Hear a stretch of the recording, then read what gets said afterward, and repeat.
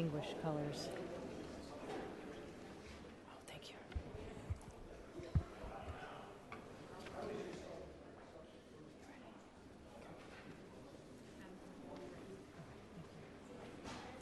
Good afternoon, everybody, and welcome to the San Francisco Board of Supervisors meeting of July 26, 2016. Madam Clerk, can you please call the roll? Thank you, Madam President. Supervisor Avalos. Avalos present. President Breed. Here. Breed present. Supervisor Campos. Campos not present. Supervisor Cohen. Cohen not present. Supervisor Farrell. Farrell present. Supervisor Kim. Kim present. Supervisor Marr. Marr not present. Supervisor Peskin. Peskin present. Supervisor Tang. Present. Tang present. Supervisor Wiener. Wiener present. Supervisor Yee. Yee present. Madam President, you have a quorum. Thank you. And Supervisor Cohen has just walked in. Ladies and gentlemen, can you please join us in the Pledge of Allegiance? I pledge allegiance to the flag of the United States of America and to the republic for which it stands, one nation, under God, indivisible, with liberty and justice for all.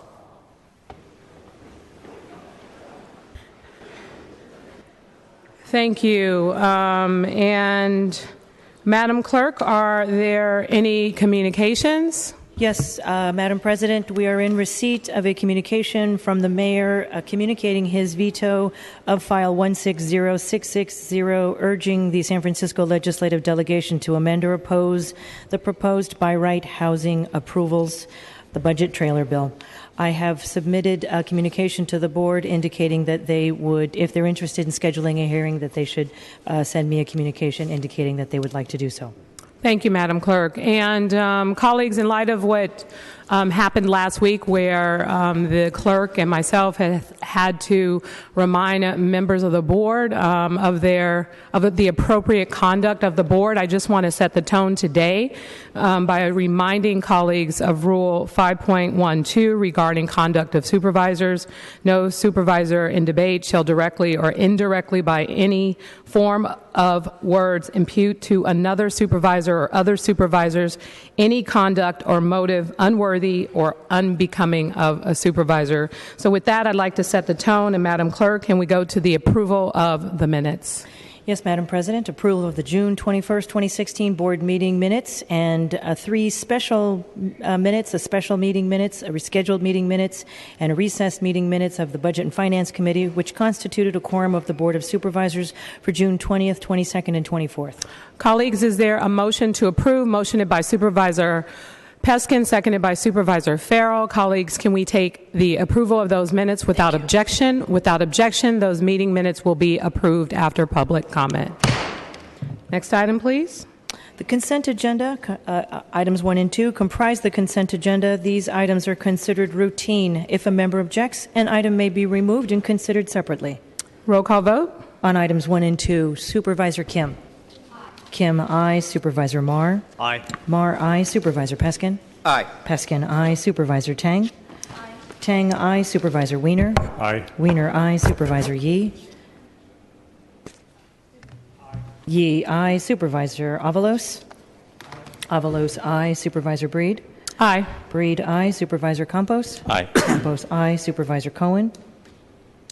Aye. Cohen, aye. Supervisor Farrell. Aye. Farrell, aye. There are 11 ayes. Those ordinances are finally passed unanimously. Madam Clerk, please call items 3 and 4 together. Items 3 and 4 are the proposed consolidated budget and appropriation ordinance to appropriate all estimated receipts and expenditures for departments of the City and County of San Francisco as of May 31st, 2016. And item 4 is the proposed consolidated annual salary ordinance enumerating positions in the annual budget and appropriation ordinance for the fiscal years ending June 30th, 2017 and June 30th, 2018. Roll call vote. On items 3 and 4, Supervisor Kim. Kim, aye. Supervisor Marr. Aye. Marr, aye. Supervisor Peskin. No. Peskin, no. Supervisor Tang. Aye. Tang, aye. Supervisor Wiener. Aye. Wiener, aye. Supervisor Yee. Yee, aye. Supervisor Avalos. Aye. Avalos, aye. Supervisor Breed. Aye. Breed, aye. Supervisor Campos. Aye. Campos, aye. Supervisor Cohen. Cohen, aye. Supervisor Farrell. Aye. Farrell, aye. There are 10 ayes and And then 1 no at the with end. Supervisor Peskin in the dissent. Those ordinances are finally passed. Please call items 5 through 13. Items 5 through 13 are the ordinances that accompany the department's budget. Item 5 is the ordinance that adopts the Neighborhood Beautification and Graffiti Cleanup Fund tax and designating a ceiling for the tax year 2016. Item 6 is an ordinance amending the administrative code to modify the requirements for city departments to acquire and maintain membership in professional trade and other organizations. Item 7 is an ordinance to amend the planning and administrative codes to adopt fee amounts for planning department fees and set the process for annual adjustments to the fee amounts. Item 8 is the ordinance amending the administrative code to establish the District Attorney Neighborhood Justice Fund. Item 9 is the ordinance to amend the administrative code to extend the authorization of the Director of Health to enter into managed care contracts for the provision of services to individuals covered under federal and state programs. Item 10 is an ordinance to amend the health code to set patient rates and other services provided by the Department of Public Health. This item requires 9 votes pursuant to the Charter, Section A8.423. Item 11 is an ordinance to amend the administrative code to streamline the statutory authority for the county adult assistance programs and to make other modifications to the indigent aid programs. Item 12 is an ordinance to amend the fire code to increase the fire department overtime fee from $133 to $134 per hour. And item 13 is an ordinance to amend the administrative code to impose a fee for credit and debit card transactions processed by the city. Roll call vote. On items 5 through 13, Supervisor Kim. Kim, aye. Supervisor Marr. Aye. Marr, aye. Supervisor Peskin. Aye. Peskin, aye. Supervisor Tang. Aye. Tang, aye. Supervisor Wiener. Aye. Wiener, aye. Supervisor Yee. Aye. Yee, aye. Supervisor Avalos. Aye. Avalos, aye. Supervisor Breed. Aye. Breed, aye. Supervisor Campos. Aye. Campos, aye. Supervisor Cohen. Cohen, aye. Supervisor Farrell. Aye. Farrell, aye. There are 11 ayes. Those ordinances are finally passed unanimously. Item number 14, please. Item 14 is an ordinance to call and provide for a special election to be held in the city on November 8th, 2016, for the purpose of submitting to the San Francisco voters a proposition to amend Proposition A, which was approved November 1992, to authorize the city to incur general obligation bonded indebtedness for the purpose of making amendments to the Affordable Housing Loan Program and the Market Rate Loan Program for the additional purposes of providing loans to finance the cost to acquire, improve, and rehabilitate and to convert at-risk multi-unit residential buildings to permanent affordable housing. Colleagues, can we take this item, same house, same call? Without objection, the ordinance is finally passed unanimously. Item 15. Item 15 is an ordinance to amend the Business and Tax Regulations Code to impose a transaction sales and use tax at the rate of 0.75% for a period of 25 years to be administered by the State Board of Equalization and to increase the city's appropriations limit by the amount of the tax increase for 4 years from November 8, 2016. Roll call vote. On item 15, Supervisor Kim. No. Kim, no. Supervisor Marr. Aye. Marr, aye. Supervisor Peskin. No. Peskin, no. Supervisor Tang. Aye. Tang, aye. Supervisor Wiener. Aye. Wiener, aye. Supervisor Yee. No. Yee, no. Supervisor Avalos. Aye. Avalos, aye. Supervisor Breed. Aye. Breed, aye. Supervisor Campos. Aye. Campos, aye. Supervisor Cohen. Cohen, aye. Supervisor Farrell. Farrell, aye. There are 8 ayes and 3 noes, with Supervisors Kim, Peskin, and Yee in the dissent. The ordinance is finally passed. Item number 16, please. Item 16 is an ordinance to amend the administrative code to require city departments and contractors that provide health care and social services to seek to collect and analyze data concerning the sexual orientation and gender identity of the clients they serve. Roll call vote. On item 16, Supervisor Kim. Aye. Kim, aye. Supervisor Marr. Aye. Marr, aye. Supervisor Peskin. Aye. Peskin, aye. Supervisor Tang. Aye. Tang, aye. Supervisor Wiener. Aye. Wiener, aye. Supervisor Yee. Aye. Yee, aye. Supervisor Avalos. Aye. Avalos, aye. Supervisor Breed. Aye. Breed, aye. Supervisor Campos. Aye. Campos, aye. Supervisor Cohen. Cohen, aye. Supervisor Farrell. Farrell, aye. There are 11 ayes. The ordinance is finally passed unanimously. Item 18. Item 17, Madam President. 17. Supervisor Peskin? 17? We just Oh, 16. I apologize. Call item number 17, please. Thank you. Items 17 and 18 were referred without recommendation from the Land Use and Transportation Committee. Item 17 is an ordinance to amend the administrative code to establish the Downtown Neighborhoods Preservation Fund to vacate a portion of Jesse Street and a portion of Elam Alley northwest of Mission and First Streets in connection with the Oceanwide Center project at 51st Street. Roll call vote. On item 17, Supervisor Kim. Aye. Kim, aye. Supervisor Marr. Aye. Marr, aye. Supervisor Peskin. No. Peskin, no. Supervisor Tang. Aye. Tang, aye. Supervisor Wiener. Aye. Wiener, aye. Supervisor Yee. Aye. Yee, aye. Supervisor Avalos. Avalos, aye. Supervisor Breed. Aye. Breed, aye. Supervisor Campos. Aye. Campos, aye. Supervisor Cohen. Cohen, aye. Supervisor Farrell. Farrell, aye. There are 10 ayes and 1 no, with Supervisor Peskin in the dissent. This ordinance is finally passed. Item 18. Item 18 is an ordinance to amend the planning code to allow the construction of accessory dwelling units, also known as secondary or in-law units, on all lots in the city in areas that allow residential use. Supervisor Farrell. Thank you, President Breed. Colleagues, I'd like to ask that we hear this item later on in the calendar. We're just working out to make sure there were no technical glitches in this item. It passed unanimously last week, and we anticipated doing so again, but we want to make sure that all the language is in there appropriately. So we're going to be working with the city attorney over the next hour, and we'll get back to you. Okay, no problem. Madam Clerk, please go to items and call the item 19 and 20 together. Items 19 and 20 are the ordinances to amend the Campaign and Governmental Conduct Code to prohibit city elected officials from establishing candidate-controlled general purposes committee. Item 20 is a motion to order submitted to the voters an ordinance amending the Campaign and Governmental Conduct Code. Supervisor Peskin.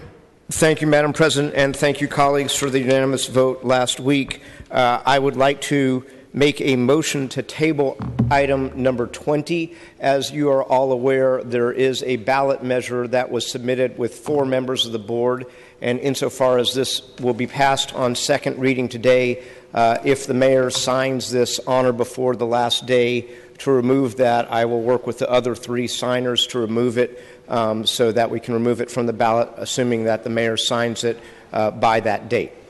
So Supervisor Peskin has made a motion to table item number 20. Is there a second? Seconded by Supervisor Tang. Colleagues, can we take the item to the motion to table without objection? Without objection, the motion to table passes unanimously. And Madam Clerk, on item number 19, please call the roll. On item 19, Supervisor Kim. Aye. Kim, aye. Supervisor Marr. Aye. Marr, aye. Supervisor Peskin. Aye. Peskin, aye. Supervisor Tang. Aye. Tang, aye. Supervisor Wiener. Aye. Wiener, aye. Supervisor Yee. Aye. Yee, aye. Supervisor Avalos. Avalos, aye. Supervisor Breed. Aye. Breed, aye. Supervisor Campos. Aye. Campos, aye. Supervisor Cohen.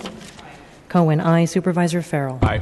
Farrell, aye. There are 11 ayes. The ordinance finally passes unanimously. Madam Clerk, please call items 21 through 23 together. Item 21 is a charter amendment third draft to amend the San Francisco Municipal Charter to transfer responsibility for the maintenance of street trees to the city and establish a special fund primarily to pay for maintenance to include the maintenance of trees on San Francisco Unified School District property, and to amend the Business and Tax Regulations Code to add a special parcel tax primarily for the costs associated with the fund, and to increase the city's appropriations limit by the amount of the parcel tax for 4 years from November 8, 2016, and to affirm the Planning Department's CEQA determination.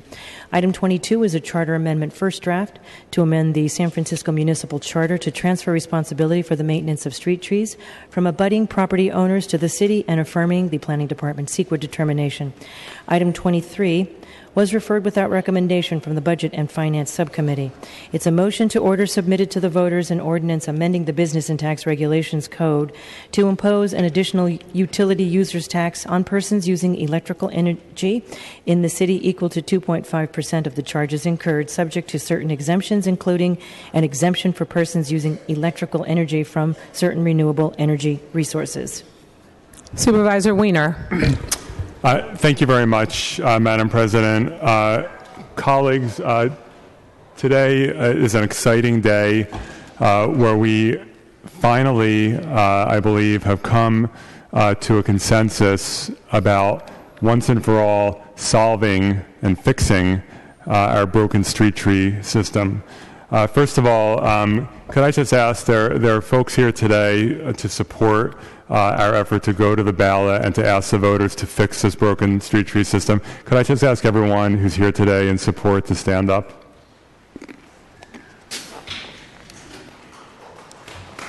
Thank you.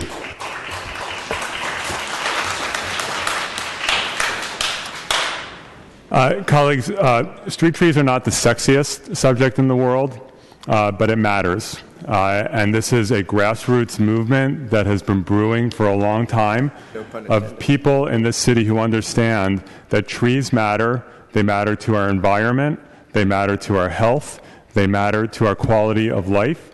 And people who understand that for way too long, the city of San Francisco has neglected our urban forest and has gone beyond neglect by instituting a terrible and unfair system of dumping responsibility for street trees on adjacent property owners, whether or not they planted the tree, whether or not they want the tree, whether or not they know anything about taking care of trees, whether they have the financial or physical ability to take care of the trees, whether they are a 25-year-old CEO or an 80-year-old Social Security recipient.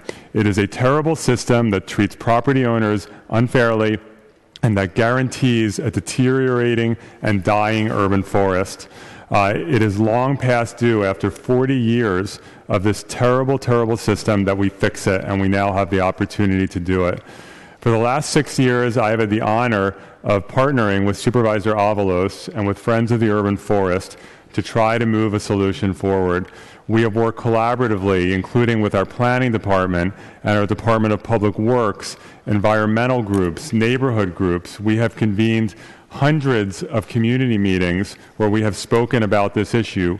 We have spoken with property owner groups. We have worked with everyone who should be involved, a broad-based coalition to say enough is enough.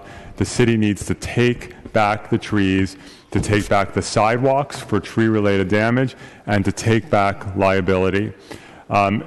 Earlier this year, we introduced legislation, a ballot measure, to go to the voters and to seek relief, to have the city take back the trees, and not just to take back the trees, but to actually pay for it. Because we know that trees do not compete well in the budget, and that if we simply take back the trees will continue to die because this building will not, year in and year out, adequately fund tree maintenance needs. And so from the beginning, we were clear that we needed to take back the trees and have dedicated lockbox funding to do that. The initial proposal we put out included a combination of a baseline set aside of what the city has been spending for the last 10 years on average, plus a progressive parcel tax. We have had a lot of conversations about this issue recently to make sure that we are sending not just the best possible measure to the voters, but a measure that will have the best possibility of passing so we can fix this problem once and for all. Supervisor Avalos and I have been working hand in glove on this, and I want to publicly thank Supervisor Avalos for his partnership and also his creative thinking. Because last week we had to continue this item a week because we didn't have the votes to put it on the ballot. It was unclear if we would be able to do so. And over the last week, Supervisor Avalos and I think have spoken more times than probably either of us would care to admit to try to resolve this, and we've been able to do that. And I want to thank Supervisor Avalos also for his creative thinking and for really coming up with some great ideas that we've been able to incorporate into this measure today. So colleagues, before you today, we distributed amendments that will do the following. We'll continue to mandate that the city take back the trees, tree-related sidewalk damage, and liability. And then to create a baseline in the budget of $19 million, which is the total cost that we formulated with DPW, with the Controller's Office, to pay for it.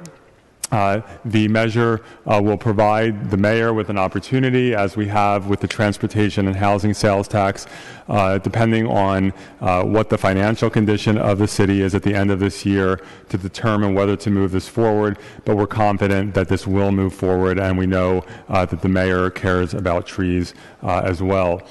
So this measure is a great one. Supervisor Avalos and I are in partnership on it. We will ask you, colleagues, to make these amendments today. And then this is on the agenda already for our Thursday and Friday special meetings, so that I hope we will place this on the ballot. I also want to thank Friends of the Urban Forest for its unending work over the last almost 40 years for our urban forest, and on this measure in particular. And I want to thank Andres Power in my office, who's done just enormous work over a long period of time to move this forward. So colleagues, I ask for your support, and I would now like to, with your permission, Madam President, turn it over to Supervisor Avalos. Okay, so before we take the amendment, I will recognize Supervisor Avalos. And that's a motion, and so... So Supervisor Wiener has made a motion to amend, seconded by Supervisor Avalos. Colleagues, can we take the amendment without objection? Without objection, the amendment passes unanimously.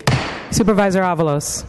The same one as the sales tax. Thank you, President Breed. And I might not describe trees as a sexy issue. I do think it's an essential issue in San Francisco. And in District 11, trees have been a big part of the effort that a lot of residents in the neighborhood have come together around to help develop the neighborhood, to bring a sense of beauty to the neighborhood, and to make sure that our neighborhood can be a place where people are actively involved in helping to shape what the landscape looks like. Friends of the Urban Forest have been a big part of that. And there are many, many residents in my district who have been working closely with FUF to really make sure that District 11 can grow its urban forest. It's unfortunate because in District 11 it's really hard to do that. We have a lot of concrete. We have a lot of telephone poles. We probably have more telephone poles than trees in District 11. But a lot of people understand that trees are really about a sense of equity. And people in my district who don't have as much disposable income find it really, really difficult to take care of trees when the city is passing on that responsibility to them. And I should say trees and sidewalks.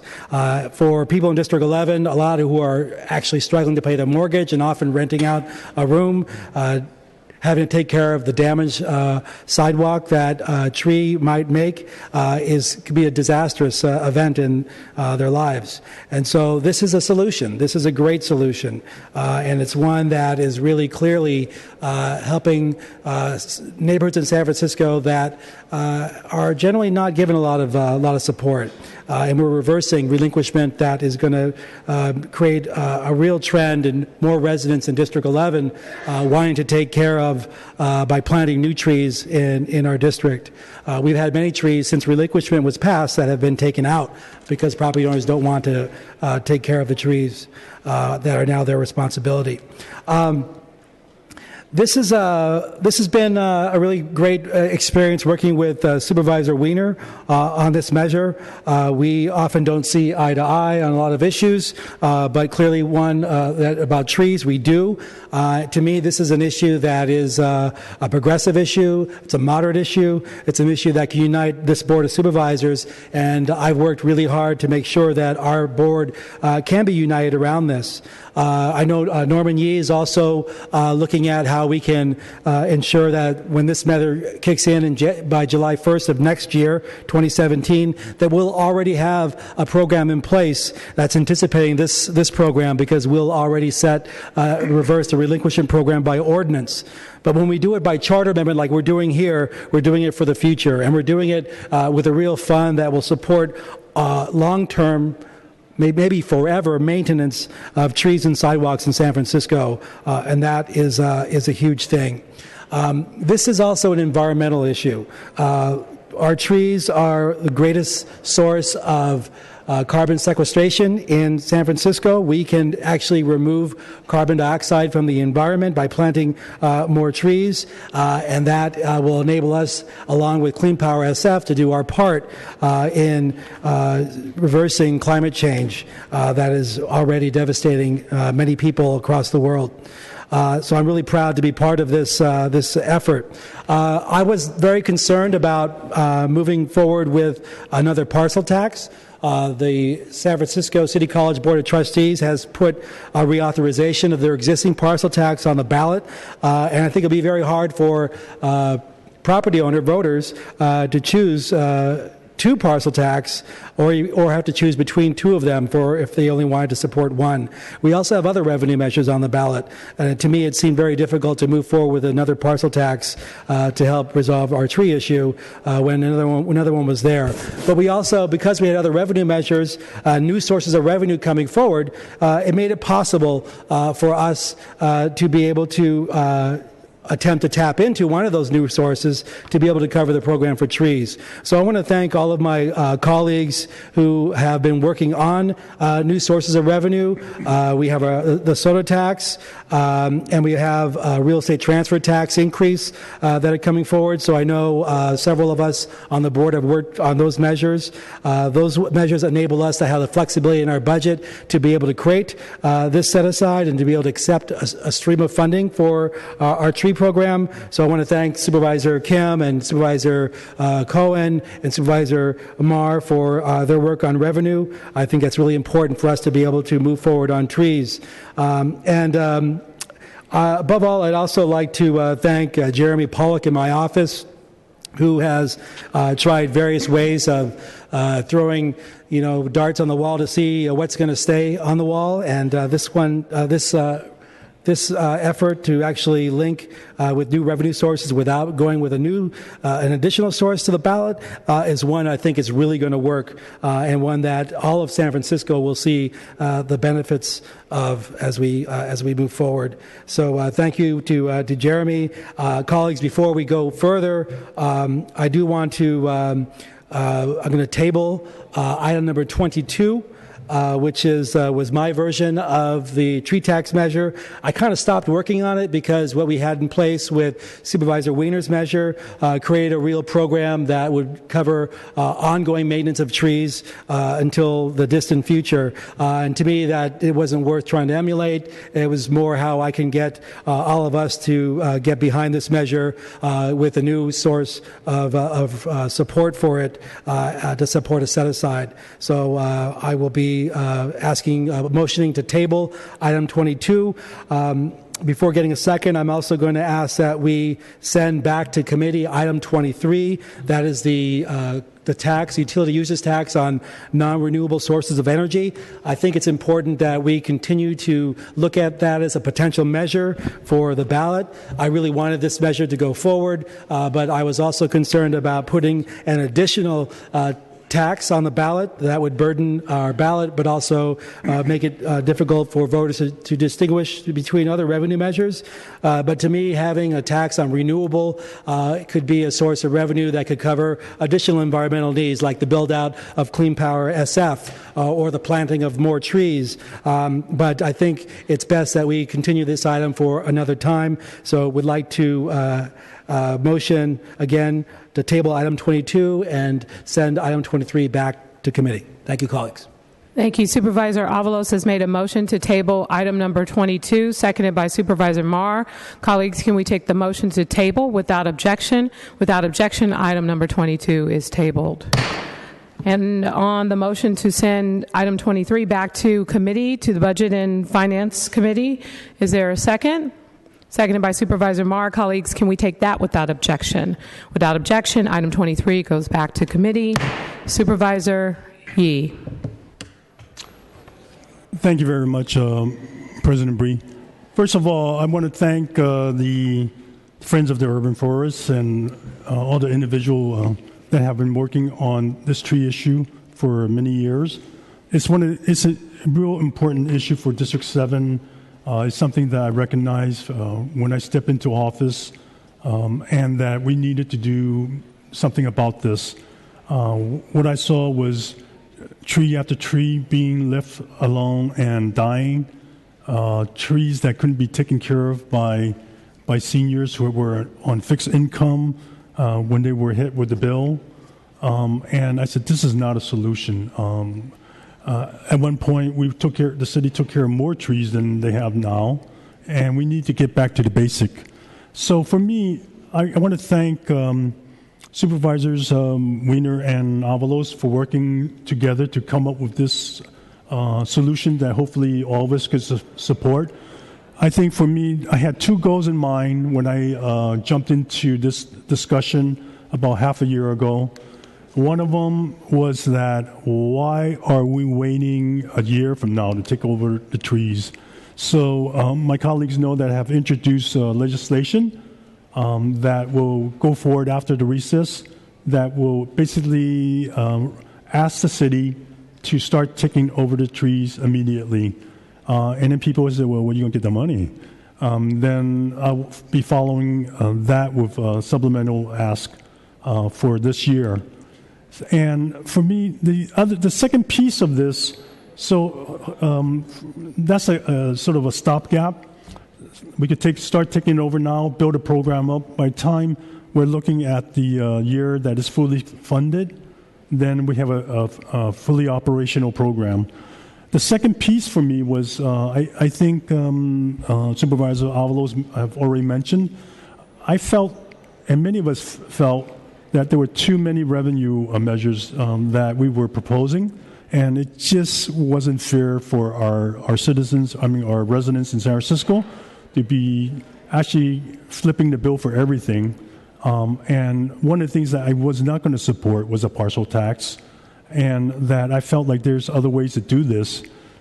So I'm really happy that at this moment that we actually found a solution where we don't need to tap into a partial tax, and that we could actually support fewer revenue measures and get it passed. So again, I want to thank both Supervisor Wiener and Avalos for working this out. It was very difficult, I know, especially with only a few days left to really make the final decisions. And I will fully be supporting this amendment. Thank you, Supervisor Yee. Supervisor Marr.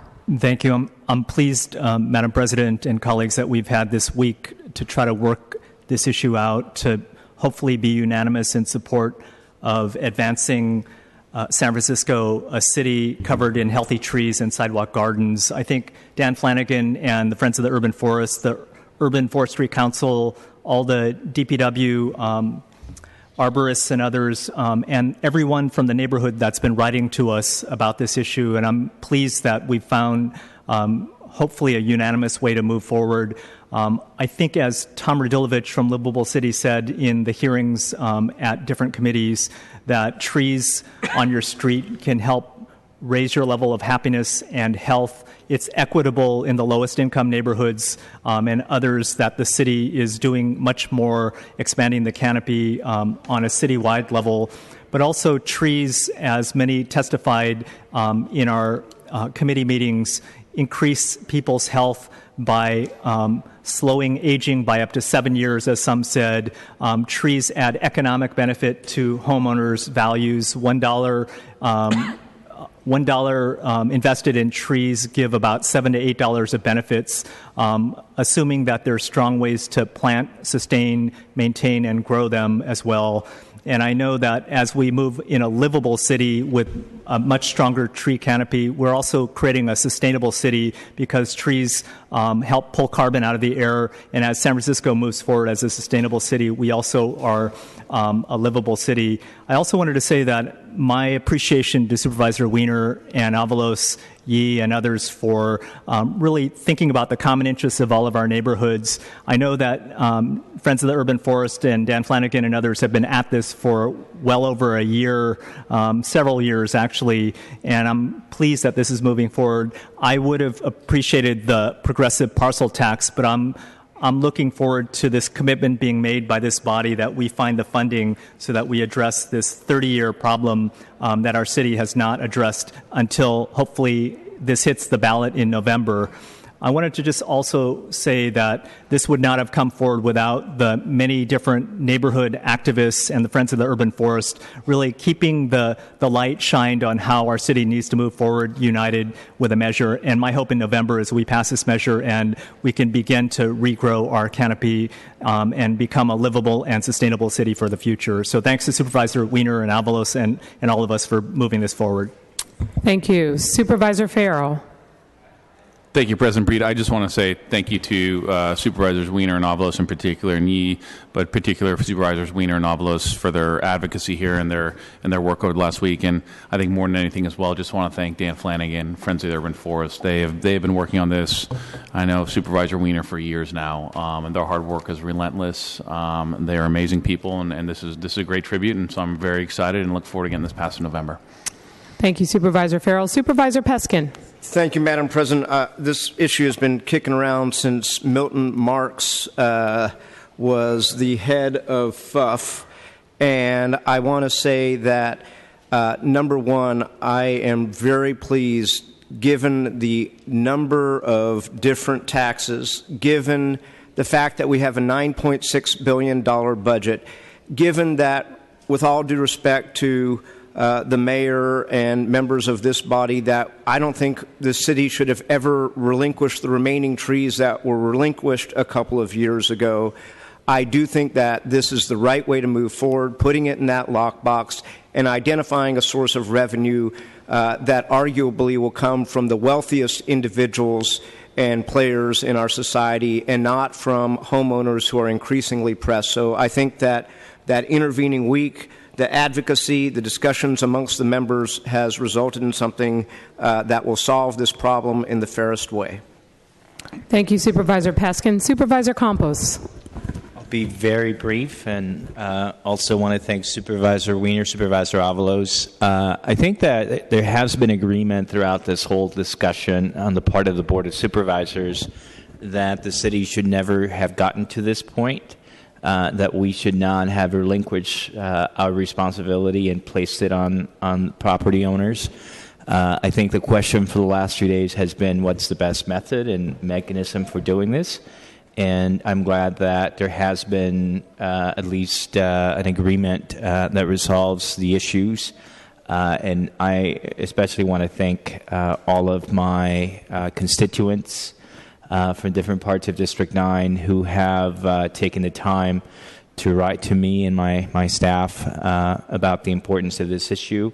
And I know that there are people from every probably supervisor district that have written, and I think the board rightly is responding. So I'll be happy to support this. Thank you, Supervisor Campos. Supervisor Kim.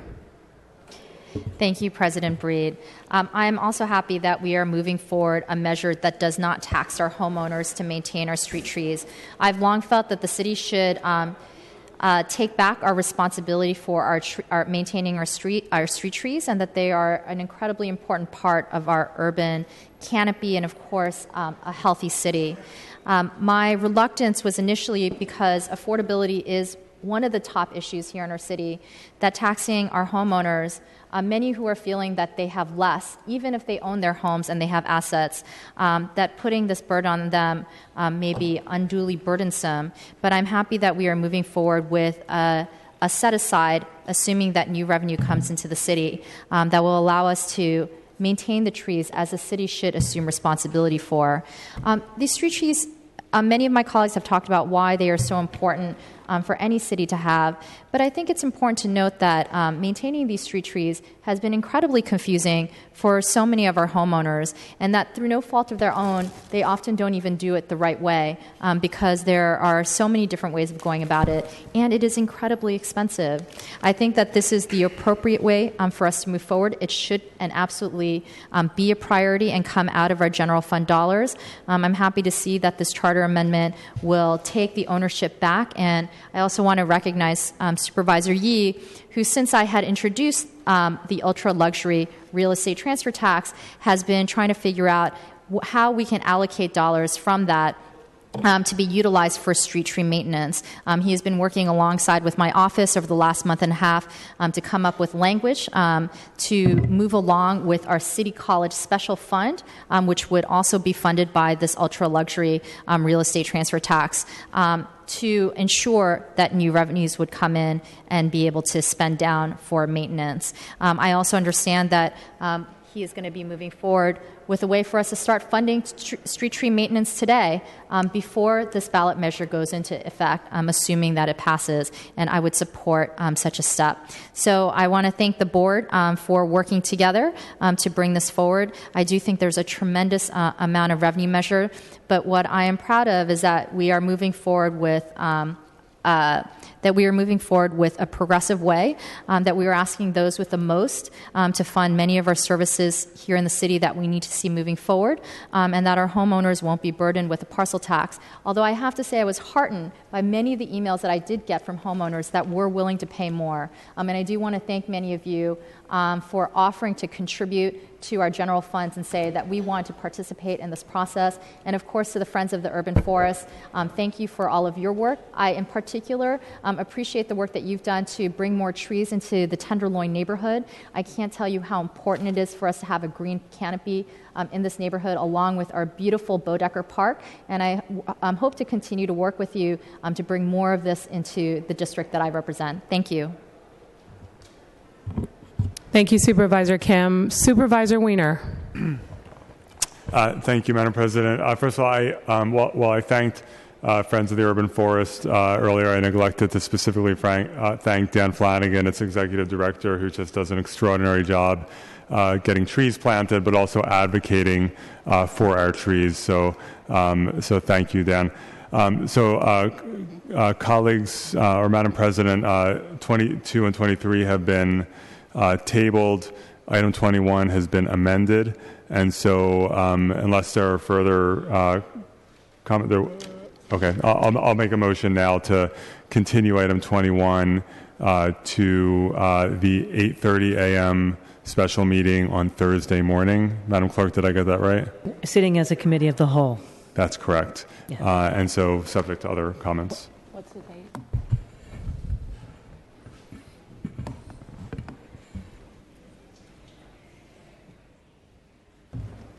I'll Okay.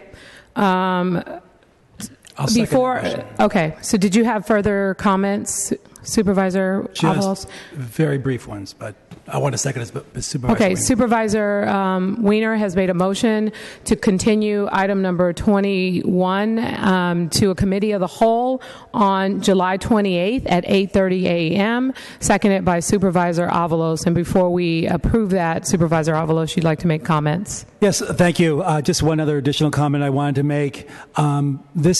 The passage of this charter amendment will create an enormous opportunity to really make environmental stewardship something that is unknown in San Francisco. I mean, we have a really strong program here already, but with these funds and with this tree maintenance program, we actually can get more residents involved in taking care of and planting trees and understanding how the city can be responsible for trees, but also we can create green jobs. And that was something that what I wanted to see as part of the passage of this maintenance program, is that we're able to create jobs for young people, for adults, as environmental stewards. And I think that's what really could also be created. I want to urge the Department of Public Works and the Friends of the Urban Forest and other people who are taking care of trees to be creative in how we can extend green jobs to many people here in San Francisco. Thank you.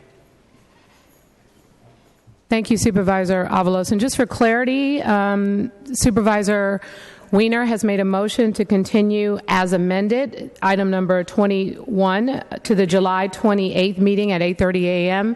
as a committee of the whole, and it was seconded by Supervisor Avalos. And I just wanted to make sure that I was clear that it is as amended. Thank you, Madam Clerk, for the reminder. So with that, colleagues, can we take that without objection? Without objection, the motion passes unanimously. And at this time, thank you, everybody.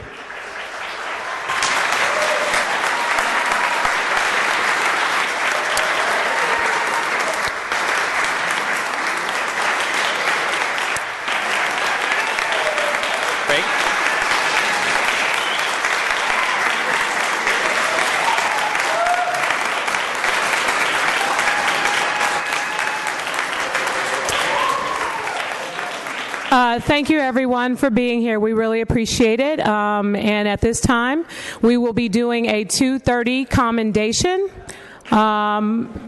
So if the folks who are here could exit quietly while we continue to conduct business, we would really appreciate it. Thank you.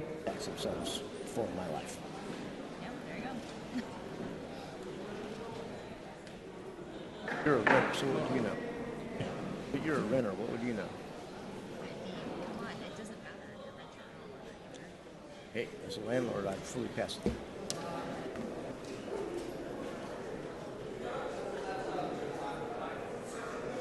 Dan didn't whine about it, so I don't ask. Seems like you should be able to, though. Right? None of it?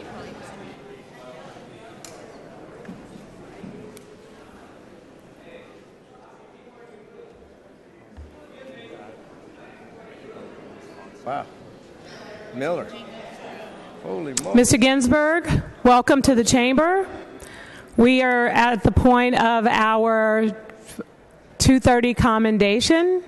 We know you were patiently waiting outside to come on in.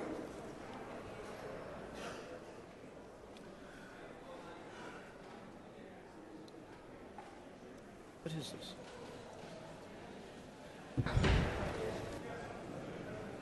Thank you. So thank you, everyone. Colleagues, today I am commending Carla Crane and Gordon Atkinson from Friends of Kezar Triangle and the San Francisco Recreation and Park Garden Apprenticeship Program. We can clap. So if Carla and Gordon can please come forward along with Mr. Ginsburg to the podium here.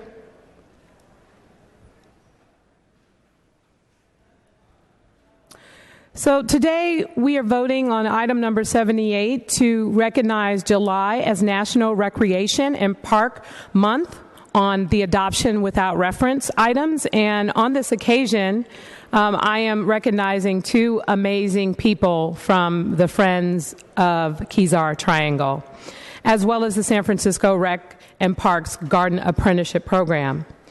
Kezar Triangle is a grass meadow located between Kezar Drive, Arguello Boulevard, and Lincoln Way in Golden Gate Park.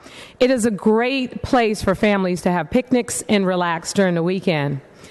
Carla and Gordon have been longtime supporters of the Kezar Triangle, and in fact, Carla founded the organization itself in 2012 with Gordon as one of the original members.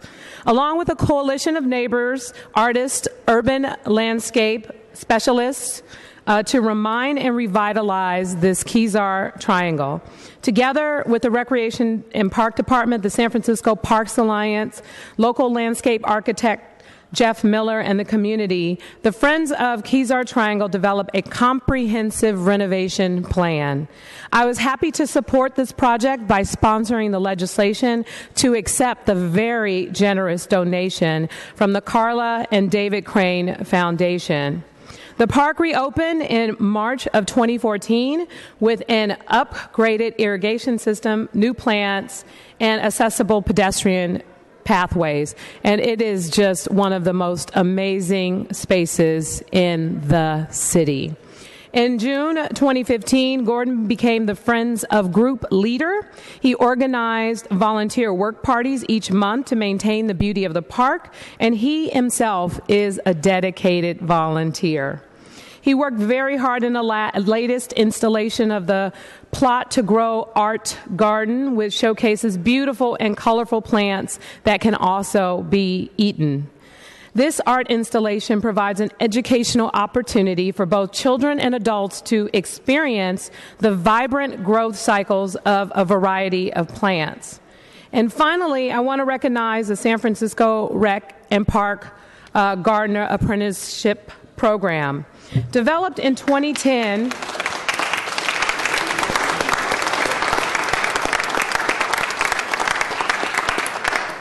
come on in, guys and gals.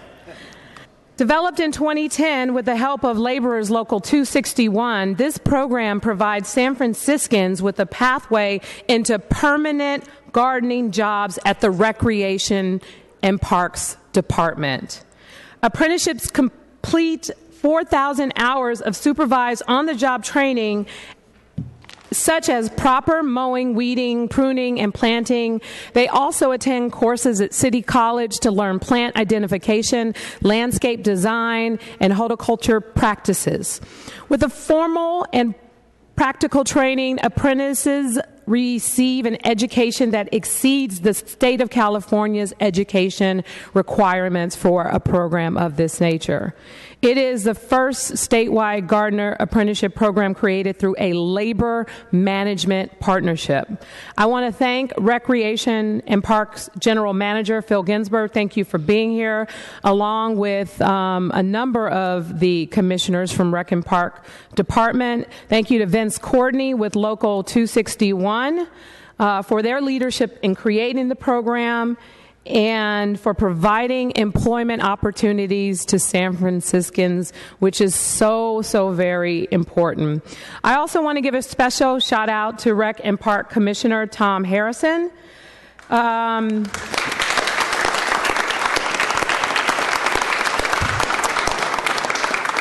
worked for the city and county of San Francisco as a gardener for 28 years before being appointed to represent them on the Rec and Park Commission from Local 261. Exactly the kind of person we need on the commission.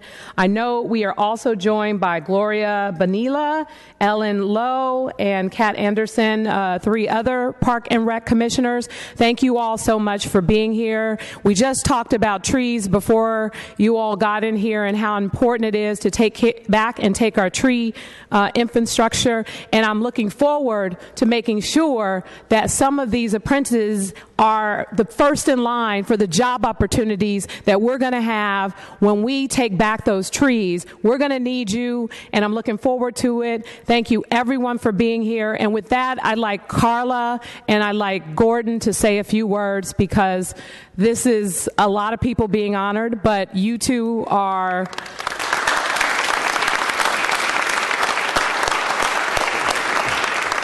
I wanted to bring you front and center because we know that you volunteered countless hours, you raised money, you did everything you could to make Kezar Triangle this amazing, wonderful community space that brings people together, it brings artists together, it brings the community together, and we are so grateful. It is definitely, we have challenges with maintaining our parks all over the city, and to have citizens like yourself do exactly what you did. I was there for the opening, and I was so grateful. I was falling all over you because I was so grateful that, again, you invested your time, your money, and you continue to do that as well. So with that, Carla, I wanted to give you an opportunity to say a few words, and then we'll have Gordon speak. I really just want to I thank Phil, who supported me all the way, made it so easy, and Abigail, both from Rec and Park. Working with that team, it was a pleasure, actually. And I hope many others will see the benefit in just taking on a small part of the city and seeing, give it a little love and attention and so many people can enjoy it. So thank you for this recognition. Thank you so much.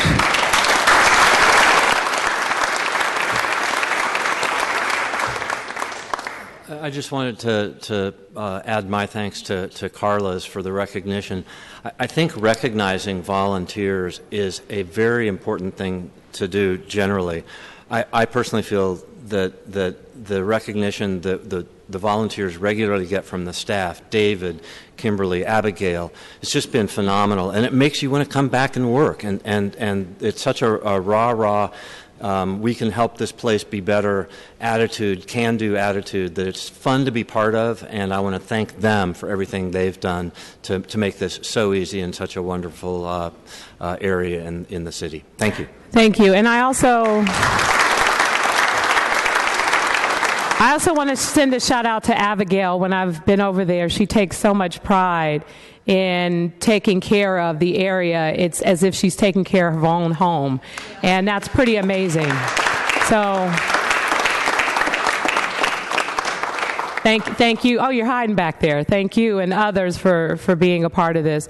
And also, I don't know if Vince, you want to speak on behalf of 261. RC Ramon, he's here as well. Just on behalf of the amazing program that you all together has started. Well, thank you very much, President Breed. So on behalf of Ramon Hernandez and David De La Torre, I just wanted to say a few words to all the supervisors. We respect the work that you do, and we understand that it's difficult. We have about 1 million people in town, and it really comes down to you 11 people making those decisions, and you do a magnificent job, all of you. One thing I know that we always agree on is we always agree on our obligation to the community workforce, our obligations to make sure that people actually have an opportunity to pursue a career pathway, not just in the private sector, but in the public sector as well. I'm really, really proud of this department, but it would be unwise for me not to mention the Department of Public Works, which has been like the workforce department forever and ever. We've been moving Recreation and Parks Department with Phil Ginsburg's leadership into a community workforce development department. I'm most proud of him and his commissioners and his senior management team understanding how important it is to put together these apprenticeship programs, to welcome people into the career pathway, and to make sure that only the best and the brightest and the most committed people serve the citizens that we're so proud to serve at Recreation and Parks, at the Department of Public Works, and at the PUC.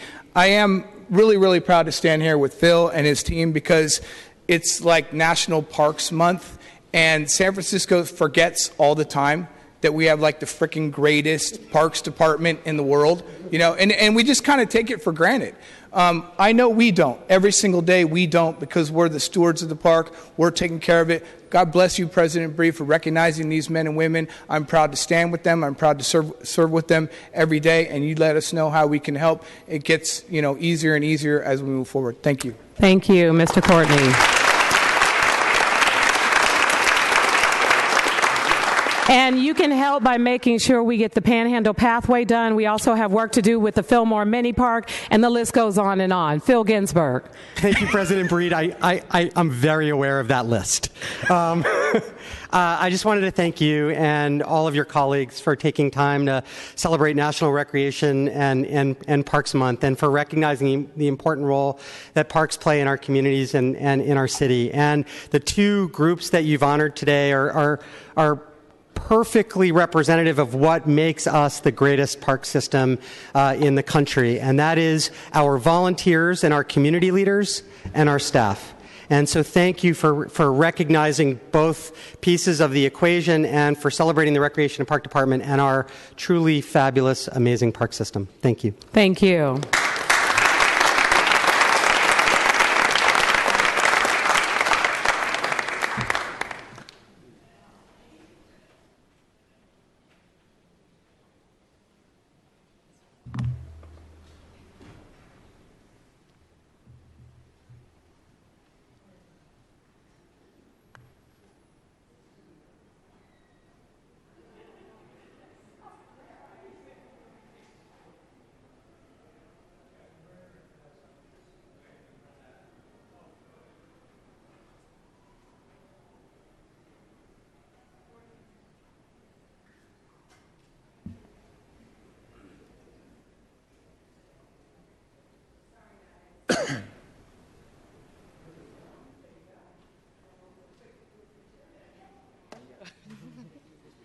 We'll do it here, and then can we go outside afterwards? Okay, you want to set everybody up outside and I'll come out? Yeah. Okay, but we'll do a quick one right now. Yeah. Okay. We'll do a quick one right here. Oh, let me back up a little bit. Cheese, everyone. Okay, you go first.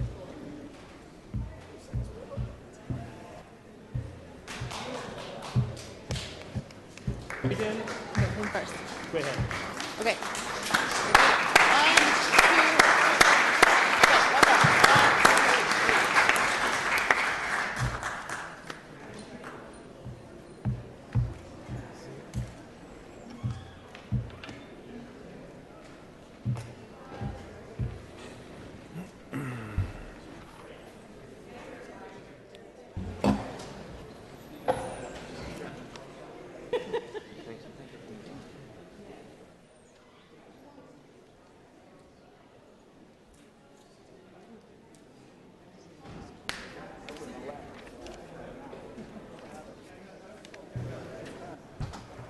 Okay, folks, thank you so much for your patience, and thank you to the men and women who make or continue to make our parks wonderful for everybody. Thanks again. All right, folks, with that, it is now 3 o'clock, and we have several 3 o'clock special orders. And I am going to call them out of order. And I'm going to start with items, Supervisor Campos, items 55 through 56.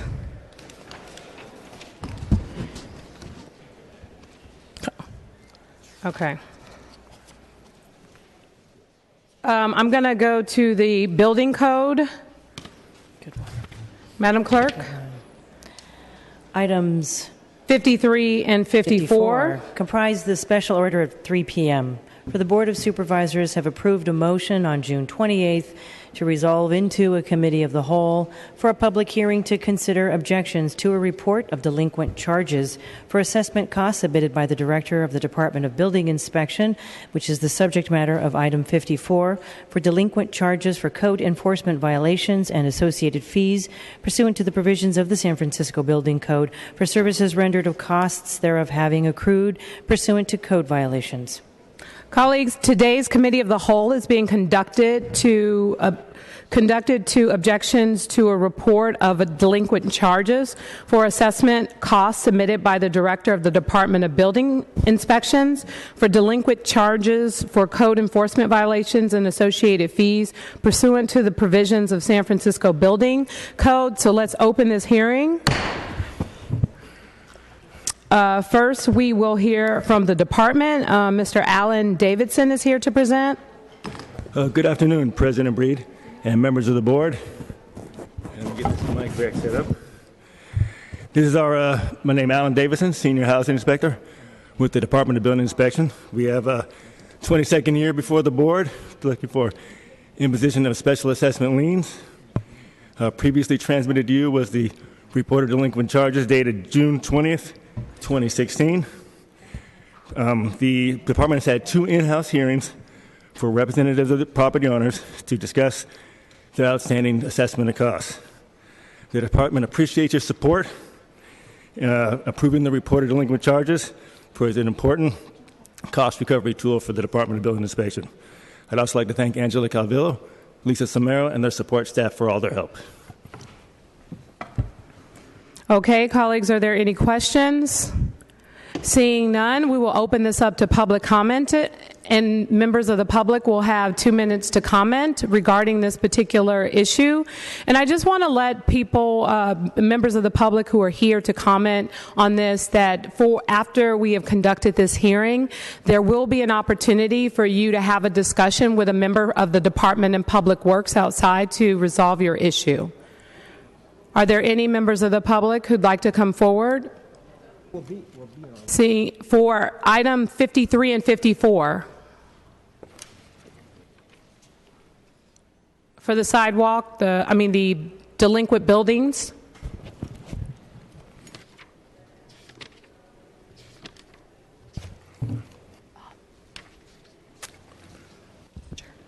I'm not sure of the protocol here. I didn't call the CEQA appeal. That's not what I called.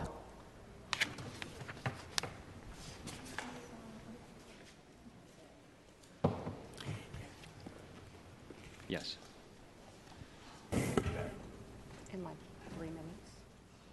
Sir, I will start your time if you're ready to speak on the assessment costs for building code enforcement violations. Yes. Okay. My name is Joel Elliott. I live at 519 Sanchez Street in the Castro. And I've had an issue where I've had some troublesome tenants who have grabbed onto the idea that they cannot be evicted as long as there is an unabated building code violation. And they have persistently damaged my property and used things. I had deferred maintenance. I was in foreclosure, and I had just gotten out of foreclosure. And these people have seriously abused the process that was in place before, and I'm sure that they'll still understand how to abuse the process in the future. The city attorney is aware of them. Nonetheless, I've been sued for more than the value of my house at the present time, which I've been thrown back into foreclosure. and I'm going to lose my house if the city prevails in this lawsuit. And it all stems from some miscreant tenants who've abused the system. So I would just ask you to think about how people can abuse these rules and try to safeguard against that. That's all that I have to say. Thank you, sir. Are there any other members of the public here for item number 53, the hearing on report of assessment costs for building code enforcement violations? Next speaker, please. And if you want to line up to my left, your right, go ahead, sir.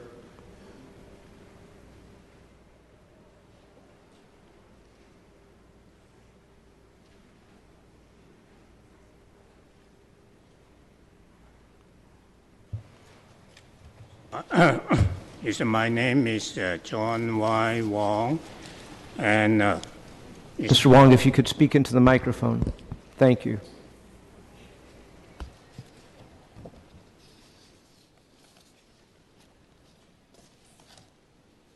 I am an owner of 505 26th Avenue and 1254 Leavenwood Street.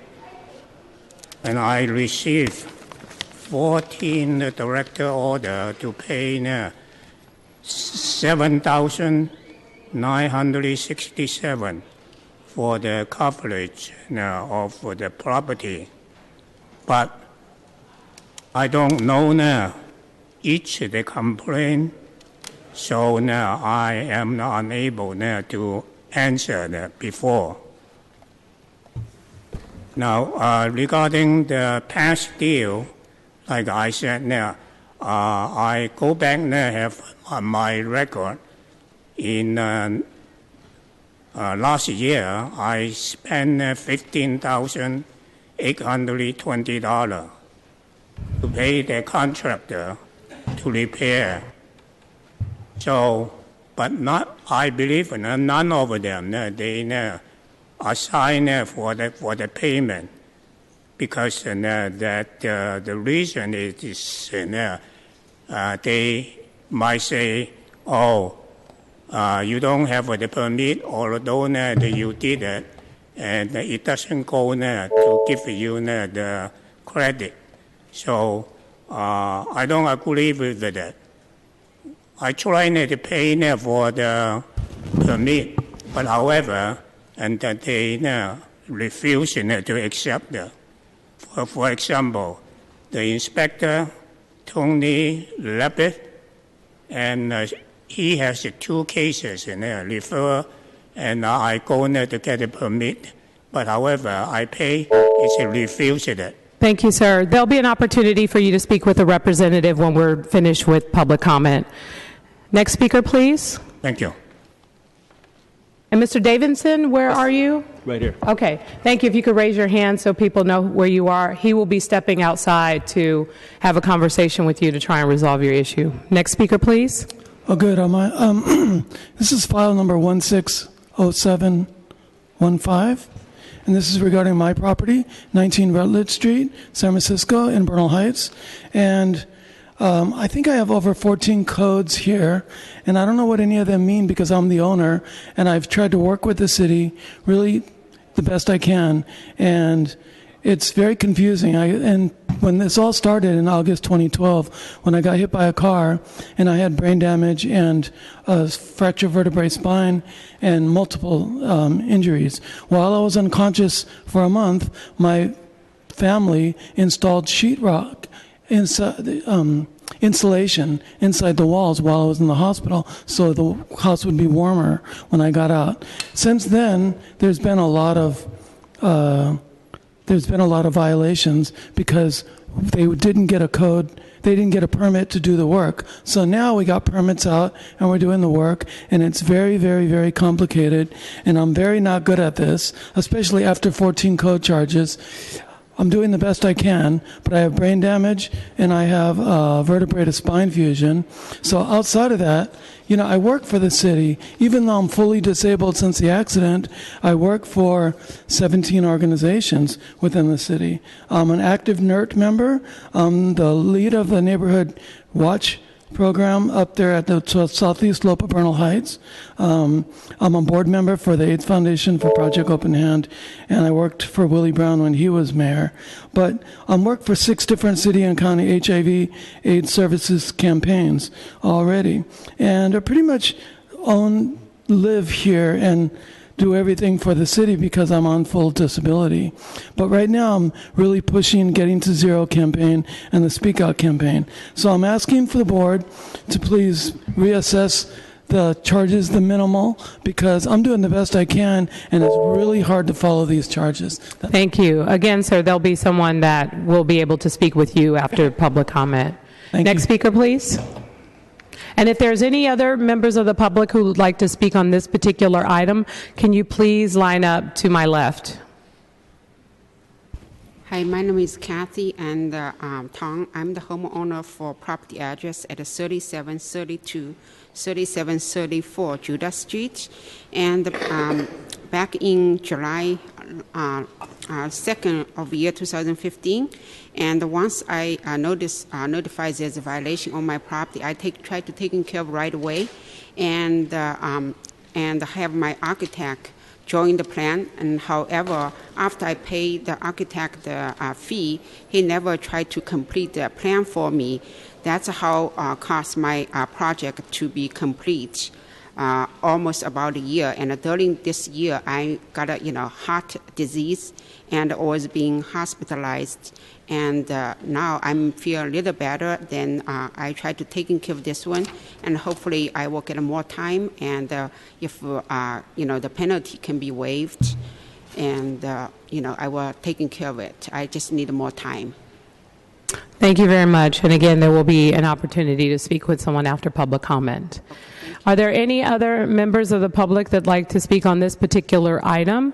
Seeing none, public comment is closed. Okay, with that, Mr. Davidson, can you turn on the microphone?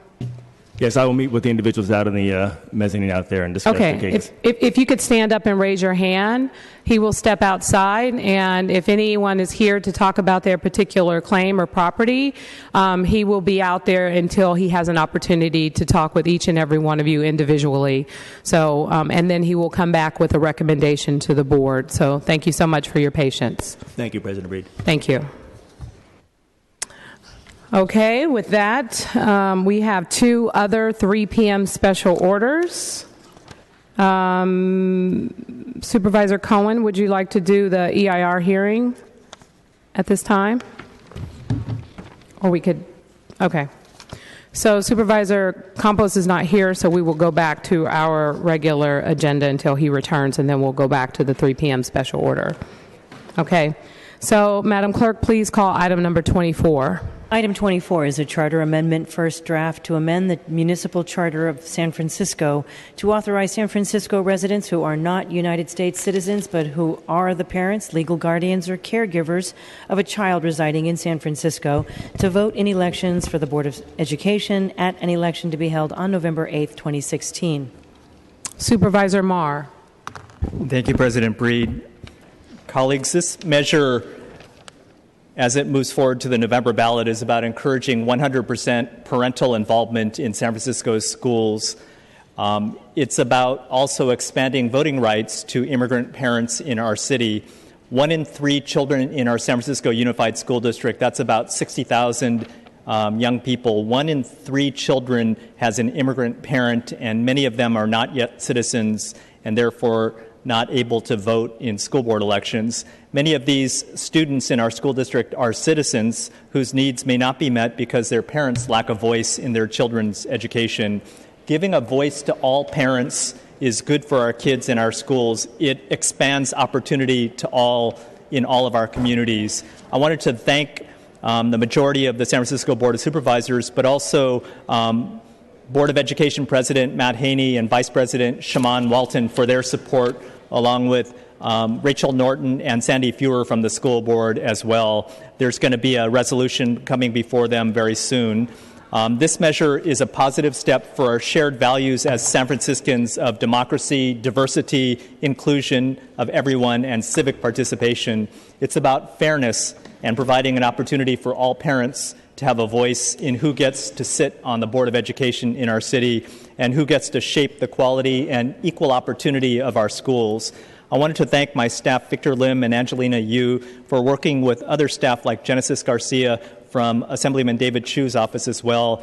But I think it's our broad, growing immigrant parent-led coalition that's to credit for the growth of this shared values of 100% parental involvement in our schools, especially MEDA, Chinese for Affirmative Action, Coleman Advocates for Children and Youth, Parent Voices, Faith in Action, formerly the San Francisco Organizing Project, Caressin, and many youth commissioners and youth organizations for building our broad coalition. I wanted to thank our co-sponsors, Supervisor Campos, Supervisor Cohen, Supervisor Wiener, and Supervisor Kim for supporting this effort. I think San Francisco, like other cities around this country, can make history by expanding the right to vote to parents in our public school system. I also wanted to say quickly, too, that as this coalition grows, we want to do our best to include the parent voice stories in how having 100% parental involvement in our schools really expands democracy and makes our schools and our whole school system better for everyone. I thank the colleagues in support and urge unanimous support at this body. Thank you. Let's put this on the November ballot and make history in San Francisco in November. Thank you, Supervisor Marr. Supervisor Wiener. Thank you, Madam President. I want to thank Supervisor Marr for his leadership in bringing forward this charter amendment with the support of Assemblymember Chu. Hopefully, the third time is a charm. I was proud to support this measure in both of the previous occasions that it went onto the ballot. It came close both times but failed, and I do hope that the voters adopt it this time. We know that our schools are strongest when parents are as engaged as possible in their children's education, and that means being engaged in the specific school and in the school community. It also means being engaged politically in helping to formulate the policies and the direction of our public school system. And so it makes all the sense in the world that if parents have kids in our public schools, they should be able to vote in school board elections regardless of whether they are citizens. So I'm supportive of this measure, and I hope that we send it out to the voters today. Thank you. Supervisor Cohen.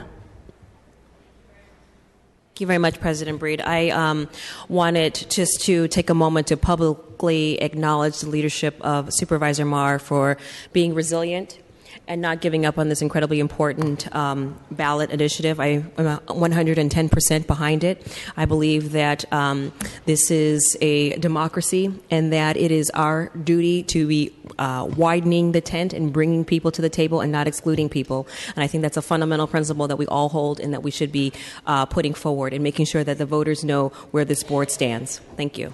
Thank you, Supervisor Cohen. Supervisor Kim. I also want to thank Supervisor Marr for his leadership on this measure. I did campaign for this also in 2004 with many of you and have long believed that non-citizen parents and guardians should be able to participate in Board of Education elections. Many parents actually spend years, over decades, obtaining their citizenship, and during that time period, they will watch their children graduate from elementary school, middle school, and high school. And by the time they have a say in who their school board members are, sometimes their children are already graduated. This is not a new practice. New York City has long allowed non-citizens to vote in school board elections when they had school boards. And we certainly have examples of other cities where this has been allowed. But this is really an expansion of our democracy. These are individuals that have so much at stake in our Board of Education. And when I ran, I would have loved to have been able to campaign and reach out to so many of our parents who did not have a voice in this process so that they could have a say over who their representatives are. And I think this will certainly continue this work along with Supervisor Avalos' charter amendment on expanding municipal elections to 16 and 17-year-olds. I hope that we can also consider expanding this in the long term. But finally, I would just say, I think in a year where we are seeing so much vitriol against our immigrant communities at the national level, seen in the presidential debates, particularly by our Republican nominee for president, it is more important than ever for San Francisco to stand up and say that we support our immigrant community and that we support them in participating in our democratic process. Thank you, Supervisor Kim. Supervisor Campos. Thank you. I just want to just provide just some context. I think it's really important that as some folks in this country are talking about limiting people's rights to vote, we've seen the hurdles that people place on citizens to actually be able to cast the ballot at the ballot box, with the United States Supreme Court even actually undermining the right to vote. As we hear people like Donald Trump and others essentially trying to keep certain people out of the political process, I think it's important that here in San Francisco we're actually trying to expand the right to vote and the ability of people to be involved in the democratic process. So I think it's a very important thing that San Francisco is doing, not only with this measure but also the measure by Supervisor Avalos to Vote 16. So I'm very proud to be a part of it, and I'm very proud that San Francisco is doing this in light of the larger national political climate. Thank you, Supervisor Campos. Supervisor Farrell. Thank you, President Breed. I realize I'm actually going to be in the minority on this today, and unfortunately, this is not something I'm going to be able to support. A few things. First of all, in terms of making sure that families are involved in their schools, there's nothing that I could agree more with. As a parent of 3 young children, having families and parents involved in their school, I think is critical to the success of not only the school, but in particular the children, their education. I don't quite draw the line, though, that being able to vote on their school board is synonymous with being involved with their schools. But most importantly, it struck me this morning as I think back. Today's my mother's birthday. And as I had the chance to go to breakfast with her and my 3 children and my dad, and she talked about 20 years ago today was the day that she became a U.S. citizen. And it was something we all remember. But when she did that, she had to renounce her German citizenship. And it was a tough decision for her. Being born and raised in Germany, having gone back to Germany every year for a few months in the summer, it is who she is. But the one thing she asked my children today was, do you know what the biggest difference is? And my children didn't know couldn't quite respond. And she said, it's so I can now vote in the United States. And so I appreciate this is a tough call, that I'm in the vast minority here. But this has been on personal experience, and I do wonder about a slippery slope. If we don't, school boards, why not supervisors? Why not anything else in this country? I think it's part of a broader discussion, but today I'm not ready to support this. Thank you, Supervisor Farrell. Madam Clerk, on item 24, can you please call the roll? Supervisor Kim. On item 24. Aye. Kim, aye. Supervisor Marr. Aye. Marr, aye. Supervisor Peskin. Aye. Peskin, aye. Supervisor Tang. Aye. Tang, aye. Supervisor Wiener. Wiener, aye. Supervisor Yee. Aye. Yee, aye. Supervisor Avalos. Aye. Avalos, aye. Supervisor Breed. Aye. Breed, aye. Supervisor Campos. Campos, aye. Supervisor Cohen. Aye. Cohen, aye. Supervisor Farrell. Farrell, no. There are 10 ayes and 1 no, with Supervisor Farrell in the dissent. The charter amendment will be submitted. Madam Clerk, let's go to items 55 through 56. On July 19th, the Board of Supervisors approved a motion to schedule a committee of the whole for a public hearing to consider a charter amendment third draft, the subject matter of item 56, to amend the municipal charter of San Francisco, to create the office at the powers and duties of the public advocate, to authorize the public advocate to review the administration of city programs, including programs for transmitting information to the public, and to receive, investigate, and attempt to resolve complaints regarding city services and programs, to authorize the public advocate to receive and investigate specified whistleblower complaints, provide for the public advocate's election, remove approval and salary, set city policy regarding sufficient funding and minimum staffing for the Office of the Public Advocate, to rename the Office of Citizens Complaints as the Department of the Police Accountability, and authorize that office to appoint the Director of the Department of Police Accountability, to give that office direct authority over its proposed budget, and require the Department of Police Accountability to conduct a performance audit every 2 years on how the police department has handled claims of officer misconduct or use of force, and setting an operative date at an election to be held on November 8th, 2016. Supervisor Campos? Madam President, the city attorney's office is still working on some language, some technical language that they're trying to, finalize to make sure that it's accurate. So I apologize, and I would ask if we could come back to this, but I know Supervisor Cohen wants to also speak to it. Okay, thank you. Supervisor Cohen. Thank you very much. I guess we can't do anything without the language. So perhaps. So maybe would you like to explain exactly what you both are proposing to change? Sure. I'll defer to Supervisor Campos to articulate the changes. Great. Supervisor Campos. Yes, thank you. Thank you, Madam President. And the changes refer not only to items 55 and 56, which is the hearing on public advocate and the public advocate measure, but also the item 57, which is the charter amendment that Supervisor Cohen and President Breed have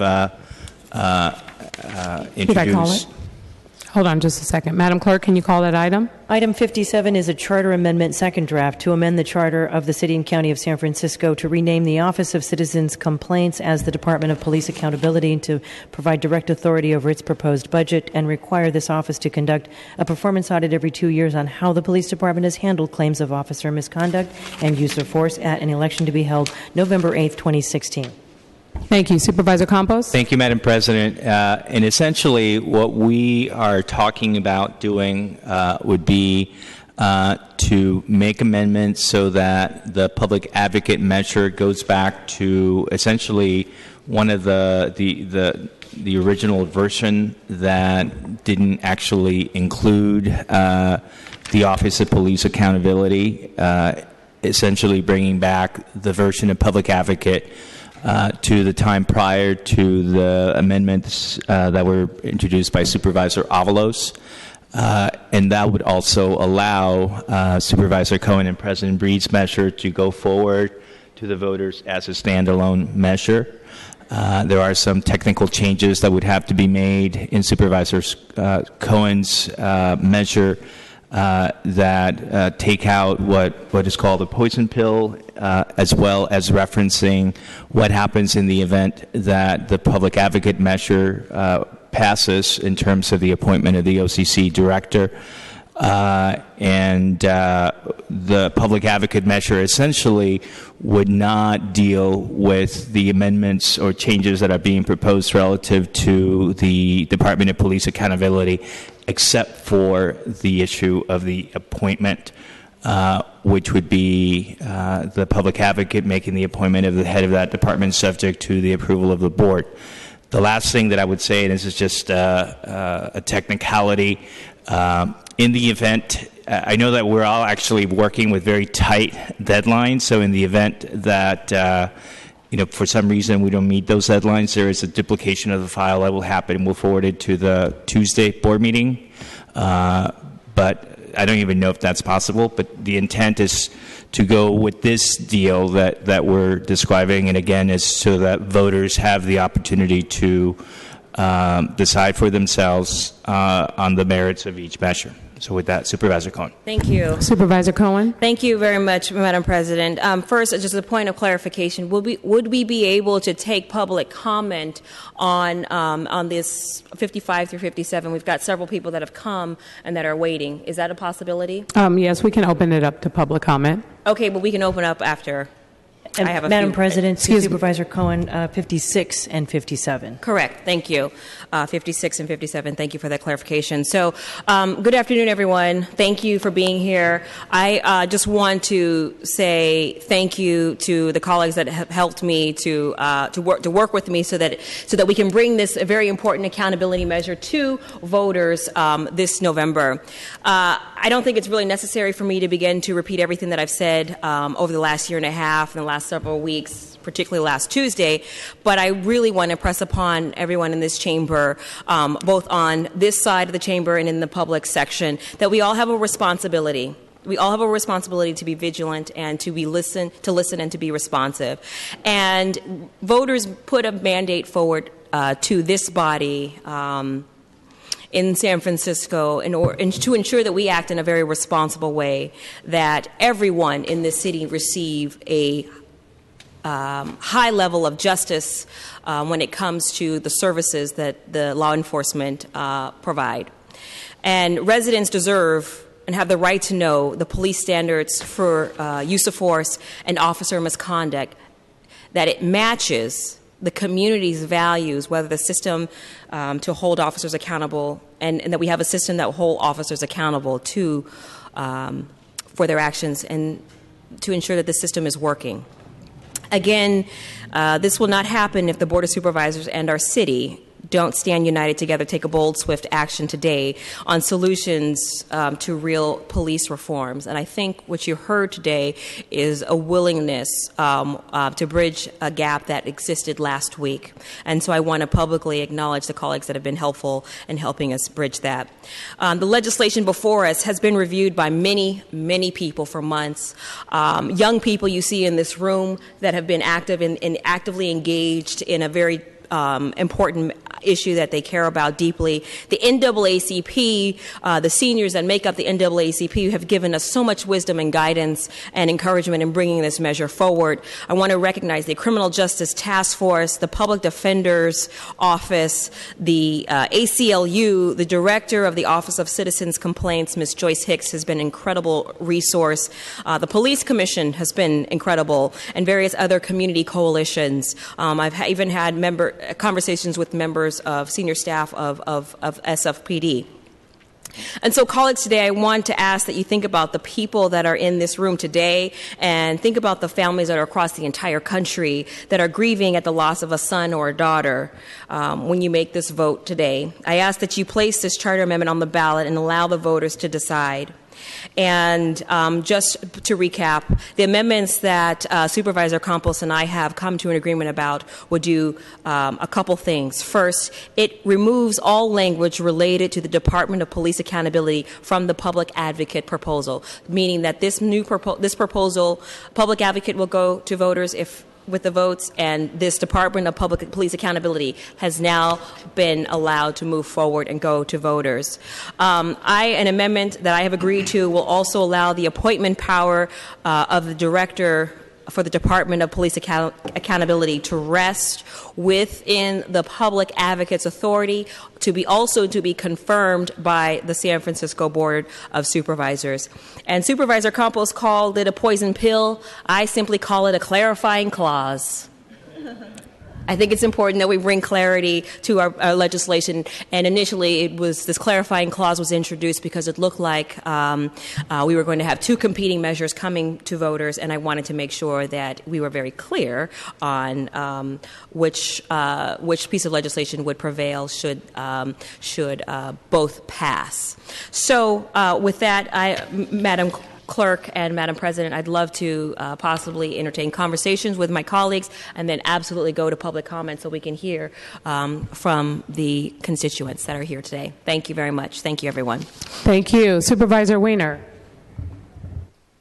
Thank you very much. I'm glad that there has been conversation about this issue. I was concerned last week that this measure might be killed in its entirety. Or otherwise damaged. I think it's important for this to go to the voters in a unified way because it is an incredibly important issue that people in this city and elsewhere care deeply about. And I want to thank Supervisor Cohen for her leadership in really modernizing the Office of Citizens Complaints, making it into its own department, and making clear that it's independent of the police department. In terms of, I want to thank Supervisor Campos as well for engaging in that dialogue. In terms of who appoints it, my preference would not be for the public advocate to be the appointing authority. I'm going to listen and keep an open mind because, again, I think it's important that we try to come to an agreement. And so I'll keep an open mind on that point. And, of course, I have immense respect for Supervisor Cohen's leadership in this area and want to be deferential to her views. So thank you. Thank you, Supervisor Wiener. And just for clarity, we are waiting on amendments to both the public advocate as well as police accountability. Thank you. So I know that there are a number of members of the public who are here, and I'd like to open this item up to public comment since we are sitting as a committee of the whole. Please keep your comments specifically to this particular item and not any other items on the board agenda or any general items. First speaker, please. Good afternoon. My name is Michael. My residency goes back 30 years in San Francisco when I first came here to attend law school. I'm a member of Third Baptist Church here in San Francisco. Reverend Amos Brown is the pastor. I've had several acquaintances with the police chiefs in San Francisco. I was acquainted with Chief Shure, former police chief Gascon when he was police chief on the city of Los Angeles. And I crossed paths with Chief Heather Fong. I believe she was the first Asian and first woman police chief in California. So my experience with the police department has been primarily positive. But I've talked to young white Caucasian males who explained to me how they were brutally beaten in San Francisco by the San Francisco Police Department, how they were hospitalized, and even have lawsuits pending against the city and county of San Francisco. So I know that there are a few bad apples in every bunch. So I think it's imperative that Supervisor Cohen's initiative stand alone, be placed on the November ballot to ensure that the police department begins to police themselves and there's some type of accountability for their actions. So one way is to provide an incentive or a penalty financially to the police department if they don't fulfill required obligations for reform. Then there's a consequence. So, again, thank you for letting me speak. Thank you. And I'd also like to let members of the public know that we are going to listen to all the speakers here for this item today, and we will also have an opportunity later on in the meeting for members of the public to provide public comment on this particular item as well. So we will leave public comment open for this item throughout the day. Ms. Richardson. Thank you very much. Madam Chair, Breed, and supervisors. My name is Linda Fedike Richardson. I want to take the opportunity to commend Supervisor Cohen and Breed for putting together this legislation. Again, the burden of police accountability in the city and county of San Francisco should not be rest solely on the two African Americans on the board of supervisors of so-called progressive city. You know, all of you have authored legislation to protect the trees and dogs or whatever. And so we are going to be looking to make sure that this legislation stands on its own. We cannot allow to tap dance with the language, so be very, very careful when you're putting forward your legislation that the voters know exactly what they are trying to do. Given what is going on in the city and county of San Francisco, in the Bay Area, across the country, San Francisco can set the leadership and convey to the rest of the country that this city is where the vision is. So this legislation has broader implications, and I need you to think about that because the debate is not just going to be restricted to you, the Board of Supervisors. It is going to be carried out throughout the country. You might be in New York or in Seattle or wherever. People are going to be asking you about this legislation, which basically says, we know they are good cops, but they are also bad cops. Given accountability should be the obligation, should be mandated, and that's what this legislation is going to be. So the votes should be unanimous, and this legislation should be allowed to go to the voters by itself without any kind of tampering with the languages. So thank you, and we expect that you are going, all of you progressives, so-called progressives, are going to do the right thing for the city and county of San Francisco. Thank you for your time on this board. Thank you. Next speaker, please. Good afternoon, Madam President and members of the board. My name is John Sinclair, and I'm here today to speak today as a participant and as also a representative of Friends of Ethics. For those of you who don't know, Friends of Ethics is a voluntary association which works alongside the Ethics Commission to promote regulation and transparency in electioneering and lobbying. We are composed of former commissioners, members of the grand jury, and activists. At our meeting Sunday, July 24th, Friends of Ethics endorsed items 55, 56, and I've been asked to read a letter which has already been sent to each member of the board. On behalf of Friends of Ethics, regarding item 55 and 56, and on the July 25th, 2016 agenda, I am authorized to request that the Board of Supervisors, sitting as a committee of the whole, do favorably recommend to the full Board of Supervisors this combined and amended measure for a public advocate, then vote to put this combined and amended measure on the November 2016 ballot. Friends of Ethics recognizes that some may question or differ with various parts of the text of the ballot measure that is item 56. Item 56 can be a remedy to San Francisco issues that, though often discussed, have never been resolved. Friends of Ethics believes these issues need be addressed promptly, rather than continue to be the subject of prolonged but ineffective talk. Putting item 56 on the November 2016 ballot focuses the attention of the electorate on these and further requests the entire electorate to consider and make a decision. Whatever any current San Francisco supervisor thinks about these issues, Friends of Ethics seeks our elected supervisors to put aside any personal doubts and instead seek a decision by the ultimate authority of San Francisco, the voters. In the hopes for better and more responsive San Francisco government, we remain Friends of Ethics by Bob Planthold. Thank you. Thank you very much. Next speaker, please.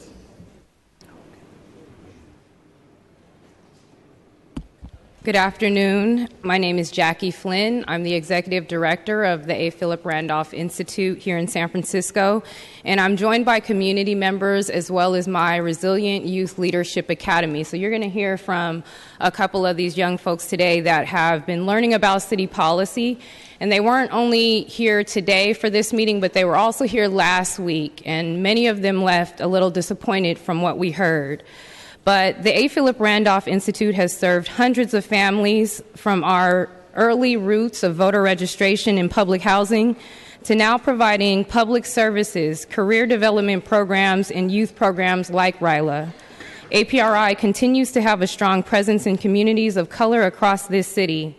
I am here because I care about police accountability. I care about our kids and their future. I'm here because I believe that we are all public servants who need to work together to build stronger communities and brighter futures for everyone. I was very much encouraged by the work that I saw today in efforts to make this work. We have a simple message, which is to place Supervisor Cohen's charter amendment on the ballot and allow the people the right to vote. Please don't combine, and I had been hearing that that may not be the effort in the end, the unrelated public advocate proposal, and please do not silence the voice of the voters. I do ask that you all bear with some of the young folks that I work with. They're all very nervous to address you, but they're taking a leap of courage today to make sure that you hear their voice. Thank you. Thank you. Thank you. Next speaker, please.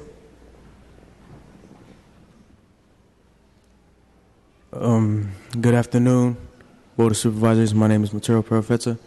I'm one of the youth members, part of A. Philip Randolph Institute. And the message I want to bring is please allow us to vote for true police reform and accountability in law enforcement by placing the Department of Police Accountability Charter Amendment on the ballot. And please do not to combine it with the unrelated public advocate proposal and to not silence the voice of the voters. Thank you.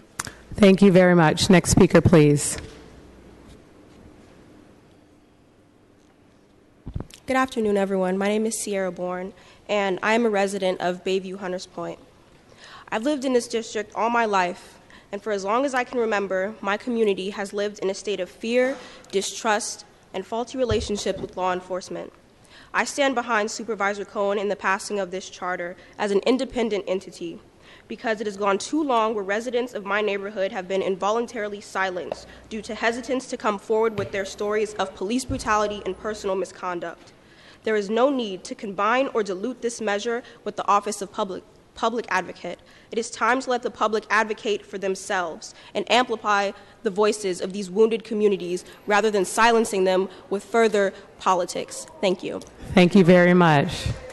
Next speaker, please.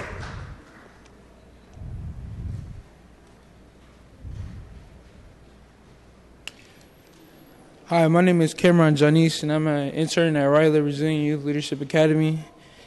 And I'm here to speak on being in favor and allowing us to vote for true police reform and accountability and law and enforcement by placing the Department of Police Accountability Character Amendment on the ballot. And please do not combine it with the unrelated public advocate proposal. And do not silence the voice of the voters. And thank you for having me speak. Thank you. Next speaker, please. Welcome, Ms. Marshall. Thank you. Good afternoon, President Breed, Supervisor Coyne, and members of the Board of Supervisors. I'm Virginia Marshall, a longtime educator here in San Francisco. I'm also a member of the NAACP and represent the Alliance of Black School Educators.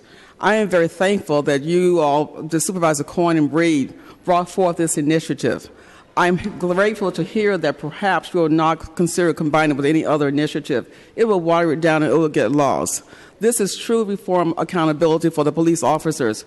We need our police officers at schools as well as in the community. On my way home this past Sunday from my meeting in church, I always drive a certain route. When I got to Stern Grove, I saw a police officer pulled over a car. I passed by, I saw an African-American male in the car. My motherly instinct immediately came forth. I went around the block and pulled behind the police officer, just letting him know that I was there watching them. They ultimately let the young man go. So I said to the young man, go home now. So this happens to us no matter where we go, whether it's in Bayview Hunters Point, whether it's in the Sunset, it happens across the city. We do need our police officers. We know them. We love them. My nephew is a police officer in Memphis, Tennessee. But we want to have true reform for our police officers. The Office of Citizen Complaint, to me, was just a paper trail. I filed complaints there. Nothing happened.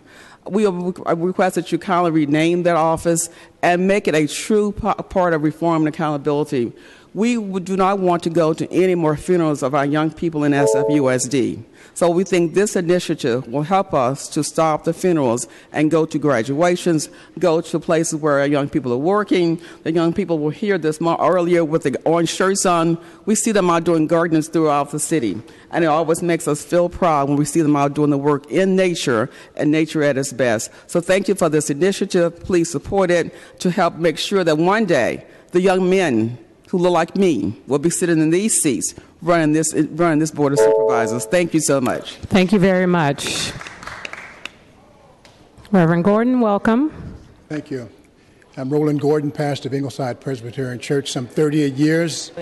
And I felt it critical that I do come and stand in support on this critical issue facing the nation.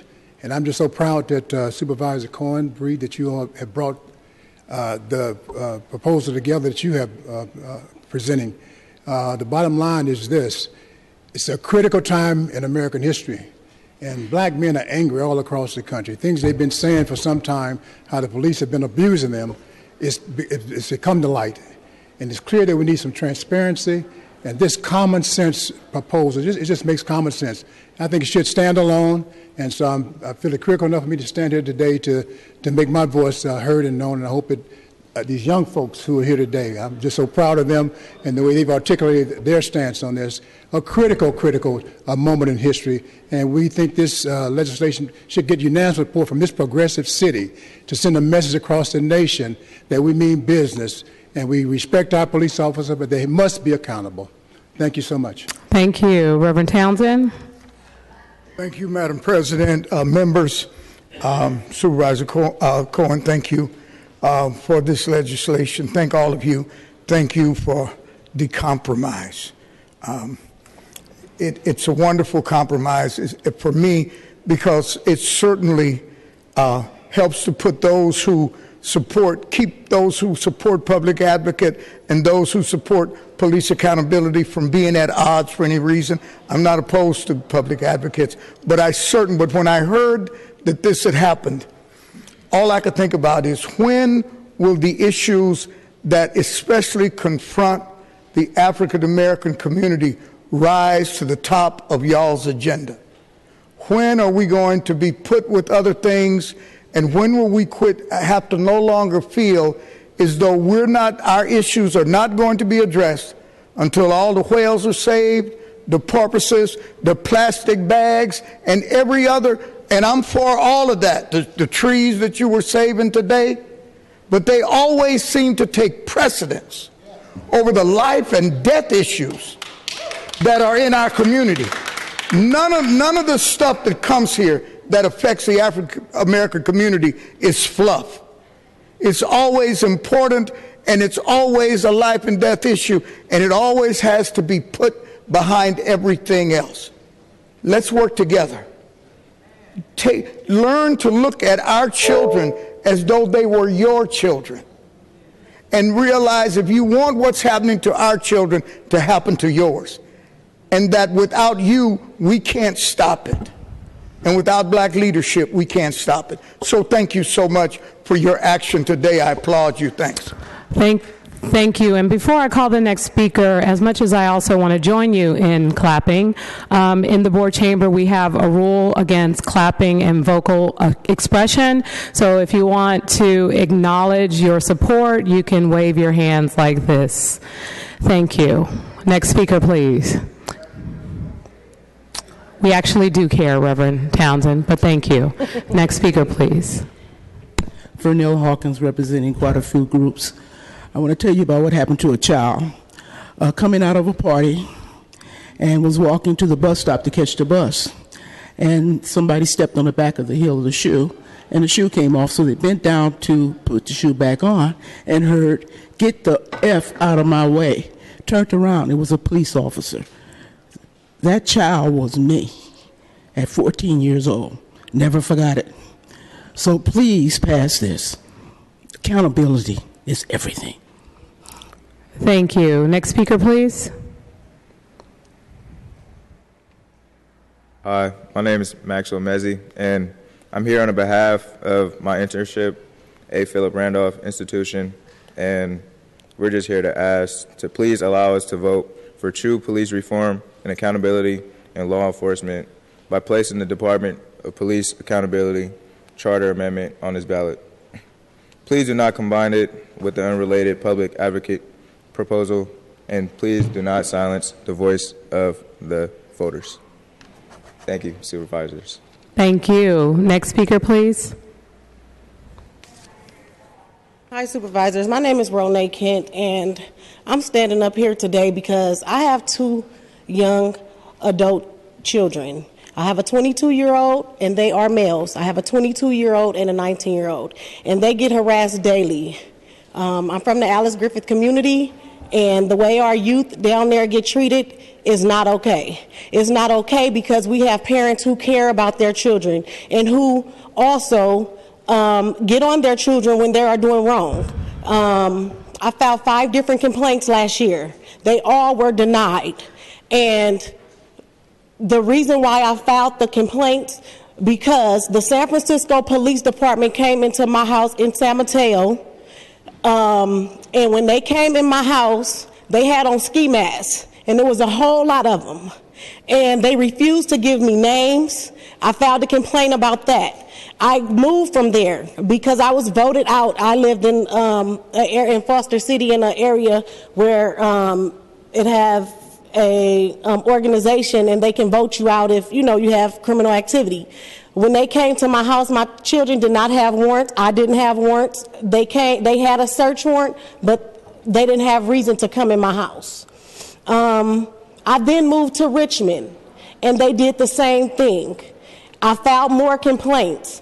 After I filed the complaint, an officer came and detained my child. I came around the corner to see what was going on, and he told me that he held grudges. And he's holding a grudge because I had filed a complaint on him. Now, for us to sit up here and act like these things are not going on in our community is sad. I'm a mother. I'm a mother and I'm a community advocate. I advocate for a lot of the young men around there and women. I help with employment. I'm a good person, and I get treated like crap from the San Francisco Police Department. Thank you. I really would like for my cases to be heard. Thank you very much. Next speaker, please. Good evening, ladies and gentlemen. I know I only have 2 minutes, but first of all, I just wanted to give honor to our Supervisor Cohen and Breed, but also I'd like to give homage to the whole Board of Supervisors. See, most of the people coming here and testifying today and looking at TV, they don't know the real story, what happens here at City Hall, which I call Silly Hall. But right now, what they had demonstrated from last week were a fighting ground. They came to a common ground. So you've seen politics at its best. Ladies and gentlemen, my name is Ace and I'm on the case. But there's a real story behind this whole situation. Both sides were for the community, but they had to work things out because that's what politics is all about. I'm really happy that they have come together and made this thing happy so we can all make it happy. Now, after saying all that, I am the czar of the out-migration. And what we're here talking about is something that's so simple to put together because of institutionalized what our former mayor, Gavin Newsom, put together. And currently our president, Madam, played on that part. And the NAACP and all these things. And the report says what caused most of our middle-class blacks to leave was the department. So we have a mechanism to work on that. But it seems that politics today have been grabbing from what we have to work as a tool for the generations to come, is the out-migration. And I'm here appalled that I have the politics of our sisters and brothers working on something where they could put something, a tool, just like they're demonstrating now doing things, and the NAACP took a little bit out the out-migration, getting ready to sue the city because, listen, my name is Ace. I'm going to tell the real story about everything in the last 10 years. But I am here to say this is politics at its best. Youngsters learn from this. My name is Ace. But I also want to give thanks to the progressives and the moderates. We're going to have to pull this city together. Thank you, Mr. Washington. Next speaker, please. My name is Terrence Amen. I've been living here in San Francisco for like 30 years.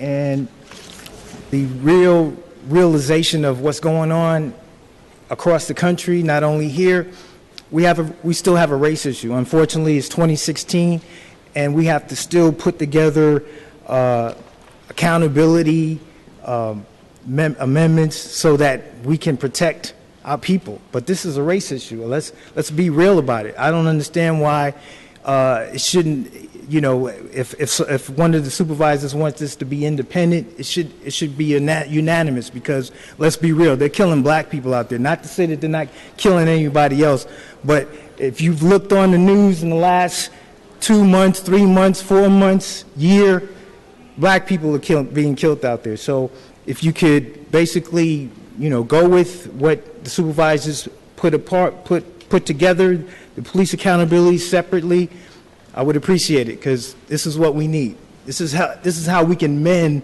the racial gap that we still have in 2016. Thank you. Thank you very much. Next speaker, please.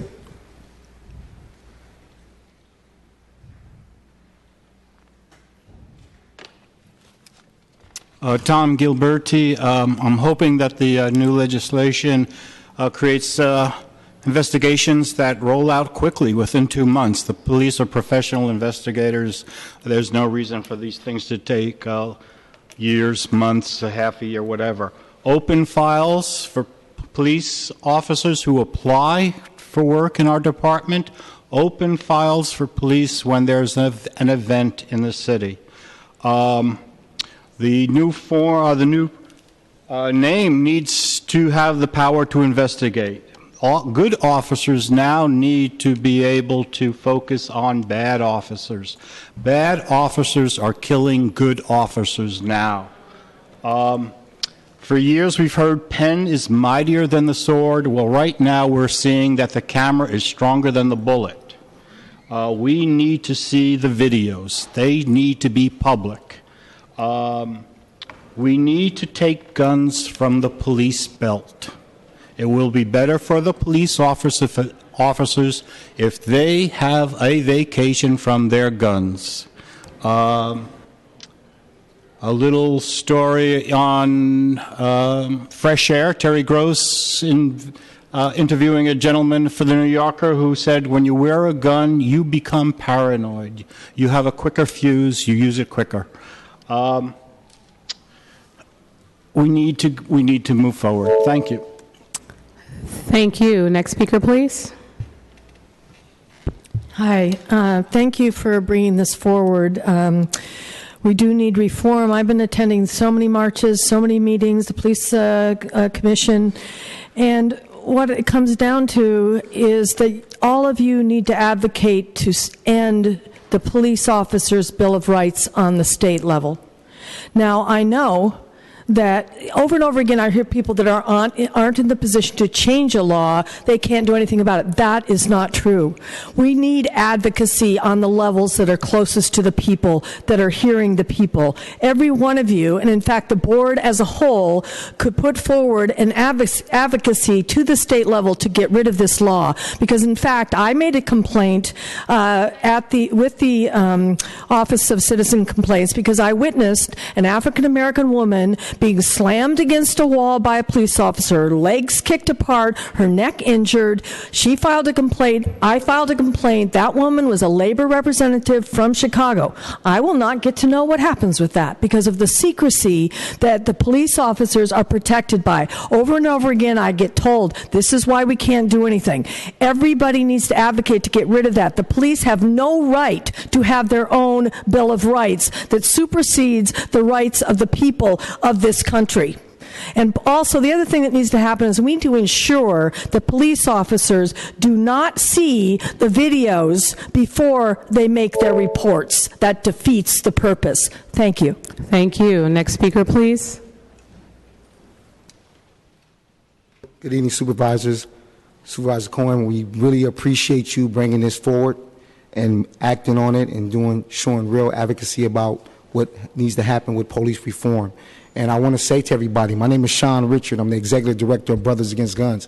I've been doing this for 20 plus years. Born and raised in the Western Addition, born and raised in San Francisco. I have seen a lot of violence, police brutality. I have seen a lot of non-compliance and accountability on police part. I thank God that we have a new chief that's trying to act. Now, I don't know if you guys are aware of what happened 2 weeks ago on Market Street, when we had a chief that told his officers to stand down. I think that's a step moving forward. Along with me being on the African American Police Relation Board, we've been working on making and changing some policies. And so, Supervisor Cohen, we thank you so much for bringing this forward, along with Supervisor Breed, and you guys are moving and acting and taking, being proactive about what's going on in our community in San Francisco, that we have unprivileged young folks that's dealing with violence and that's dealing with violence with the police department. So we want to thank you guys, and we support that. And I want to say to the supervisors, please let the voters vote and have an equal right to say what they want to say and make this happen. Let's not politic for the best interest for yourself, to gain access over the community. So we thank you and we support this, and we ask you to keep this separate, and we want to push this through. Thank you so much. Thank you. Next speaker, please. Good afternoon, Supervisors. Joshua Arce. I'm a civil rights attorney in the Mission District. And I just want to echo some of the things that Brother Richards had said there about this moment. And I really just want to thank you, Supervisor Cohen, because with your leadership and you working with the community and the folks at the A. Philip Randolph Institute and in the community, you've got with this police accountability measure something that's kind of rare when we talk about police reform. I fully support what you have done, what you presented here, Supervisor Cohen, because what you have is community-driven police reform. It's not politician-driven, it's not City Hall, it's not all these things. It is the community. It is the people that you heard, that we heard from today, that came out and testified, that were walking the halls today. And so the community has spoken. And so I think based on the conversations, there is it seems like, consensus, thanks to work of President Breed and others and the good folks here at the board, to separate away, to give the voters the chance to vote on police accountability. Don't put it as part of a conversation about the public advocate and all that other stuff. It's too important to combine, to whatever you want to use in terms of the verb, whatever happened last week, it was unfair to the community. And doing what you're doing here today, what sounds like is going to be happening, is fair, is respectful, fully support police accountability. Let's let the community, let's let the voters decide. Let's respect all the work that's been done. And thank you so much for your leadership. Thank you. Next speaker, please. Hello, my name is Raylene Valle-Brenes, and I'm not quite sure. It looks like there's some amendments that are going to be done via the community, so I'm not quite sure what's being presented, or it's just public hearing. My direct question is, DPA is getting direct authority to manage its budgets, even though myself has been part of mobilizations in the city around police accountability, and I am wondering again why there's even some talk about how the community shouldn't go about figuring out what the budget needs to be worked on. I don't quite understand. I think that this is a good starting point, but I think that there's too much left to do. I think that it's great that it's come out of Bayview, but I still believe that it's a little bit too late.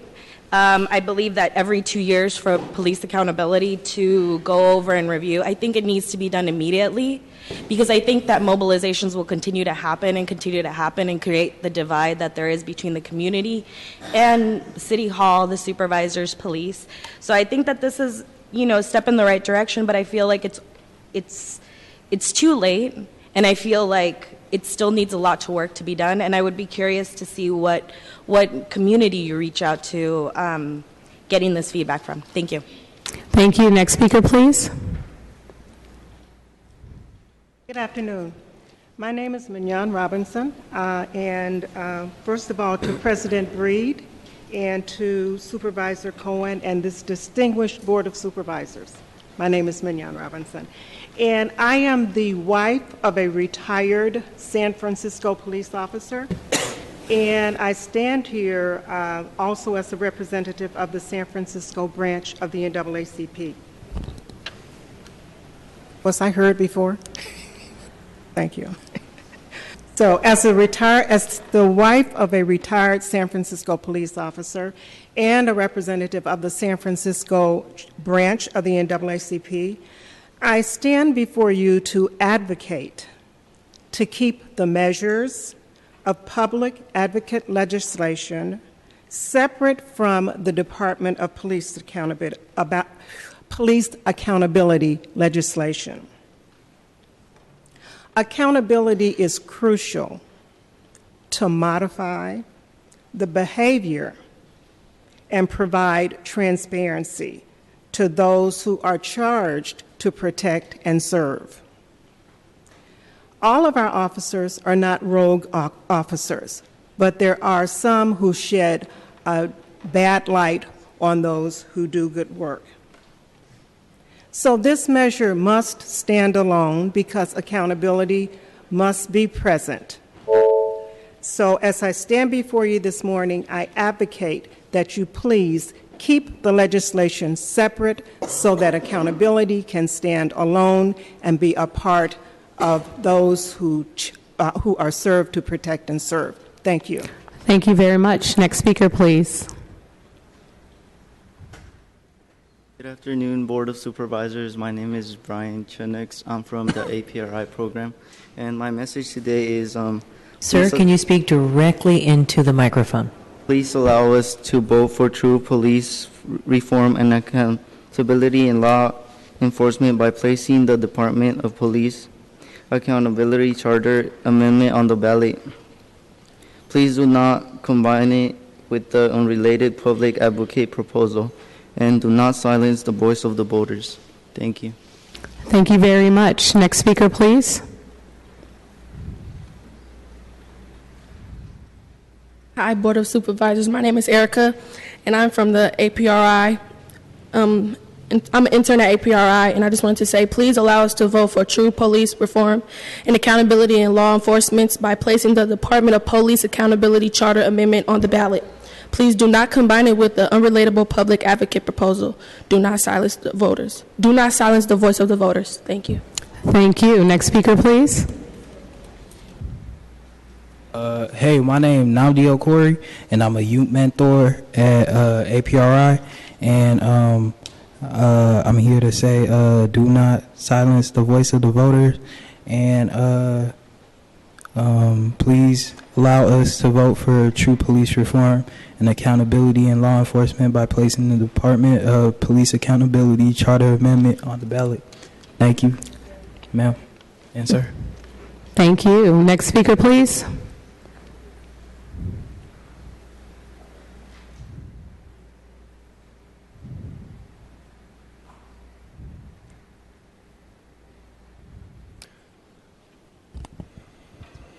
My name is Kurt Grimes. I am the program manager at the A. Philip Randolph Institute, San Francisco.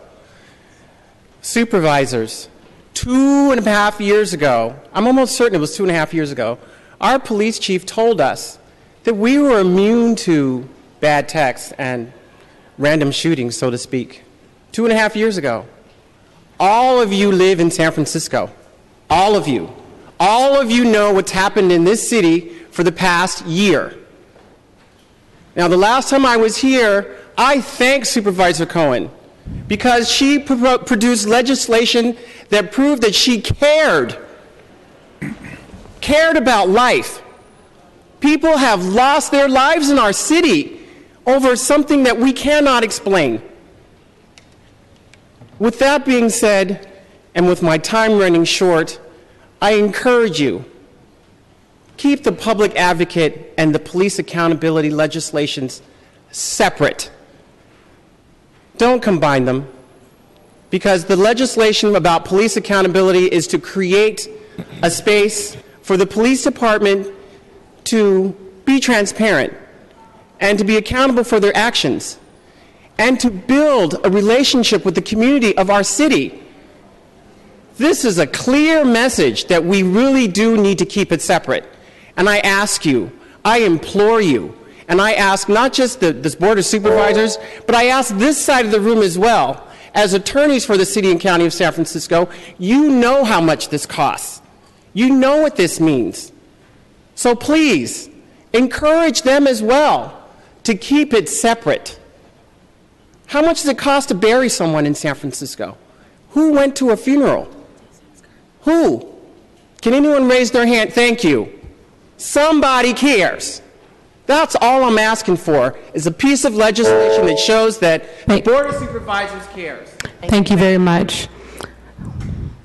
Are there any other members of the public who'd like to provide public comment on this particular committee of the whole at this time? Any members waiting in the overflow room from downstairs? Okay. At this time, we will close public comment. And these items are in the hands of the Board of Supervisors, and I will recognize Supervisor Kim.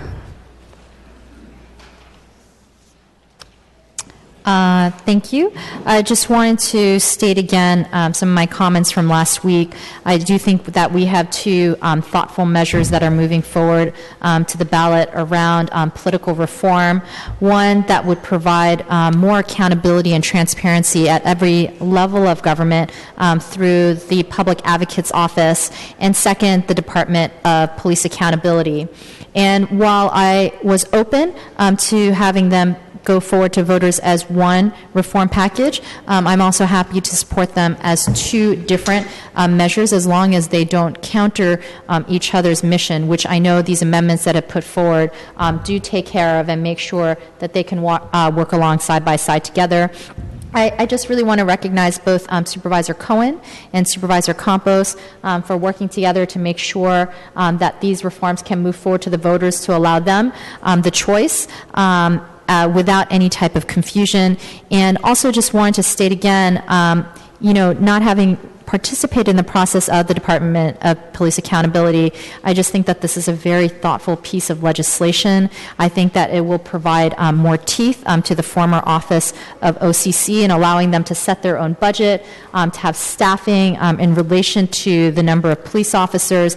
And I really hope that we start to see a greater level of accountability and transparency, but also just a stronger relationship between the community and our police department, because there's faith that government is really holding this department accountable, and really, too, I think the department that we all know and want to see here in San Francisco, one that is very strong in its relationship with the community. And second, with the Office of Public Advocate, I think that this will also allow the public to have a greater measure and another means by which that there can be transparency and accountability with a variety of different departments here in San Francisco, and I'm glad to see both of these measures move forward. Thank you, Supervisor Kim. Supervisor Cohen. Thank you, Madam President. Colleagues, I just wanted to take a moment to just express some gratefulness to my staff. It's been a very stressful week for us.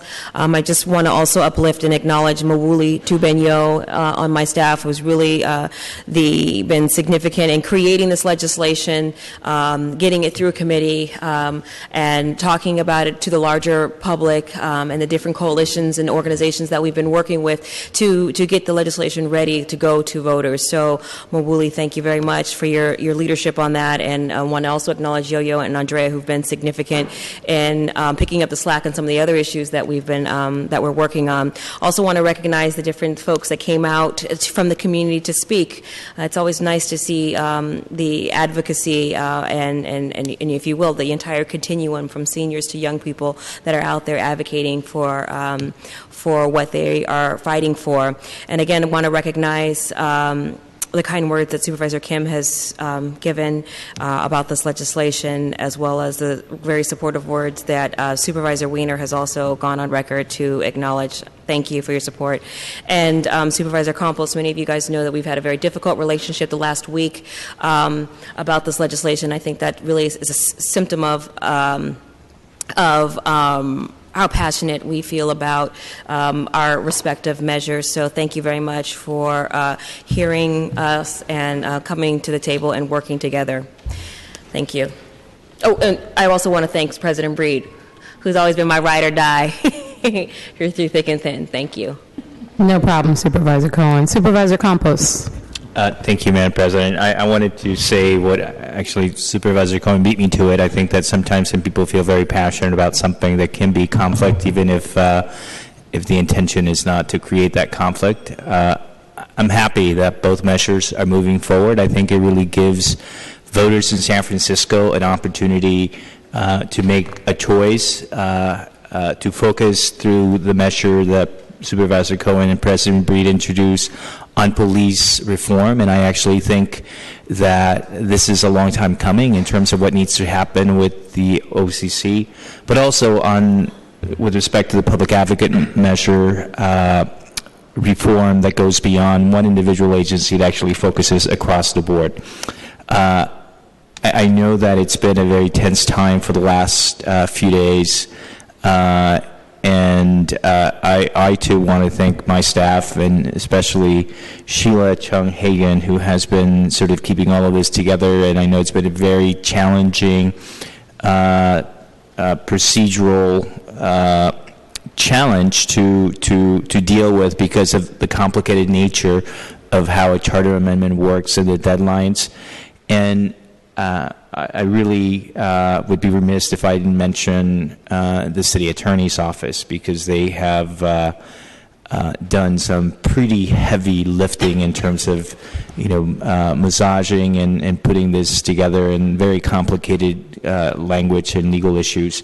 So when the time comes, I'm ready to make amendments. I know that there were a lot of people who wanted to come and speak about public advocate. We were trying to figure out the timing of when public comment would happen, and so a lot of folks are coming at 5:30. But I think we should just proceed. I think there will be opportunities for folks to speak on this item. I know we have a pretty heavy calendar.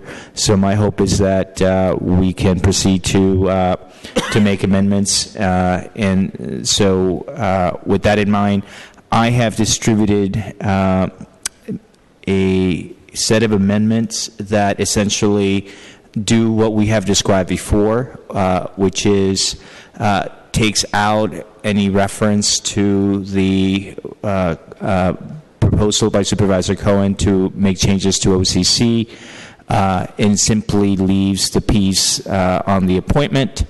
And I think I have circulated the amended version to my colleagues. So before I make a motion to amend, I'd like to duplicate the file and send a duplicated version just just in case the timing doesn't work, to the Tuesday meeting in August 2nd. I'm sorry. Yes, August 2nd. I'm sorry. So just for clarity, you are going to duplicate the file before the amendment and send it to next week's meeting? I was going to send the duplicated file, but I wanted to amend the file that's before us. So we want to take the amendment first. Okay, so let's do that. So let's take... So just, and Supervisor Campos, just to be clear, your amendment to have the public advocate, if it passes, appoint the director, has also the approval authority of the Board of Supervisors. Can you point that out, which page number? I just wanted to make sure. Yes, absolutely. Maybe I know we have a new version of... or maybe the city attorney can help us identify the location. Sure, Deputy City Attorney John Gibner. It's section 4.127, which is on page 21 of the document reflecting amendments, line 17 and line 21 on the document that I have. Hope that's, okay. Giving the public advocate appointment authority. And then... Line 22. Apologize. And then on page 26, a new uncodified section 2, which says two things. First, that if the other charter amendment creating the Department of Police accountability passes in November, then the amendments to section 4.127 in this charter amendment will fall away, and the DPA charter amendment will prevail on all the OCC related issues. Okay, so Supervisor Campos would like to make a motion to amend based on the amendments submitted. Can I ask a question of the city attorney? Is procedurally, is it better to amend first and then duplicate, or to duplicate and then amend? I mean, it doesn't... The key is once you amend, you must hold a committee of the whole on the amendments. So it really depends on what your plan is for next Tuesday? That's why this is just, and for some reason, the deadlines are not met. We have some very tight timelines, but the idea is to proceed with this original version. So that's why I wanted to duplicate it first and then amend it. Okay, and I don't know if it's appropriate for me to speak from here to get clarifying information.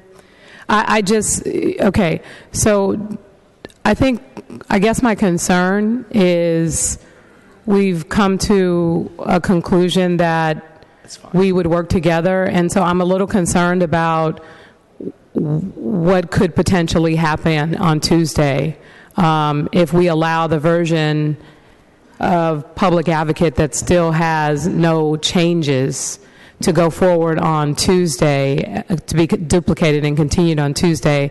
I guess I'm just a little concerned about what we talked about to do. I mean,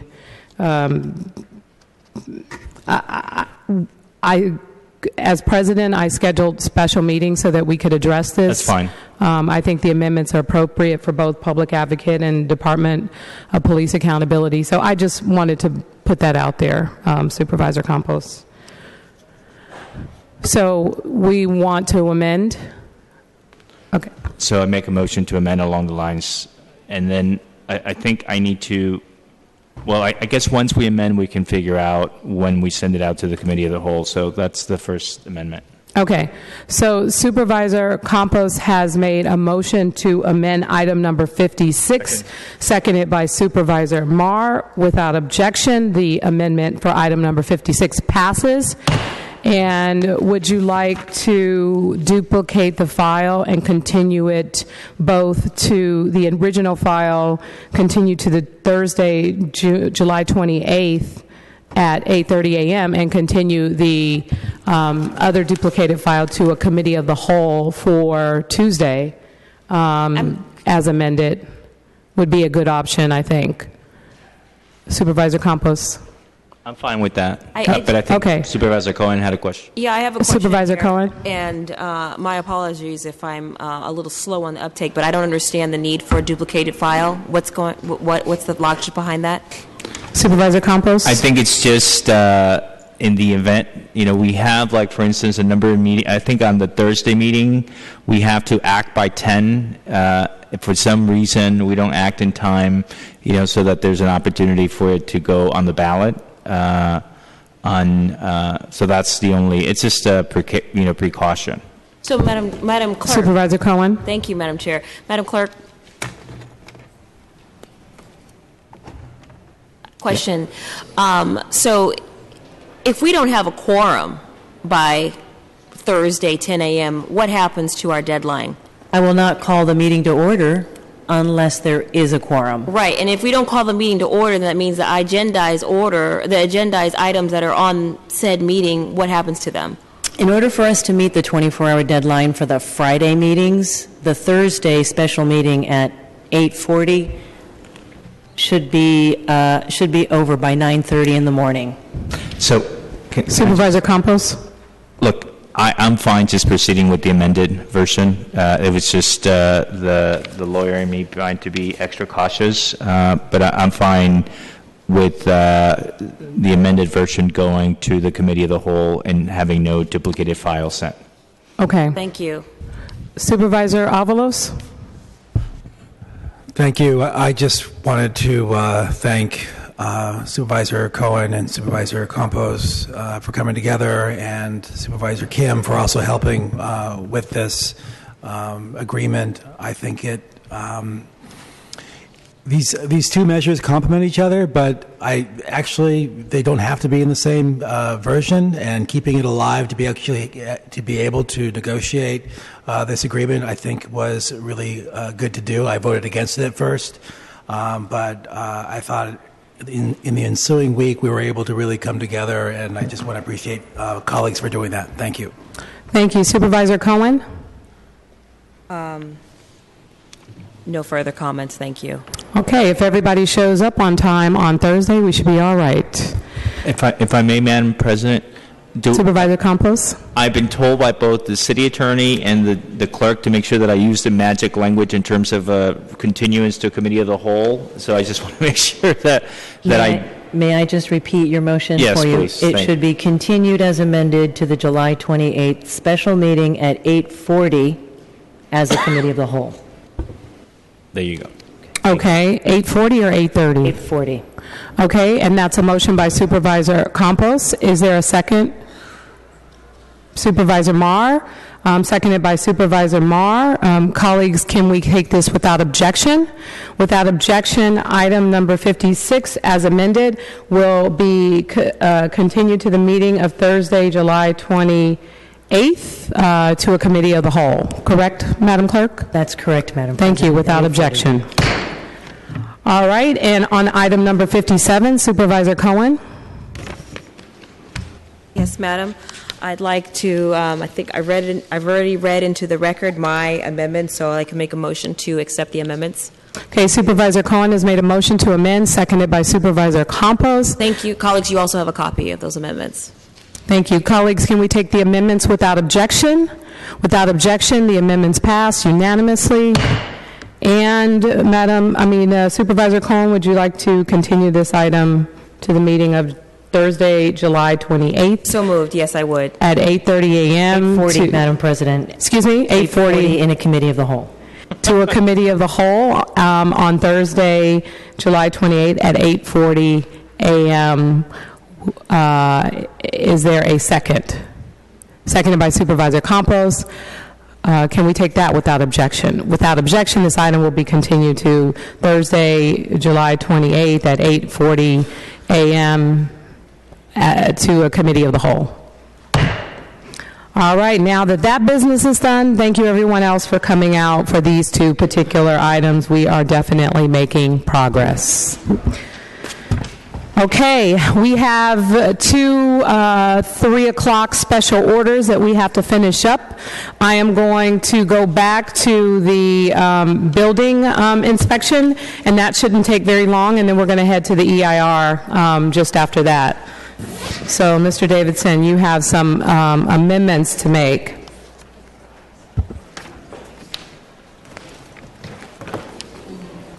Thank you, President Bede. So we have 824 Waller Street. It's been removed. We have 37, 32 through 34 Judas Street that's been removed. Wait, I'm sorry. Can you go by the numbers on the sheet? Sure.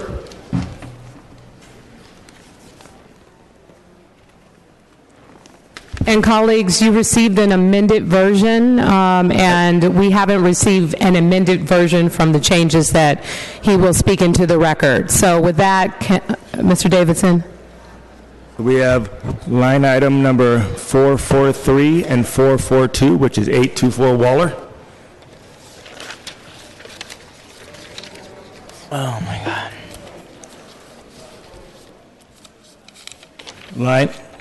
Line item number 452, which is 1342 York.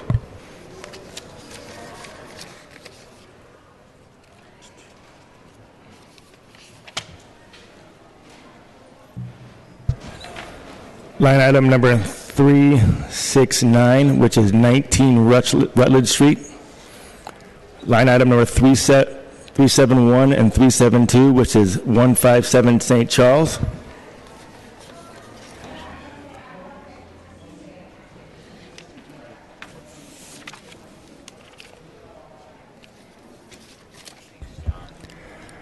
We have line item number 218 and 238 and 239, which is 3732 through 3734 Judah Street. Okay, is that it? Yes. Okay, colleagues, are there any questions?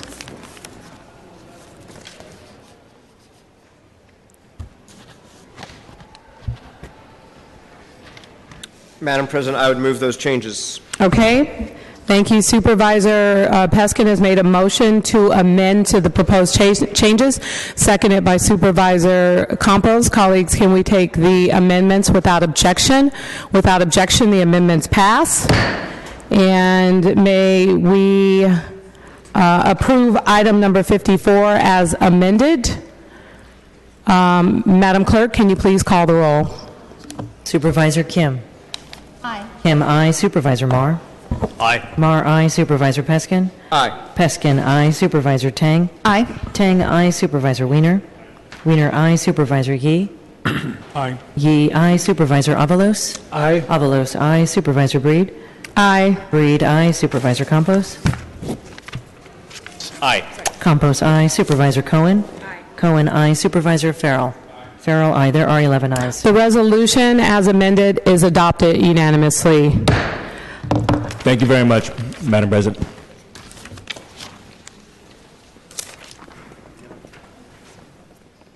And did we file 53? Supervisor Peskin? Madam President, did we file item 53? So just for clarity, 53, which was the hearing, has been held and is now closed. Thank you, Supervisor Peskin.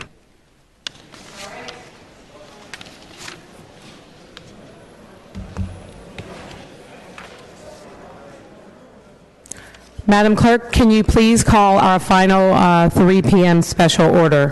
Items 49 through 52 comprise a public hearing of persons interested in the Planning Commission's certification of a final environmental impact report for the proposed mixed-use project located at 901 16th Street and 1200 17th Street, issued May 12, 2016, consisting of approximately 395 units and retail space distributed in 2 new buildings, as well as vehicular and bicycle parking, private and publicly accessible open space, and streetscape and public realm improvements. Item 50 is the motion affirming the Planning Commission's certification of the final environmental impact report for the proposed project. Item 51 is the motion reversing the Commission's certification, and item 52 is the motion directing the preparation of findings related to the Board's reversal of the Commission's certification.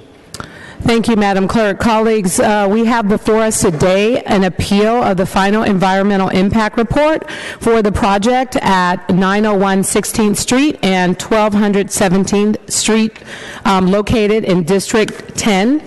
Our consideration of the appeal involves our analysis of the adequacy, accuracy, and sufficiency and completeness of the environmental impact report. Without objection, we will proceed as follows. There will be up to 10 minutes for the appellant to describe the grounds of their appeal.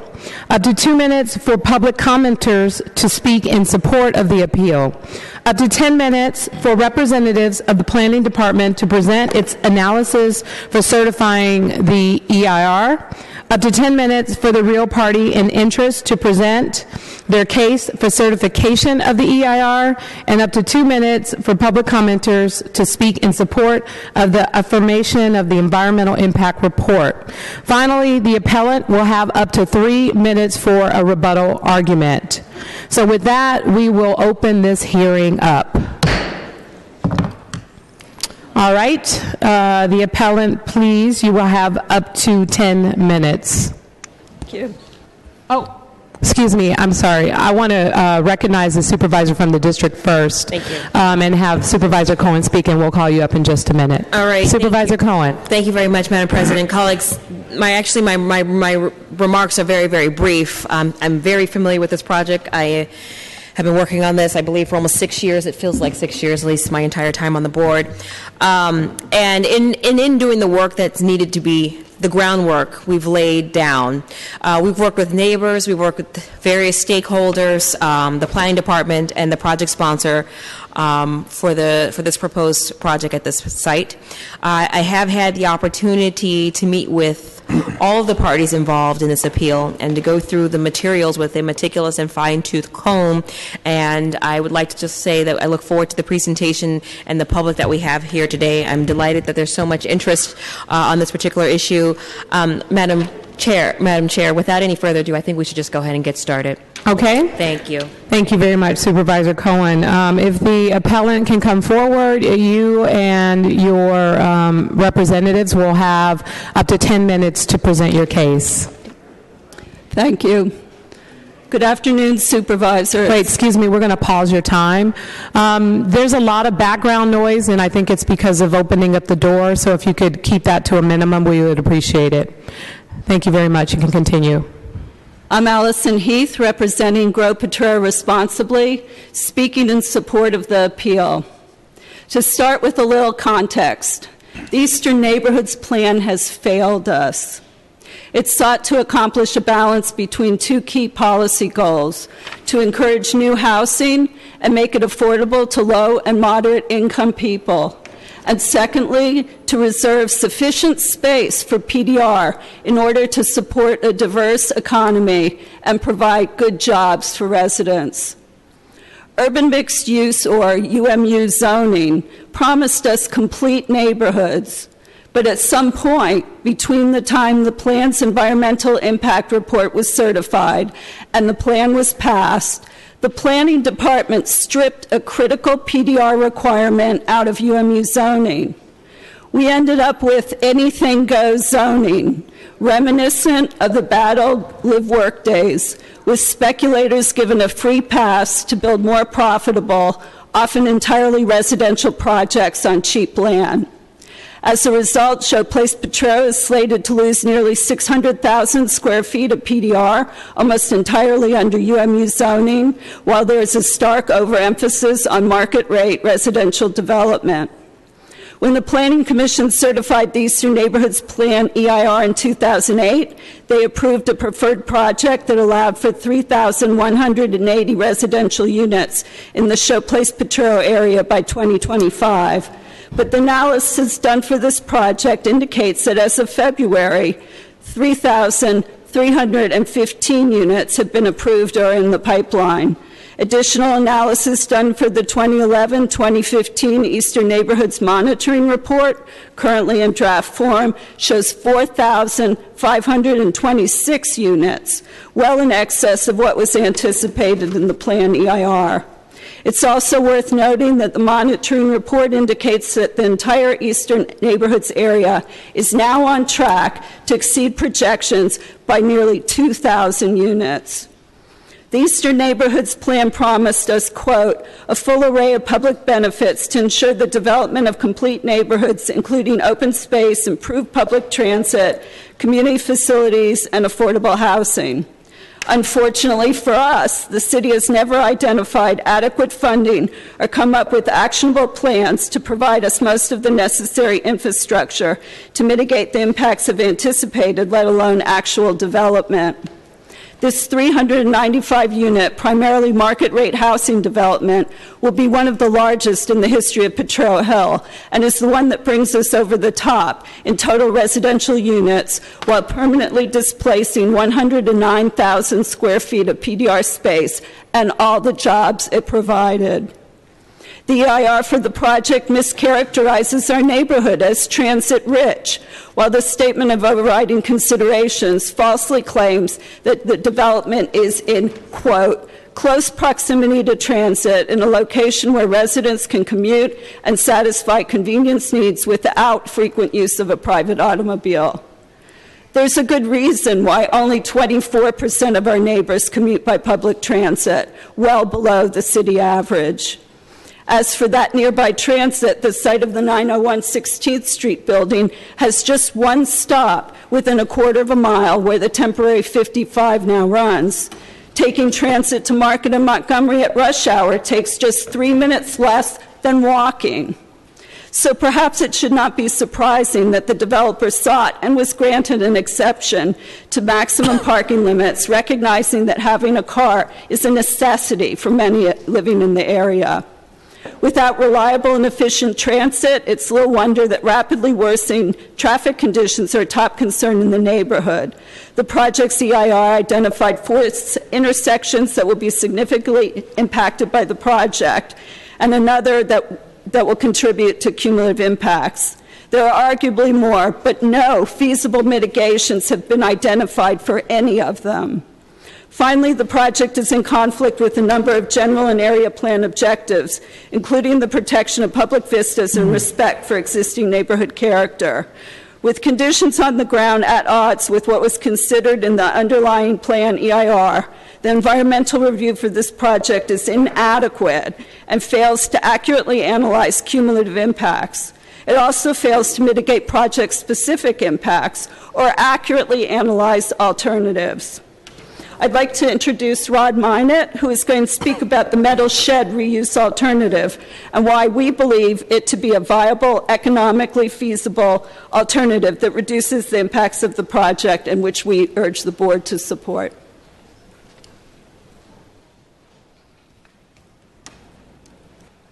Good afternoon, Supervisors. Rod Minott with Save the Hill.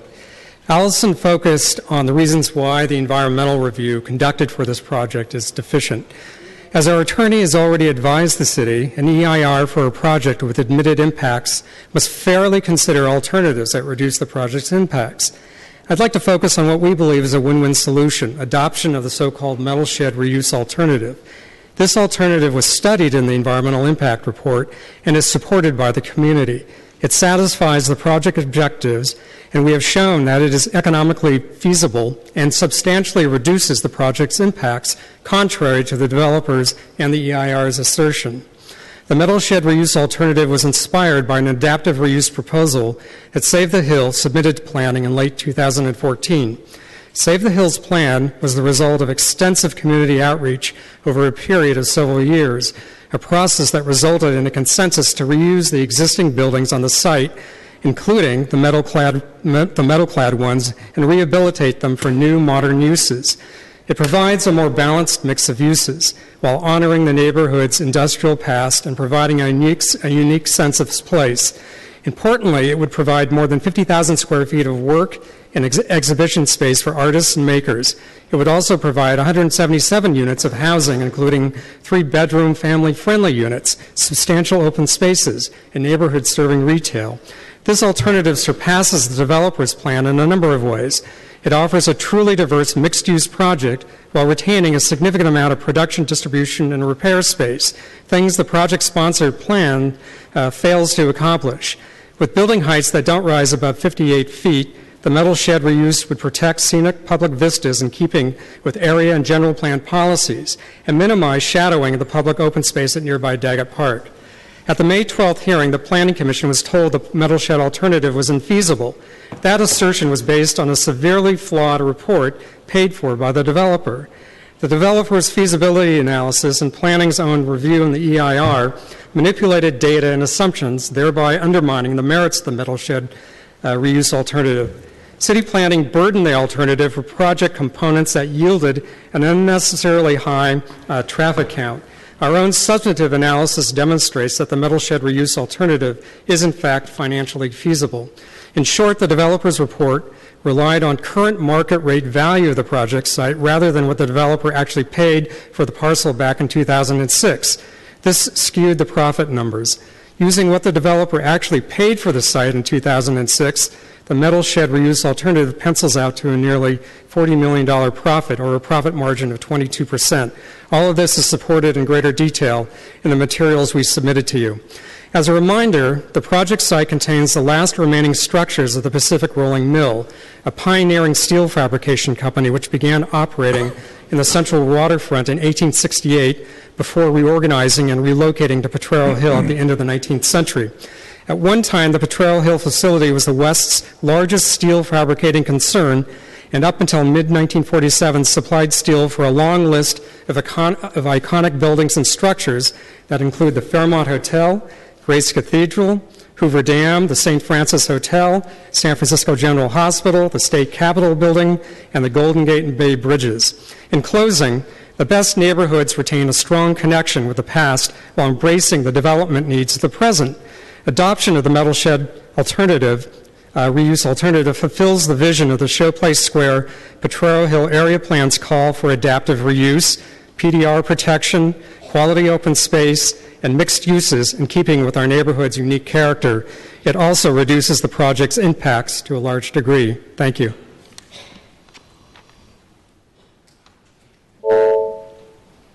Thank you. Okay, now we will open this item up to public comment, and this is only for any person who wants to speak in support of the appeal. For those who want to speak against the appeal, you will have an opportunity at a later time. So if there's anyone who's here to speak in support of the appeal, please come forward. You will have 2 minutes each.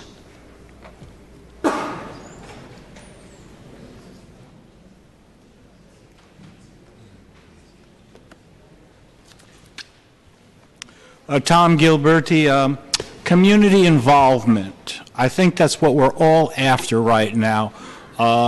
They came out with what supposedly looks like a very good plan.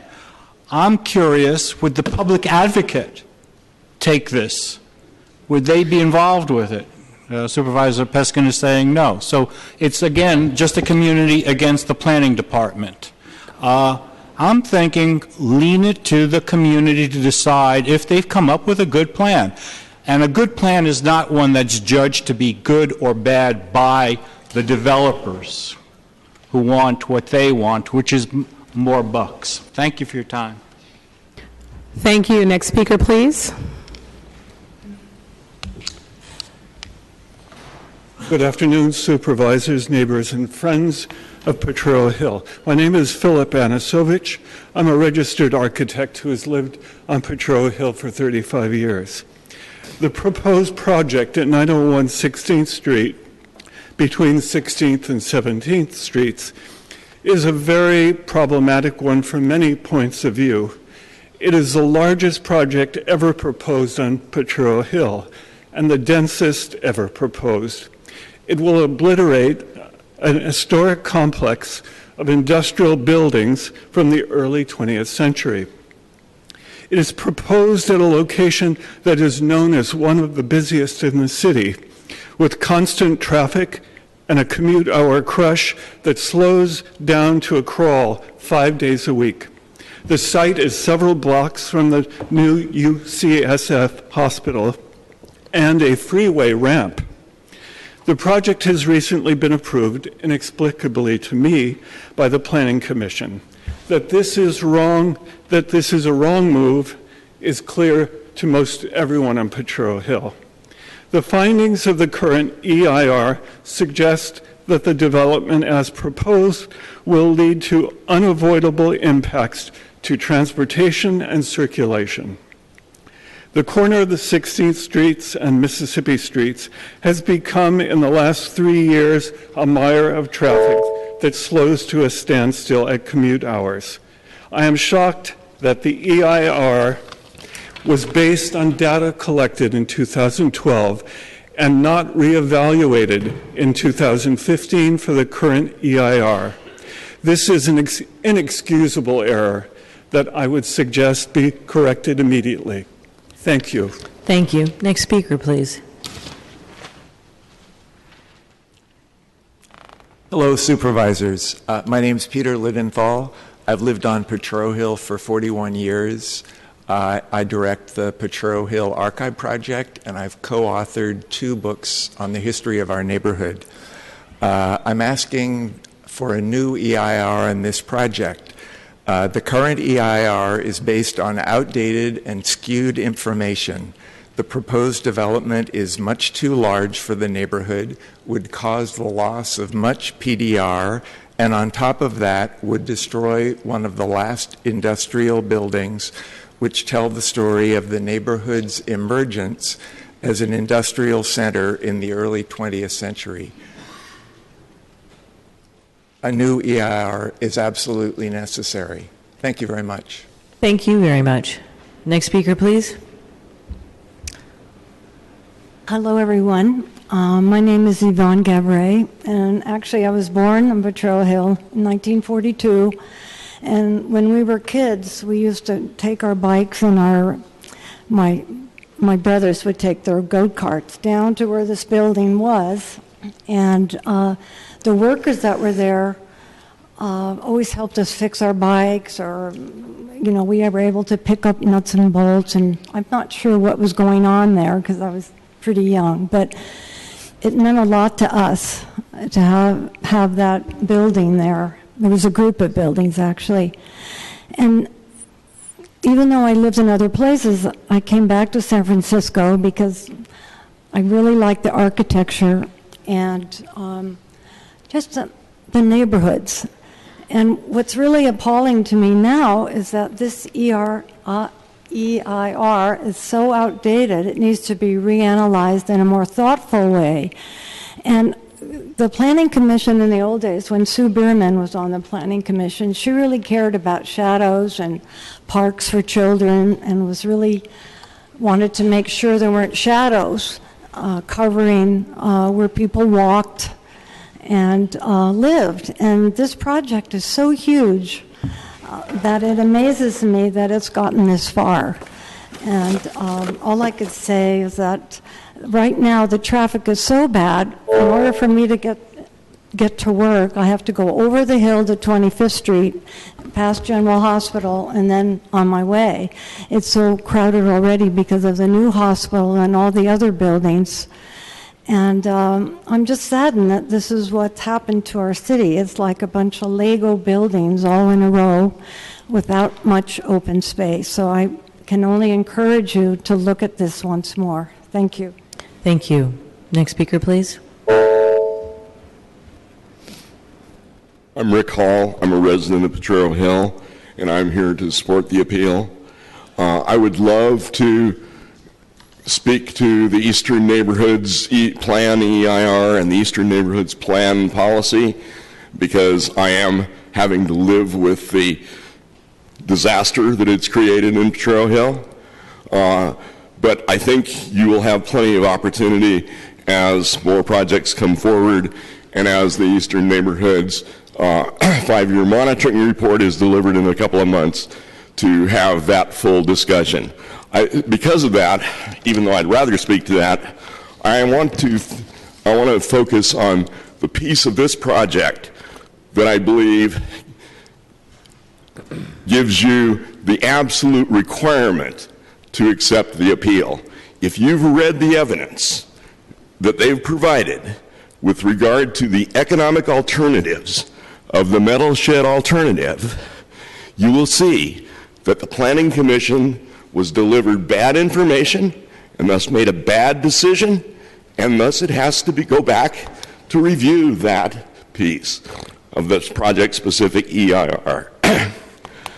I looked at that analysis, and I'm very critical of it, but I don't need to be, because they have the appellant has presented to you evidence that it does meet the city's criteria for economic feasibility, even though it was declared economically infeasible.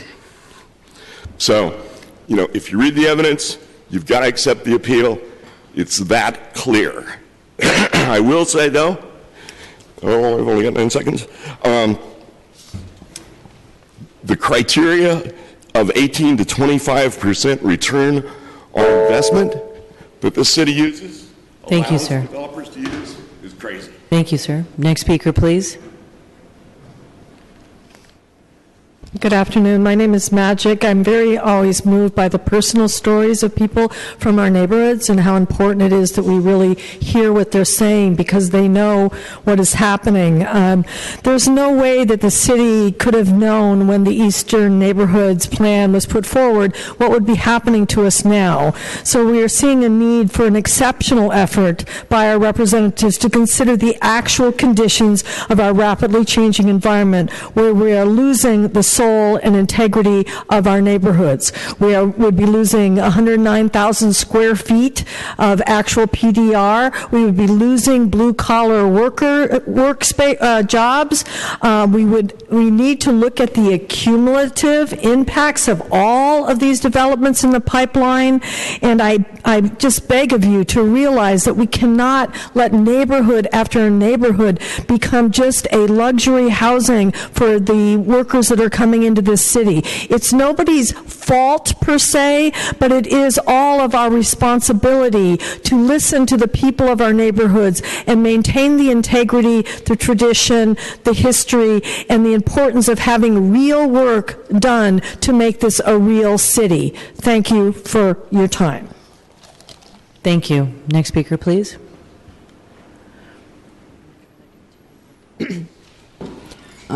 Good afternoon, Supervisors. My name is Kasha Masnio, and as I was out in the hall, I was asked to read this comment by a neighbor. Her name is Ruth Miller. I wish to speak for myself and on behalf of so many neighbors who regret that they could not arrange to be here in person, but who are deeply concerned about this vote today. We respectfully urge the supervisors to appeal this EIR, a report which fails in its analysis of existing and impending traffic and transportation impacts and misleadingly represents traffic-related projections for a community-supported alternative proposal. The EIR does not adequately address the issues of land use, shadows, aesthetics, and public views, area plan recommendations and guidelines, and it disregards the well-founded research and interest in the site's historical significance and its basis for an alternative plan. In the absence of neutral oversight, the EIR morphed into a patchwork of old data stitched together with new proposals. Furthermore, a community-supported alternative was stuffed with unnecessary negative hypotheticals, resulting in an EIR that at turns appears researched, but in its multiple oversights, inaccuracies, and redactions reveals itself to be at best a work in progress and at worst a highly subjective, suspect compilation. Your vote to appeal this flawed EIR will put this development on a proper track for an environmentally superior project, one that prioritizes long-term and diverse community needs over the developer's profits from upscale housing. Thank you. Thank you. Next speaker, please. Good afternoon, Supervisors. Mary Eliza here. I was asked to bring this resolution for the Coalition for San Francisco Neighborhoods, so I'm going to read a bit of that. Resolution from Coalition for San Francisco Neighborhoods concerning mixed-use project at 901 16th Street, 1200 17th Street, adopted at the June 21, 2016 General Assembly. Resolved that the Coalition for San Francisco Neighborhoods, CSFN, urges the Board of Supervisors to grant the appeal of the EIR and overturn certification of the EIR and/or CEQA findings for 901 16th Street, 1200 17th Street. In addition to that, I sent out a couple of letters. I'm just going to mention a couple of things for the record here. I just came to my attention this weekend, as I mentioned in the letters, that a huge amount of the new transportation that's coming into the city, a huge amount of the traffic that we're seeing coming in along the freeways and the bridges and that are actually coming about because of a huge number of PDR businesses that were forced out of the neighborhood. So now we have all these services that involve trucks and that sort of thing that used to just be crosstown traffic. Now they're coming into the city. So there's really no way to get rid of traffic. If you're going to have a lot of people, you have to have trucks bringing in fresh food every day. You have to have plumbers, electricians, and people like that are not going to be commuting by public transit coming in. So we've made a huge error in our judgment of what we need in our neighborhoods, it seems to me. All of a sudden, I realized all these people are now in Burlingame. So that's who you see coming in. So next time you think about your plan and what you're doing for your neighborhood. Thank you. Thank you. Next speaker, please. Good afternoon, Supervisors. My name is Carolyn Kahn. I'm a newbie in Potrero Hill. I've only been there for 10 or 11 years. Moved there just before Supervisor Cohen became our representative. And my husband and I bought a house on Pennsylvania Avenue, and we had an obstructed view of 280. There were some very large trees there, and they were one day cut down. And the reason I want to tell you this story is because I want to underlie the community involvement in Potrero Hill, because I think it's really unusual in the city. It's always been a very tight community. And so there was this then empty lot because all the trees had been removed. So my husband found a discarded princess tree on the sidewalk that somebody had abandoned, and he planted it in the middle of this now empty lot. And a neighbor got an idea, and she planted an entire garden, it's just an amazing garden. And it is on a little piece of land between 280 and the Mariposa exit to 18th Street in Pennsylvania. Annie Shaw did just a fabulous job. And many people in Potrero Hill have given back to the community. And Annie's privately driven project with neighborhood volunteers is the only piece of green space that is new in our neighborhood since we've been living there for 11 years. And the Corvan building, as far as I know, doesn't have any open green space that's community facing. And in the city, terraces are considered to be public space. Internal courtyards are considered to be public space. And I think that's travesty. In addition, I've given up driving my car. I no longer have a car, and I commute now on foot, on my bicycle, and Lyft. And there's so much road rage I can't get on to 3rd Street to get downtown, so I have to go now on Mariposa and make a right on to Mississippi, which passes the Corvan site. And what we learned at the planning meeting was that 2 large spaces were going to be reserved for moving trucks for people coming in and out. Thank you. Horrible. For bicyclists, I was hit. Thank you. Next speaker, please.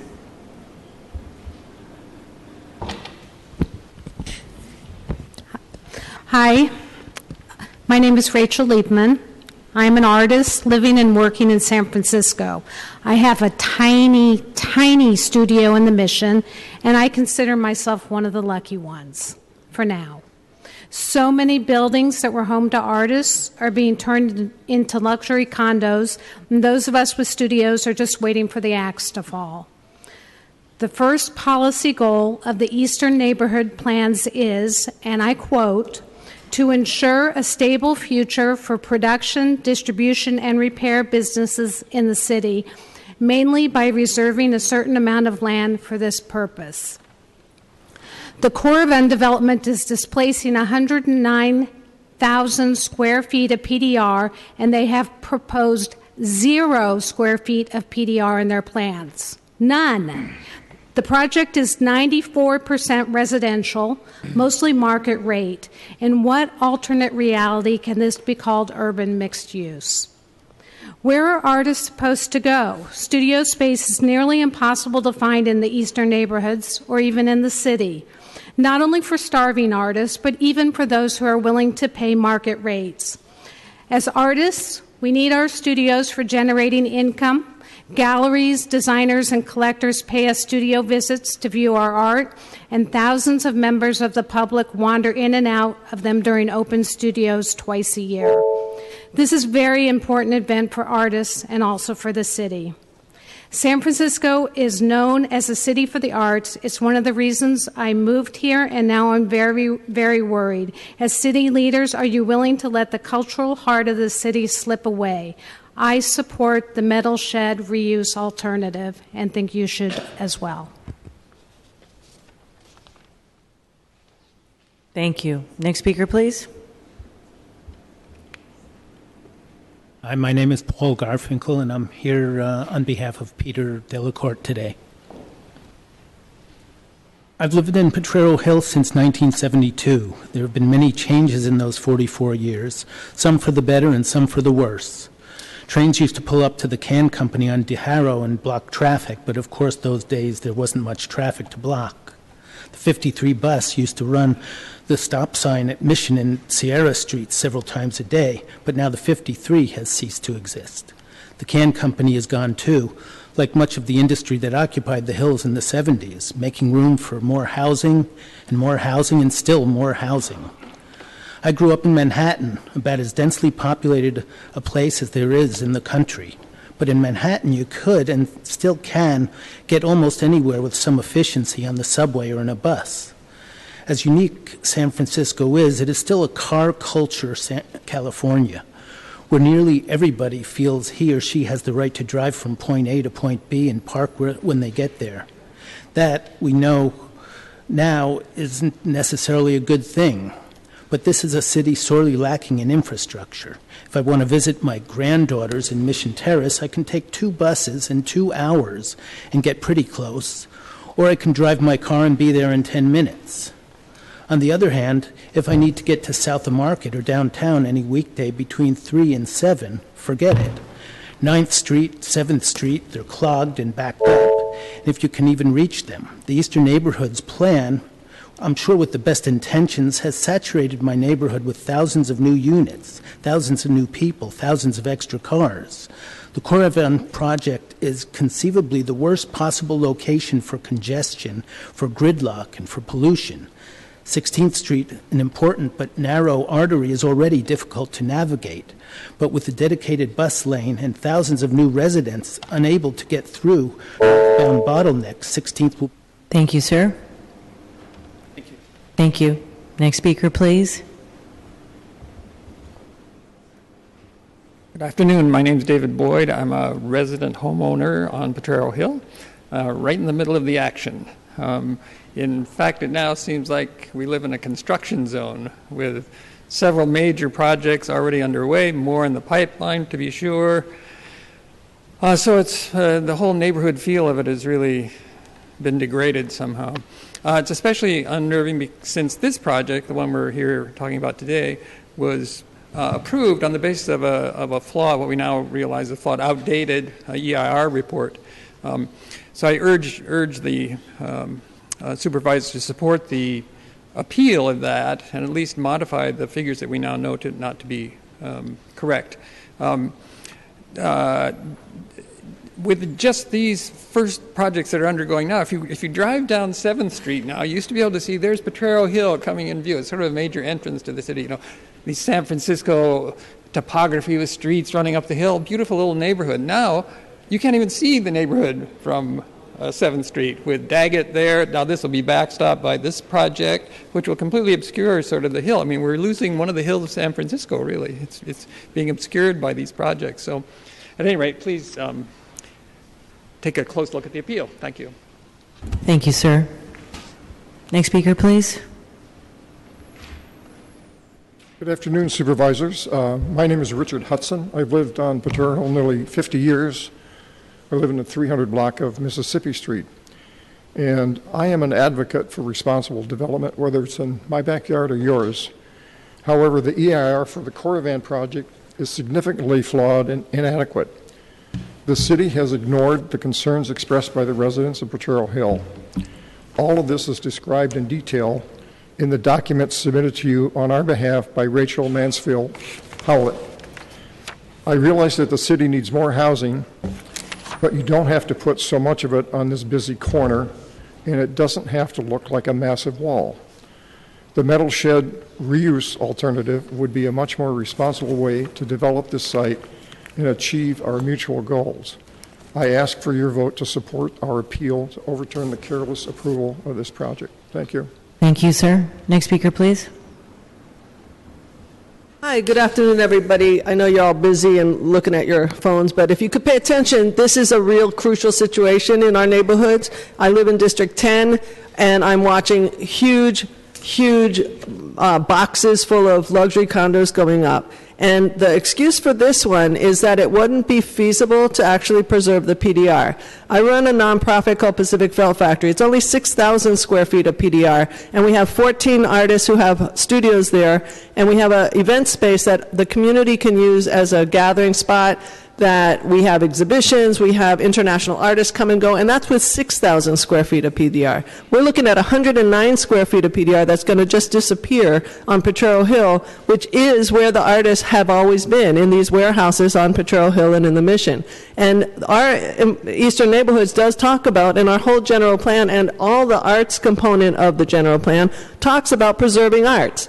And so why are you allowing 109 square feet of PDR that could be art space? I'm not saying let's put some big-ass trucks and do some heavy industrial stuff underneath the residence. I'm saying quiet little artists at a build-out of $50 a square foot is what we spent at Pacific Felt Factory to make art space. So this whole metal shed thing, it is feasible, economically feasible, that has just been dismissed by the planning department, who has not done their job, and you need to do your jobs. You need to stop looking at your phone, and you need to vote to support this appeal. Thank you. Thank you. Next speaker, please. Good evening, Supervisors. Peter Papadopoulos, Cultural Action Network. I want to make comments in 3 areas that I think are critical as to why we support this appeal and why it's important for you to support this appeal. The first one, I just want to reiterate that there's a simple math error made here. Let's call it an error, but whatever it is, the metal shed alternative was studied incorrectly. When you study the feasibility of a project, you don't study the land value as the underlying cost to the developer. They already bought the land. It's their land cost is simply how you would pencil out the math. If we all did it on a napkin together, that's how we do it, right? So something was simply done incorrectly. That alone, I think, means it should be sent back to be restudied. What is the actual feasibility of it? As far as its EIR, that's a requirement to study the alternative, right? That's one of the requirements of its EIR. So on that basis alone, I would ask you to please send this back for restudy, and let's get the right numbers in there and see where they turn out. Secondly, this is, as you keep hearing, 109,000 square feet of PDR loss. I think we're all talking about how critical that is to protecting blue-collar jobs, especially arts groups. 109,000 with no replacement is really is going to have a huge gentrifying impact, right? I think that's kind of without dispute. So I'd ask you to think about that, and that the alternative put forward, and they say, I haven't looked at their numbers honestly, they say the 50,000 square feet they put forward in their replacement, which is a reasonable replacement on this project when it came up, is very doable. So that would be a major boon to our blue collar and arts. And finally, the Eastern Neighborhoods EIR is really just outdated at this point. I think it's something we're going to have to face. It's been blown past in many areas. It didn't anticipate the negative health impacts. The housing component, as you heard, is considerably overbuilt at this point when you take into effect the foreseeable future, which is the threshold for measuring going over that level. Our traffic, as you know, has fallen to the third worst in the country. Speeds are down 21%, and it's using a 2002 study. Thank you, sir. Next speaker, please. Yes, hello, my name is Jonathan Ute. I'm a co-founder of the Cell Space Community Arts Center. For 20 years, we ran an art center that was serving every single culture in the city. It was in the mission in a PDR space, and I'm here specifically to address the loss of PDR space in the UMU zones. UMU, by definition, is urban mixed use. It is not an excuse to replace luxury housing on a formerly industrial property. That's what was spent, 5 years or more sifting through these changes in the Eastern Neighborhoods Plan and Mission Area Plan. And it is crucial. It is crucial for a vibrant and flavorful society to have a mixture of uses. The industrial spaces provide blue-collar jobs for people like myself. It provides repair shops. Where are you going to get your car fixed if everything gets torn up and turned into luxury housing? It doesn't come back. It doesn't ever come back. This is the opportunity that you have to vote for this appeal and support the introduction of replacement PDR. If you're going to build above an industrial space, fine. Leave the ground floor as is with industrial purposes so that blue-collar jobs can support diverse communities. It can support arts uses. It's the only thing that supports those two things. And I urge you to look at that. Another thing is there's a study that the Northern California Grantmakers Association undertook. 2 out of 3 nonprofit arts and cultural nonprofits are going to be losing their spaces in the next 5 years. They rely on spaces like these mixed-use and PDR spaces for office space, program space, and this is 2/3 of the nonprofits. This is a social service network. This is the sector is out of time, and I urge you to support this appeal. Thank you. Thank you. Next speaker, please.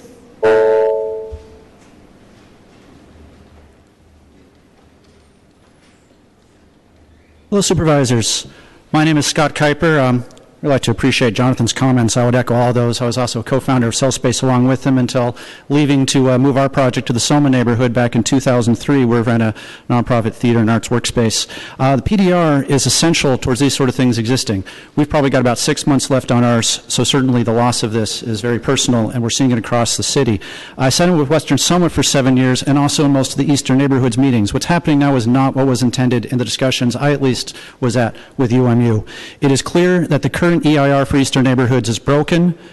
We'd like you, the supervisors, to request the Planning Department to revisit this and look at how we're going to rewrite this given the unprecedented change and loss of our resources that we've seen. So basically, please work with the Planning Department. You see projects like this that are being rubber stamped and coming up to you, you don't want to hear this. They're supposed to deal with this. So make sure you deal with them to try and be more attentive to these issues, please. Corvin represents 109,000 square feet of PR space. That's an enormous loss. And we are at a crisis for this sort of real estate here in San Francisco. PDR houses blue-collar, trades, fabrication, service industry, and the maker communities. All of these are vibrant and happening and necessary for a multicultural city. It is also the natural habitat of SF's indigenous arts. This project does not solve our affordable housing crisis, but it does dramatically affect our PDR resources. So we're asking you to send this project back, support the metal shed rehabilitation. That'd really be a much more interesting thing This other project does not really bring anything that we feel to the communities of San Francisco. So please support the appeal, reconsider the project. We can come up with a better one because that's the one we're all stuck with afterwards. Thank you. Thank you. Next speaker, please.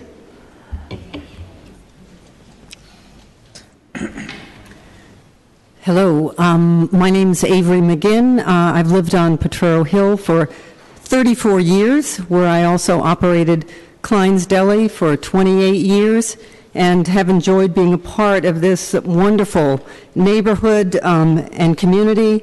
I've watched with dismay and increasing concern as project after project of large-scale condo developments have popped up in our neighborhood over the past couple of years. Save the Hill and Grow Potrero Responsibly, as coalitions of concerned neighbors, has devoted much energy and time to influencing the final design of the Corvan site out of concern for the character of our neighborhood. I'm grateful for their efforts, and I feel strongly that their voices, our voices, the people you're hearing here today, should be listened to, and our objections and recommendations be given their full due.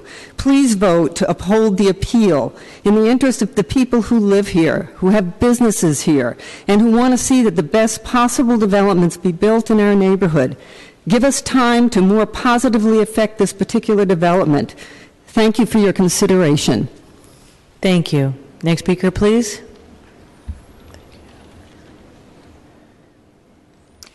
Good afternoon. My name is Linka Adams. I've been living on Potrero Hill for many years. I raised 2 daughters here.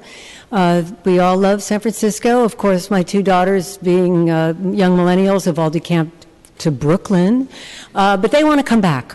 So I'm not against all of the housing that's being built. I really want my kids to be able to come back here, raise their families here, and be a part of San Francisco the way I have been.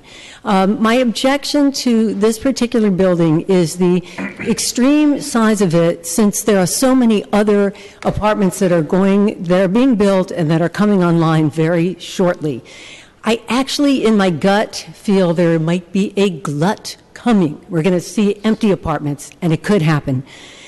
The proposal for the use of the sheds is something that has been very dear to my heart because of I'm an old hippie, so it's like recycle, use it again, do something good. A recent visit to the city of New Orleans is a place where this is going on en masse. They have done beautiful work with really old historic buildings and turned them into things that still reflect their city and show that their city has a culture that is unique to them. I am fearful that San Francisco, and particularly Potrero Hill, we are becoming a neighborhood of walls. It's a wall and a street and a wall and a street. And this does not make for good neighbors. This does not make for good neighborhoods. So I strongly encourage everyone to please relook at this, relook at the environmental statement, and make it smaller, make it better. Thank you. Next speaker, please.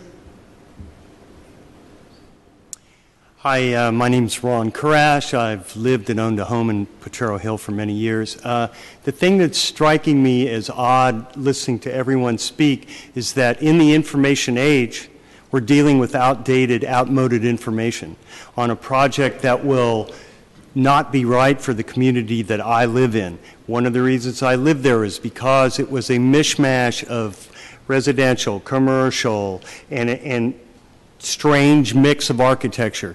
I urge you to relook at this. I think the plan that Save the Hill has come up with is something that will fit perfectly with this particular neighborhood. And without a new EIR, it seems absurd to me that anything could be approved by you, the Planning Commission, or anyone else. It's not 2012. It's not 2008. So let's just look at it again. Hopefully we'll get rid of all of that. Thanks. Thank you. Next speaker, please.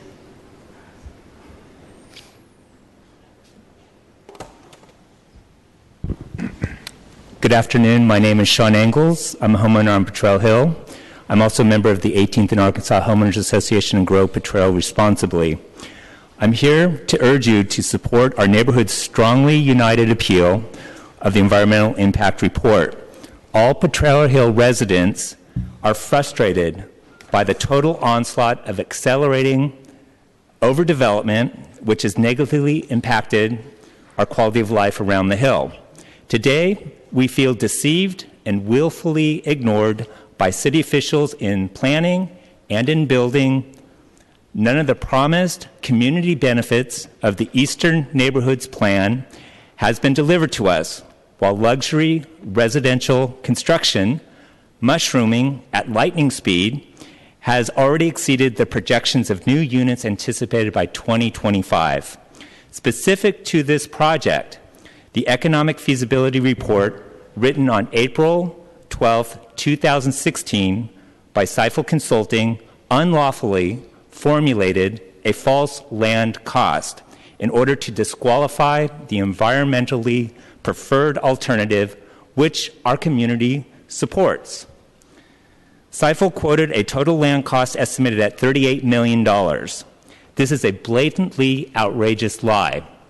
The true land acquisition cost was $12,475,000, as personally stated by the owner, who's here today, Josh Smith, under penalty of perjury in his deposition to the Supreme Court of California in San Francisco for case number CGC 07460994. The report inflated the cost by over 300% of the true land price. In summary, the economic feasibility analysis and report were not objective. The EIR is inaccurate. Therefore, we appeal it. And we also think these liars must be investigated and should be blacklisted from filing any future proposals for development. Here's a copy of the deposition if you have any questions. Thank you, sir. Next speaker, please. Jackie Barshak, Cultural Action Network. So I, as others here, urge the Board of Supervisors to grant the appeal of the EIR for this massive 395-unit, 3.5-acre project. The city has exceeded the development levels set in the Eastern Neighborhoods Plan with this project, and in doing so has failed to provide the promised community benefits. And these benefits include open space, and the city has really failed in providing this infrastructure to support this massive growth that the Coravan project will be. And I urge you to appeal the EIR on the basis of the traffic congestion that this will create all over Potrero Hill at multiple intersections. And there aren't even any viable mitigations that are mentioned in the present EIR. The EIR needs to be appealed. This is not 10 years ago, 5 years ago. It's 2016. There isn't enough transit to support this project either. The EIR claims that our neighborhood is transit-rich, but in fact, the neighborhood will be so overburdened by this massive growth, and there isn't enough public transit to support this. Finally, as others have said, this community-inspired lower density project has been proposed with a large arts and maker component. It's the so-called metal shed reuse alternative that you heard about, and it was identified as environmentally superior. But then it was deemed to be infeasible. Next speaker, Why? please. It was paid for by developers. Thank you, ma'am. I'm sorry, your time is up at this time. Thank you very much. Next speaker, please.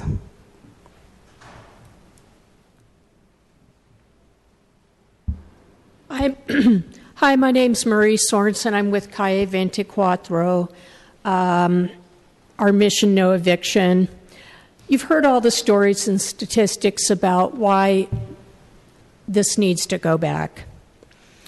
The fact is, I'm here before you because with this project and two others, we've lost over 275,000 square feet of PDR space.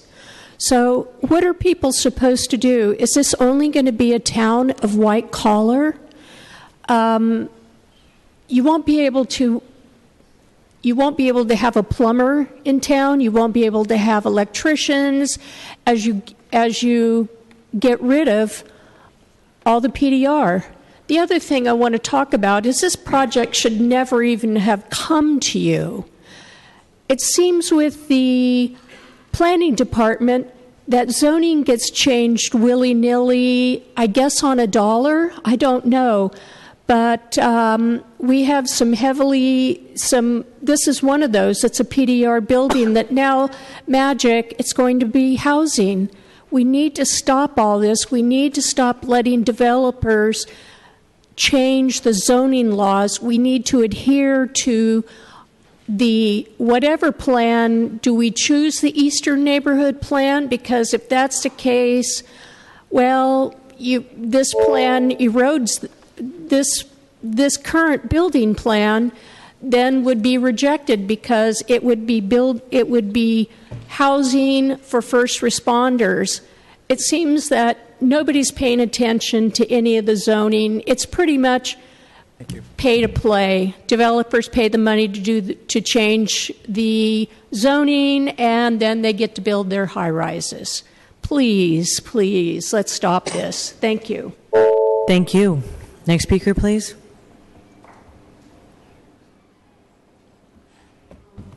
I just read somebody else's comment. Is it okay if I have a brief statement?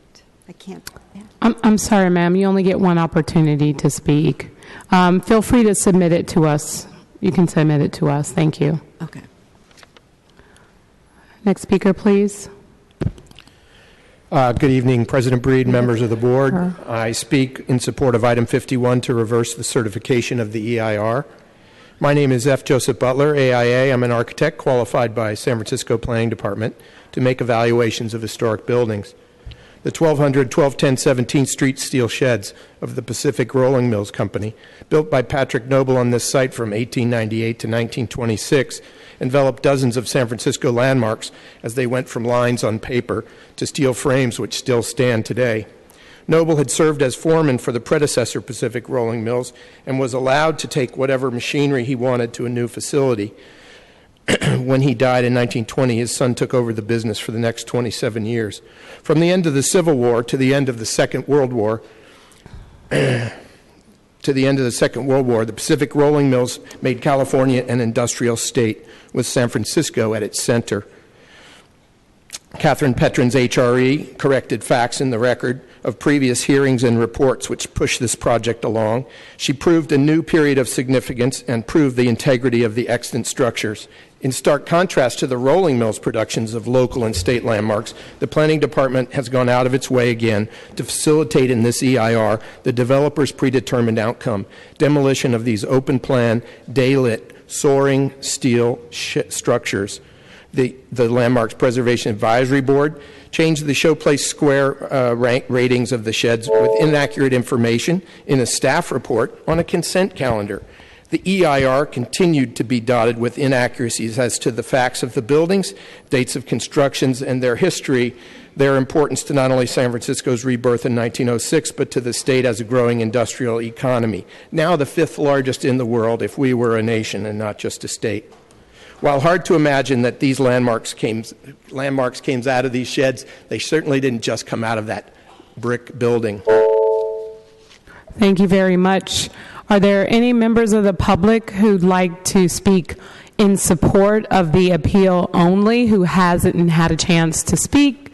Seeing none, public comment for that is closed.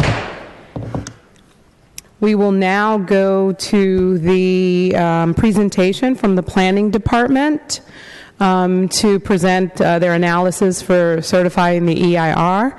You will have up to 10 minutes.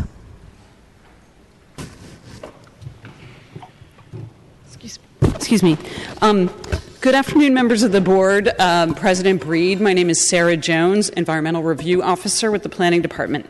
With me today is Chris Thomas, environmental planner for the project, as well as Wade Whitgreff, who supervised the environmental review. There's also staff from other divisions of the Planning Department, as well as from SFMTA in case questions arise about issues related to their expertise.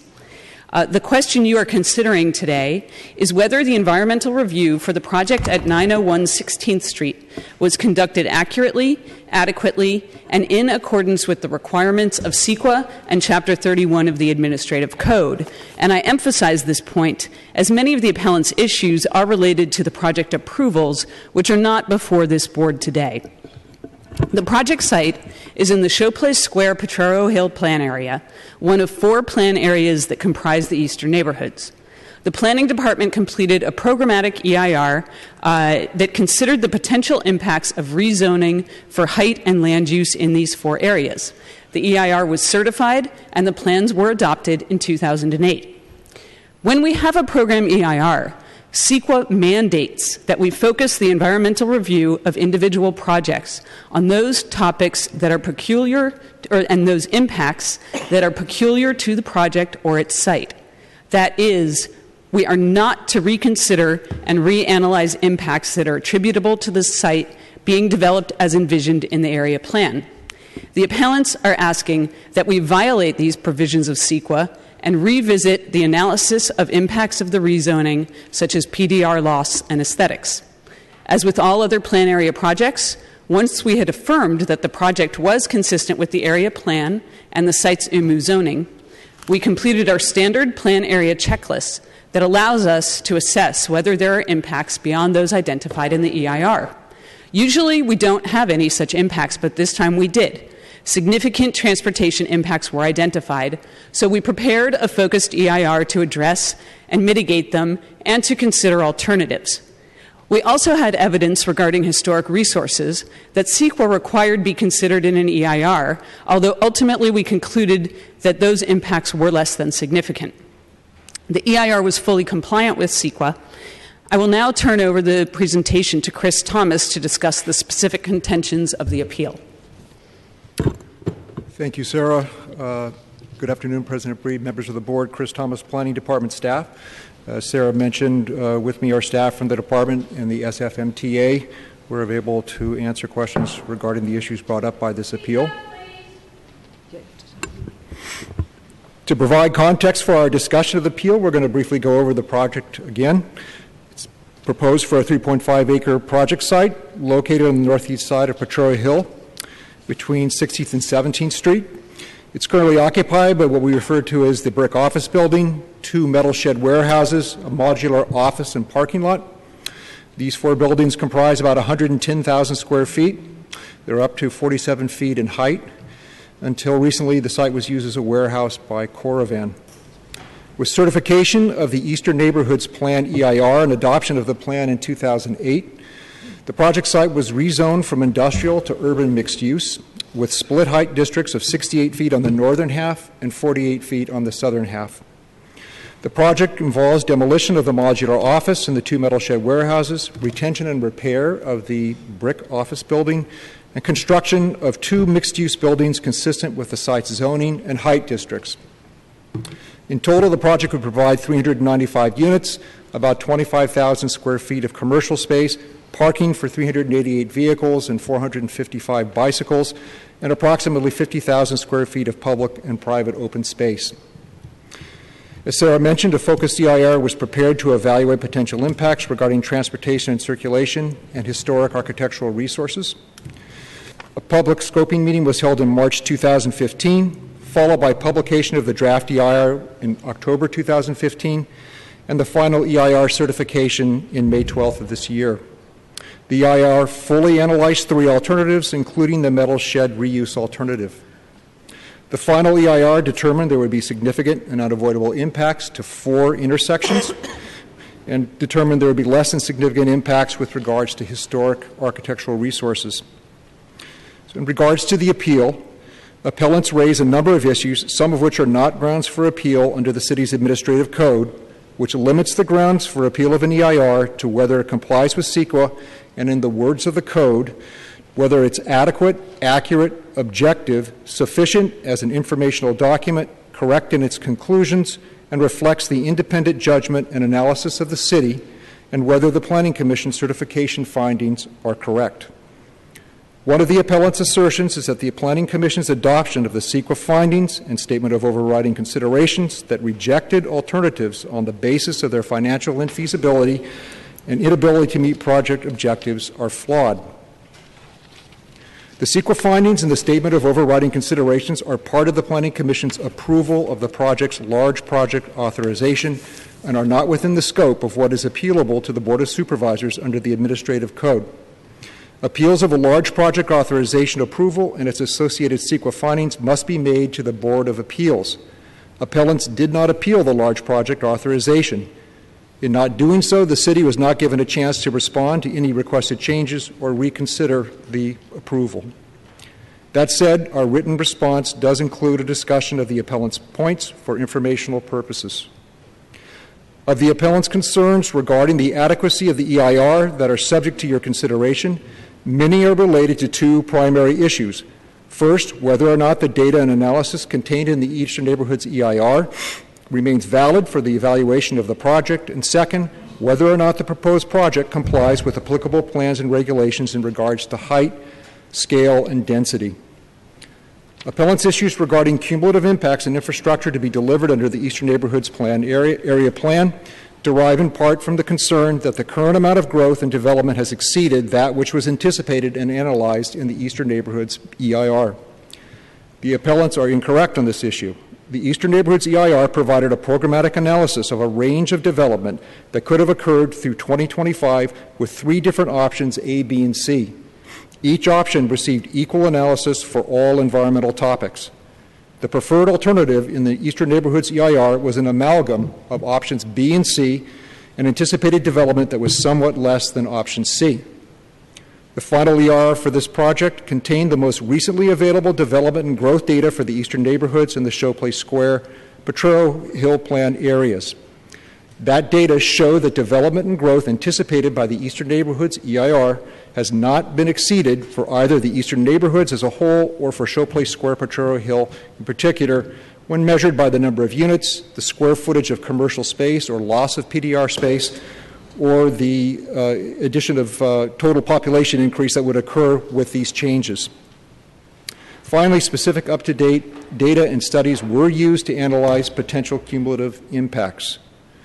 To conclude on this first issue, the environmental analysis for this project properly relied upon the Eastern Neighborhoods EIR for those impacts that were not project-specific.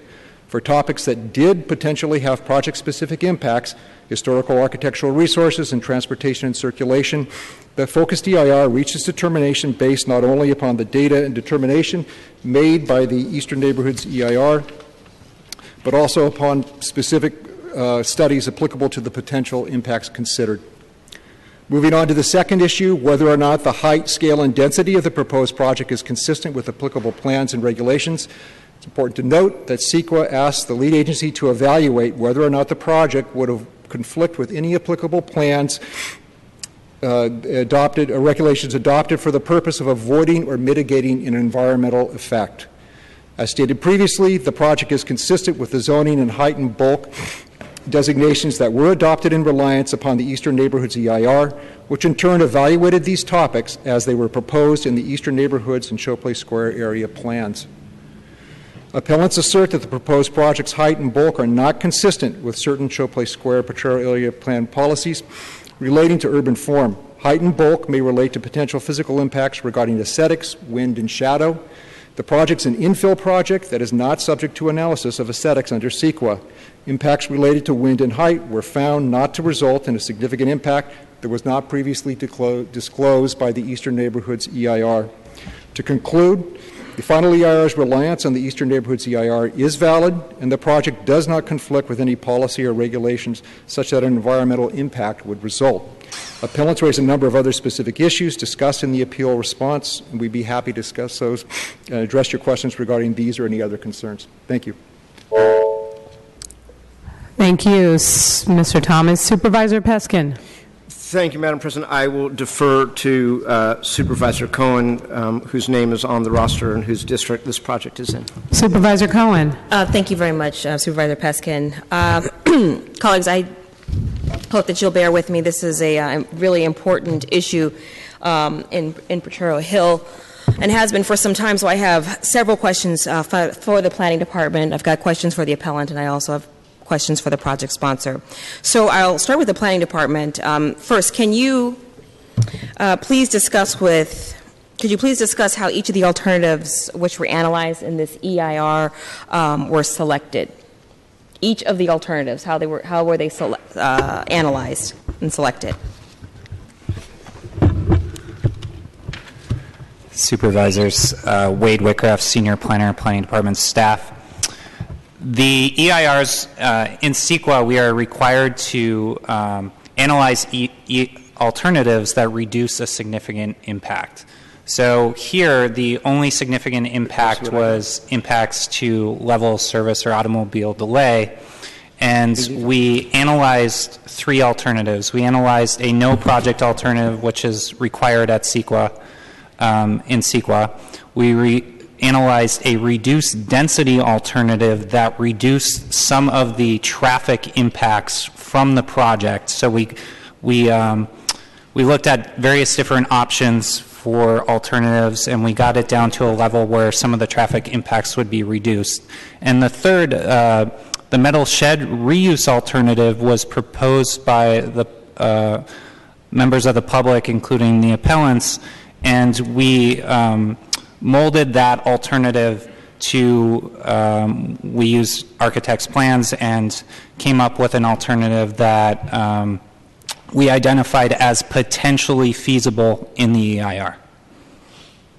Okay, thank you. So the appellants contend that the alternatives analysis, particularly those that deal with the traffic counts, assigned to the different land uses, were unfairly burdened the alternatives in the EIR, making them less attractive.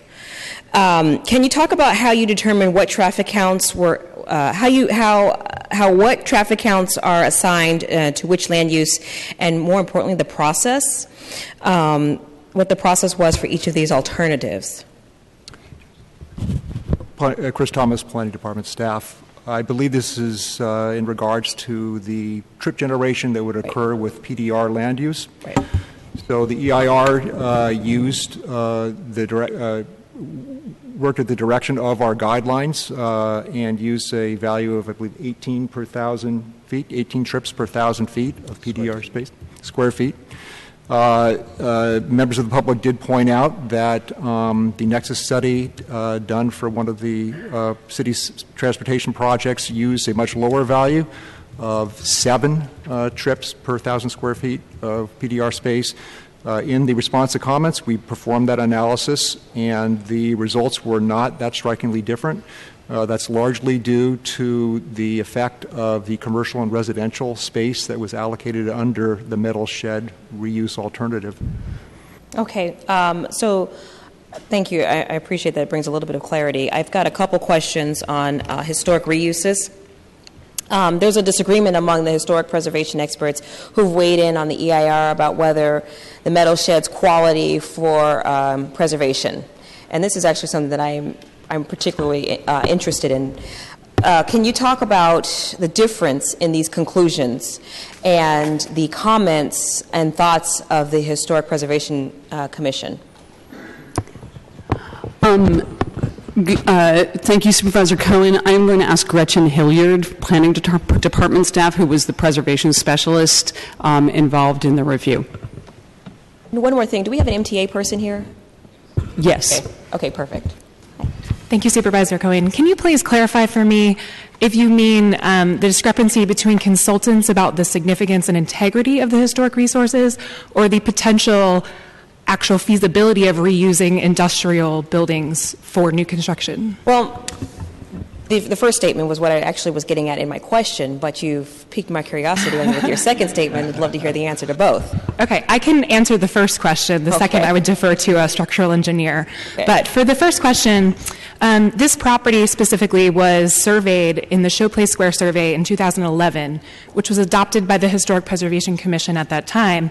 And at the time of adoption, the question was brought up about these specific sheds on the property. And consultant reports were conducted to provide more information to the commission and staff in order to allow them a more robust study than was done for many other properties in the survey, to provide information about the history of the site. And the reports concluded and staff concurred that although the site is significant for its association with the Pacific Rolling Mill, that there was not sufficient historic fabric remaining for the industrial buildings on the site to convey that significance, which is that's a two-part process we must look at for determining historic resources. Do they have significance and do they have integrity? And so there were some significant alterations made to the property in 1946 and 47, which were major alterations to convert the property from a steel fabrication site for actual, moving steel beams and girders throughout the site to when it was purchased and reused as a glass warehouse for a glass company. And the property was, I think there was the equivalent of $1.5 million worth of alterations that were made at that time in today's dollars to enclose the metal sheds that used to be open on the sides to allow for steel to move throughout the site. And there were many alterations to the exterior facades of the building, including, covering up windows, changing and putting in new door openings, and things that we feel changed the appearance of the building such that they no longer looked like they were part of a steel fabrication site as a whole, including, shutting down the rail service that used to extend through the site and other functions that would have been part of that early history. That issue was concluded by the Preservation Commission, and they deemed the one building on site, the brick warehouse, to be significant and to have integrity and therefore be an eligible historic resource. The remaining buildings were not. We re-examined that question in the EIR because there was evidence submitted by as part of the scoping process. So we did re-examine that issue. We reviewed all reports produced to date, including a consultant report provided by Save the Hill through Catherine Petrin, who is a consultant. We considered all of the evidence, and we concluded the same result that the HPC had agreed to in 2011. Okay. So how does CEQA deal with the difference of opinions among the experts? What CEQA says is that if there is a difference of opinion among experts, that's one of the situations that compels you to do an environmental impact report versus a different kind of document. So that was our reason for treating the historic resources issue in the EIR, even though it wasn't, even though we had already we were concluding based on our analysis that there wasn't a significant impact. So we followed what CEQA said and treated it in the context of the EIR. But when there's a difference of opinion, you don't have to conclude that the other opinion, or that there is in the end a significant impact, and the consideration goes to the lead agency's expertise. So if the consideration goes to the lead agency's expertise, okay, what is the standard by which the decision must be based on? I'll pass it over to Marlena Byrne, Deputy City Attorney, to discuss the issues of CEQA law. The standard, that would be helpful. Thank you. Deputy City Attorney Marlena Byrne, through the President. The standard that CEQA requires you to look at when you've gotten to the step of doing an EIR is whether there is substantial evidence in the record to support the Planning Commission's and now this board's conclusions with regard to the experts. So even if there is substantial evidence in the record to support the experts' conclusion that this is a resource, as long as there's also substantial evidence in the record to support the Planning Commission's conclusion that the property is not a historic resource, then the board can rely on that. Okay. So thank you, Ms. Burns. I have another question. This is about the cumulative impacts. The appellants contend that the eastern neighborhoods have experienced an unanticipated, unprecedented level of development. Can you please begin to walk us through the number of units that was approved, in the Eastern Neighborhoods EIR and where we are in terms of approving projects today? And then I guess the follow-up question is really, have we hit that threshold? Because I think that's the crux of some of the arguments that I'm hearing in the appellants. Have we hit the threshold analyzed in the Eastern Neighborhoods EIR? Supervisors, through the chair, Wade Wyckoff, Planning Department. First, I'm sorry, can you repeat your name and your position? Yes. Wade Wyckoff, Senior Planner, Planning Department. Thank you. Before we get to the data part of this, I just want to clarify something about what the Eastern Neighborhoods EIR said about numbers and how we use those numbers.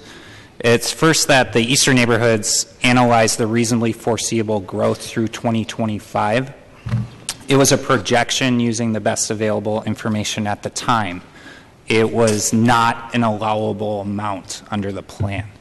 The intent was that decision makers like yourselves understood the amount of growth that could occur through 2025 and the associated environmental impacts with them.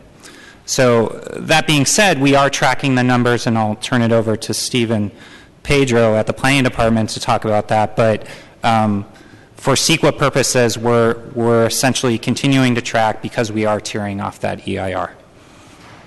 Good evening, Supervisor. Steve Wertheim, Planning Department staff. I'm going to walk through a table, but if it's easier to put it on the overhead, I'm happy to do that as well. You should put it on the overhead so everyone be able to see it. Thank you. Okay.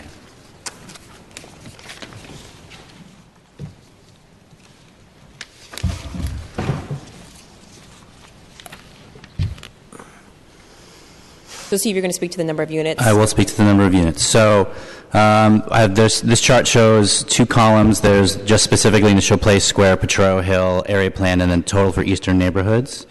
The data is as of July 1st of this year, and the data reflects projects reliant upon the Eastern Neighborhoods EIR. That's a critical reference point. There's other large projects in the Eastern Neighborhoods, like the Potrero Annex, like Pier 70, that don't rely on the Eastern Neighborhoods EIR. They're doing their own EIR. So to the question of this EIR, this is the Eastern Neighborhoods EIR.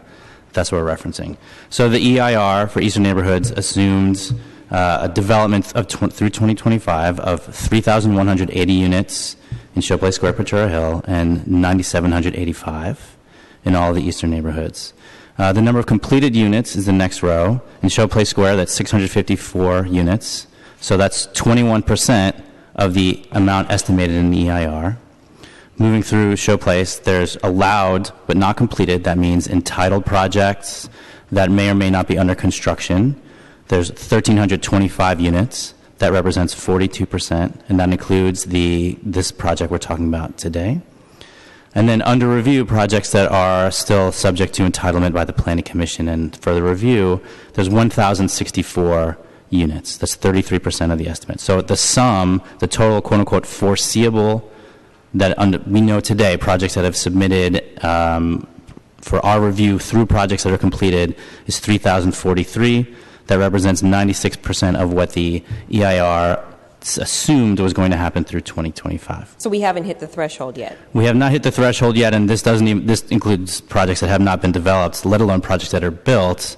And in the conversation about delivery of public benefits, for example, those are meant to serve the people who are on the ground, and so only 21% of the units anticipated have been built, given that we're 50% or so through the Eastern Neighborhoods plan between 2008 and 2025.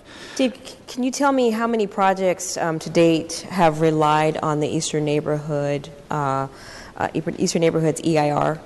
I cannot. Do one of you know the number of projects?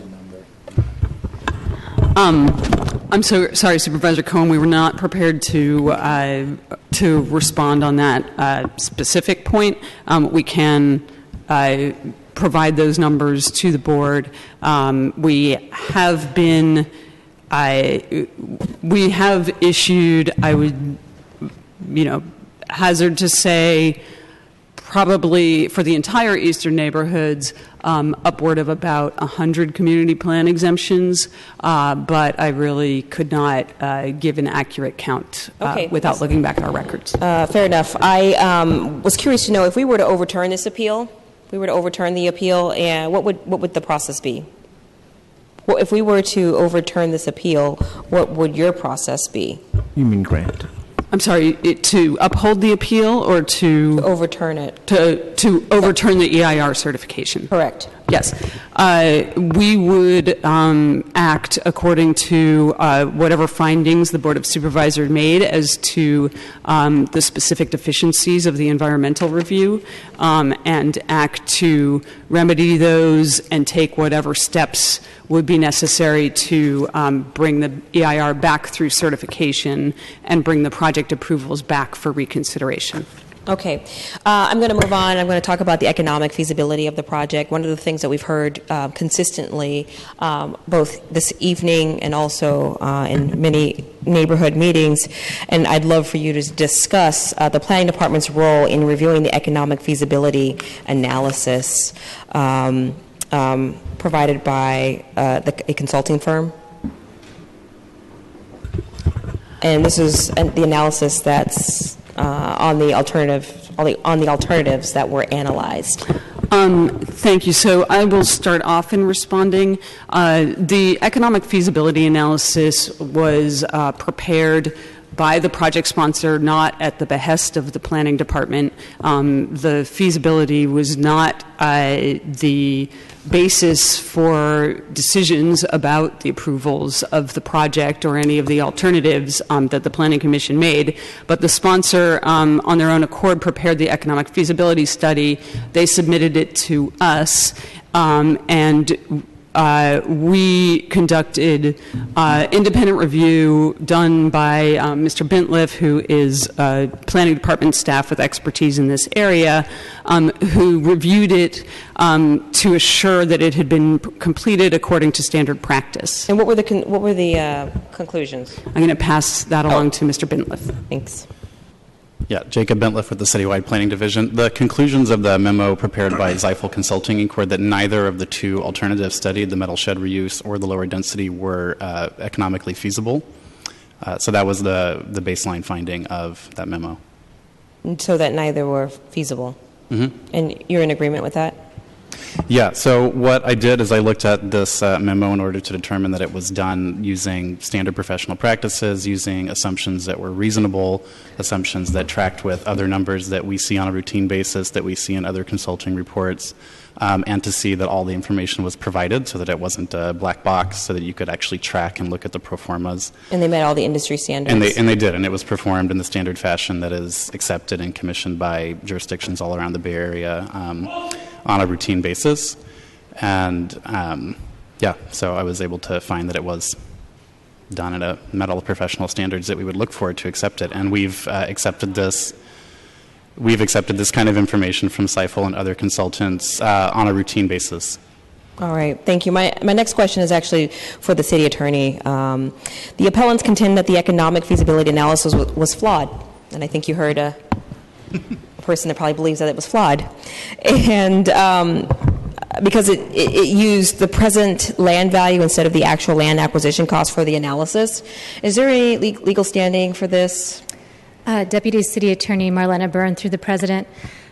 I think I want to address one point and then more directly the point about the land value question. The first point that I want to address is that the alternatives feasibility study that's being raised and discussed right now was actually part of the Planning Commission's decision-making around approving the project. So the CEQA findings that are being discussed were actually the CEQA approval findings for the project, not the certification findings. What's before this board today is the certification of the EIR, not the project approvals. So there's two different, slightly different standards for looking at alternatives, depending on whether you're looking at whether an EIR's analysis is adequate versus whether you're going to reject an alternative to a project through the process of approving the proposed project. Well, maybe I can rephrase the question. So are you able to discuss what role the economic analysis has in the CEQA appeal before the board, and whether using present land value is the appropriate standard? So the board is looking at today whether the alternatives analysis provided a reasonable range of potentially feasible alternatives to the project under consideration, such that the project approval decision maker, who in this instance was the Planning Commission, had enough options to look at. And in that consideration, the EIR actually did not reject any of the four alternatives discussed as, or the three alternatives discussed rather, as infeasible. It looked at as potentially feasible this metal shed alternative, the so-called preservation alternative, the reduced density alternative, and then the no project alternative is required under CEQA.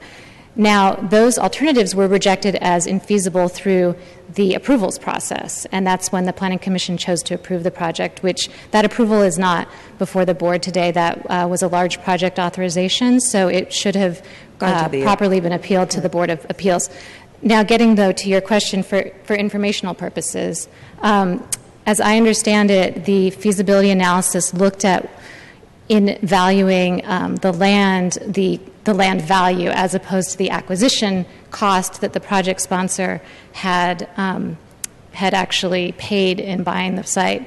And there is a somewhat analogous case that recently came out that concerned Steve Jobs' house, actually in Palo Alto, where it was argued that Steve Jobs should have preserved his house in Palo Alto instead of demolishing it because he had the money to do so, and that it shouldn't have been seen as economically infeasible to preserve this house because it was Steve Jobs, so of course he has enough money to do that.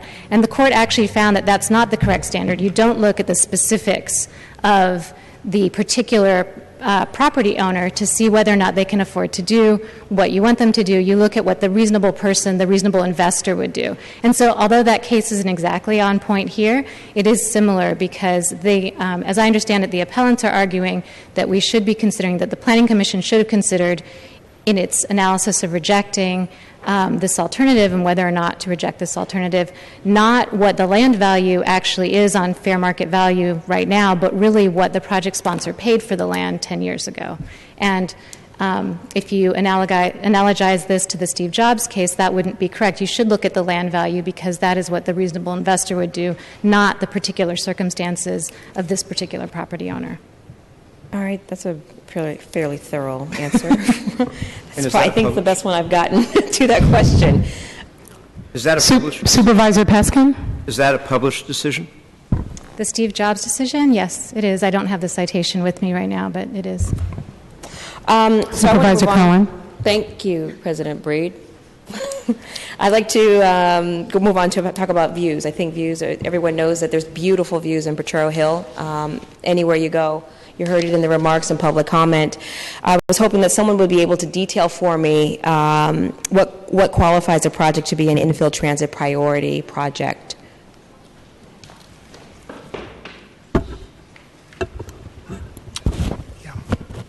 There are three criteria by which a project can qualify as an infill project. PRC 21099D, I believe, is how it's defined. And the three criteria are that it's surrounded by urban use, the project is an employment or commercial use, and the third, and proximity to transit. Those are the three criteria. One more time, a little bit louder. We're trying to turn up your volume. There was three. That's right. So an infill project is defined as a project that is surrounded by urban uses. It has proximity to transit, and transit that meets a certain headway standard, and also is an employment project or a residential project. Okay. Thank you. Question about height and bulk, another touchy topic.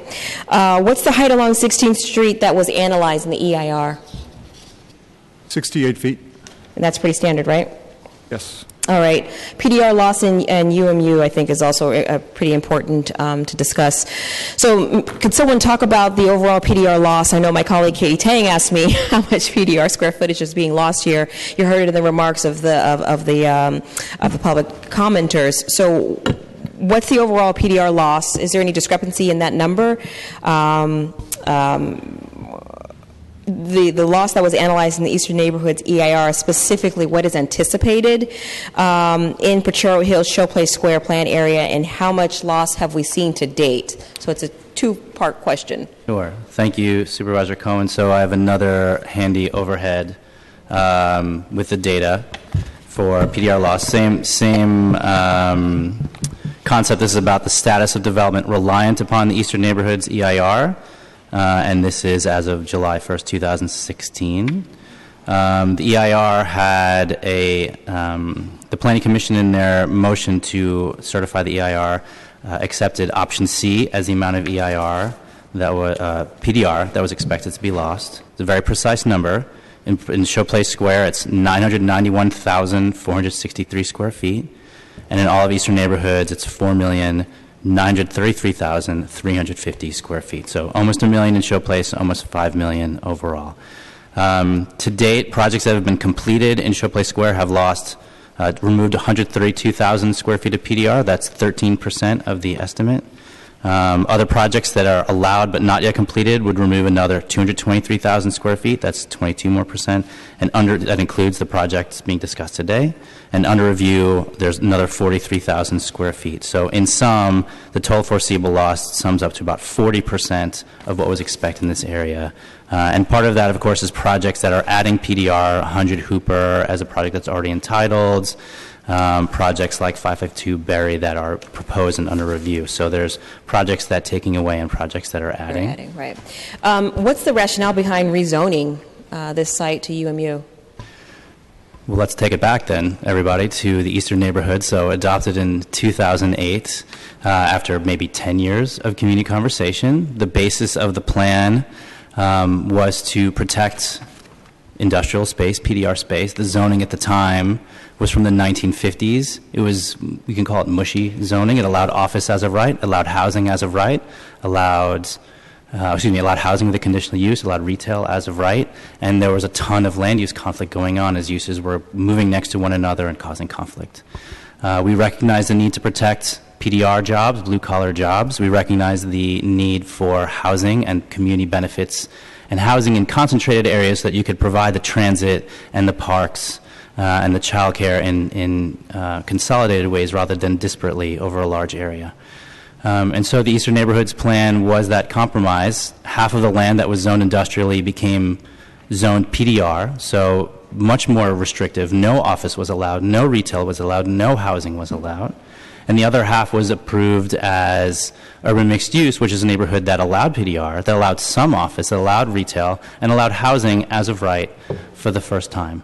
And also generated from the housing units a higher percentage of affordable housing than required elsewhere in the city. And also generated public benefits through an Eastern Neighborhoods impact fee that was brand new, of which we've generated over $50 million to date of revenue that would not have been generated without the plan. We could go on and on, but if you have other questions about that, I'm happy to discuss. I think I'm okay with that. I'm sorry, Supervisor Cohen, I do want to add with regard to the PDR loss. Okay. As Steve mentioned, this is an issue that does harken back to the rezoning under the Eastern Neighborhoods. The Eastern Neighborhoods EIR concluded that PDR loss would be a significant impact under 2 of the 3 alternatives studied, as well as, interestingly, under the no project alternative. That is, if the area had not been rezoned, there was still projected to be a substantial amount of PDR loss happening. So from a CEQA standpoint, that's an impact that was identified in the Eastern Neighborhoods EIR. We recognized that this project, in the environmental review for 90116th, we recognized this project was contributing significantly to that already disclosed, already analyzed significant impact. So this is an issue that's one of those topics that it pertains to the area plan analysis rather than this project. So sticking with the area plan, with just the area plan in general, how many projects have been built in this area plan? How many projects have been built? And maybe you could explain the difference between the projects. Steve Worth, I'm Planning Department staff. Again, I'm not sure we know exactly, Pedro, do we know exactly which projects or how many? I think we have the sum total of how many? It's about 150 for all of the eastern neighborhoods. I don't know exactly how many. Okay, so Okay, I need you to come to repeat, the mic. my colleague said it's about 150 projects overall in the eastern neighborhoods.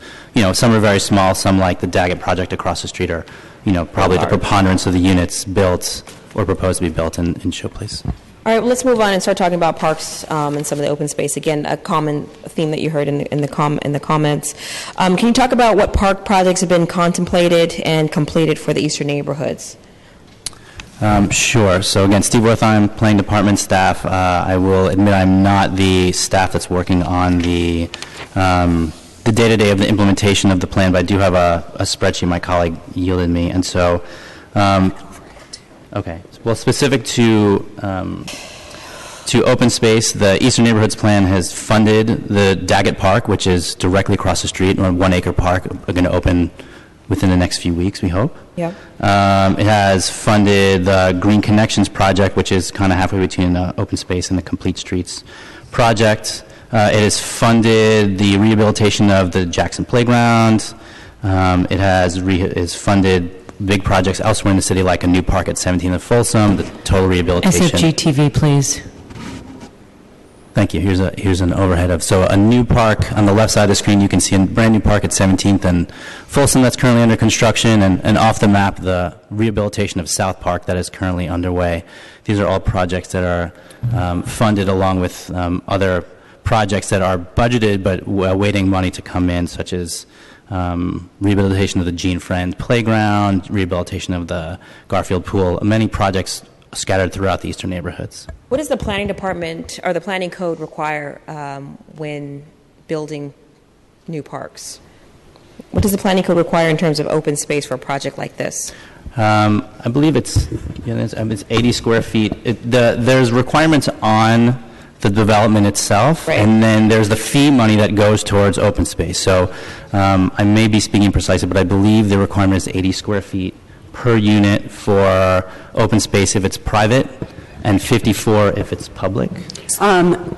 Actually, if I could clarify, sure. Those numbers that Mr. Wertheim was mentioning have to do with the amount of open space that needs to be provided by the project sponsor on the project site, the proposed project, and there's a distinction made between individually accessible only to a certain unit versus accessible to all of the occupants of the project. The publicly accessible parks and open space are above and beyond those private on-site open space requirements. So I'm glad you asked. That was my follow-up question. I don't know if maybe if you can quantify that. What's the project proposing to provide? I can always ask the project sponsor when we get to that portion of the hearing, if you don't know.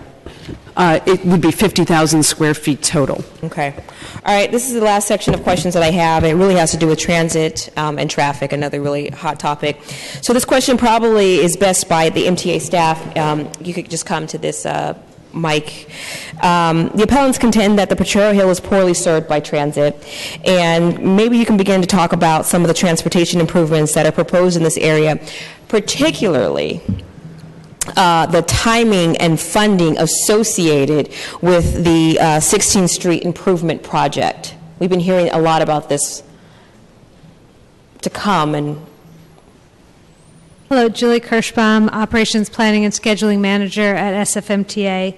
I am very excited about the transit investments that we've made within the last 2 years, plus the work that is coming. Within the last 2 years, as part of our 10% service increase, we launched the 55 16th Street, which is a new line serving this area, providing access to BART and making connections into Mission Bay. We have also increased frequency on the 22 Fillmore, and we have both extended the hours of the 10 Townsend, so we've made it an 18-hour service. It used to end around 7 p.m., and we've increased the frequency from every 20 minutes to every 15 minutes. Okay. We're also working on capital investments, as you alluded to. So our board has already approved transit-only lanes and other transit priority features for 16th Street, which is essentially like a BRT, bus rapid transit style investment. We are working towards getting some of the low-cost pieces of that on the ground by 2017. And the full project, which includes dedicated transit lanes through Potrero Hill and the extension of the 22 Fillmore, which requires overhead work, into Mission Bay by January of 2020. That is a fully funded project. It is one that is already completed its preliminary engineering and MTA approvals. It's a project that we're very excited about, and it's a project that benefits part of its funding plan comes from Eastern Neighborhoods money, about 30% of it. We also have within a 10-minute walk of the site the T3rd, which will include much more frequent service as well as connections to Market Street and Chinatown. So I do believe this is a transit-rich area. We are always working to make improvements, and to that end, we've been working over the last 6 months with community leaders in the Dog Patch, in Potrero Hill, and in Mission Bay to try to identify additional service opportunities, and we plan to have more public dialogue over the next year on that topic. All right. The appellant contends that the traffic analysis for the project is incomplete, largely because it relies on assumptions before the UCSF hospital opened, and it didn't include an analysis of the impacts of the possible proposal or tear down of 280. Are there any items that the department, are these items that the department has analyzed? I'm going to turn to Wade on that one. Okay. Supervisor Cohen, Wade Wyckoff, Planning Department staff. The original analysis that when this project started, was we took counts in 2012 because that's when the project first filed an application. We took counts again in 2014 at a select few intersections, and then we, between the draft EIR and the response to comments document, we took counts again at select intersections in 2015. And this was, I believe, 8 to 10 months after the hospital had opened in Mission Bay.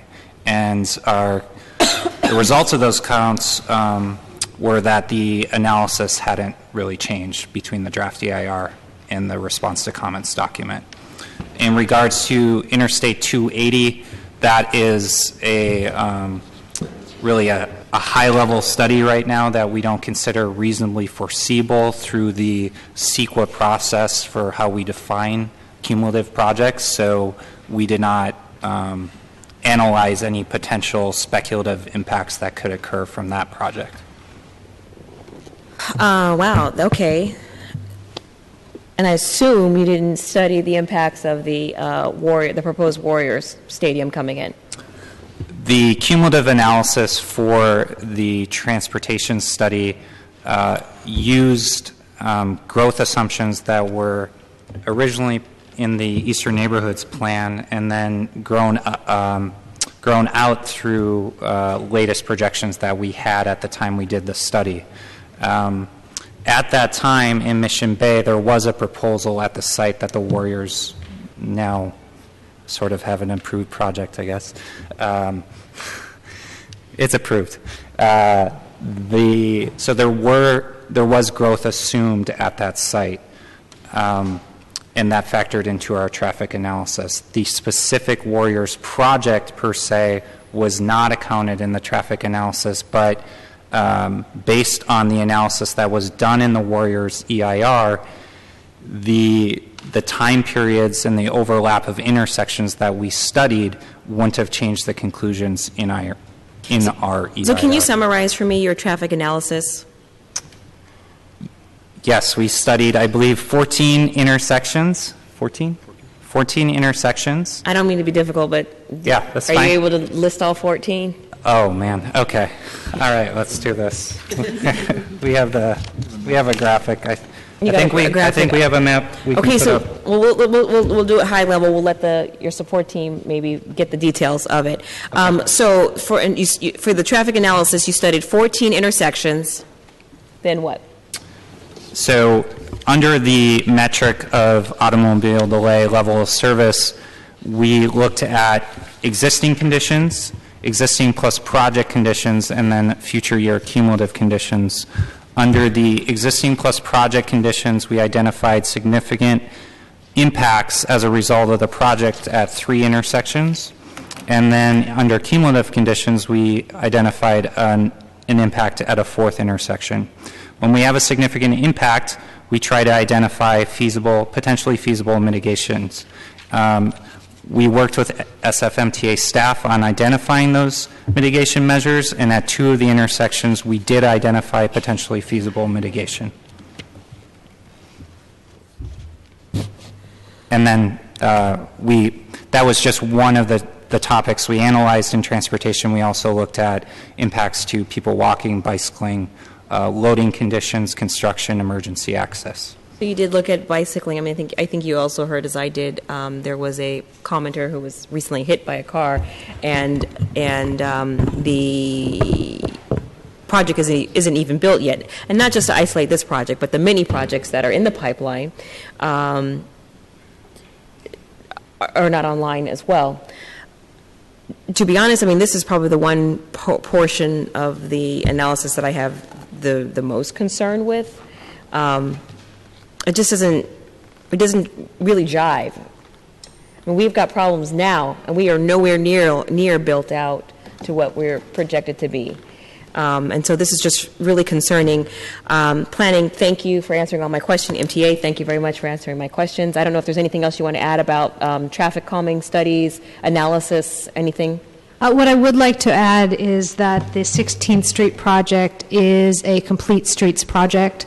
So in addition to transit safety and reliability investments on 16th Street, it also includes pedestrian safety investments, including new traffic signals to make it easier to cross at unsignalized intersections, shorter crossing distances, and it also includes an investment in bicycling on 17th Street, including new transit lanes. Okay, but I think, to be fair, I think 16th is just like, although it's getting a significant amount of improvements, and we are grateful to have those improvements, it's just one street in the Potrero Hill, Showplace Square planned area. When you go into this area now, there is real congestion around the design center, around the roundabout, getting onto the freeway, what is that, Mariposa, getting on to 280. And you know, the analysis doesn't, it's almost silent on the possible tearing down of the freeway and what that impact will be. So this is just, you know, I'm going to pause here. Thank you for allowing me an opportunity to ask these questions. Colleagues, thank you for allowing me the space to raise these very important issues. I think Supervisor Peskin has a few issues. I don't know if I have left anything unturned, but maybe we can follow up. Thank you, Madam President. Thank you. Supervisor Peskin? Thank you, Madam President. And indeed, Supervisor Cohen asked many of the questions that I was curious about, which will help reduce my questions by quite a bit. So one is really just around an issue of fact, which is in the Planning Department's memorandum to the Board of July 18th, responding to the appellant's letter of July 15th, I think it was. There is an attachment in Attachment A, which is one of the supporters of the appellant's letter, that actually includes a chart of all of the approved projects and completed projects, what I guess you would call foreseeable projects. And while they agree with the 3,180 number, which is what was analyzed for Showplace Potrero in the 2008 EIR, there is a relatively large discrepancy, or there is a discrepancy as to what they say was actually completed and approved in the pipeline. The number that is in that document is 3,315. which is more than 3,180. Your number, I think, was 3,043. So one is just an issue of fact that I would like to resolve. In the same chart, by the way, they show a total loss of PDR of 823,760 square feet, which does not obviously hit the 991,463 square feet that was the preferred alternative in the EIR to be completed by 2025, but your number is about half that. So I just wanted to try to understand why your sets of numbers are different. Theirs is in actually great detail, project by project, with approval dates and unit counts, and yours was just a kind of amalgamated number. And insofar as you include that in your attachment, has there been any analysis as to whether or not their numbers are valid? I'm not saying that you don't know what you've approved, but I'd like to resolve that issue of fact. Steve Rothheim, Planning Department staff. Can you give us a couple minutes to look at I have not seen this list, and so I'll go through with our data team and see where the discrepancies might lie. Okay. Thank you. And then let me kind of make some kind of high-level observations that maybe transcend this particular project, and I think I was the only person on the board at the time that presided over the 2008, or actually for many, many years, was involved with, and in 2008 was both on the Land Use Committee and served in the position that President Breed serves in now, and certainly understood the very complicated, massive trade-offs that we were making in all of the plan areas. And what I think Mr. Wertheim said is absolutely right. The industrial M1, M2 zoning allowed all sorts of things that would have fundamentally changed that neighborhood. And I think the no project alternative in that 2008 EIR was a correct analysis. And there may be, in some ways, what we are discussing here today through this project is looking back now, getting on to a decade later, as growth happened actually much faster than any of us anticipated. And so it raises some questions that are implicated in this EIR insofar as this EIR tears off the 2008 EIR, but it makes me want to raise some questions, which is, regardless of the number discrepancy, if we're at 3,043 units, we are damn close to 3,180 units, or if we're at 3,315 units, we're already past what we analyzed, or we're about to hit that ceiling. So, assuming for the sake of discussion that your numbers are right and that we're at 3,043, we are darn close to what was analyzed for the Showplace Potrero plan in that 2008 EIR. What happens when we get the next appeal of a 400-unit project? That clearly will take us past 3180. What does Ms. Jones say then?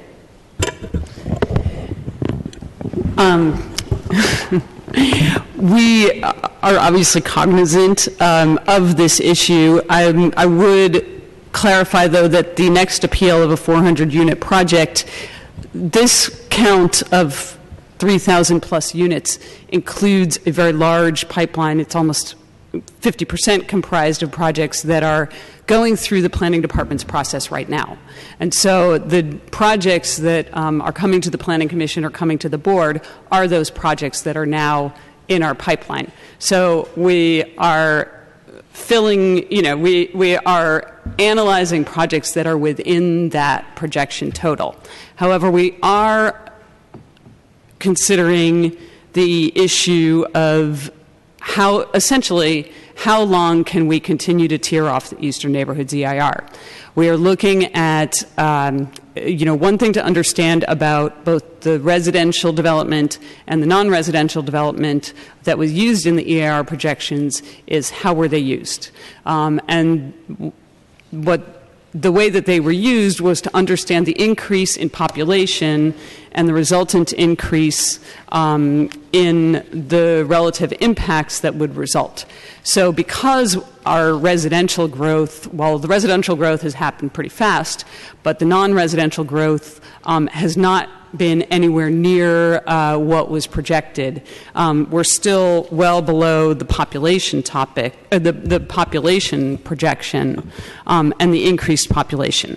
So that's the first part of the answer. The second part of the answer is that obviously residential development does have some different types of impacts than non-residential development. So you can't just say for every topic area, all we are looking at is how many extra bodies are hanging around. The specific topics that you'd have to look at a little bit differently with regard to residential development certainly would have to do with services and utilities, parks, wastewater, those kinds of issues. We have updated our analysis to recognize the changes that have occurred since 2008. We work with PUC, we are working with Rec Park. There's been a lot of progress and change in those areas, and attention to serving what's going on. So we have updated our analysis. As Mr. Whitgreff mentioned, we have also updated the analysis for issues like transportation. So we are incorporating new data into our analysis in order to reach these conclusions about the impacts. Ultimately, at some point, we will reach the point where we are not able to conclude that the impacts of a project are covered within the analysis done for the Eastern Neighborhoods EIR. And that at that point, we will not continue to do community plan exemption analyses for those projects.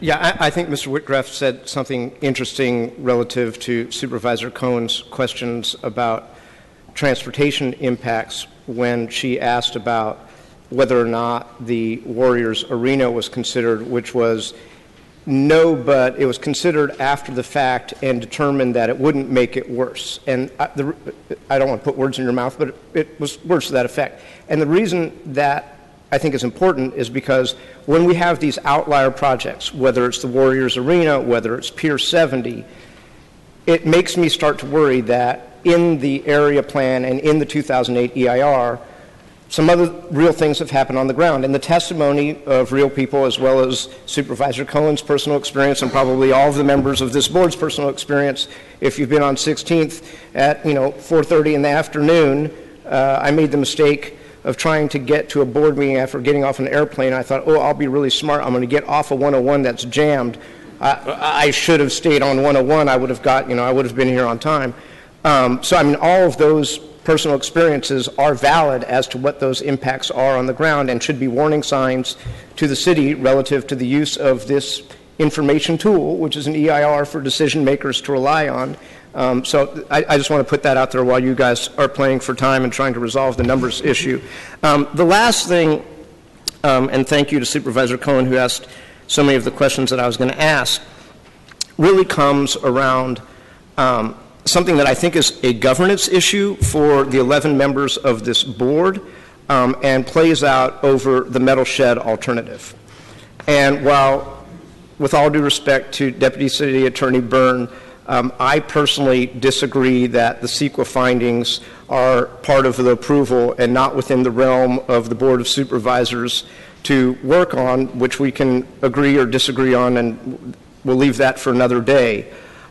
I believe that the EIR has a problem, which is to the extent that staff in the EIR includes an alternative and says it's feasible, but as part of the project approvals, with information that came later, it is determined that it is infeasible because of this economic analysis that was not a part of the EIR.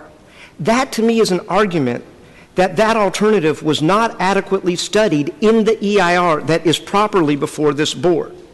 I believe the findings are actually properly before this board and didn't need to be appealed to the Board of Appeals as part of the LPA, but John Givner and I will argue about that over the next 5 or 6 years. But as to the fact that the Planning Commission made a determination that it was not economically feasible, that on its face, to me, is a sign that the Planning Commission said that your EIR was flawed, if you can follow that logic. Anyway, I will wait to hear about the factual dispute, and that is the end of my questions. You can answer it if you want, Ms. Jones. I mean, it wasn't a question, it was a statement, but you're welcome to jump in if you would like to put something on for the record, because I have the sneaking suspicion, given the volume of work that the appellants have put into this, that this will not be the last stop in this odyssey.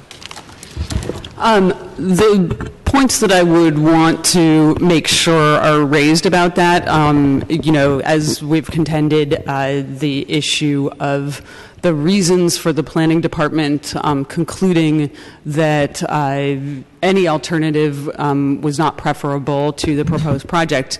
I think that the questions around the project sponsor's choice not to pursue the metal shed alternative would, best be posed to the project sponsor. But the economic feasibility, although that has been raised by the appellant as the reason that the metal shed reuse alternative was rejected, was not the basis for the Planning Commission's findings. The basis for their findings had to do with essentially the ability of the project to meet the city's objectives, one of which had to do with provision of housing at this point in time. And the metal shed reuse alternative would have substantially less housing, and that was the primary basis for the Planning Commission's rejection of the alternative. And I will leave it at that. Thank you.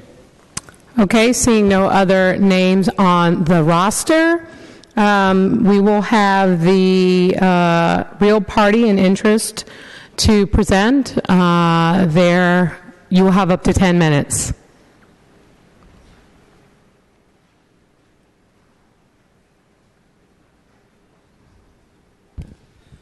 Good evening, President Breed and supervisors. I'm Steve Vettel with Farrell, Brown & Martell, here on behalf of Josh Smith, the project sponsor. As we've discussed, the project proposes to construct a 6-story building on 16th Street and a separate 4-story building on 17th Street. It rehabilitates the historic Pacific Rolling Mill Company brick office building. There's 395 family-friendly units, including 22 3-bedroom units and 146 2-bedroom units. A secure children's play area is planned, and 25,000 square feet of ground floor retail space, a true mixed-use project. Throughout the entitlement process, Josh has engaged with organizations and neighbors on Potrero Hill. We attached to our brief a summary of that outreach and copies of many letters of support. The project proposes a number of additional community benefits beyond those required by the Eastern Neighborhoods Plan. There are on-site BMR units and an almost $10 million payment to the city's Affordable Housing Fund. There's 10 car share spaces and over 500 bike parking spaces. There's a landscape mid-block pedestrian alley connecting 16th and 17th Streets that will be publicly accessible 24/7. Josh is making a $1 million donation to the Friends of Jackson Playground.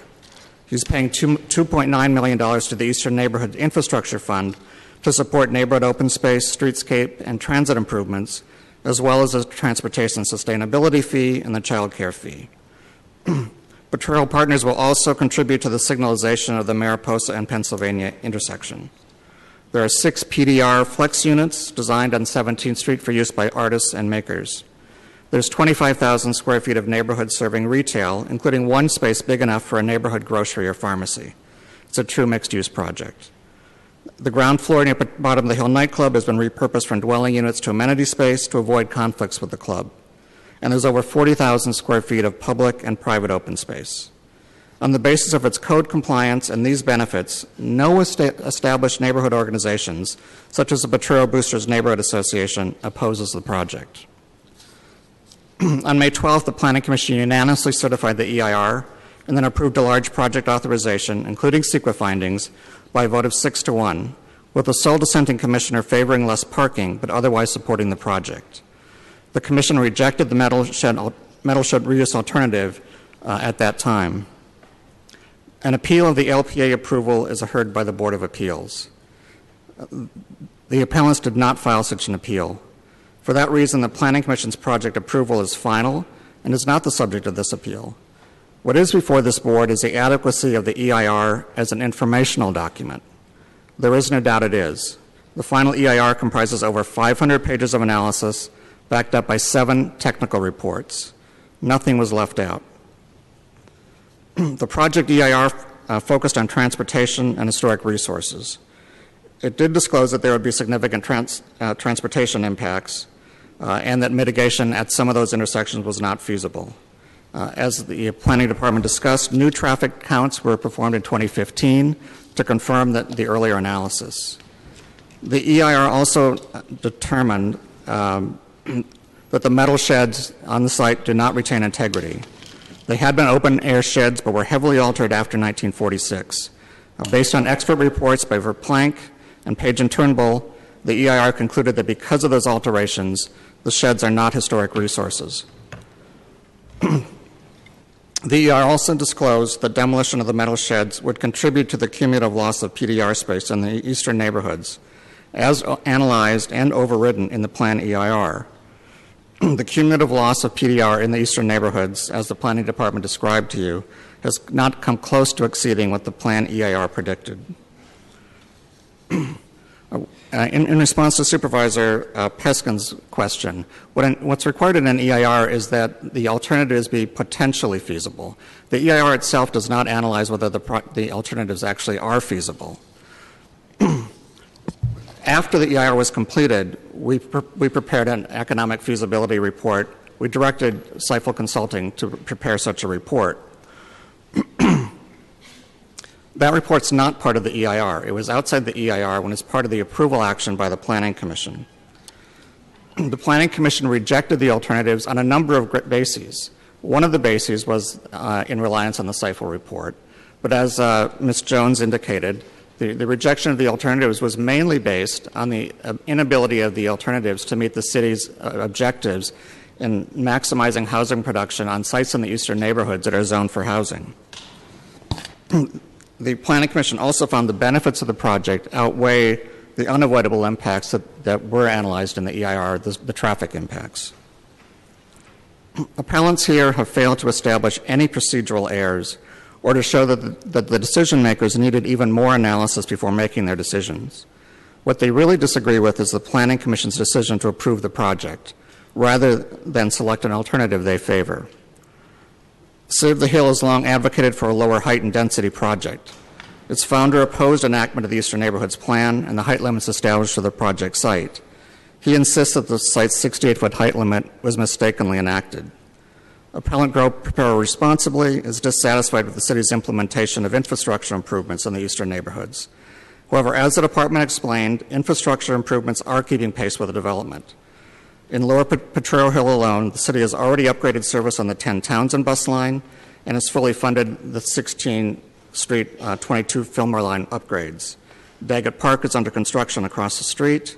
In Mission Bay, Mariposa Park will be open next month, and the Owen Street extension, which will divert I-80 bound traffic off of Potrero Hill, is scheduled to open in October. The Central Freeway will dramatically improve service on the T line in 2019. At the same time, the only major residential project in Showplace Square that has been completed is the Potrero 1010 project, which has over 400 units, such that the infrastructure is being developed along with development, as contemplated by the plan. As the department also explained in detail, the Eastern Neighborhoods EIR is not stale. The growth that has occurred has been planned for, and the effects of that growth were anticipated and analyzed in the EIR. The EIR is only 8 years old and is not out of date in its cumulative development projections, particularly given the absence of any development during the 2008 to 2011 recession. To conclude, the project EIR is adequate and complete. The Planning Commission was fully apprised of the project impacts and benefits when it made its decision. Appellants disagree with the Planning Department's project approval, but to date have not articulated any reason why even more analysis is needed to further inform the city's decision makers. Appellants' real disagreement is with the Planning Commission's LPA approval, but no appeal of an LPA was filed with the Board of Appeals, the body that has jurisdiction. What is before this board is the adequacy and completeness of the EIR. Under any objective analysis, the EIR is more than adequate to inform decision makers. On behalf of Josh Smith, I urge you to reject this appeal. Thank you. Thank you. And with that, I will open it up to public comment for those members of the public who'd like to speak in support of the project. You will have up to 2 minutes each. First speaker, please. Hi, my name is Susan Eslick. I'm a Dogpatch resident, board member of the Green Benefit District, and an active community member. I've attended most every presentation from the project sponsor over the past 10 years. The developer has listened to the community feedback and concerns throughout the design process like no other developer I've worked with. The design is a stunning, family-friendly, mixed-use project that is completely code compliant. No extra height, density, or change in use is being asked for. Additionally, the project preserves, restores, and repurposes the historic brick office building at the corner of 17th Street and Texas Street into a very engaging and sophisticated retail space.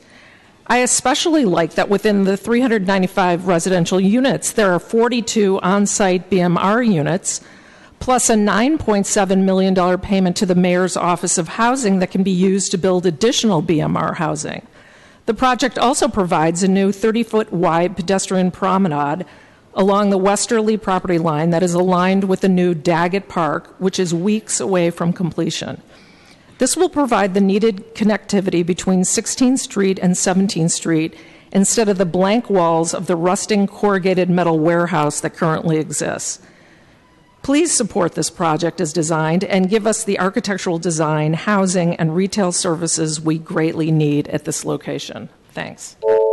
Thank you. Next speaker, please. Hi, I'm Sherry Scott. I'm here on behalf of former Mayor Art Agnos, who couldn't be here tonight. So I'll read his letter in his absence.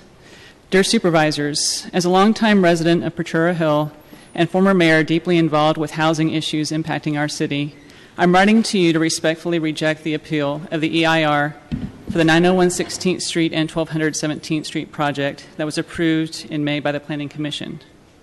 It's time to finally do something about this terribly blighted corner of Potrero Hill. After one of the most thorough planning processes in recent memory, supplemented by 11 years of the most comprehensive community engagement process by any developer in Potrero Hill history, this code-compliant housing and neighborhood-serving retail project is quite simply the best I've seen during my 50 years in this community. Here are the highlights.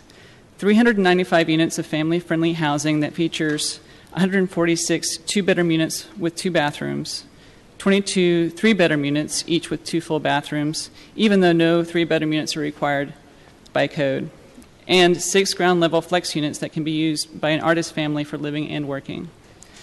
42 of the on-site units are BMR units at 55% of AMI, approximately 10,000 square feet of secure family and children's outdoor play area, a one-time payment of $9.7 million to the Mayor's Office of Housing to fund construction of additional BMR residential units, and a $1 million voluntary donation to Friends of Jackson Park.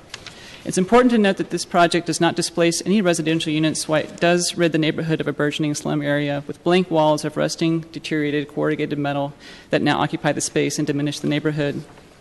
It is for these very impressive reasons that I join with many others in my neighborhood to ask that you support and approve this badly needed housing development for Potrero Hill. Sincerely, Art Agnos. Thank you. Next speaker, please. Kathy Cornelio. One of the most significant steps of this project happened not in these recent hearings, but rather in the early months of 2014.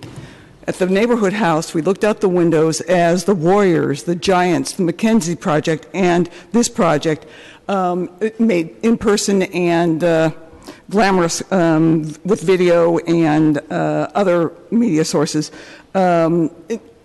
discussions about what they were going to do in the neighborhood. Despite all those amenities, many of us in the audience expressed overwhelm about the range and amount of information we were being asked to take in, absorb, and react to. The developer of the Coravan project took those comments to heart and set up a separate meeting for us to take a look at what he was planning to do. I still remember that day. It was raining cats and dogs on the outside of the neighborhood house, but inside we were involved with Post-it notes and poster boards with the elements of the project, and we were asked to make our comments and attach them to the pertinent board element by element. That process gave me the sense that this project and its developer was neighborly and friendly at each step in the process. That posted input opportunity happened on February 8th, 2014. And I would really like to ask all the people who came here to talk about this, where were you then when some of us were doing the posted process? And I walked away with a sense that this project would indeed provide family-friendly housing and a relief from the blight in that corner of the Potrero Hill neighborhood house. I supported the project then, and I support it now. Thank you. Thank you. Next speaker, please. Evening, Supervisors. I'm Keith Goldstein. I'm the President of the Potrero Dog Patch Merchants Association. I'm a board member of the Potrero Boosters Neighborhood Association. I've been a member of the Eastern Neighborhood CAC for the past 5 years, appointed by Supervisor Cohen. I chair the Potrero Hill Festival, and I live on Potrero Hill since 1974, all of which makes me a neighborhood curmudgeon. I agree with the appellants that there have been many failings in the Eastern Neighbourhoods Plan. However, this is not the project to make a stand. This is a good-looking project with a lot of benefits. The site has been portrayed as a PDR site, but it's not. There's no active PDR there at all. There's no blacksmiths there, there's no plumbers, there's no makers. Coravan uses it for storage. In fact, the new project is going to provide many more community benefits with new PDR space and an extraordinary 25,000 square feet of retail space, far more than we're seeing in any other of the developments in the area. I own a PDR business. I own a company, Everest Waterproofing and Restoration. I want to see PDR around. I make my living restoring historic buildings. In my opinion, this existing structure has no historic value at all. It's a rusted out old claptrap. It's an eyesore. You should see the new development. It retains so many nice elements. It evokes the history of the neighborhood. It maintains the brick facade. And you've heard of the numerous benefits, and I would hate to see these numerous community benefits forsaken by approving this appeal of the EIR. Thank you. Thank you. Next speaker, please. Hi, my name is Stephanie Muller, and I'm representing Mimi Silbert and Delancey Street Foundation, and we're currently tenants in this old Coravan warehouse because we were booted out of Pier 70 for an art project and work we do with Delancey Street. And this organization was good enough to rent to us. And we still are in favor of tearing this down because we did look at the amount of below market rate housing, which to us at Delancey Street is incredibly important because there's almost no place to move in the city once you graduate a place like Delancey Street or come from anywhere. The building itself, because I work in there doing our Christmas stuff, it's a particularly frightening part of 16th Street. It's not safe to walk, so we go around Potrero Hill to get there. And we've looked at the project and looked at the plans, and it does incorporate this incredible sort of industrial feel mixed with a warm, kind of family-friendly thing, and safe and beautiful. So we are supporting it. We have known Josh Smith for a number of years, and his word has always been good with everything we've been involved with, and we support this completely. Thanks. Thank you. Welcome, Commissioner Miguel. President Breed, Supervisors. Allison, the lead-off speaker for the appellant, set the tone. This is not why we're here for the appeal of the EIR. We're here because of the Eastern Neighborhoods Plan. It's not this specific project. Also, our two supervisors who are very familiar with land use, Leah and Aaron, asked the right questions. Yes, the Eastern Neighborhoods Plan has to be revisited, But to penalize one of the finest projects to come along in the area at this point is the wrong way to go, in my opinion. I was on the Planning Commission at the time the Eastern Neighborhoods went through. Don't blame me. I live in the area and had to recuse myself. So I couldn't frame it the way I might have wanted to. But I, along with a few of the others on this side of the hall, actually read EIRs, and I read this one. We took former industrial tracts that involved into light industry, warehousing, such as this, trucking, other semi-industrial uses, and rezoned, what, a quarter of the city probably? Never been done before. What happened? We've been over-successful. The pent-up backlog was let loose, and expectations have been exceeded. This is a code-compliant, family-friendly, mixed-use project. No extra height, density, or change in zoning. It's exactly what we wanted to happen in the eastern neighborhoods. Revisit it, I'm with you. Please, however, let this project continue the way it should. Thank you. Thank you. Next speaker, please.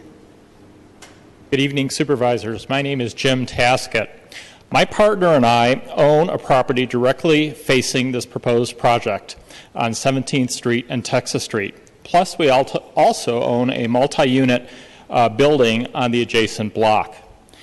We are very familiar with the frequently occurring car break-ins, the regular dumping of debris, abandoned furniture and garbage, and the routine graffiti that occurs in this area that is overwhelmingly dark and unwelcoming to pedestrians. This project is a well-designed, it is family welcoming, it offers living space that is sorely needed in San Francisco, plus the 25,000 square foot of neighborhood-based retail is going to be welcomed, and I look forward to having it in this area. The attractive and fitting architecture, which fits well into the neighborhood's industrial historic role, is well thought through. We welcome the activity of 24-hour life and the pride of a living neighborhood this project will create. Josh Smith has formed a professional team, and the developer has been extremely active in communicating and welcoming feedback and recommendations, as well as acting as a participant in multiple neighborhood meetings discussing both this project as well as participating in other issues. Having attended a number of the Eastern Neighborhood Planning meetings and also a long-term property owner who will be affected by this project, I feel that this project fits well with the Eastern Neighborhood Plan and is a welcome addition to the neighborhood. My partner and I wish to express our strong support for this project and urge your support of this project as well. Thank you. Thank you. Next speaker, please. Good evening, Board of Supervisors. My name is Vanessa Aquino. I'm on the Dog Patch Board, a neighborhood association. I'm here to speak on behalf of Bruce Huey, who is the president of Dog Patch Neighborhood Association and resident, and he's not here, so I'm reading this note on his behalf. Supervisor Cohen, I support this project. Josh Smith of Walden Development represents the platinum standard every developer should achieve when working with neighbors.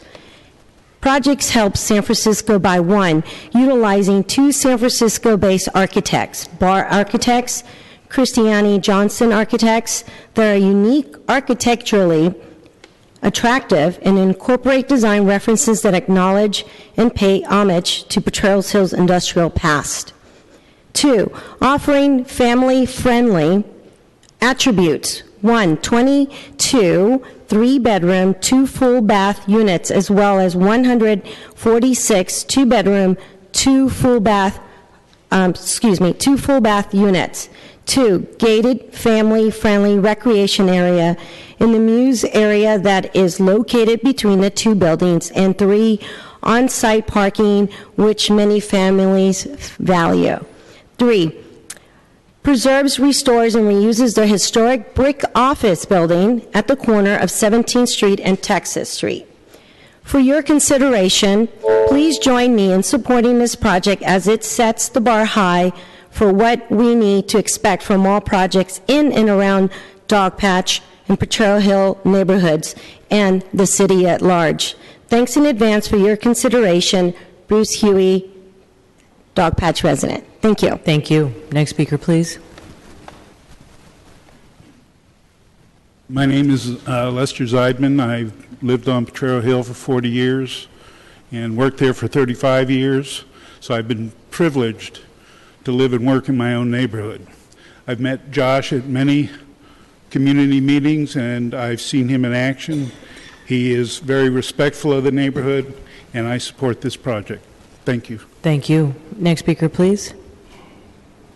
Hello, Dave Glober, 21-year resident of Potrero Hill, member of the Potrero Boosters Executive Committee. I'm a member of the Dogpatch Neighborhood Association. I'm former vice president of Stark King Open Space. I want to echo prior speakers in this round.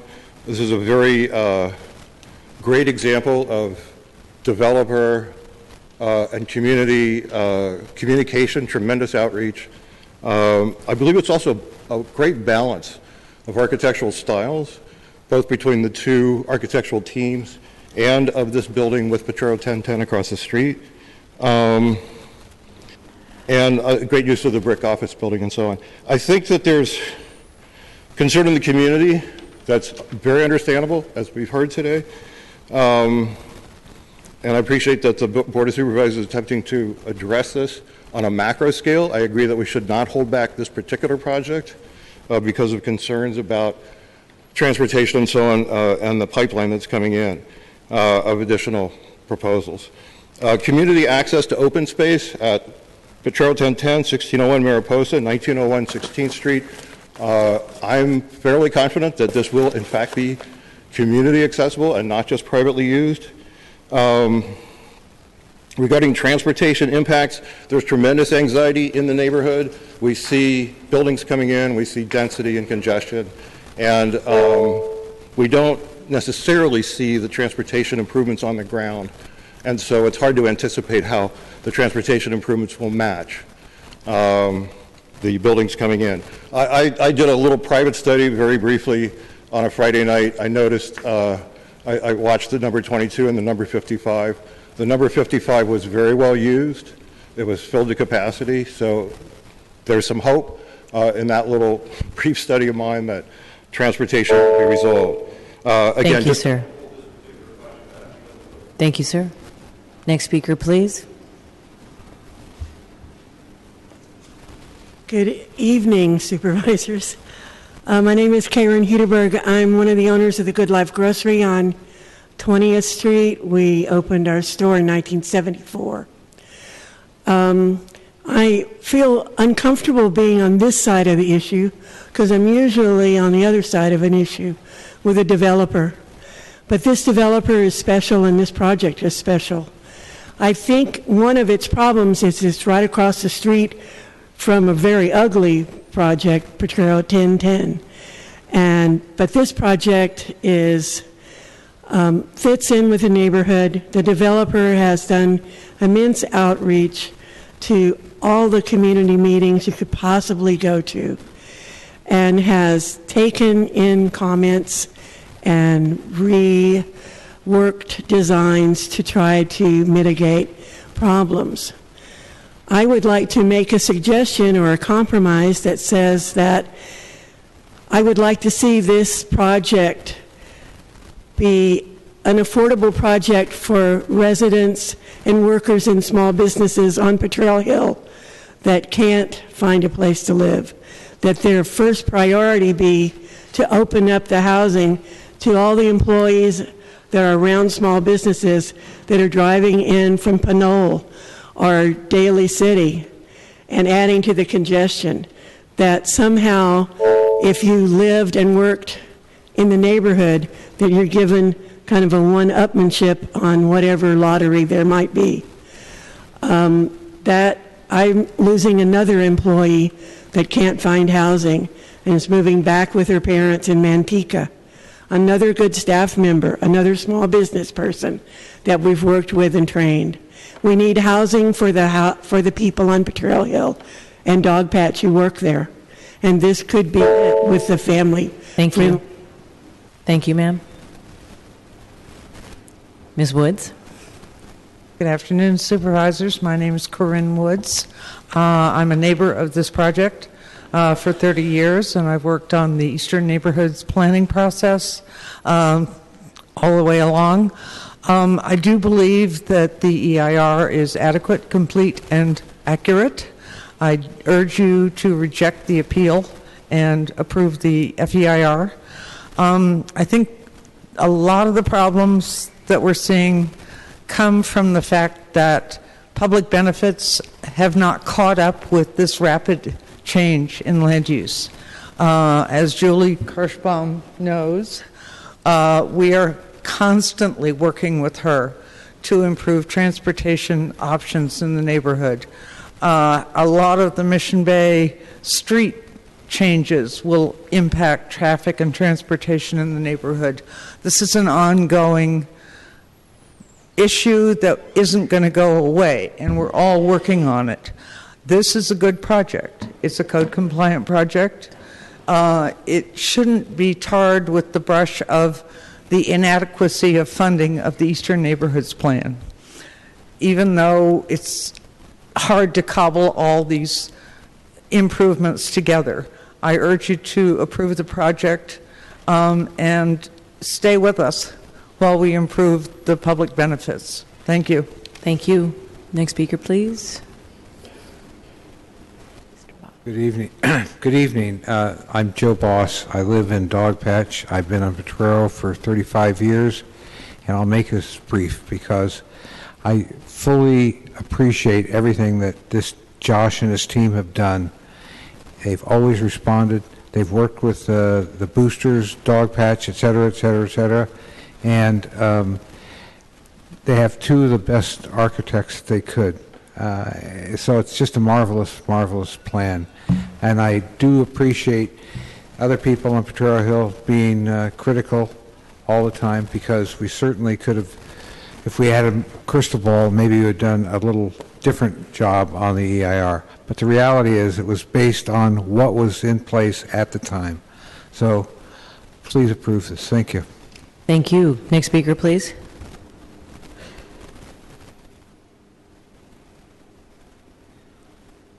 Good evening, Supervisors. My name is Janet Carpinelli.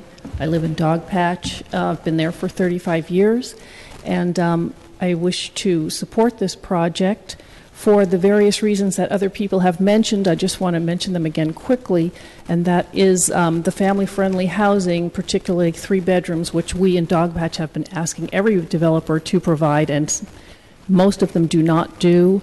The 2-bedroom units also, providing on-street parking, which we also want to have, and I know a lot of the developers are not providing much parking at all, but we still need it in our neighborhood. I appreciate the fact that the small brick building will be conserved and reused. I think it benefits the project and our neighborhood. The 30-foot wide landscaped pedestrian walkway, which will be adjacent to the almost completed Daggett Park, will form a nice open space and passageway for many people to get to and from different areas of the neighborhood and downtown. And that the UMU zoning is actually being used, and that there will be 25,000 square feet of neighborhood-serving retail space. And then also the design of the project is very nice, with 2 distinct architects and architectural styles, so I think that it will be an improvement. Overall, I agree with many things that many neighbors have said about the EIR and the Eastern Neighborhoods Plan in general, and how it is kind of overpowering the neighborhood. I think it's gone beyond what anybody expected. I think it needs to be reviewed, but for this project in particular, I support the project and I think it should go through. Looking forward, we have to be diligent and make sure that our neighborhood is not being overpowered by too much residential and not any mixed use, urban mixed use. That means mixed use. Thank you. Next speaker, please. Good evening, Supervisors. My name is Peter Garza, and I represent Carpenters Local 22 and the United Brotherhood of Carpenters and Joiners of America, along with the 3,400 members locally here at Local 22 and the 8,000 Carpenter Union members who come to work here in the city every day. We want you to know we wholeheartedly endorse Walden Development's proposed code-compliant mixed-use residential development project located at 901 16th Street. The proposed development will create new local construction jobs and additional employment opportunities associated with the development. This project is family-friendly, mixed-use project that is code-compliant, no extra density or height, and no change in the zoning. The 395 residential units include 42 on-site BMR units plus payment of the $9.2 million to the Mayor's Office of Housing in order to fund construction of additional BMR housing. We know about the 146 2 and 2, the 22 3-bedroom, 2-bath units. Importantly, though, I think for the area is the approximate 25,000 square foot of neighborhood retail space in an area that could use it. 10,000 square foot kid-friendly play area for residents to use. The project sponsors agreed to make a $1 million voluntary donation to Friends of Jackson Park for the use of renovation of the park.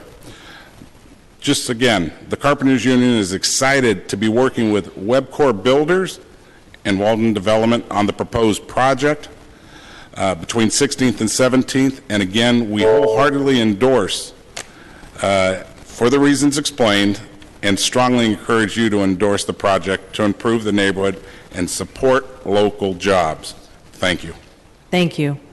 Next speaker, please. Are there any members of the public who would like to speak on behalf of the real party in interest for this FEIR appeal? Please step up. Madam Chair.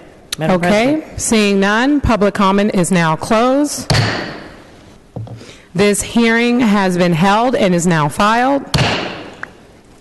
And I would like to call up the appellant, who will have 3 minutes to do a rebuttal. You can come on up, but I'm going to call in Supervisor Cohen well right before you speak. Thank you. Supervisor Cohen. Thank you, Madam President. I was trying to get to you before you gaveled down. I wanted to ask the project sponsor a few questions. Okay, I apologize, Supervisor Cohen. We'll be just a few minutes. Thank you for your patience. Thank you. I know it's a long night, but I think it's important that we hear from the sponsor and not necessarily the sponsor's legal representation. Thank you. It's good to see you. So just real quick, in a very quick, short sentence, what's the construction timeline for this project? Well, can you please identify yourself? Oh, sure. I'm sorry. President Breed, Supervisors. My name is Josh Smith with Walden Development Potrero Partners. We hopefully will start construction of the project next summer. Okay, next summer. So now, while they're not CEQA issues, your brief does contain a list of community benefits that you've been discussing with the neighborhood. Can you share with us or walk through what those are? Sure. There's, in terms of open space, there's about 125% of the required open space on site. There are, as been pointed out previously, there are 22 3-bedroom, 2 full-bath units, whereas no 3 bedrooms are required. There's also 146 2-bedroom, 2 full-bath units. There's 25,000 feet of neighborhood-serving community retail, and we have, as been pointed out in the past, voluntarily made a pledge of $1 million to improve Jackson Park, as we believe it to be a local treasure and in need of renovation and improvement, and we're happy to participate in that. That's true. Thank you. The park does actually have, your project actually has a shadow impact on Jackson, on Jackson Park. No, not on Jackson. Okay, no. all right. Well, I know that you've made commitments to the Friends of Jackson Park to support the community's efforts in expanding and improving the space. I know I'm going to be putting you on the spot, and I don't want to embarrass you too hard, but I definitely want to be very public and upfront. I'd love for you to consider additional ways that you can support the park and the development of the neighborhood, and if there's any way that you can contribute a little bit more, we would really appreciate it. As you know, the park is not only a public and shared asset, but it is something that is a community benefit, not just for your future tenants, but for the existing ones. Allison Heath talks about how she got involved in the neighborhood when her little boy was a little boy going to the parks, and now he's a man. He's out of your house, right? Isn't he adult? Isn't your son like 18 now? He lives in Brooklyn. Oh my God. We've chased him away because we didn't have enough open space. So, look, I'm going to be really upfront. We need a little bit more. We believe, we agree with the community that Jackson Park is a treasure, and we would be willing to increase our gift above and beyond the $1 million that we've already pledged. We'd be willing to go and increase it by another $800,000. Whoa. Well, yeah, right? That does. I'm on a roll. Can I get a Mercedes? I think Keith Jackson could use a little. I'm kidding. Bad joke. I know, Mr. City Attorney. Yeah. Mr. Deputy City Attorney. John Givner, Deputy City Attorney. This appeal and the discussion of this appeal should really focus on the environmental issues. If the project sponsor chooses outside of this appeal to make commitments to the city or the community, that's between the project sponsor and whoever the project sponsor is making those commitments to. But this discussion should really focus on the adequacy of the EIR. All right. You guys see how quickly he jumped up there? Thank you, Deputy City Attorney John Givner. And I was actually joking, but okay, we'll take that. You can talk to the neighborhood about that. The appellant to the community really expressed a desire for more public and open space in the neighborhood. Can you talk to us about the programming of your space in this project? Sure. We voluntarily widened the pedestrian promenade that connects 16th and 17th, and right now there is no connectivity between 16th Street and 17th Street. So whereas the code requires that the pedestrian promenade at grade level be 20 feet wide, we have made it 30 feet wide. And so we have voluntarily increased the amount of open space, and we also, as been mentioned previously, will have a secure kids play area on site for the residents to have a place. Again, we want to be a family-friendly project, and in keeping with that theme, we want the kids who are living there to make sure they have a place to play that's secure. All right, thank you. Madam President, just in an effort to keep this moving, I don't have any further questions for the project sponsor. Thank you. Thank you. Thank you. So at this time, I will ask the appellant to come forward. You will have up to 3 minutes for rebuttal. Thank you for your patience. Allison Heath with Grow Potrero Responsibly. CEQA looks at all past, present, and reasonably foreseeable projects. They don't need to tear off the Plan EIR to be considered. And in fact, that 3,315 number in the analysis is from the response to comments that the Planning Department prepared. Regarding the requirement that an LPA must be appealed to discuss CEQA findings and discuss alternatives, we've submitted a letter from our attorney, which you should have as part of the public record. We've made a compelling case for showing that the project EIR is inadequate and the Eastern Neighborhoods Plan EIR is out of date, and several of its assumptions are no longer supported. We assert impacts in the following areas: cumulative impacts, traffic and circulation, transportation, aesthetic and views, shade and shadows, and consistency with area plans and policies. The EIR fails to adequately analyze the feasibility of alternatives and fails to respond adequately to substantive comments made by the public in the draft EIR. The project admittedly results in impacts to traffic for which the city asserts there is no mitigation and contributes significantly to the cumulative loss of PDR, so there's no disagreement about that. Under these conditions, CEQA requires a hard look at the feasible alternatives proposed for adoption. Planning findings assert alternatives are infeasible based upon a flawed developer study that used land values instead of land acquisition costs. And I have here SFGTV, please. The memo from the Planning Department specifically stating that land acquisition costs are the proper methodology. When considering a project with admitted impacts, as here, the city is required to fairly consider and adopt feasible alternatives that would substantially reduce project impacts prior to considering adoption of a statement of overriding considerations, and did not. When reviewing alternatives, increased costs of an alternative do not equate to economic infeasibility.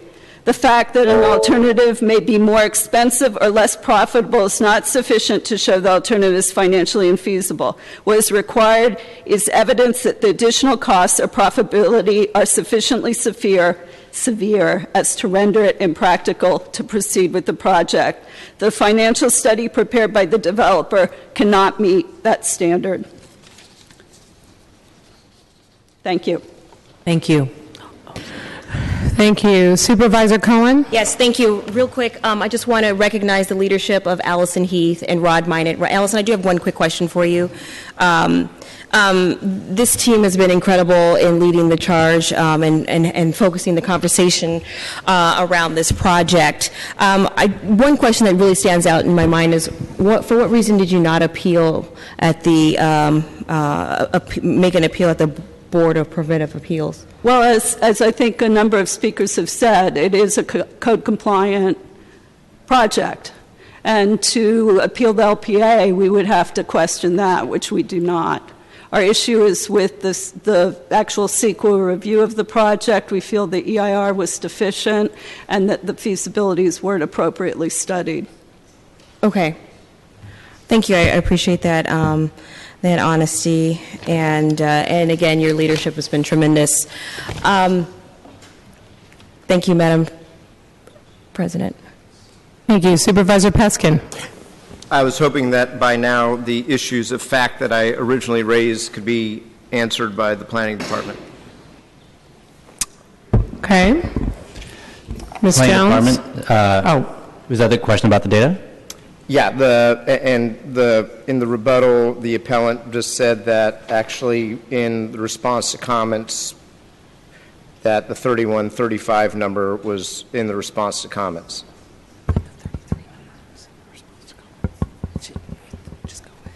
Okay. I'm sorry, 3315, excuse me. Okay. So just to clarify... Can you please identify yourself? Sorry, Steve Wertheim, Planning Department staff. So the data in our response was from February 23rd, 2016. In this report, I was asked to give the most recent data, so we gave from the end of the second quarter, 2016. And so that's one issue, is projects change. For example, just our quick perusal of our own data shows that since we published this data from February, several housing projects have gotten considerably smaller. Just looking at a cluster in the middle of the table, for example, 6101 Mariposa has been reduced by 21 units. 81 Brannan, 1 Henry Adams has apparently been reduced by 140 units. 1001 Street has been reduced by 11 units. So there's just examples of, as projects evolve, I think unfortunately some of the units go away. That's from the housing side. From the PDR side, we haven't done a complete comparison, but one thing that we've done in the data I use is the data we shared from February says this column of active community plan exemption, for example. That doesn't mean the projects are actually active. And I'll give one obvious example, is 2 Henry Adams, which is a project that we have is active, but is for all intents and purposes not active. It was the proposed conversion of 250,000 square feet, approximately, of PDR space to office space in a building in the PDR district that required two things. It required the building to be a landmark, which this board did not allow it to become a landmark, and then it required the full conversion of the space to office, which subsequent legislation sponsored by Supervisor Cohen reduced the amount of PDR that could be converted in landmark buildings and PDR buildings anyway. So that number, basically, if you just, that's one example of a 250,000 that disappears from the totals for Showplace Square. So we can do a more full accounting, but that's just an example of why, from a time standpoint, and from how I conveyed the data relative to this amount is different. But I do apologize for the confusion on behalf of the department of providing two sets of data in such rapid succession. And just to add to Mr. Wertheim's response, Sarah Jones, Environmental Review Officer, it is quite typical for projects to get smaller as they go through the review process. We, in environmental planning, encourage project sponsors to identify a somewhat larger project than they may ultimately be intending to pursue, because we want to make sure that we've covered a worst-case scenario in the environmental review. And if a project gets bigger over time, your environmental review isn't fully covering it. So it is not at all atypical for projects to get smaller as they go through time. Supervisor Paskin, any additional questions? So respectfully, through the President, to Ms. Jones, I'm not sure that's a healthy practice as a matter of policy, because as you are running up to your 3180 and as you are acknowledging that there has to be some revisiting of the 2008 analysis, you might want to stop doing that practice because it's going to get you there faster. But if I am to add up the numbers that Mr. Wertheim just gave me, which, even though you've now had quite a long time since the speakers on behalf of the project sponsor have been speaking, they add up to 136 units. And if you subtract that, interestingly enough, we get to 3,179 units, which is 1 unit shy of 3180. Which I will say is under the 3180 that was analyzed in the 2008 EIR. But, and I think what former Commissioner McGill said is just right, but it means that you have arrived at the number. I mean, you are 1 unit short. If you take that 3315 and you subtract the 136, you're at 3179, which is 1 unit below 3180.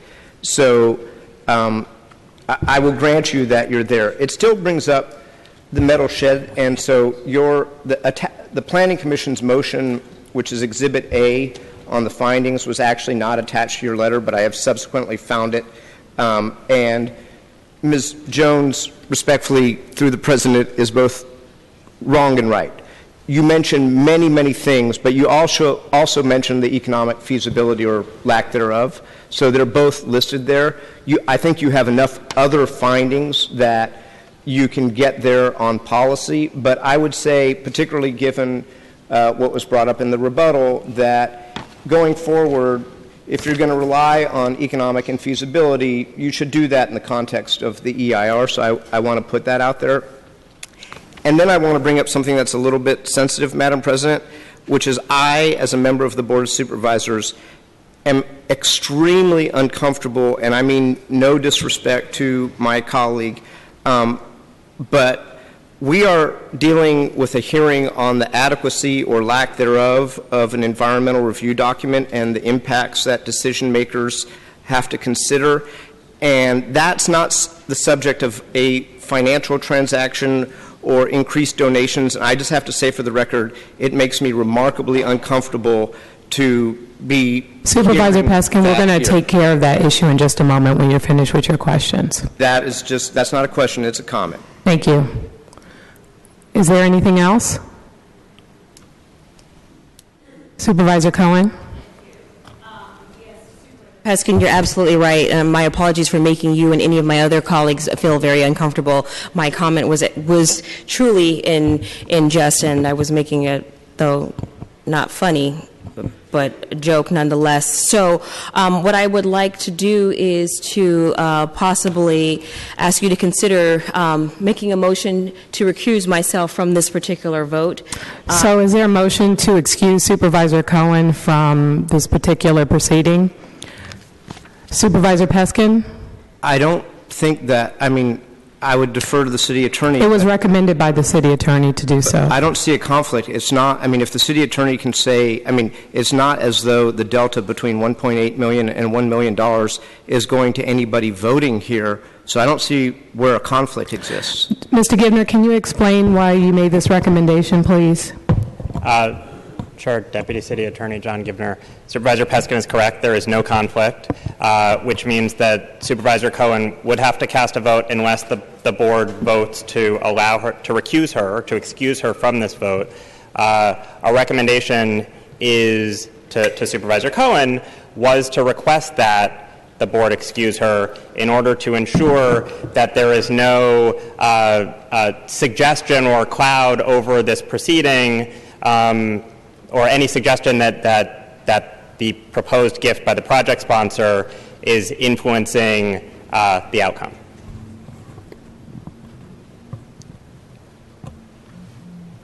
Okay. So with that, colleagues, understanding your concern, Supervisor Peskin, but this is not because of your concern. It was actually recommended by the city attorney based on the comments that were made by Supervisor Cohen. So with that, is there a motion to excuse Supervisor? I'm sorry. Supervisor Kim, you want to take a motion? Yeah. This is a question for the city attorney. So your general suggestion or recommendation in the case where there's a gift to the community is that the representing supervisor recuse herself from the vote? No. Our recommendation here is based on the exchange where Supervisor Cohen, as she has described, made a statement that she intended to be in jest. The project sponsor came back with an offer of a gift. To the extent that anyone looks at that exchange and thinks, oh, the offer of the gift during the course of this proceeding influenced the outcome of the proceeding, that is a concern that we want to avoid. The board should be making its determination based on its review of the EIR and its determination of its adequacy, as opposed to any offers of community benefits by the project sponsor. So I agree that it's somewhat of an awkward exchange within the context of an EIR, although I trust that my colleagues will make their decision based on the adequacy and completeness of the environmental impact review that is before us. I'm a little worried about the precedent that this sets for this board. Often our offices are heavily engaged in negotiations around multiple large projects. This is a smaller project, of course, that come before the Board of Supervisors and have an environmental impact review appeal before the board. And in every decision that we make it within the confines of what we are allowed to review, which doesn't include, the offer that was made in that exchange. I just worry that in the future we're going to have to think about a lot of recusals, being that often district supervisors are heavily engaged in project developments, working on negotiations between the neighborhood and the community and the project developer to bring forward a better project. So whether it is additional open space, affordable housing, increased arts use, those are all things that we regularly engage in. It doesn't impact how we vote on an EIR appeal, but it's certainly almost an aspect of every single project that comes before this board.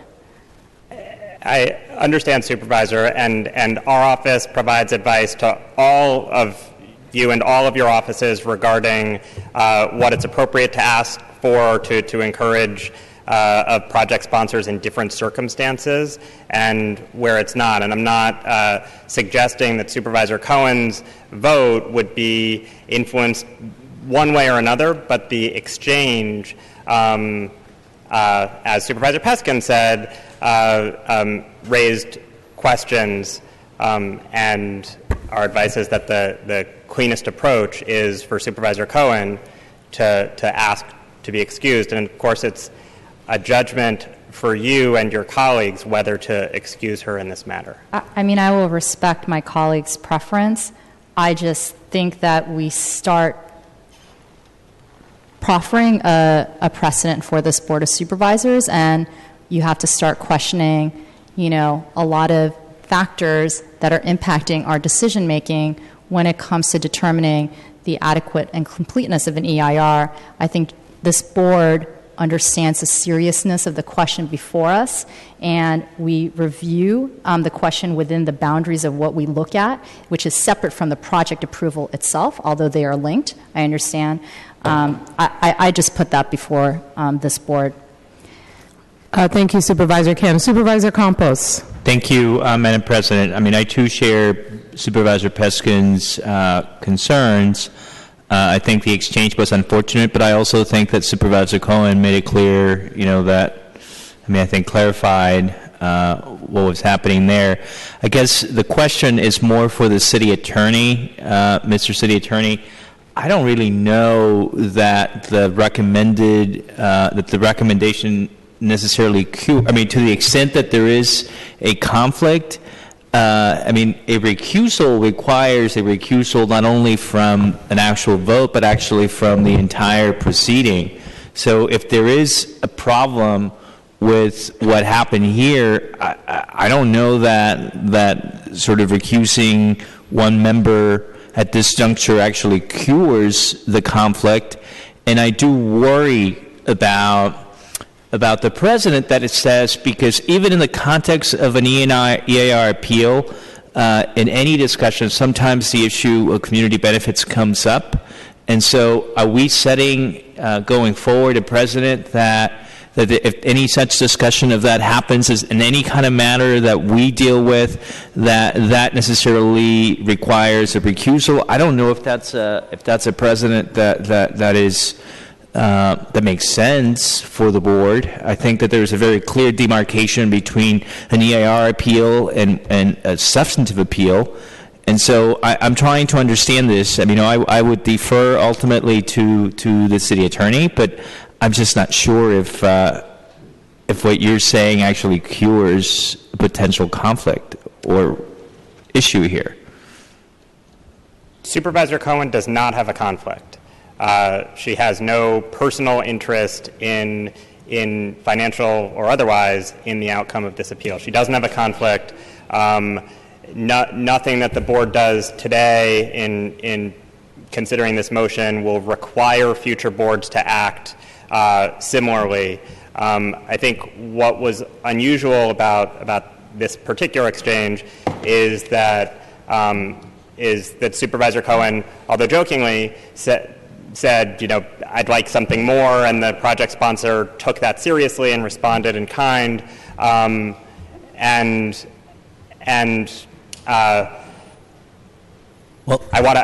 our suggestion to Supervisor Cohen is just to be clear that exchange isn't influencing your vote and in turn influencing the board's vote.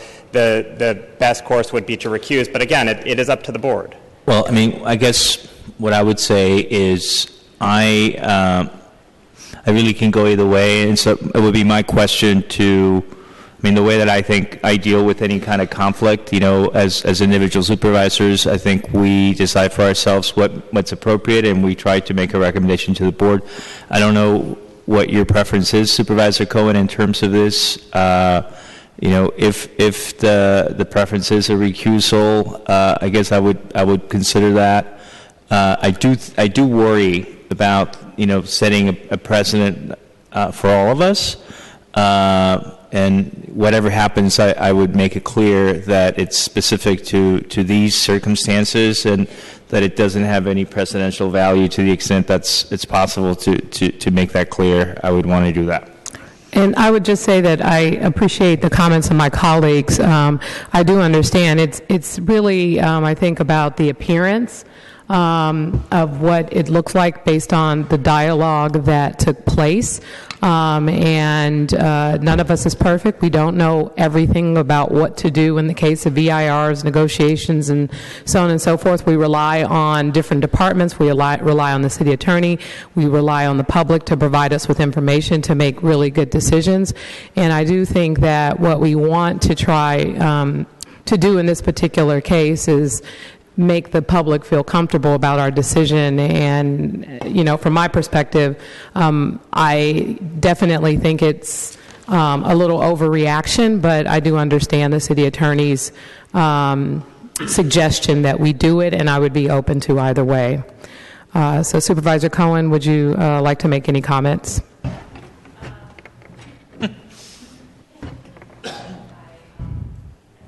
Like I've made already too many comments already. No jokes. No more jokes, I promise. Can I get those notes? I do have a couple of remarks, I think, before we go any further into the motion for recusal.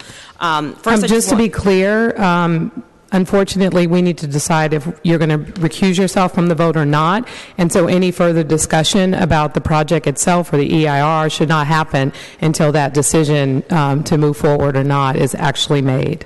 Correct. So I would ask that my colleagues, just in the abundance of caution, that we honor what the city attorney has made a request. And I think that it's pretty simple. I think Supervisor Campos has set up some very clear and straightforward parameters. That's all I have. Thanks. Okay, Supervisor, someone would like to make the motion? Supervisor Farrell has made a motion to excuse Supervisor Cohen, seconded by Supervisor Campos. Can we take this, colleagues, without Supervisor Peskin? So, Madam President, colleagues, I don't want to be problematical about this, but insofar, part of the exchange was lighthearted and a joke, and part of the exchange, to my mind, was actually very serious. And I don't know what may or may not have gone on behind the scenes, but when somebody says, hey, would you make a larger contribution, and the developer right there on the spot says, yeah, I'll contribute an extra $800,000, it makes me wonder. And so it's not, to me, about recusing Supervisor Cohen. I think it's about all of us. I would, and I'm not saying this facetiously, I'm saying this with all sincerity, having nothing to do with the EIR vote. I kind of feel like I would like to make a motion to recuse myself because I feel remarkably uncomfortable given what's gone on. I don't feel comfortable. And I feel comfortable pretty much all the time in very tense situations, but I don't feel comfortable.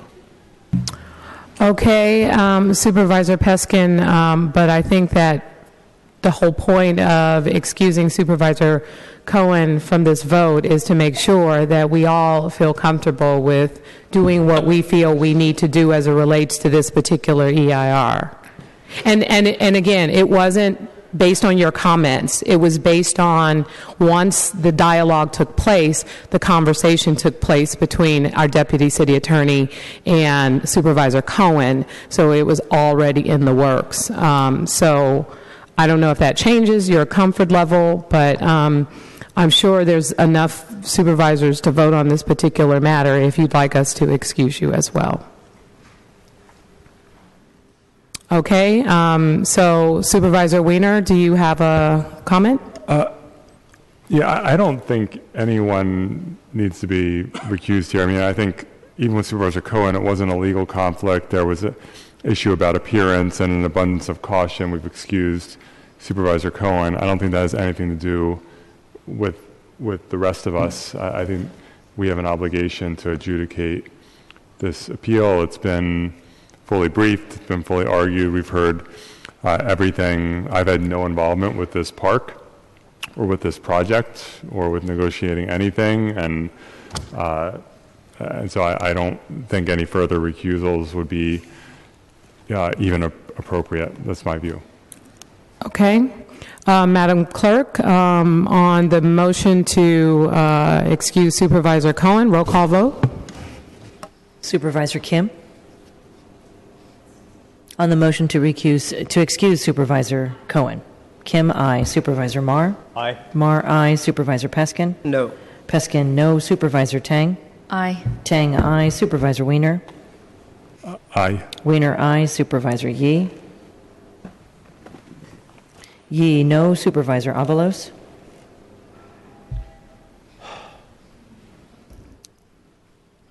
Aye. Avalos, aye. Supervisor Breed? Aye. Breed, aye. Supervisor Campos? Aye. Campos, aye. Supervisor Farrell? Aye. Farrell, aye. There are 8 ayes and 2 noes with Supervisors Peskin and Yee in the dissent. Supervisor Cohen is excused. All right. This item is in the hands of the Board of Supervisors. Colleagues, are there any comments or recommendations? Supervisor Farrell.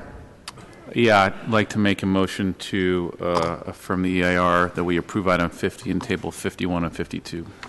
Okay, so Supervisor Farrell has made a motion to approve item 50 and table 51 and 52. Is there a second?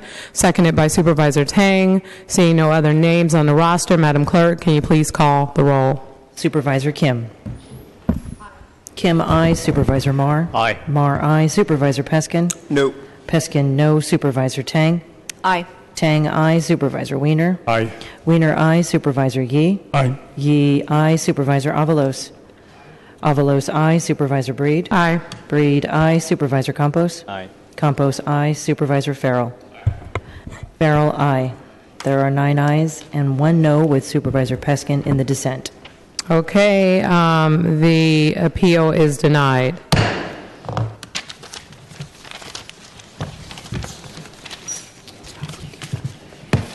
Madam Clerk, can we go back to item number 18, please? Yes, Madam President. Item 18 has been called. It is the planning ordinance to amend the planning code to allow the construction of accessory dwelling units. Supervisor Farrell? Thank you, President Breed. Colleagues, we ask this item be continued to later on the agenda. Have talked with Supervisor Peskin, and there are some technical things we will adjust through trailing legislation that we will do together. So if okay with my colleagues, I'd like to have the vote right now. Okay, Madam Clerk, on item number 18, can you please call the roll? On item 18, Supervisor Kim. Supervisor Kim on item 18. Supervisor Kim. Supervisor Kim on item 18. Aye. Kim, aye. Supervisor Marr? Aye. Marr, aye. Supervisor Peskin? Aye. Peskin, aye. Supervisor Tang? Aye. Tang, aye. Supervisor Wiener? Wiener, aye. Supervisor Yee? No. Yee, no. Supervisor Avalos? Aye. Avalos, aye. Supervisor Breed? Aye. Breed, aye. Supervisor Campos? Campos, aye. Supervisor Cohen? Cohen, absent. Supervisor Farrell? Aye. Farrell, aye. There are 9 ayes and 1 no with Supervisor Yee in the dissent. Supervisor Cohen? Motion to rescind. Okay. This ordinance is finally passed. Madam President, motion to rescind the vote, and then we'll retake the vote. Moved by Supervisor Wiener, seconded by Supervisor Farrell.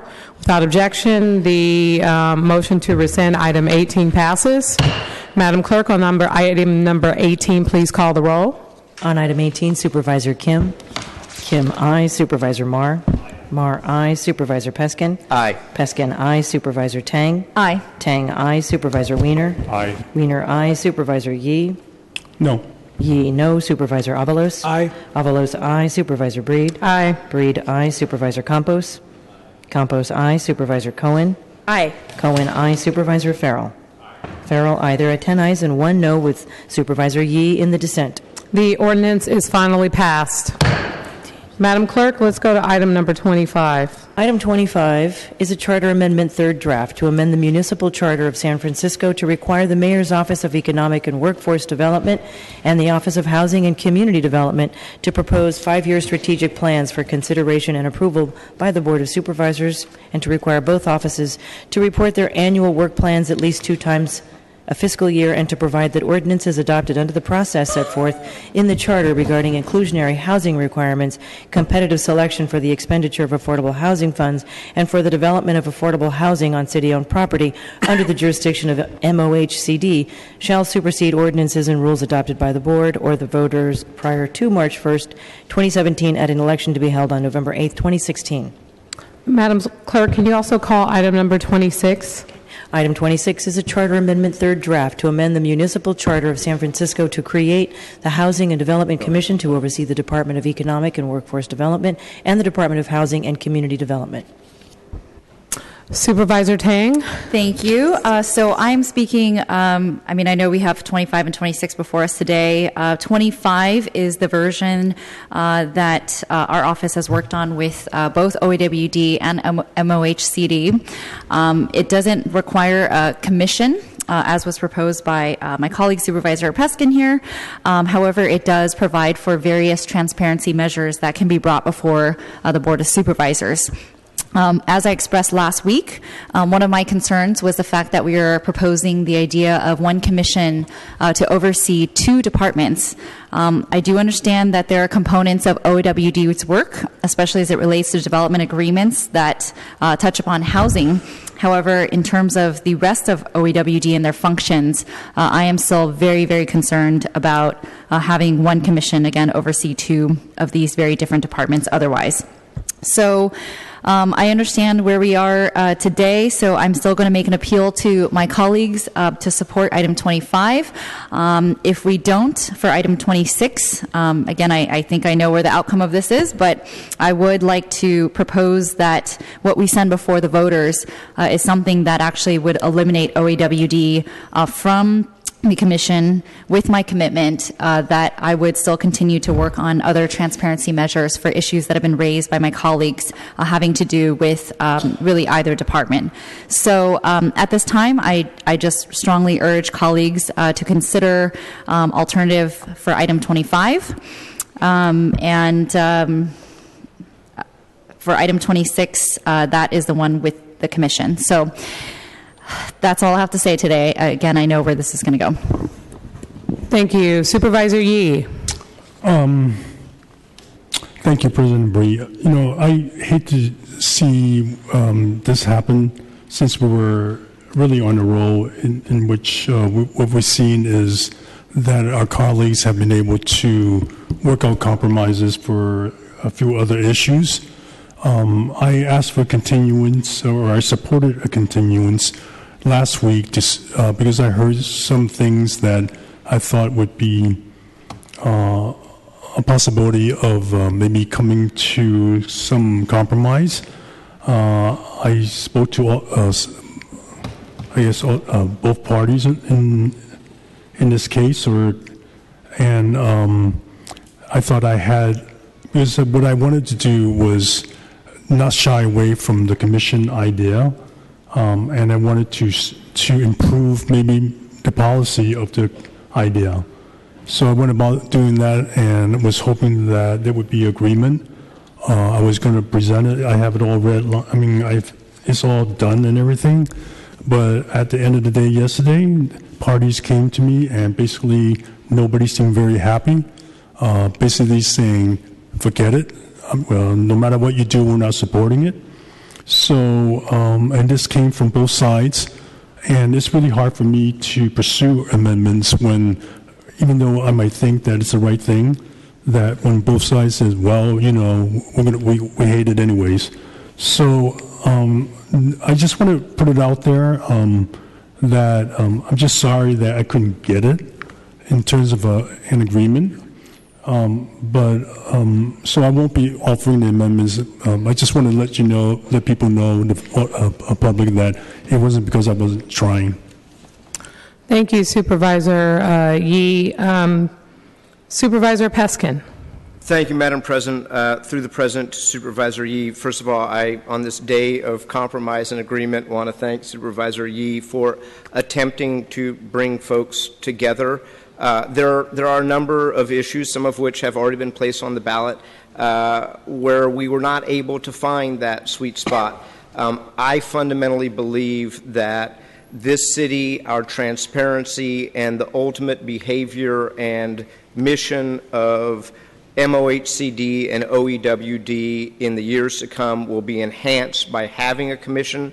I think that it will become more fair, more transparent, and I hope that you will all consider joining me and my co-sponsor, Supervisor Kim, and thank you, Supervisor Kim, for your co-sponsorship in voting for item 26.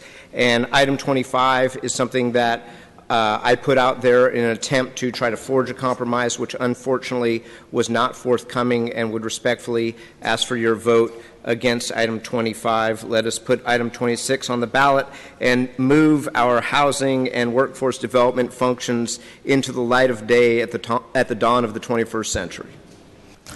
Thank you, Supervisor Peskin. Supervisor Campos.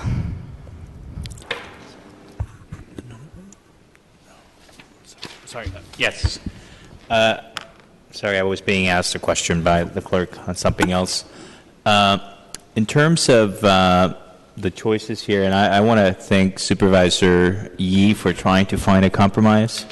And I think that given the fact that that wasn't possible here, I think we have to choose between 25 and 26 is a pretty clear choice that I think we should go with 26. And I think that on balance, I actually think this will be a good thing on this very issue, because when you think about it, the most significant issue facing the city right now is the issue of affordability, housing affordability, and I think that having more discussion and more sunshine on that issue will be a good thing for all of us.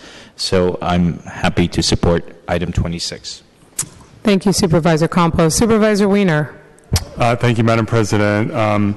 So I can't support this in its current form. As I said last week in the colloquy that I had with Supervisor Peskin, if this were simply creating a commission in the mold of the Planning Commission or the Police Commission over the Mayor's Office of Housing and Community Development, so an affordable housing commission essentially where the mayor appointed 4 commissioners, the board president appointed 3, all subject to approval by the board, with the same approach to hiring the director, where the commission presented 3 options to the mayor, and the mayor could pick one or reject them all. If that's what we're being proposed here, I would almost certainly support that. I've long thought about the idea of an affordable housing commission, and Mo is taking on a greater and greater role, and more money is flowing through the agency to build affordable housing. So it does make sense to me to have a commission, and that is something I would support. But that is not what this is. This is not our traditional split appointment where we acknowledge that this is an agency in the executive branch where the mayor gets a majority of the commission appointments, where the mayor plays a role in hiring the department head, where the mayor is then politically accountable to the voters for the performance of the executive branch. Instead, this is taking 2 very significant departments, our Affordable Housing Department and our Economic Development Department, 2 departments that are part of the executive branch, and removing them effectively from the executive branch by putting them both together under one commission where the mayor makes a minority of the commission appointments, and where, according to this measure, unless I'm reading it incorrectly, the mayor plays 0 role in actually selecting the director. And so under those circumstances, even though I'm open to the concept of what's being proposed, this is not in the tradition of the Planning Commission, Police Commission, which I think does strike a good balance. This is not the right balance. This helps, it takes important departments away from the executive branch, and I just can't support that. Thank you. Supervisor Kim.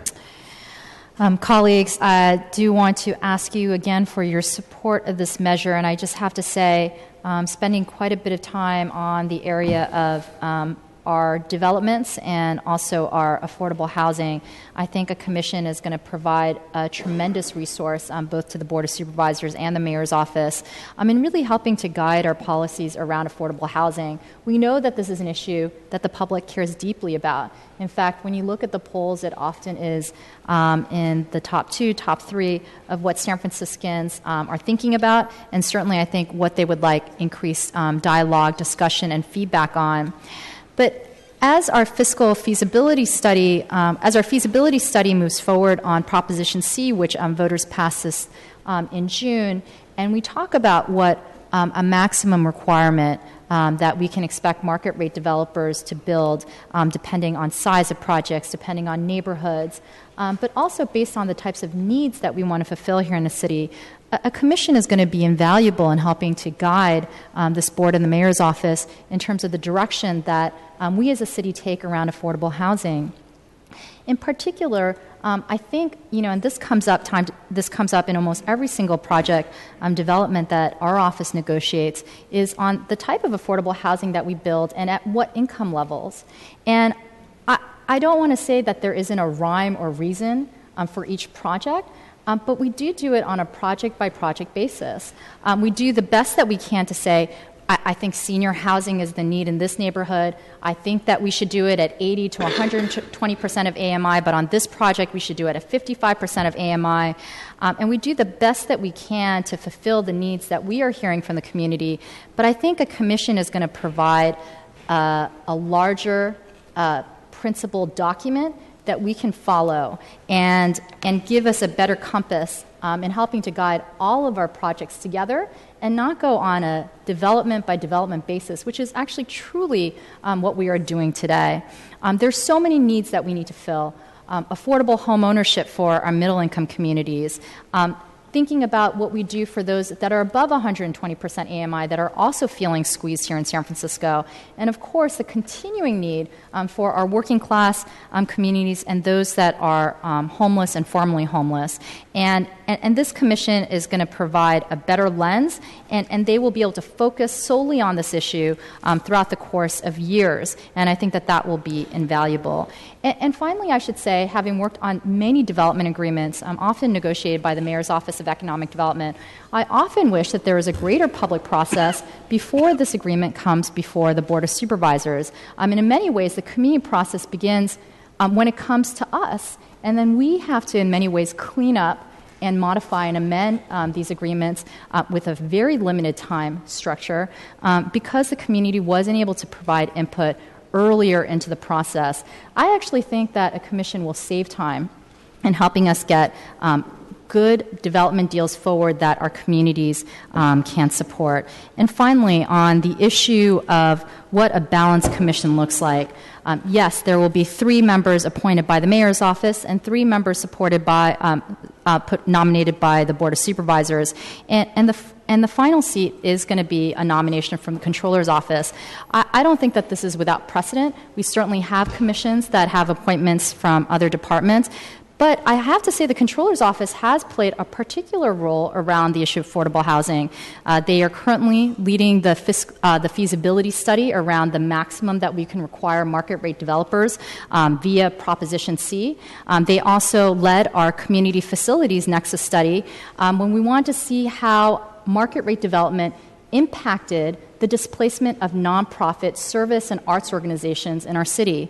The Controller's Office has actually been an invaluable partner in working with our office on the issue of affordability, and I think that they should certainly have a seat on this commission. And as my colleague, Supervisor Peskin, who is the author of this measure, stated last week, the Controller is, of course, put forward by the Mayor's office, I think ultimately will be heavily guided by what the Mayor would like to see in terms of the Director of the Mayor's Office of Housing.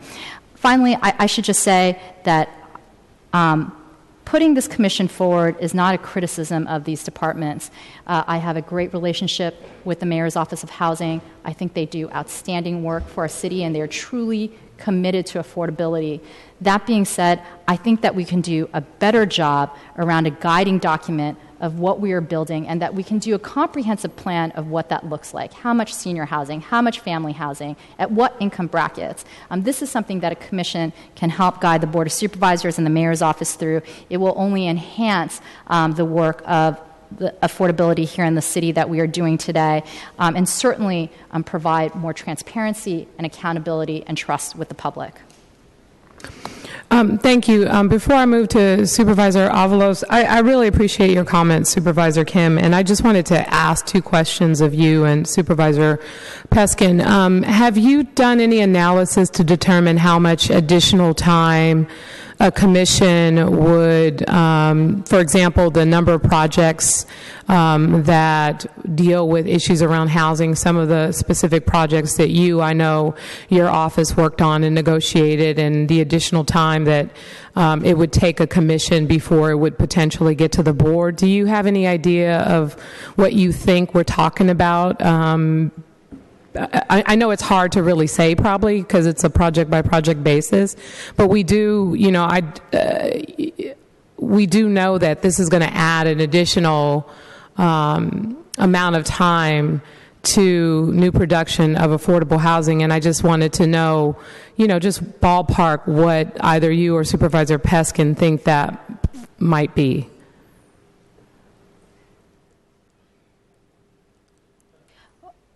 I would just proffer to say that I don't think a commission has to add any additional time to the process of a development agreement or to housing projects that come before the board.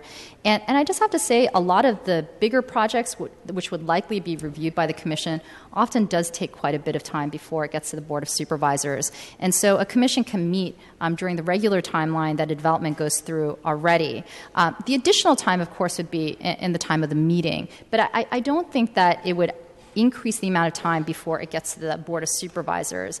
And if anything, I think there would be some efficiency because we frequently do a lot of amendments on the back end of the development deal when the public can finally provide input, because that is often the first opportunity that they can do that when it comes before the board. And I actually think that we'll have a lot more efficiencies if we have more public input on the front end of a development deal than on the back end. Now, I have not done a study of the number of projects that would be impacted by this. I think it varies from year to year. We've had some years where we had Park Merced and Treasure Island, and I would say in a year like this year, we probably haven't had as many projects that come before the board. So I don't have a good estimate of the number of projects that would be impacted. Supervisor Peskin? Madam President, I would add to that it's really a function of baking it into the timelines for projects. It should not add any time once MOHCD and once OEWD bake that into a timeline. We approve all of these bond issuances for MOHCD every Tuesday afternoon. But if there had actually been an opportunity for the public to come and testify on those projects as a matter of policy, that should not take any time if they're baked into their schedules, into their timelines. And that's what I said when you asked that question last week. So the other question I have is specific to, for example, we set up a new office on homelessness with a budget without going to the voters. And why can't we do this commission in the same way? The Department of Homelessness does not yet really have a commission, and there may come a day in the future where, as a matter of policy over time, that time may come. This notion, as Supervisor Wiener said, of having a commission to oversee one of the most important functions that is, as a matter of policy and as a matter of public involvement, been relatively opaque and inaccessible is not a new idea. It's been kicking around for a number of years. It was kicking around 15 years ago when I was on the board. I think its time has come. Okay. And why two departments in one commission rather than have their own separate commissions? So, Madam President, I think that the functions within MOH, and that pause was on purpose, CD, and within OEWD have all become inextricably interlinked. The Mayor's Office of Housing merged with Community Development. They used to be separate functions. One of them is primarily a granting function, the other primarily a housing function. Those same two functions exist within OEWD, and as Supervisor Avalos pointed out, there is actually a symbiosis and a connection between our workforce functions and our housing functions. And I think actually there are very good reasons that they should be all under one roof, but the reality is those are both intertwined within both departments. Let us have one commission where people can come in and comment, one commission that is charged with creating strategic plans rather than one-off deals, one place where the public can come in early rather than when it comes to this board too late and we have to say yes or no on an up or down vote. Okay, and last question. How is this going to impact the Housing Authority and, for example, Section 8 folks as well as public housing residents? How does this also impact those units under the successor agency? How does this, because I can't tell from the legislation how all of this fits into one, because as you know, there are so many different layers to housing in the city and specifically affordable housing. It's very complicated for, anyone to, just to understand where do you go to apply for this? How do you get set up this? Why is this neighborhood preference? Why isn't this? Why can I qualify at this amount and not qualify? I mean, it's very confusing. And so I guess I'm trying to understand how those different layers all fit together because I just don't see it. So, Madam President, and I don't mean to be combative, I think you just answered some of that question, which is if we actually had a commission, if we actually had a place where people could go, they would actually be able to, in the public, be able to ask those questions. But relative to your specific question related to the successor agency to redevelopment, which we call OCII, that body has a commission as set forth under state redevelopment law or the laws that were passed after redevelopment was sunsetted, and this legislation in no way impacts OCII. But they still, the point that I'm making is there's still some overlap with what they do in terms of working together. So, Madam President, insofar as the rental assistance demonstration program, which, as we discussed last week, has widespread support, and insofar as that program is actually a function of transitioning now some housing authority projects to various nonprofits, and the Mayor's Office of Housing has a role in that, there will now be a place for all of those individuals who are going to be under the RAD program to actually go and testify and organize their tenants associations. They're actually going to have a place to go to talk about those policies that are the bread and butter of their day-to-day lives. So they don't have to go to the Housing Authority Commission any longer? They could go to both. So presumably under the way the RAD program is structured where the Housing Authority retains a ground lease, but these various nonprofits are involved in the day-to-day management, the right place for them to go would be to the new commission that is being set forth in this measure should it be submitted to the voters and should the voters vote for it. Thank you, Supervisor Peskin, for that clarity. Supervisor Avalos. Thank you. I actually am very enthusiastic about supporting item 26, and I want to thank Supervisor Peskin and Supervisor Kim for bringing this measure forward. As being part of a district where I've watched the rest of San Francisco move forward very rapidly on commercial development, on housing development, and not see that happen in my district, I really feel there needs to be a way to actually build some transparency and some accountability into the decisions that are being made by the Mayor's Office of Housing and the Office of Economic and Workforce Development. I've also worked very, very closely with the Office of Community Development in my district in San Francisco, and I've seen the role of community development work as the answer to be able to get more people engaged in District 11 to work towards the kind of change that District 11 needs. And we've actually, through the budget process over the many years that I've been on the board now, I've added a little bit of money every year year to actually enable people to do community outreach, to develop ideas for projects. This year we developed, we're opening a workforce center on August 20th. That's been built out over the years that we're finally opening up. That will be able to do worker rights work with the immigrant community, especially the Chinese, Filipino, and Spanish-speaking communities. We also have housing projects that are going forward, and that effort was not led by MOH, but it was led by community development. In 2009, there was an effort to actually take out community development as an effort of the city and move everything into Office of Economic and Workforce Development instead of actually having a real approach to community development. They were actually narrowing the scope of what community development was going to be in San Francisco to one that was really about commercial development. We need all three. We need housing, commercial development, and economic and community development, and economic development.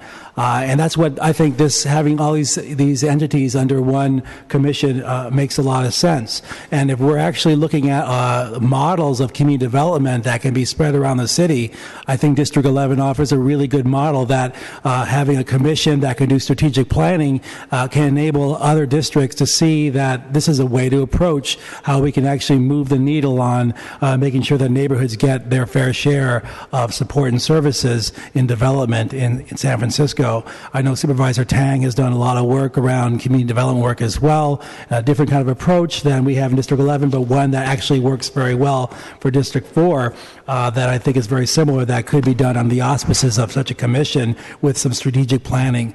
I've also been concerned about how the Mayor's Office of Housing has really often making political decisions about how to stretch few dollars across the whole city, and you'll see dollars move, back and forth across different districts, different projects, and we know there aren't enough to stretch everywhere. If we have long-term planning and understanding that maybe we still have to have a patchwork approach, but we have long-term planning, we can see there's some real transparency on the dollars and how they're spent and how projects can be built out over years in time to make them happen. Earlier this year, I had asked the Controller's Office to start working on building towards a commission on over the Mayor's Office of Housing, and I was going the slow approach. I was looking at doing hearings and trying to get information, but I actually wasn't really tentative because I didn't have a lot of time left on the board to want to do this. So I really appreciate the work that Supervisor Peskin and Supervisor Kim have done in getting us to where we are now. And when they presented their charter amendment, it wasn't ready for prime time. I really appreciate how we've used the legislative process to move this to where it is now, to something that I think is really, really worthy of supporting today. And so I just want to thank you for your flexibility and hearing input from the public and hearing input from the board about what this commission could really be about. And I go back and forth about, I like the idea of doing commission appointments to be uniform across the whole city. And I know we don't have a uniform process. We have some commissions are split between the board and the mayor, and some are just under the mayor. To me, it makes sense that it's split all across, all the commissions.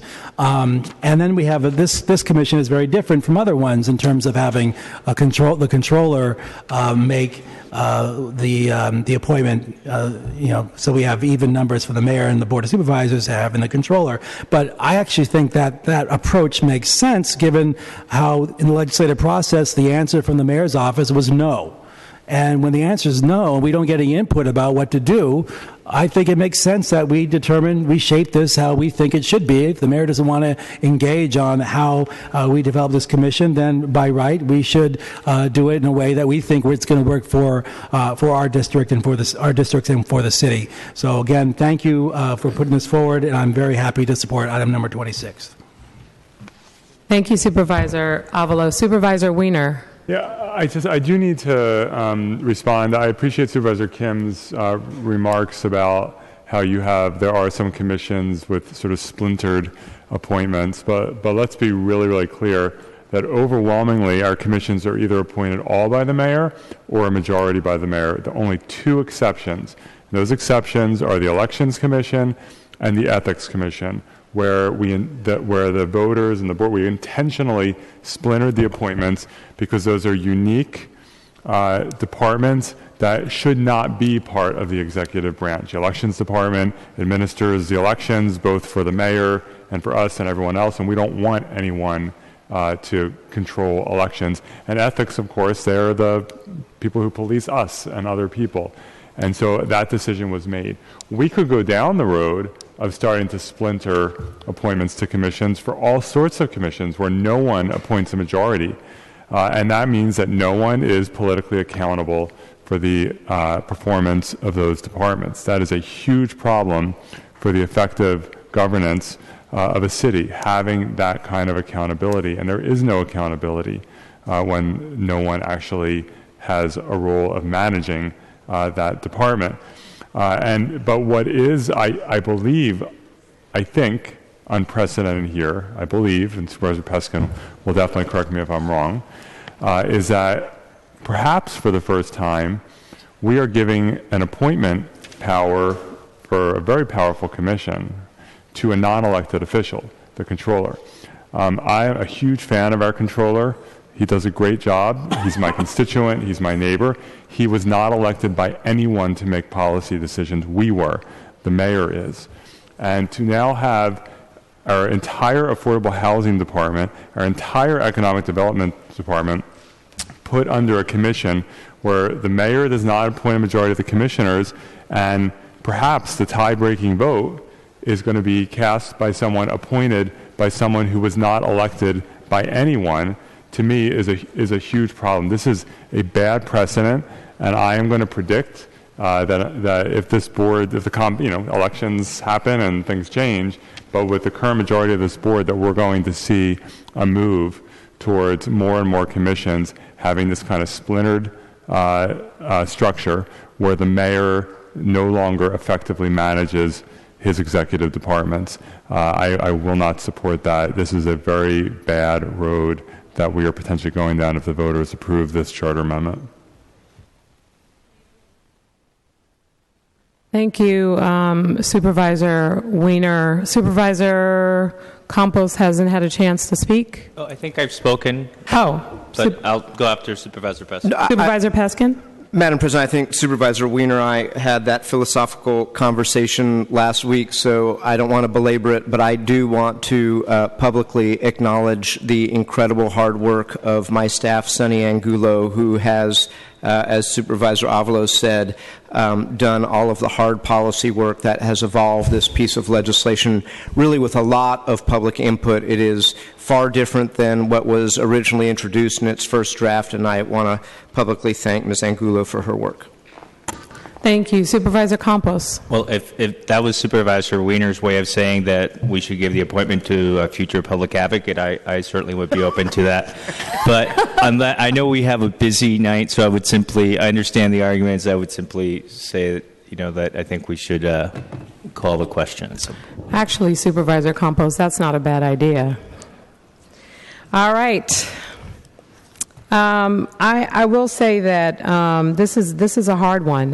There are so many reasons why I want to see this commission happen, but I was looking forward to some of the proposed amendments from Supervisor Yee that I thought would strengthen it and make it better policy.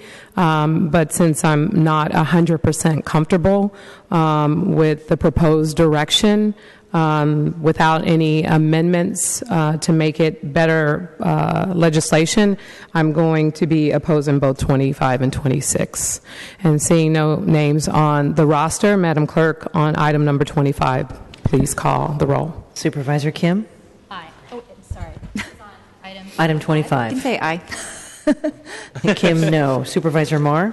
Marr, no. Supervisor Peskin? No. Peskin, no. Supervisor Tang? Aye. Tang, aye. Supervisor Weiner? Aye. Weiner, aye. Supervisor Yee? No. Yee, no. Supervisor Avalos? No. Avalos, no. Supervisor Breed? No. Breed, no. Supervisor Campos? No. Campos, no. Supervisor Cohen? No. Cohen, no. Supervisor Farrell? Farrell, aye. There are 3 ayes and 8 noes with Supervisors Kim, Marr, Peskin, Yee, Avalos, Breed, Campos, and Cohen in the dissent. The charter amendment will not be submitted. please call the roll on item number 26. On item 26, Supervisor Kim. Aye. Kim, aye. Supervisor Marr. Aye. Marr, aye. Supervisor Peskin. Aye. Peskin, aye. Supervisor Tang. No. Tang, no. Supervisor Wiener. No. Wiener, no. Supervisor Yee. Aye. Yee, aye. Supervisor Avalos. Aye. Avalos, aye. Supervisor Breed. No. Breed, no. Supervisor Campos. Aye. Campos, aye. Supervisor Cohen. No. Cohen, no. Supervisor Farrell. Nope. Farrell, no. There are 6 ayes and 5 noes, with Supervisors Tang, Wiener, Breed, Cohen, and Farrell in the dissent. The charter amendment will be submitted. All right, let's go to the next item, Madam Clerk. Let's see. That would be item 27 under new business. This is an ordinance to approve the health service system plans and contribution rates for calendar year 2017 and to amend the administrative code to remove those rates from the code. This ordinance requires 9 votes pursuant to Charter Section A8.423. Okay, seeing no names on the roster, Madam Clerk, on item 27, please call the roll. Supervisor Kim? Kim, aye. Supervisor Marr? Marr, absent. Supervisor Peskin? Aye. Peskin, aye. Supervisor Tang? Aye. Tang, aye. Supervisor Wiener? Aye. Wiener, aye. Supervisor Yee? Aye. Yee, aye. Supervisor Avalos? Aye. Avalos, aye. Supervisor Breed? Aye. Breed, aye. Supervisor Campos? Aye. Campos, aye. Supervisor Cohen? Aye. Cohen, aye. Supervisor Farrell? Aye. Farrell, aye. There are 10 ayes. This item passes unanimously on the first reading. Item 28. Item 28 is a resolution to authorize the San Francisco Municipal Transportation Agency on behalf of the city to execute a grant application agreement and related documents under the State of California's Affordable Housing and Sustainable Communities Program for the project at 480 Eddy Street. And, Madam President, item 29 as well? No. Okay. Oh, yes, 28 and 29 together. Okay. And for item 29, a resolution authorizing the city to be a joint applicant with Mercy Housing, Inc. for the project at 455 Fell Street to authorize the city to assume any joint and several liability for completion of the project required by any terms of the grant awarded under the program and adopting the appropriate findings. Colleagues, can we take these items, same house, same call? Without objection, the resolutions are adopted unanimously. Item 30. Item 30 is a resolution to authorize the amendment of Orchard Supply Company, LLC's lease of property from the city to reduce the size of the leased premises to accommodate the Public Utilities Commission's Regional Groundwater Storage and Recovery Project in consideration of city payment of approximately $461,000 and adopting the appropriate environmental findings. Same house, same call. Without objection, the resolution is adopted unanimously. Item 31. Item 31 is a resolution to approve a contract agreement with Newcomb Anderson McCormick for professional services related to an energy and climate program for a 5-year term through June 2021 for $44 million. Same house, same call. Without objection, the resolution is adopted unanimously. Madam Clerk, please call item 32 and 33 together. Item 32 is a resolution to adopt CEQA findings and including the adoption of a mitigation monitoring and reporting program and a statement of overriding considerations related to the San Francisco West Side Recycled Water Project and a resolution to approve a construction of a related water pump station building and 2 groundwater well station buildings in Golden Gate Park. Supervisor Wiener. Thank you, Madam President. Colleagues, before us are 2 resolutions that will help us really improve our water system and move it into the 21st century by moving forward the West Side Recycled Water Project and Phase 2 of the groundwater supply projects. These projects will help expand and diversify San Francisco's local water supply and increase the reliability of our water system. I will not go into further detail because it's been a lengthy meeting, but these are important items, and so I did want to say something, and I ask for your support. Thank you, colleagues. Can we take these items, same house, same call? Without objection, the resolutions are adopted unanimously. Madam Clerk, please call items 34 and 35 together. Item 34 is a resolution to retroactively approve the award of a professional services agreement and airport contract to FSP PPM Management LLC for curbside management through June 30th, 2020 for $19.5 million. And item 35 is a retroactive approval for airport professional services agreement to operate the airport's information booth program between Polaris Research and Development in an amount not to exceed $10.8 million through December 31st, 2016. Same House, same call. Without objection, those resolutions are adopted unanimously. Item 36. Item 36 is a resolution to authorize the amendment of Mission Valley Rock Company's lease of property from the city to reduce the size of the leased premises to accommodate the San Francisco Public Utilities Commission Sonol Long-Term Improvements Project in consideration of the city's payment of $29.7 thousand and reimbursement of certain expenses, and adopt the appropriate environmental findings. Same House, same call. Without objection, the resolution is adopted unanimously.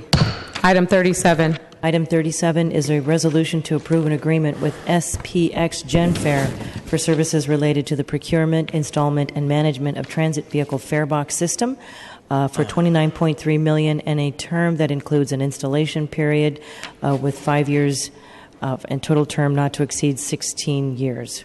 Same House, same call. Without objection, the resolution is adopted unanimously. Next item, please. Item 38 is an ordinance to amend the administrative code to create a fourth preference for people who live or work in San Francisco, in addition to existing preferences in allocating city affordable housing units, and to create an additional category of eligible displaced tenants that include tenants displaced by fire, and to affirm the Planning Department's CEQA determination and make the appropriate findings. Supervisor Wiener. Thank you, Madam President. Colleagues, this legislation is, I think, an important step forward for our affordable housing program and also for housing stability for our residents. And it does so by adding 2 new preferences to our affordable housing lottery program. The first is codifying something that should have been codified a long time ago, and that is to say that people who live or work in San Francisco get priority for accessing affordable housing in San Francisco. Although the Mayor's Office of Housing has often applied this preference administratively, it has not done so consistently. We have so many of our own residents who are struggling with housing, and we have to watch out for our own residents first. So we will formalize and codify a live-work preference. The second piece of this legislation creates a displaced tenant preference to accompany our preference provided to people evicted under the Ellis Act and owner move-in evictions, provides a displaced tenant preference for people who are displaced due to fires. We know we have had an epidemic of fires in apartment buildings in San Francisco, particularly in the Mission, but in other neighborhoods as well. Going back to 2011 when I first took office, and we had a serial arsonist in the Castro. And I have seen, I know Supervisor Campos has seen, and probably all of us have seen at one point or another, the devastation it causes when one of these fires happens. Even if you are well-to-do, it is an incredibly traumatic event in one's life to lose your home. But if you are lower income, it can destroy your life. And it can take 6 months or a year or even longer for the apartment to be fixed. And so we need to help these people. 5 years ago, I authored the Good Samaritan ordinance to make it easier for landlords to offer affordable temporary rents to displaced tenants while they're waiting for their unit to be fixed. This legislation will provide a preference in affordable housing for tenants who are displaced due to a fire, and of course, if they income qualify for affordable housing. So, colleagues, I ask for your support on this important piece of legislation. Thank you. Supervisor Campos. Thank you. I want to thank Supervisor Wiener for his work on this. I'd like to be added as a co-sponsor. Thank you. Colleagues, can we take this item, same House, same call? Without objection, the ordinance passes unanimously on the first reading. Item number 39. Item 39 is an ordinance to amend the planning code to define wireless telecommunications services, to create distinct land use controls, and require conditional use authorization for macro WTS facilities in most Article 2, 7, and 8 districts. Supervisor Avalos. Thank you, President Breed. Colleagues, this ordinance builds on work that was done over the past few years on creating aesthetics for our wireless telecommunication facilities, cell phone towers, and antennas. The proposed changes here will allow planning to work with neighborhoods and with wireless carriers to ensure the least intrusive means possible of providing robust and competitive wireless services. This ordinance will also ensure that these wireless facilities are appropriately designed for our distinct and historic neighborhoods. The proposed changes were drafted by the Planning Department staff based on both lessons learned from over 1,500 existing commercial wireless facilities in San Francisco, as well as an eye toward the future trends in wireless facilities. In addition, the changes would strengthen the goals of the wireless siting guidelines by revising some current planning code provisions that may have the unintentional result of wireless carriers pursuing a more intrusive location or design. The proposed changes were provided by Planning Department staff to nearly every neighborhood group in San Francisco that is registered with the Planning Department, as well as representatives of various wireless carriers. A number of community members expressed support for the proposed changes. The San Francisco Planning Commission unanimously supported this ordinance on June 16th, and the primary changes being proposed include creating a 10-year limit for certain larger wireless facilities if they require a conditional use authorization, exempting screen elements such as faux vent pipes or elevator penthouses that are used to screen antennas from height limits, which is consistent with the current exemption for unscreened antennas and towers. However, such facilities would still remain subject to design, historic preservation, and shadow review, as well as limitations imposed by the Planning Commission. So, in effect, these are regulations that will set in motion for the future how we can have the least intrusive wireless facilities in San Francisco, and there's many years of work in putting this together. Colleagues, I urge your support. Thank you. Thank you, colleagues. Can we take this item, same house, same call? Without objection, the ordinance passes unanimously on the first reading. Next item, please. Item 40 is an ordinance to amend the Public Works Code to place additional limits on the duration of street space occupancy permits and to limit the number of such permits, including extensions that can be issued at the same address during a 3-year period in residential, urban mixed-use, and neighborhood commercial districts. Supervisor Farrell. Thank you, President Breed. Colleagues, given the late hour, I cut my comments short, but this item before you, I want to thank both DPW and DBI for working together on this item. Very much there to curtail construction parking abuse in our neighborhoods. I'm very excited about the outcome of this legislation. It stemmed from a permit that was issued for over 13 years in my district for one parking spot where construction had not been going on for over a decade. So this happens in every neighborhood. Again, I want to thank all the departments and Jess Montejano from my office for working on this legislation. Thank you. Colleagues, can we take this item, same house, same call? Without objection, the ordinance passes unanimously on the first reading. Item 41. Item 41 is a resolution to grant revocable permission to the Municipal Transportation Agency to occupy portions of the public right-of-way to install and maintain 3 new operator convenience facilities at the terminus of various Muni bus routes. Same house, same call. Without objection, the resolution is adopted unanimously. Next item, please. Item 42 is an ordinance to amend the San Francisco Fire Code to require building owners and homeowners associations to provide fire safety information to residents in buildings with 3 or more dwelling units and annual fire safety information and trainings to residents in buildings with 16 or more units to make findings as to local conditions pursuant to the California Health and Safety Code. Supervisor Tang. Thank you, colleagues. So very quickly, I know that there's also another item here before us regarding fire safety, authored by Supervisor Campos. And so I know that I've co-sponsored his measure, and he's agreed to co-sponsor this. And together, we're really working to make sure that our tenants, especially in multi-unit buildings, are better prepared for fires, as well as if it occurs in a building, and to prevent them from occurring in the first place. So I want to thank Ray Law and Ashley Summers from my office for working on this legislation. And the Fire Department and Apartment Association for all of their great feedback on this. Mainly, this legislation would do 2 things. One is that in buildings with 3 or more units, there would be annual disclosure to tenants regarding all of the different safety features in their building, as well as maintenance updates. And in buildings with 16 or more units, there would be actual annual trainings for tenants on fire safety. So today I just have one amendment before you, which is on page 6, and it was passed out to you. The amendment basically would just recommend that residents test the smoke alarms and carbon monoxide detectors in their dwelling units on a monthly basis and immediately report any problems or need repairs to the building owner. So I would like to motion to amend this into the legislation today and then adopt it as amended. Supervisor Tang has made a motion to amend. It was seconded by Supervisor Campos. Can we take the amendment without objection? Without objection, the amendment passes unanimously. And on the resolution as amended, colleagues, on the ordinance as amended, colleagues, can we take that same House, same call? Without objection, the ordinance as amended passes unanimously on the first reading. Madam Clerk, call item 43 and 44 together, please. These are two resolutions to determine that the transfer of a Type 48 on-sale general public premises license from 86 2nd Street to 65 Post Street to M&M Group assets will serve the public convenience for item 43.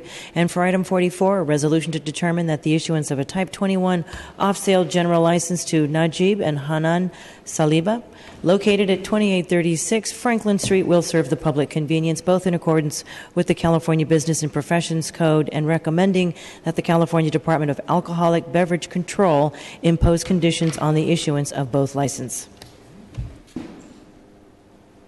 Colleagues, can we take these items same House, same call?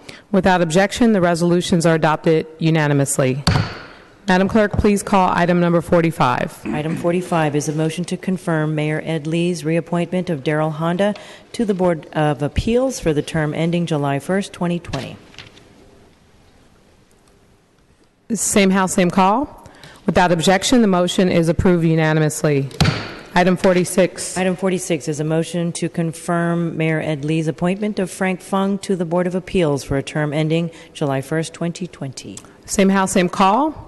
Without objection, the motion is approved unanimously. Item number 47 is a motion to confirm the mayor's reappointment of Richard Hillis to the Planning Commission, term ending June 30th, 2020. Same House, same call. Without objection, the motion is approved unanimously. Item 48. Item 48 is a motion to approve the nomination of Richard Swig by our Board President, London Breed, for appointment to the Board of Appeals for a term ending July 1st, 2020. Same House, same call. Without objection, the motion is approved unanimously. All right, let's go to 58. Committee report. 58 committee through reports. 70. Items 58 through 70 were considered by the Government Audit and Oversight Committee at a regular meeting on Thursday, July 21st at 9:30 a.m. and were forwarded as committee reports. Item 58 was recommended as amended with a new title. It's an ordinance to amend the fire and housing codes to require building owners to provide residential tenants with an annual written notice of smoke alarm requirements and require owners of buildings with 3 or more dwelling units to file a statement of compliance with annual fire alarm testing and inspection requirements every 2 years. It amends the fire code and the building code to require building owners to upgrade existing fire alarm systems by July 1st, 2021, or upon completion of a $50,000 or more of construction work, whichever occurs earlier. And it continues, Madam President, but I'll let the sponsor, Supervisor Campos. Thank you very Supervisor much. Campos? Oh, I'm sorry. Thank you, Madam President. As Supervisor Tang noted, there's another piece of legislation involving fires fire safety that I'm been working on. I want to thank Supervisor Tang for her work as well in the prior legislation that we just voted on, and Supervisor Wiener. And co-sponsoring the legislation that's before you are Supervisors Kim, Yee, Tang, Breed, and Wiener. This legislation is simply a part of an ongoing effort to prevent fires. The legislation is the product of recommendations that were made by a fire safety task force in the legislation before you, which we amended in committee, and I've handed out the amendments that happened in committee. Focuses on 6 areas, requiring that owners have common area fire alarm systems that are inspected and tested every year, requiring a new higher standard for these alarm systems so that people can actually hear them, so that these systems actually pass what we call the pillow test. In many of the fires we saw, people actually did not hear the alarm go off. And to prevent the spread of fires, we're asking that in these buildings that there be the placement of what are called fire blocks, draft stops, or fire safety insulation, which prevents fires from spreading from one building to the other. It also requires that displaced tenants provided what we call an action plan within 72 hours and within 30 days of a fire, which is actually very critical, because what happens in many of these fires is that the tenants don't really know what's going on. There's no requirement that information be provided to them. And of course, we want that information to be provided in multiple languages. So I ask for your support. Thank you very much.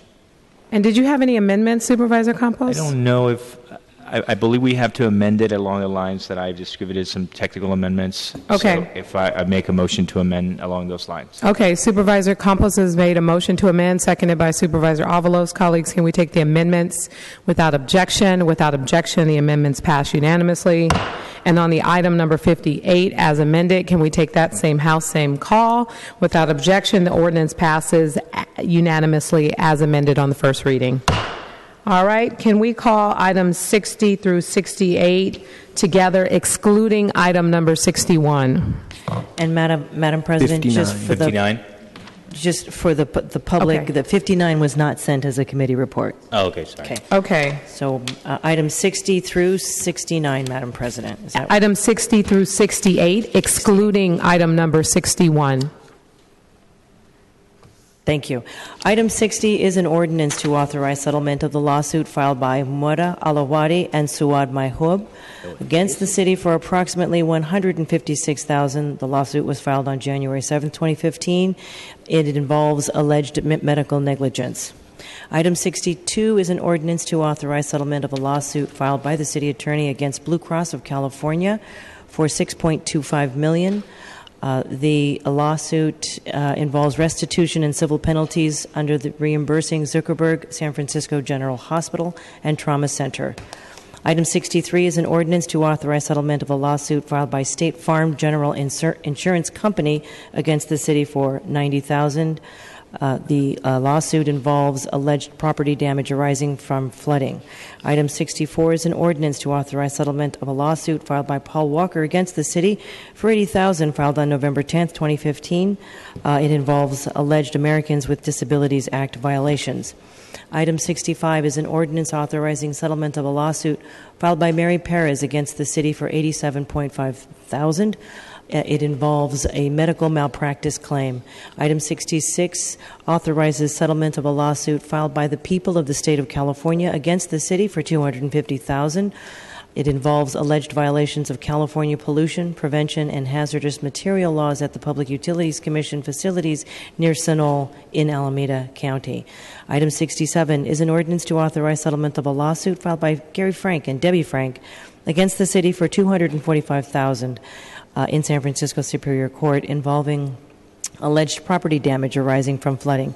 And item 68 is an ordinance to authorize settlement of a lawsuit filed by Sadiq Naji against the city for $30,000 in San Francisco Superior Court involving an employment dispute. Okay, colleagues, can we take those items, same House, same call? Without objection, those ordinances pass unanimously on the first reading. Madam Clerk, call item number 61, please. Item 61 is an ordinance to authorize settlement of a lawsuit filed by Ricardo Peliquico Garcia, Stanley Harris, Keith Dwayne Richardson against the city for $90,000, filed in United States District Court in the Northern District of California. This lawsuit involves allegations of excessive force, cruel and unusual punishment, and egregious government conduct. Colleagues, on item 61, can we have a motion to recuse President Breed? We can have a motion by Supervisor Kim, second by Supervisor Yee. If we can take that without objection, President Breed is recused. There you go. I just promoted you, Supervisor Yee. On item 61, if you can please have a roll call. On item 61, Supervisor Kim. Kim, aye. Supervisor Marr absent. Supervisor Peskin? Aye. Peskin, aye. Supervisor Tang? Aye. Tang, aye. Supervisor Wiener? Aye. Wiener, aye. Supervisor Yee? Aye. Yee, aye. Supervisor Avalos? Aye. Avalos, aye. Supervisor Campos? Aye. Campos, aye. Supervisor Cohen? Cohen, aye. Supervisor Farrell? Farrell, aye. There are 9 ayes. This ordinance passes on first reading. Madam Clerk, if you can please call the next item. Item 69 is a resolution to authorize the acceptance and expenditure of a State Transportation Development Act, Article 3, Pedestrian and Bicycle Project Grant Fund for approximately $996,000 for the San Francisco Municipal Transportation Agency through June 30th, 2019. Roll call vote. On item 69, Supervisor Kim? Kim, aye. Supervisor Marr? Marr, absent. Supervisor Peskin? Aye. Peskin, aye. Supervisor Tang? Aye. Tang, aye. Supervisor Wiener? Aye. Wiener, aye. Supervisor Yee? Aye. Yee, aye. Supervisor Avalos? Aye. Avalos, aye. Supervisor Breed? Aye. Breed, aye. Supervisor Campos? Aye. Campos, aye. Supervisor Cohen? Cohen, aye. Supervisor Farrell? Farrell, aye. There are 10 ayes. The resolution is adopted unanimously. Madam Clerk, please call item number 70. Item 70 is a resolution to declare the intention of the Board of Supervisors to modify the Management District Plan and Engineer's Report for the Property-Based Business Improvement District known as the Central Market Community Benefit District, ordering and setting a time and place for a public hearing on September 20th, 2016 at 3 p.m. here in the Legislative Chamber, room 250, and to approve the form of the notice. Colleagues, can we take this item, same house, same call? Without objection, the resolution is adopted unanimously. Item number 71. Items 71 through 73 were considered by the Land Use and Transportation Committee at a regular meeting on Monday, July 25th, and were forwarded as committee reports. Item 71 was referred without recommendation. It's an ordinance to amend the administrative code to revise the residential unit conversion ordinance. Supervisor Campos? Yes, President Breed, and I don't know if we need to recuse. Yes. Can we entertain a motion to excuse Supervisor Farrell, moved by Supervisor Campos, seconded by Supervisor Tang? Colleagues, can we take this without objection? Without objection, the motion to excuse Supervisor Farrell passes. Supervisor Campos. Thank you, President Breed.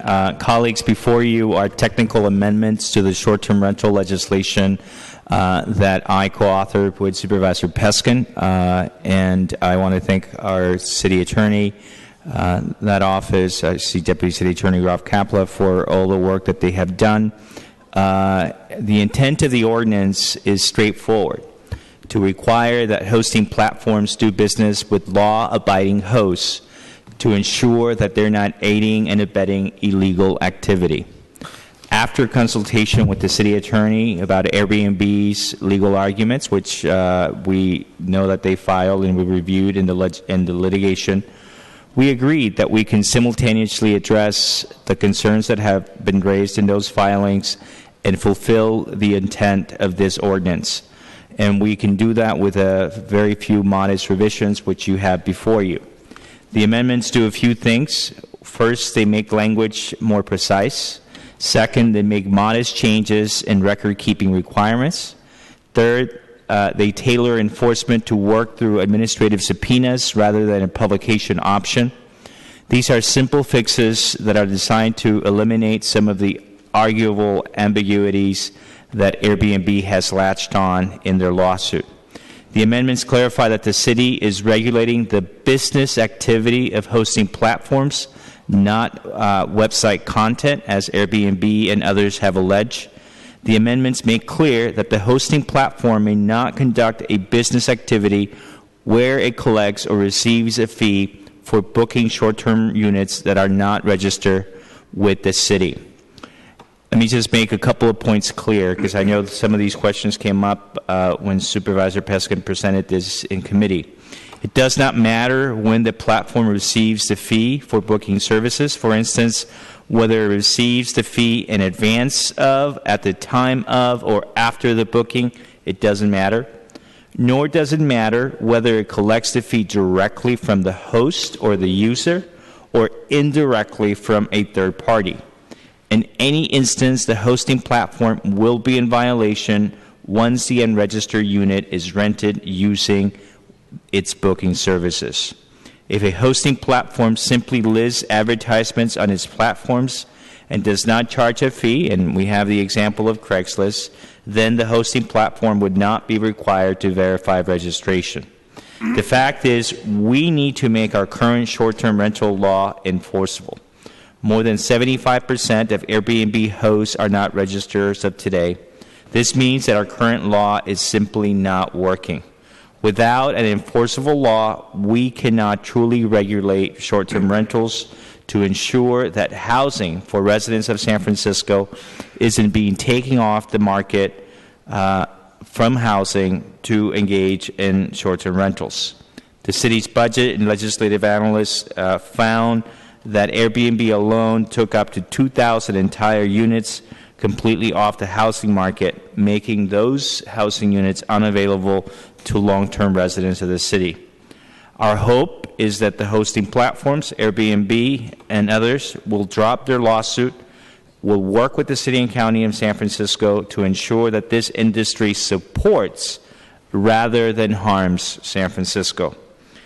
At this juncture, it is only fair that Airbnb and others help us enforce the law when they themselves actually help to write that law. Colleagues, I have circulated the amendments to the legislation, and ask again for your support. Thank you. Supervisor Wiener. Thank you. In terms of the amendments, yesterday in committee, was it yesterday, I guess, I had asked a question about just making sure that that this legislation was going to really apply to all hosting platforms. I know there was a question about that, and I've always been of the view that this isn't just about Airbnb or one company. It's about all hosting platforms, and we need to make sure that our regulations are broad and not tailored to go after one company. I think Airbnb has about half the listings in San Francisco, so it's in our interest to make sure we're being broad. And so I believe these amendments may address that, but with some clarification. I just want to see whether from Supervisor Campos or the city attorney, just an explanation about how confident we are that this applies broadly to hosting platforms.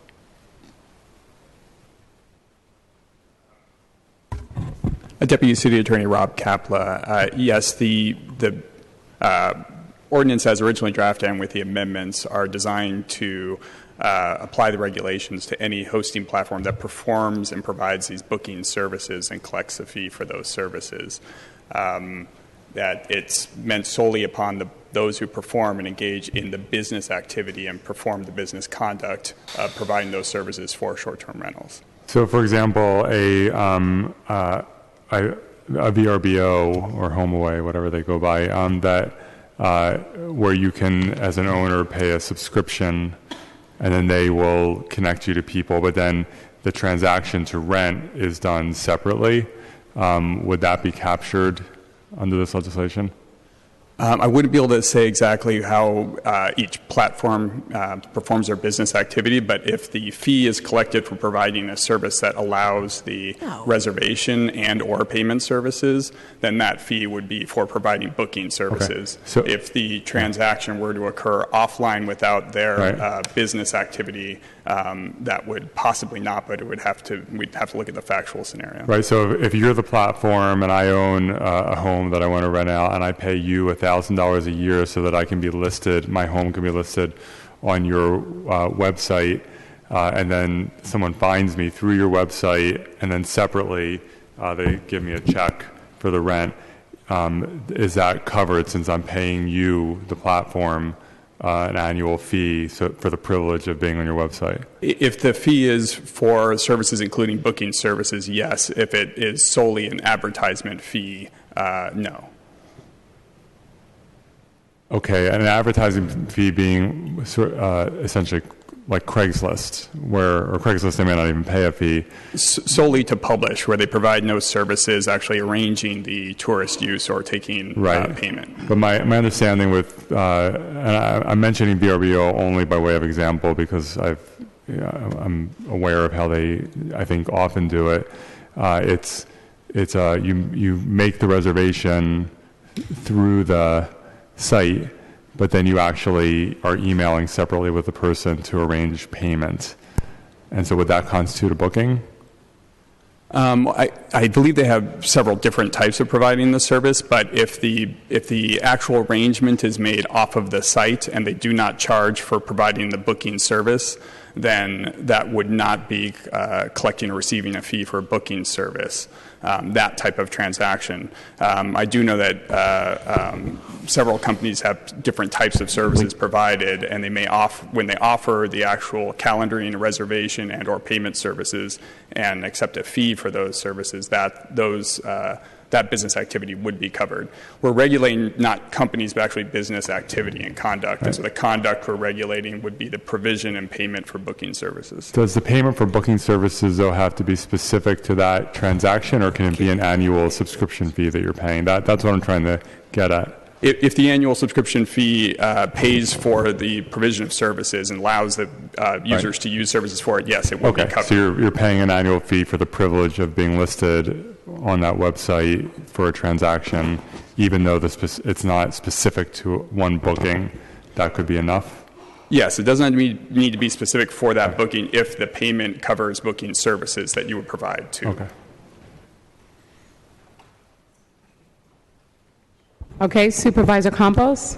Thank you. I just want to be very careful about this discussion because I don't want any of this to be used as a way of binding what the city's arguments are, because I think the discussion is very fact specific. But what I can say is that our intent is to cover not just one platform, but an entire set of platforms that engage in this kind of business activity. And I think that to the extent that there's an argument that they're not doing that and that they're simply publishing or doing something else that's outside the scope, we certainly want to hear those specific facts. But we've been very careful to make sure that we don't bind ourselves to something specific, because one of the things that we also know from each one of these companies is that their business model is also changing, and that some of these companies may be doing things today or will be doing some things in the near future that might be different. But the intent is that. Thank you, Supervisor Campos. And just a quick question. Do you think that based on your proposed amendments, we should have a closed session discussion about this, or are we good to go with things as is? I feel pretty comfortable moving forward, President Breed. Obviously, it's up to the board if they feel that there's a need for a closed session discussion. I think that the way I see these amendments they're mainly there to clarify the original intent and to be more precise and concise in light of what the platforms have said. So I don't think that's necessary, but I'm certainly not opposed to it if people feel there's a need to do that. Okay. And you have some proposed amendments for today? Yes. So okay. I'm sorry, I distributed that and I failed to make a motion, so I hereby make a motion to amend along the lines of what we distributed. Okay. Supervisor Campos has made a motion to amend. It was seconded by Supervisor Peskin. Colleagues, can we take the amendments without objection? Without objection, the amendments pass. And on the item as amended, colleagues, can we take this item? President, we have Supervisor Farrell, who's... That's right. Can you please call the roll on item number 71 as amended? Supervisor Kim? Aye. Kim, aye. Supervisor Marr? Marr, absent. Supervisor Peskin? Aye. Peskin, aye. Supervisor Tang? Aye. Tang, aye. Supervisor Wiener? Aye. Wiener, aye. Supervisor Yee? Aye. Yee, aye. Supervisor Avalos? Avalos, aye. Supervisor Breed? Aye. Breed, aye. Supervisor Campos? Aye. Campos, aye. Supervisor Cohen? Aye. Cohen, aye. There are 9 ayes. Okay, this ordinance as amended is passed unanimously on the first reading. Item number 72. Item 72 is a resolution to authorize the sublease between the city and At the Crossroads, located at 167 Jesse Street, for an initial term of 5 years at a base rent of $1 per year. Supervisor Kim? Thank you. I just want to say that I'm excited to see this lease move forward. At the Crossroads is a phenomenal organization that is providing direct street outreach to youth that are living on our streets or are in transitory housing or unstable housing, often moving couch to couch or SRO hotel rooms when they can put together some money. And at the Crossroads, like many nonprofit organizations who are struggling to stay in San Francisco during this tremendously hot real estate market, was threatened with displacement from the city when their Mission District building was sold over 2 years ago. The loss of this organization, which provides direct services on our streets, in our neighborhoods, whether it is Mid-Market, the Mission, the Tenderloin, would have had their mission severely impacted if they had to leave the city. It would not be able to offer the direct services that they provide to our young people on our streets if they could not have desks in place in the neighborhoods where they provide these services. I want to thank the Mayor's Office of Community Development for convening our city staff and departments several years ago when I called for the creation of the Nonprofit Displacement Task Force after the Human Services Network sounded the alarm about the rapid displacement that we were about to see as leases were starting to expire over the next 3 or 4 years in the nonprofit sector. This board created the Nonprofit Displacement Task Force to study and come up with a report and a set of recommendations on how we could better support nonprofit organizations with the rental increases that we were seeing and also with technical assistance. One of the recommendations that came forward from the task force report was to reserve space for nonprofits in publicly owned city buildings. This lease that is before us today at 167 Jesse Street for At the Crossroad is doing exactly this.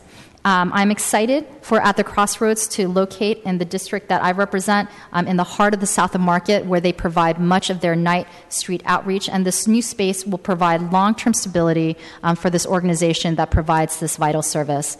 Colleagues, I ask for your support on this item.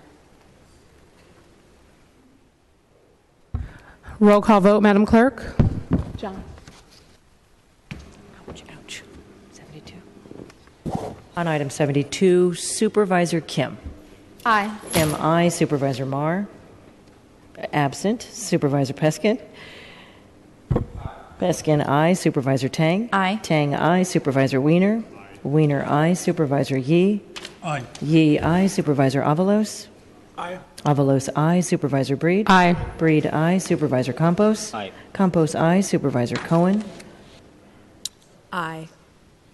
Cohen, aye. Supervisor Farrell. Farrell, aye. There are 10 ayes. The resolution is adopted unanimously.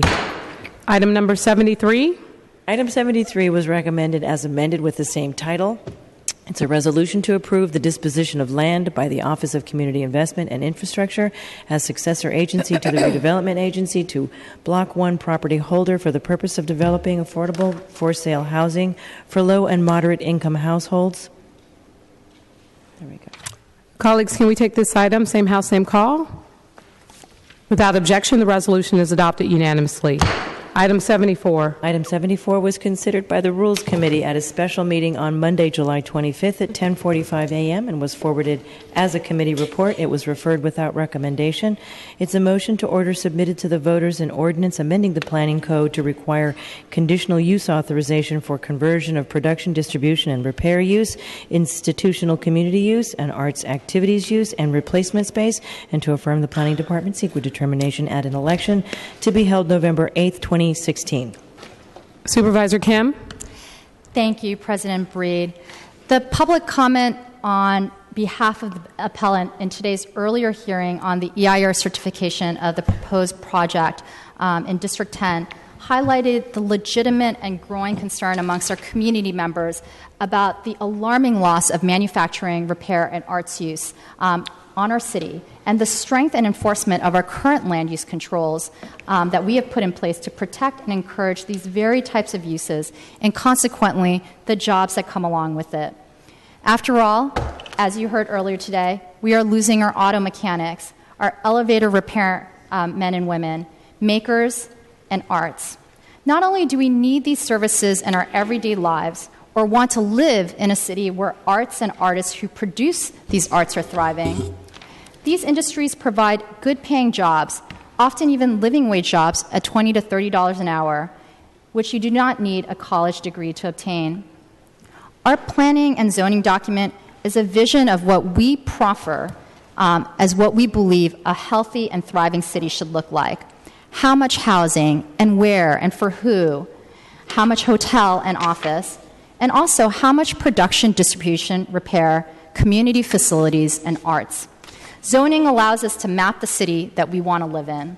And not only does zoning ensure that we are building enough housing for the jobs that we are creating, it also ensures that we are encouraging a diversity of jobs, which will ensure a diverse city.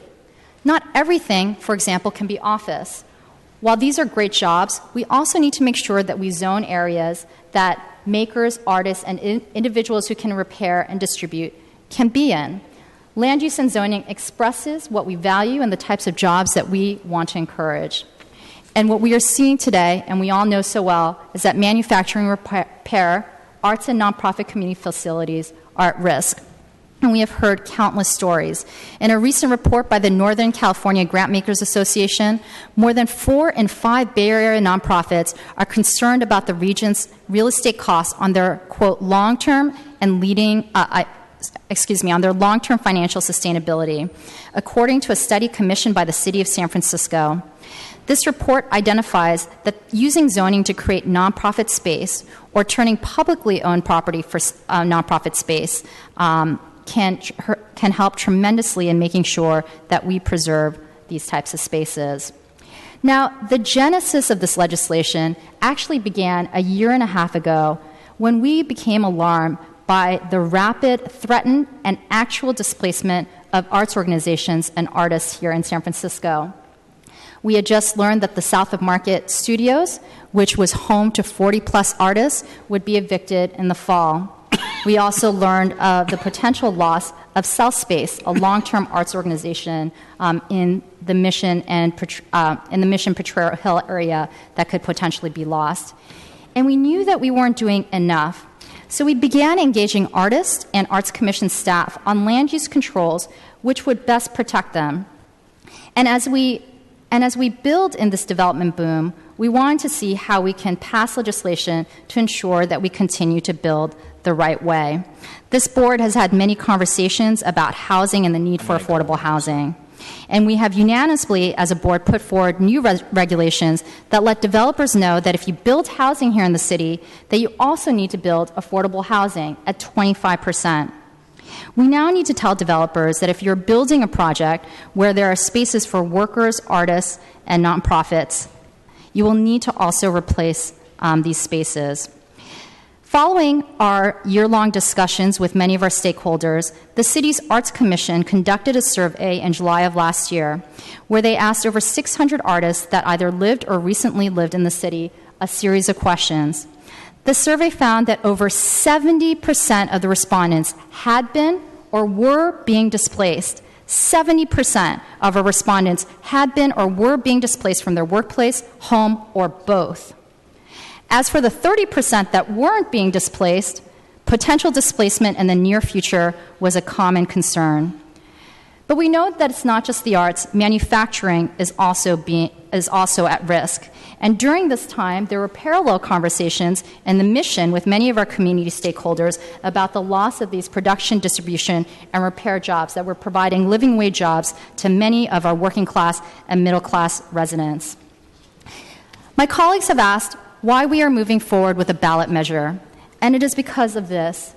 What we are seeing in the loss of the city is alarming and is happening very quickly, and our stakeholders wanted to put forward the strongest protections for PDR and arts, and that is legislation that is passed by the voters.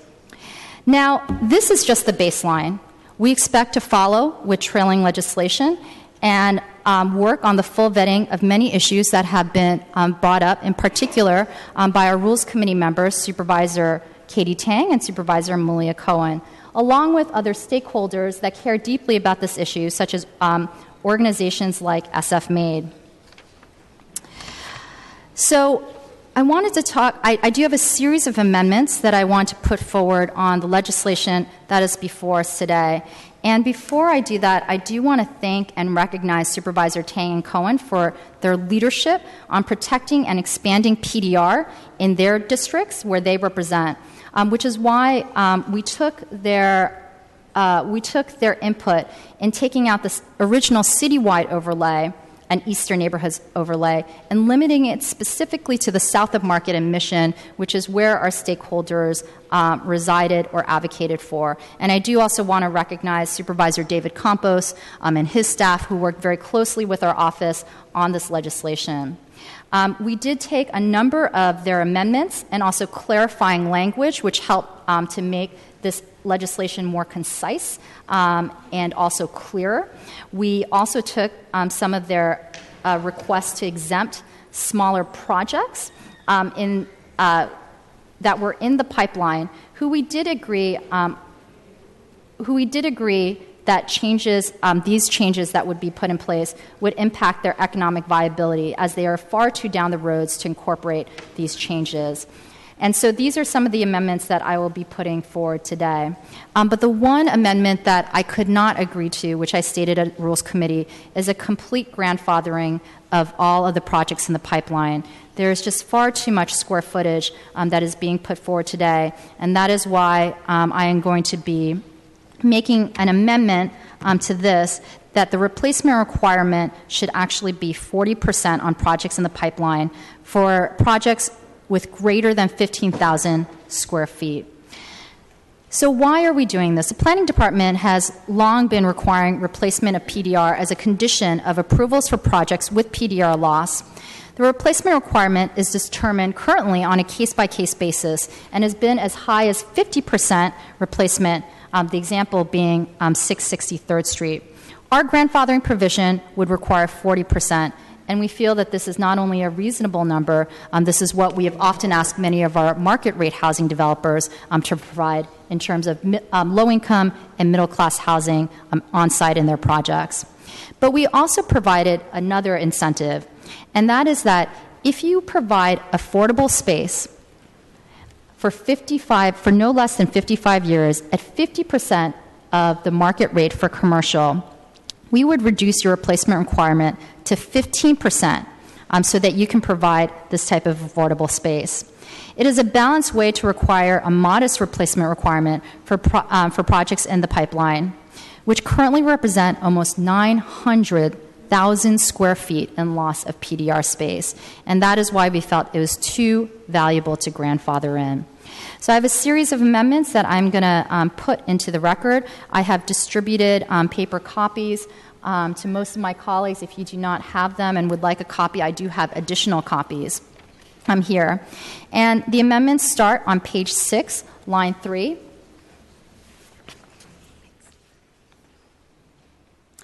One, we are deleting C3G from the replacement requirement because there is no C3G in the eastern neighborhoods.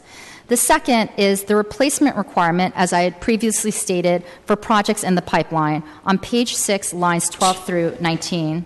So for any projects located in the areas that as of July 1st, 2016 are zoned SALI, UMU, MUO, SLI, MUG, or MUR, that would convert at least 15,000 square feet of PDR, institutional, community, or arts activity use, and for which an environmental evaluation application was submitted to the Planning Department by June 14, 2016. The replacement space shall include 40% square foot of these uses for each square foot of use for the proposed conversion. We also put in an amendment here that should the Board of Supervisors overturn any such project's environmental review on appeal, the project shall provide replacement space as required in the subsection above. The second is on the amendment that I also stated, which is clarifying long-term affordability as an incentive. This amendment on page 6, line 24, would ensure that if you agree to provide affordable replacement space at 50% below market rate for not less than 55 years, that your obligation would be reduced to 15%. The next amendment is replacement requirements for PDR and arts use shall be exchangeable, while institutional community use replacement shall only be for community use. This is on page 5, lines 17 through 19. The amendment is there. This is so that we don't have these uses pitted against one another. The next amendment, a clarification that replacement requirement are required on most legal PDR, arts, or institutional community use. It's just clarifying language that prior use shall mean prior permanent and permitted use. The next amendment is on unsound threshold, clarifying that rehab costs would comply with continued use as PDR, institutional community use, or arts use on pages 7, line through 10. And then the next amendment is on projects whose pending appeals are upheld will be required to do the higher replacement requirement. Finally, affordable housing projects shall make its best efforts to replace PDR, arts, or community space. We did accept an amendment at Rules Committee that 100% affordable housing would be exempt from these requirements. While there was protest from the community that did not like pitting affordable housing against PDR use, as they are both important, I did accept the amendments as proffered by Supervisor Cohen and Tang because I know that there are very few projects that fit under this category. That being said, we did want encouraging language in the ballot measure that stated that we would like these projects to still make its best efforts to replace this PDR, arts, and community space. Second, and this is actually the final amendment, we do an exemption for a project that is in process of a legal office conversion that is under review by the Planning Department.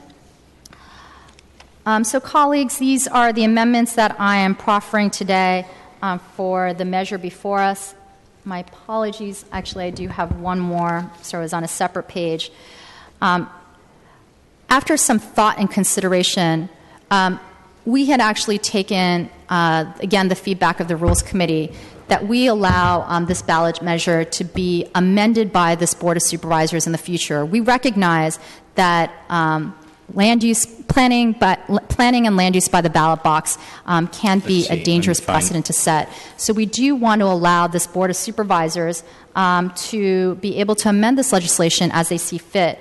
Our original language said that a board by the majority could amend this legislation as long as it promoted or better achieved the underlying goals of protecting and enhancing the PDR, institutional community, and arts use. But after some careful thought, I think that, particularly from my lawyer hat, that this is a very that this is a definition that I think that the board would struggle to try to argue whether it is or it isn't. So instead, the amendment that I'm going to proffer today is that on page 9, lines 8 through 10, the Board of Supervisors, by ordinance and by at least a 2/3 votes of all of its members, may amend the section 202.8 at any time after its effective date.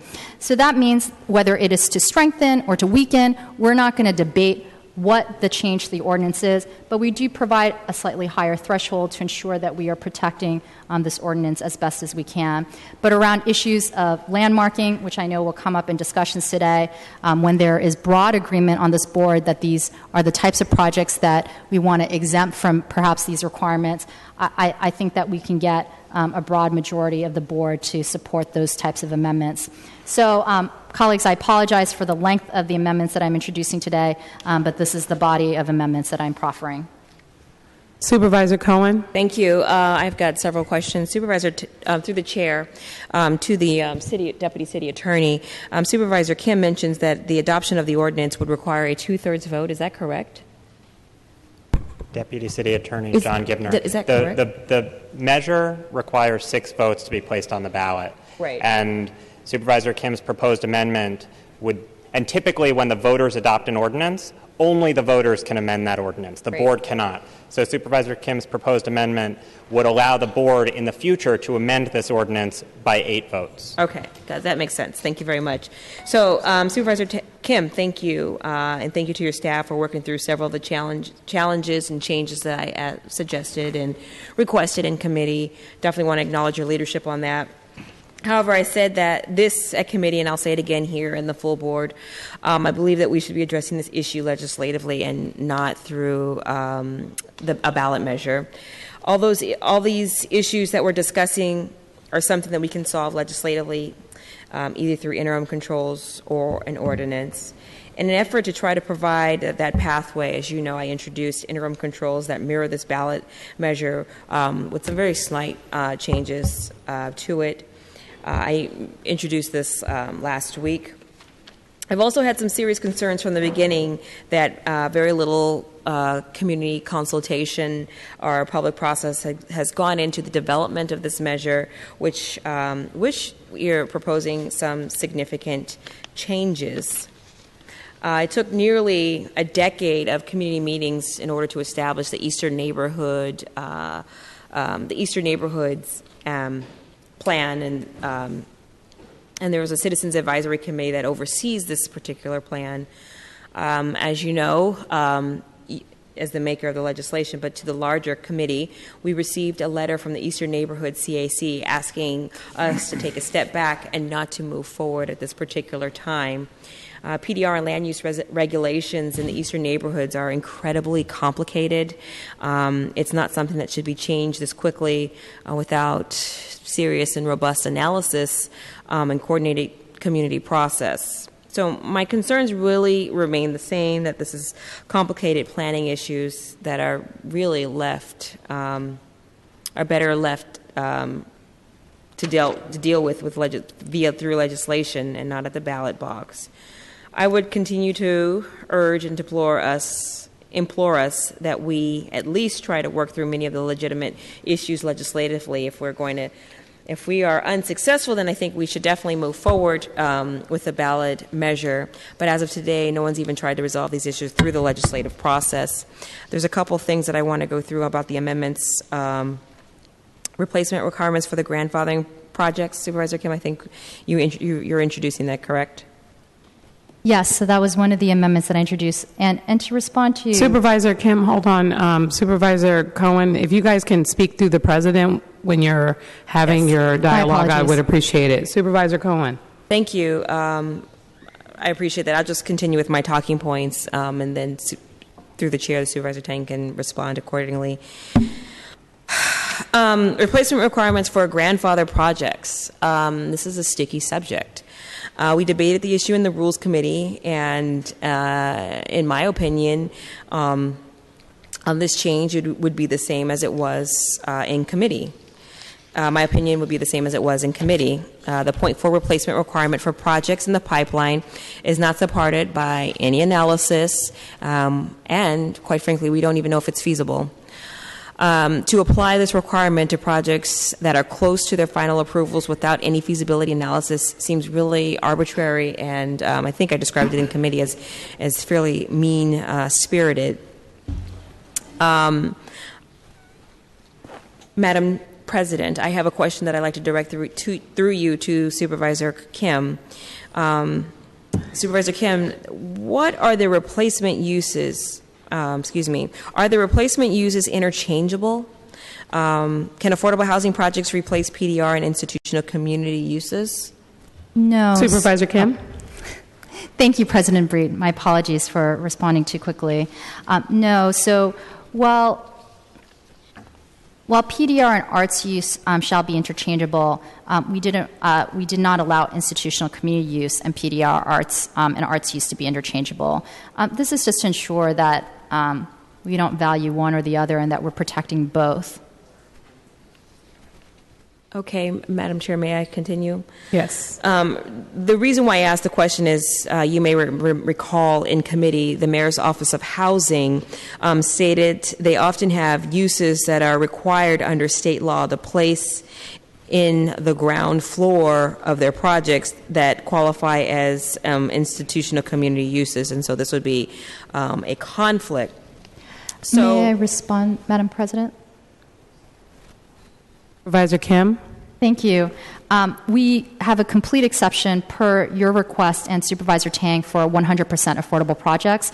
I did put in an amendment that encourages these projects to put in to replace as is, but again, we won't be conflicting with any requirements that the Mayor's Office of Housing has on those projects. Thank you, because I was going to say I think it's critical that we don't put any more barriers in front of getting affordable housing projects built, particularly in the Mission. We've heard loud and clear from folks.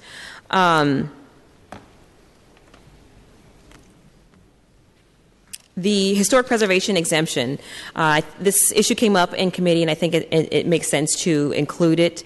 The policy behind this planning code provision makes sense. We want property owners of historic buildings to maintain them and to improve them, and in exchange, we allow them to have higher rent-paying uses. I think making this change still allows us to put forward a strong PDR policy without compromising the historic preservation. And Supervisor Kim, Madam President, may I ask Supervisor Kim a question? All you have to do is say, through the President. Okay, it's getting late. Through the President to Supervisor Kim.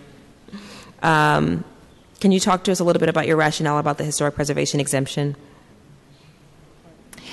Or lack thereof. We decided not to include that feedback, although we heard it from your office, because we believe that we can follow up with trailing legislation on that issue. And because this ballot measure allows us to amend, and the amendment doesn't require a strengthening, it can be any type of amendment now via the change that I just meant to the threshold for how we change this legislation. I believe that we can take care of landmarking with a fully vetted process through the legislative process. All right. Madam Chair, I'm going to relinquish the mic at this time. Thank you.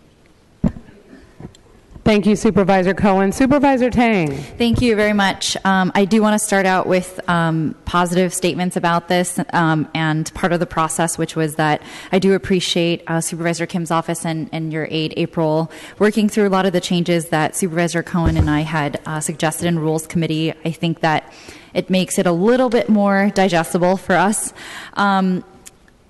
All of this to say that, of course, we care a lot about preserving PDR uses, institutional community uses, arts uses. It also may sound strange coming from someone from District 4, but I have really tried to recruit PDR uses even in our district through citywide legislation that I worked on as an aide to Supervisor Carmen Chu at that time to allow for more light production, actually citywide and NCDs. So I think that really, for me, the concern still lingers on this particular ballot measure, because I believe that there hasn't been that complete analysis done, whether it's regarding why we should have replacement at 15%, 40%, or 50%, or 100%, whether it's analysis on the quality of the PDR uses that are currently in place right now, and whether some of these uses are actually should be replaced. I think that the outreach component is something that also gives me pause as well. I know that I feel that more individuals who are in the PDR community should have been outreached to.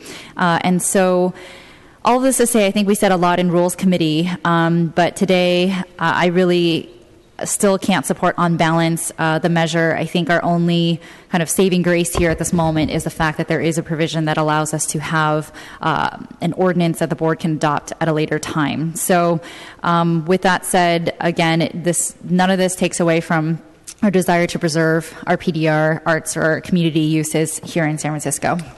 Thank you, Supervisor Tang. And Supervisor Kim, I might have missed this.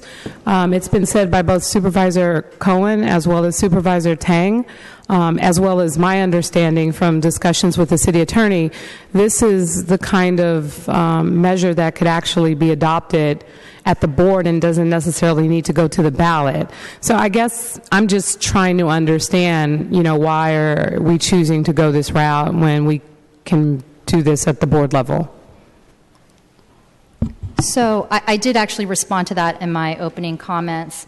But because of the alarming and rapid rate of displacement of PDR and arts use here in our city, our stakeholders felt that they needed the strongest protections for the zoning in the south of Market and the Mission. And the strongest protections are via the voters.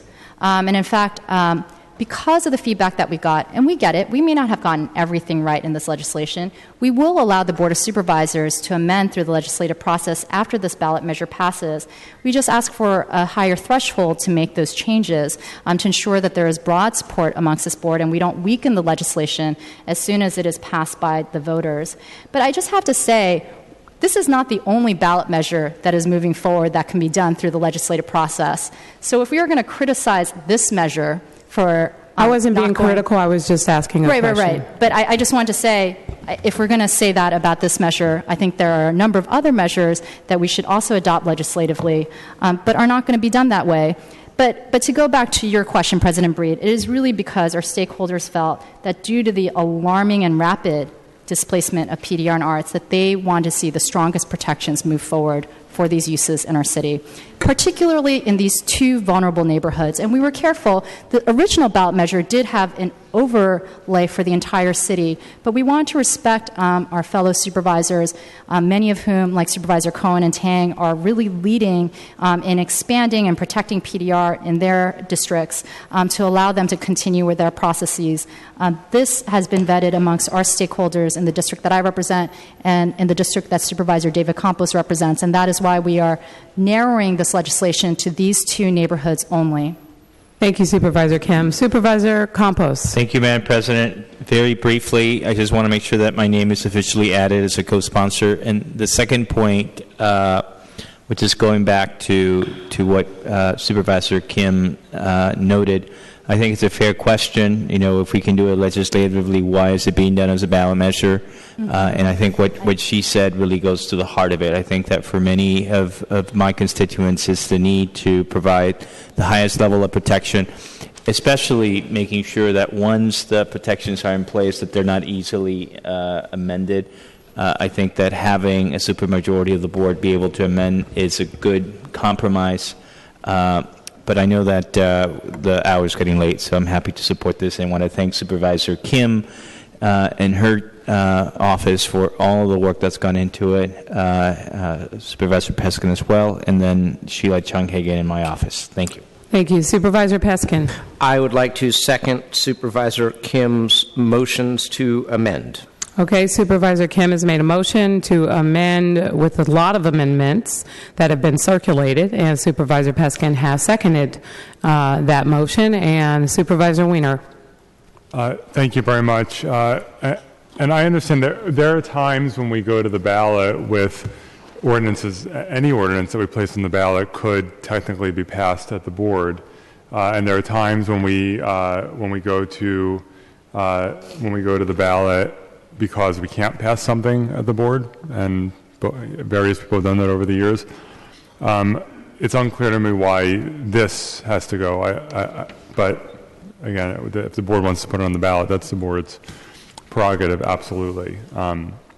I am concerned that the organization that represents manufacturers in San Francisco, SF Made, has asked us not to put this on the ballot, and Kate Sophis, the executive director of SF Made, sent an extremely detailed and emphatic letter today taking exception on the merits to portions of this legislation and also to the process that apparently SF Made was not consulted until recently, according to Ms. Sophis.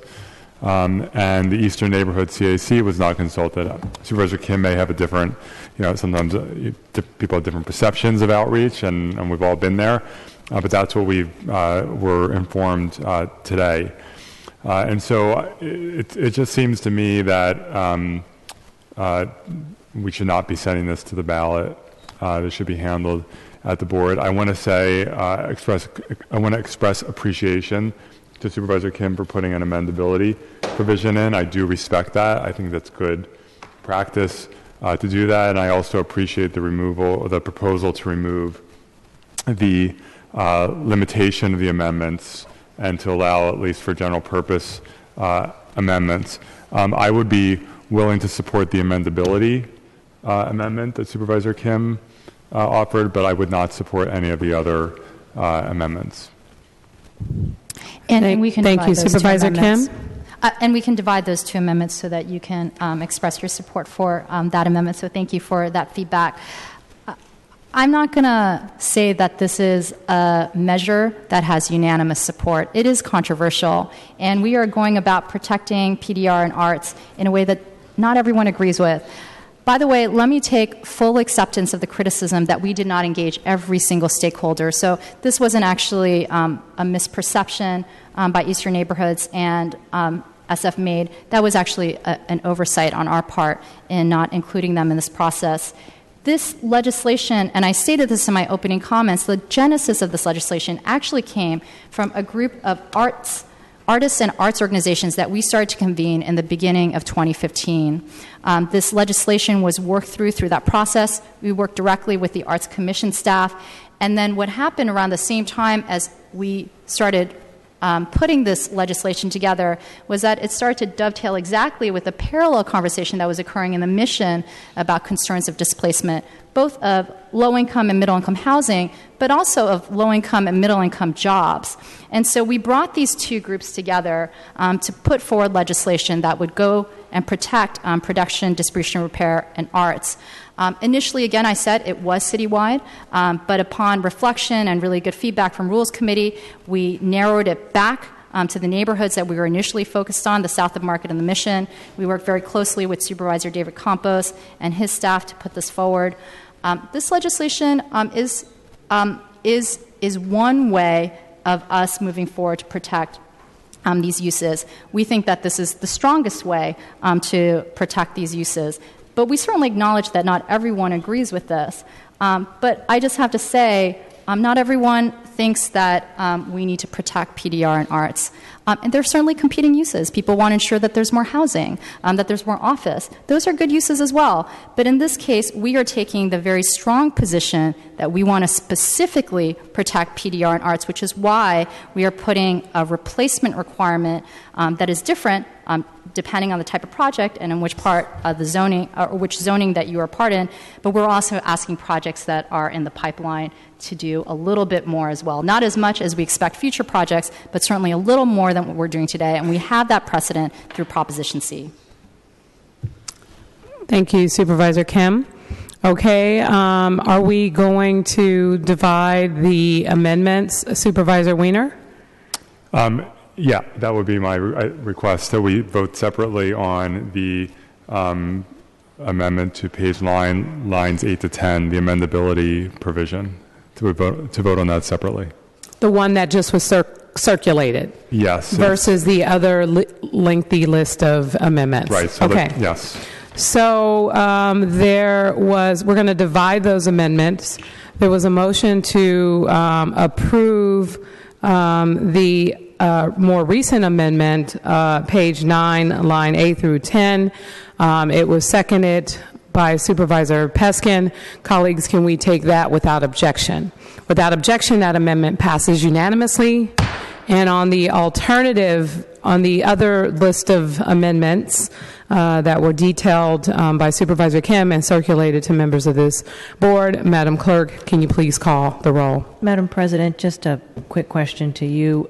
Supervisor Farrell has left the chamber. Did you want to excuse him from the vote? Yes. Can we have a motion to excuse Supervisor Farrell, moved by Supervisor Tang, seconded by Supervisor Avalos? Can we take that without objection? Without objection, Supervisor Farrell is excused. And with that, on the amendment, Madam Clerk, can you please call the roll? Supervisor Kim. Aye. Kim, aye. Supervisor Marr. Marr, absent. Supervisor Peskin? Aye. Peskin, aye. Supervisor Tang? No. Tang, no. Supervisor Weiner? No. Weiner, no. Supervisor Yee? Aye. Yee, aye. Supervisor Avalos? Avalos, aye. Supervisor Breed? No. Breed, no. Supervisor Campos? Aye. Campos, aye. Supervisor Cohen? Cohen, no. There are 5 ayes and 4 noes with Supervisors Tang, Weiner, Breed, and Cohen in the dissent. The amendments pass. And Supervisor Weiner? Point of order. I thought any action by the board needed 6 votes. No. Madam Clerk, can you please explain the rule? Yes, pursuant to Board Rule 5.14, when the threshold of when the number of members is reduced, then the vote, a parliamentarian motion, is no longer required to be 6 votes. It then can be also reduced, and in this case, it is now to 5. But okay, for a procedural vote. For a parliamentarian vote, okay. That's correct. Thank you. Okay. And so at this time, on this particular item, Supervisor Kim, would you like to make a motion? I make a motion to continue this item to, and I apologize, August 2nd. Thank you. To August 2nd. Madam President, was Supervisor Kim a committee of the whole? Yes, as a committee of the whole. Okay. Supervisor Kim has made a motion to continue this item to August 2nd, 2016 as a committee of the whole. It was seconded by Supervisor Campos. Colleagues, can we take that without objection? Madam President, that would be August 2nd. What did I say? August 16th. Oh, sorry. It's getting late in the hour. That's another way to kill the measure. Supervisor Kim has made a motion to continue this item to the Committee of the Whole for the meeting of August 2nd, 2016. It was seconded by Supervisor Campos. Colleagues, can we take that without objection? As amended. As amended. Without objection, this item will be continued as amended to the meeting on August 2nd, 2016 as a Committee of the Whole. All right, Madam Clerk, let's go to roll call for introduction. Supervisor Kim is the first supervisor to introduce new business. Supervisor Kim. Roll call. Supervisor Kim. Supervisor Kim. New business? Submit. Okay. Supervisor Marr. Absent. Supervisor Peskin. Thank you, Madam Clerk, colleagues. I would like to submit, given the late hour, and I will submit most of my items, but I would like to adjourn today's board meeting in the memory of Pat Christensen. I think many of you knew her. She was an incredible presence around town. I had the pleasure of knowing her for almost 20 years. Pat, as she liked to be called, and I will truncate this because I know that everybody wants to go home, but I want to say that her daughter Kelly is here, and she bears a resemblance to her mother. Pat was born in Los Angeles, came to San Francisco and fell in love with it. Her interest in politics was sparked in the 1960s when she served as a PTA member and co-founded the Dubois Neighborhood Association with her husband. By 1972, she accepted the role of Community Relations Director with Catholic Social Services. In the late 70s, Pat hosted a Sunday morning talk show on KCBS Radio for the Archdiocese, focused on working women's issues and local politics. A passionate writer, Pat founded and ran the Grapevine, the Visitation Valley newspaper for 5 years, was a regular columnist for the San Francisco Independent, and penned her memoir, An Old Broad Abroad, after traveling the world later on in her years. Her final unfinished project was on aging. Pat worked at the San Francisco Chamber of Commerce, hosted a television series focused on small business, ran her own public relations firm, and worked tirelessly and professionally to protect small businesses and preserve the unique neighborhoods of San Francisco. Throughout her career, she received many awards and accolades from state senators, governors, the business community, city and civic leaders, including a proclamation from then-Mayor Willie L. Brown and the Pat Christensen Lifetime Achievement Award from the Small Business Network of San Francisco. Her activism and passion left an indelible mark on the city, and she'll be missed by me and I know all of us. She was a resident of Supervisor Yee's district, but really a resident and gift to the entire city. I'd like to also give Supervisor Yee the opportunity, if he wishes to speak about her passing and her life. I worked very closely with Pat for many years and truly respect the work that she undertook through the Small Business Network. My condolences to her family. Thank you for being so patient for so many hours. I know Pat would have loved this board meeting, but I'm sorry that you had to sit here since 3 o'clock. And I will just... I also would like to adjourn today's meeting in the memory of Saul Bloom, who many of you know from archaeology, as well as the late, great Nate Thurmond, who played for the Warriors. And finally, I'm going to submit a hearing request on the Fine Arts Museum, as well as a resolution in support of the Screen Actors Guild employees who are trying to get a contract at KNBR. The rest I will submit. Thank you, Supervisor Peskin. Supervisor Yee. Thank you. I'm going to be submitting one item, and I'll try to shorten what I was going to say as much as possible, since I probably speak the least here. Going going to introduce a resolution that has the intent of the city to allocate funds to support thriving communities, including the maintenance of street trees and supporting families with infants and toddlers. I know that you might be wondering, why am I doing street trees again when we just had a whole lengthy discussion on ballot measures? And I started this process before there was any conclusion of what we were going to do. And I wanted to make sure, since I had already introduced legislation to ask the city to take over our trees, and one of the things that I waited for was, we need to have a source of funding. And I would say that at this point, one might think that it's not necessary, but at the same time, we have a ballot measure that has to pass in order to actually say that it's going to be funded. If it doesn't pass, then the protection is that this resolution will basically get to the same thing as the ballot measure in terms of funding the takeover of trees in San Francisco. And this all started with wanting to tie some of this into Supervisors Kim resolution that was introduced a few weeks ago in regards to City College. And we didn't want to confuse people at the time, so I held off in wanting to add these pieces in there. So the other piece, I will be talking about it a little bit more because people might not understand what this is.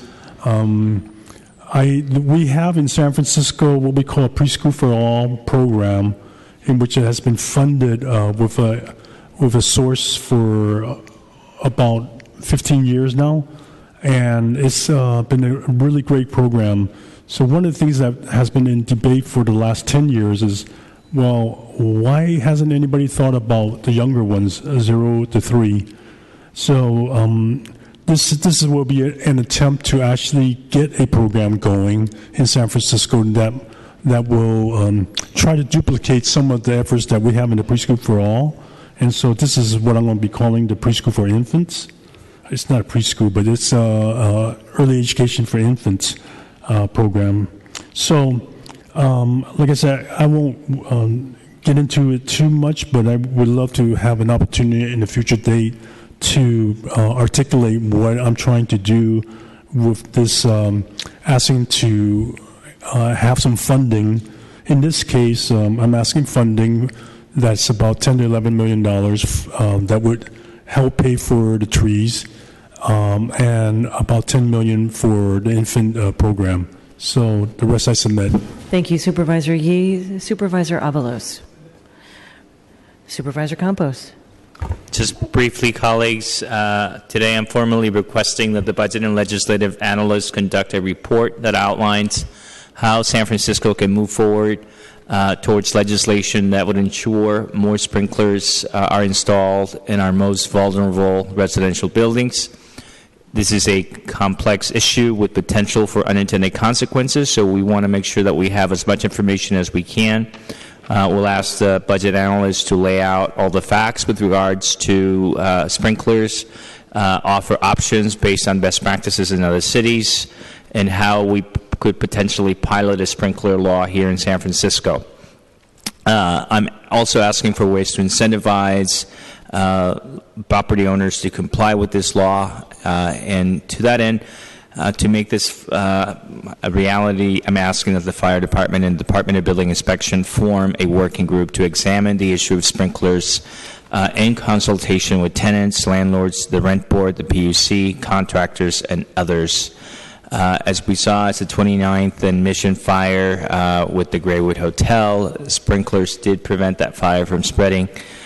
So along the lines of what we have tried to do, we want to make sure that all options are explored in terms of fire prevention here in San Francisco. The rest I submit. Thank you, Supervisor Campos. Supervisor Cohen. Thank you. Colleagues, today I'd like to close this meeting in memoriam of Captain Josh Williams. He passed away at the age of 83 on June 2nd, 2016. Captain Williams was an Army veteran where he received a Korean Service Medal with a Bronze Star. He began working as a longshoreman on the San Francisco waterfront in 1959, and in 1966 he started the ILWU drill team. As a beloved drill team captain for over 50 years, Josh spread ILWU pride all over the United States, marching with Cesar Chavez in 1966 and then marching with Dr. Martin Luther King in 1968. He also became a master barbecue pit maker and chef, acclaimed for his barbecue and fried turkeys, winning contests all across the Bay Area. Mr. Williams is preceded in death by his beloved wife, Iona, and survived by his son, his daughter, grandchildren, and many family and friends. Colleagues, the rest I submit. Thank you. Thank you, Supervisor Cohen. Madam President, that concludes the introduction of new business. Thank you, and can you please add my name to that in memoriam as well? Thank you. Thank you, Madam President. Thank you. Madam Clerk, can you please read public comment? At this time, the public may now address the entire Board of Supervisors for up to 1 minute on items within the subject matter jurisdiction of the Board, to include the minutes and adoption and items on the adoption without reference to committee calendar items. Public comment is not allowed when an item has been previously subject to public comment at a Board committee or in a committee of the whole. Please direct your remarks to the Board as a whole, not to individual supervisors, and not to the audience. Speakers using simultaneous interpretation assistance will be allowed twice the amount of time to testify. If you would like to display your document on the overhead projector, please state such to SFG TV and remove the document when the screen should return to live coverage of the meeting. Thank you. First speaker, please. Tom Gilberti, 1 minute.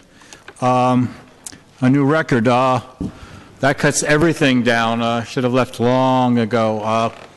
It seems a corporate raider captured the Republican Party, promoting law, order, be afraid of them, void of justice. The Democratic Convention, a revelation of trickle-down politics, the few pick, and the rest of us vote, just like we have here in San Francisco, where we get Ed Lee hand-picked, trickle down.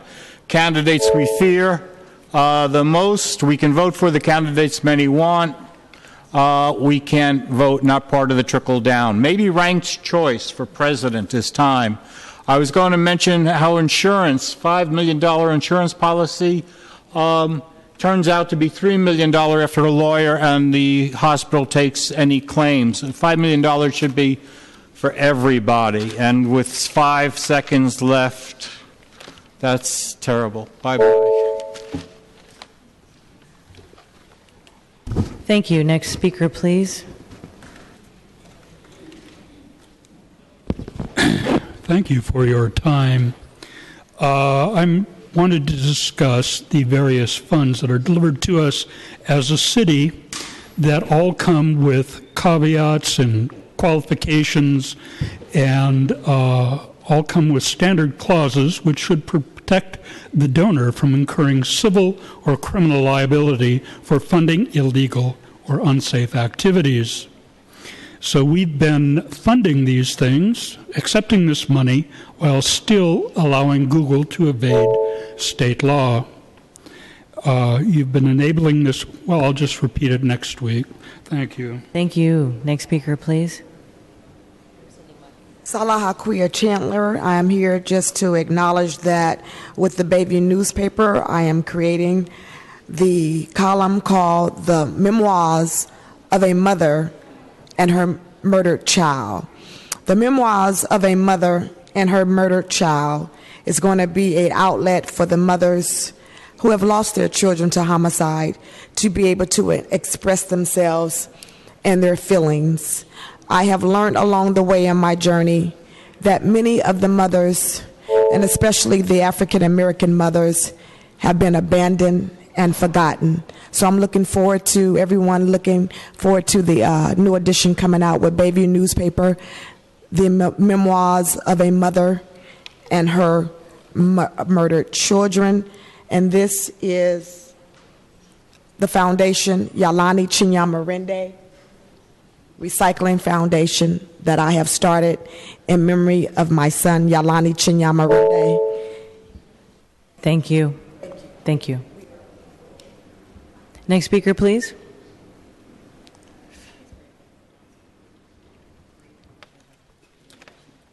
Good evening, Madam President and board members. My name is Abraham Thompson.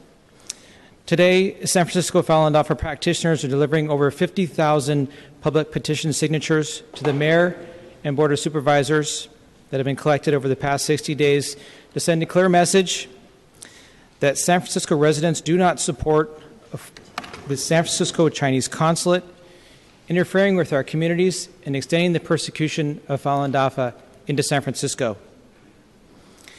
We feel that this is meaningful because it shows that San Franciscans care. They care about the values of our great nation, and they care for a minority group that is facing an unprecedented persecution in China, is being discriminated against and having their civil rights taken from them here in San Francisco. These cases of interference in San Francisco are well documented and have been confirmed by the House of Congress in Resolution 304. Thank you. Next speaker, please.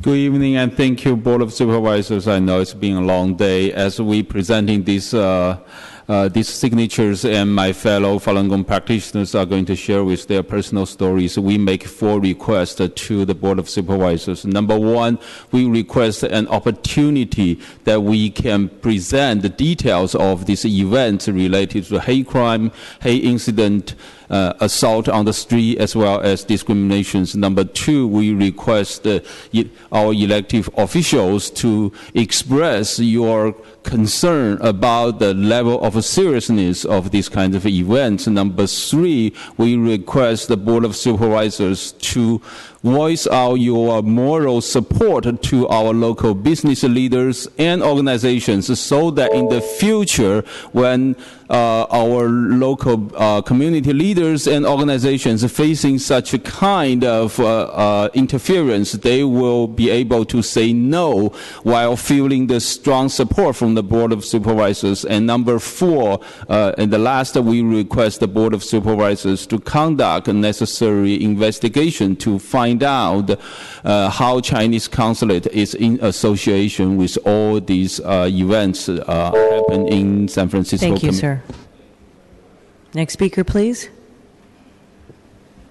Okay, Madam President and the supervisors, even with 1 minute, I still want to say this. Okay, today we have like a few hundreds of people taking time off their work and they come to San Francisco Board of Supervisor meeting to earn this, 2 minutes, now it's 1 minute to talk to you. Many of them have not had lunch yet, okay? And so the reason why we just hang here for so long for this moment is we do want to let you know that the parade issue is not really an isolated issue. We've been experiencing this in the past 15 years. Okay, so we were verbally abused, physically assaulted, our car window were broken, house was broken in. So police and FBI say these are petty issues, but it's not. It's a general issue. So this issue is, America haven't seen this yet. A foreign government is able to infiltrate and influence and pressure our community and create division here. So as Mr. Su said earlier, we want your moral support. Pass the resolution, even non-binding. Thank you, sir. Thank you. Next speaker, please.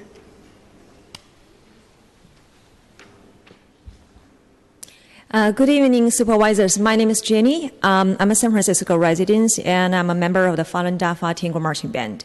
The petition we started in June, and we went out to talk to people in all walks of life. And, the San Franciscans showed their overwhelming support. Within only 6 to 7 weeks, we collected over 50,000 signatures, and the number is still growing. Retail business owners invited us to their stores, encouraged every customer to sign for us, and the parents bring their adult children to sign as they would like the American value to be kept and passed on from generation to generation. So San Franciscans are acknowledging the positive impact that Falun Dafa has brought to the community. They're embracing the city's long tradition of diversity and respect for human rights and say no to the Chinese Communist regime's interference. So we urge the supervisors to take actions as well. Thank you. Thank you. Next speaker, please. Good evening. My name is Cecilia Liu, and I'm a member of the Tianguo Marching Band as well. I would just like to play 2 short pieces of recordings of San Franciscans who supported us. The first recording is from Mr. Leon Donaldson, and the second is from Mr. John Schwark. I think that everyone deserves the right to be represented in various community parades or festivities. And I think that it's really wrong to be rejected.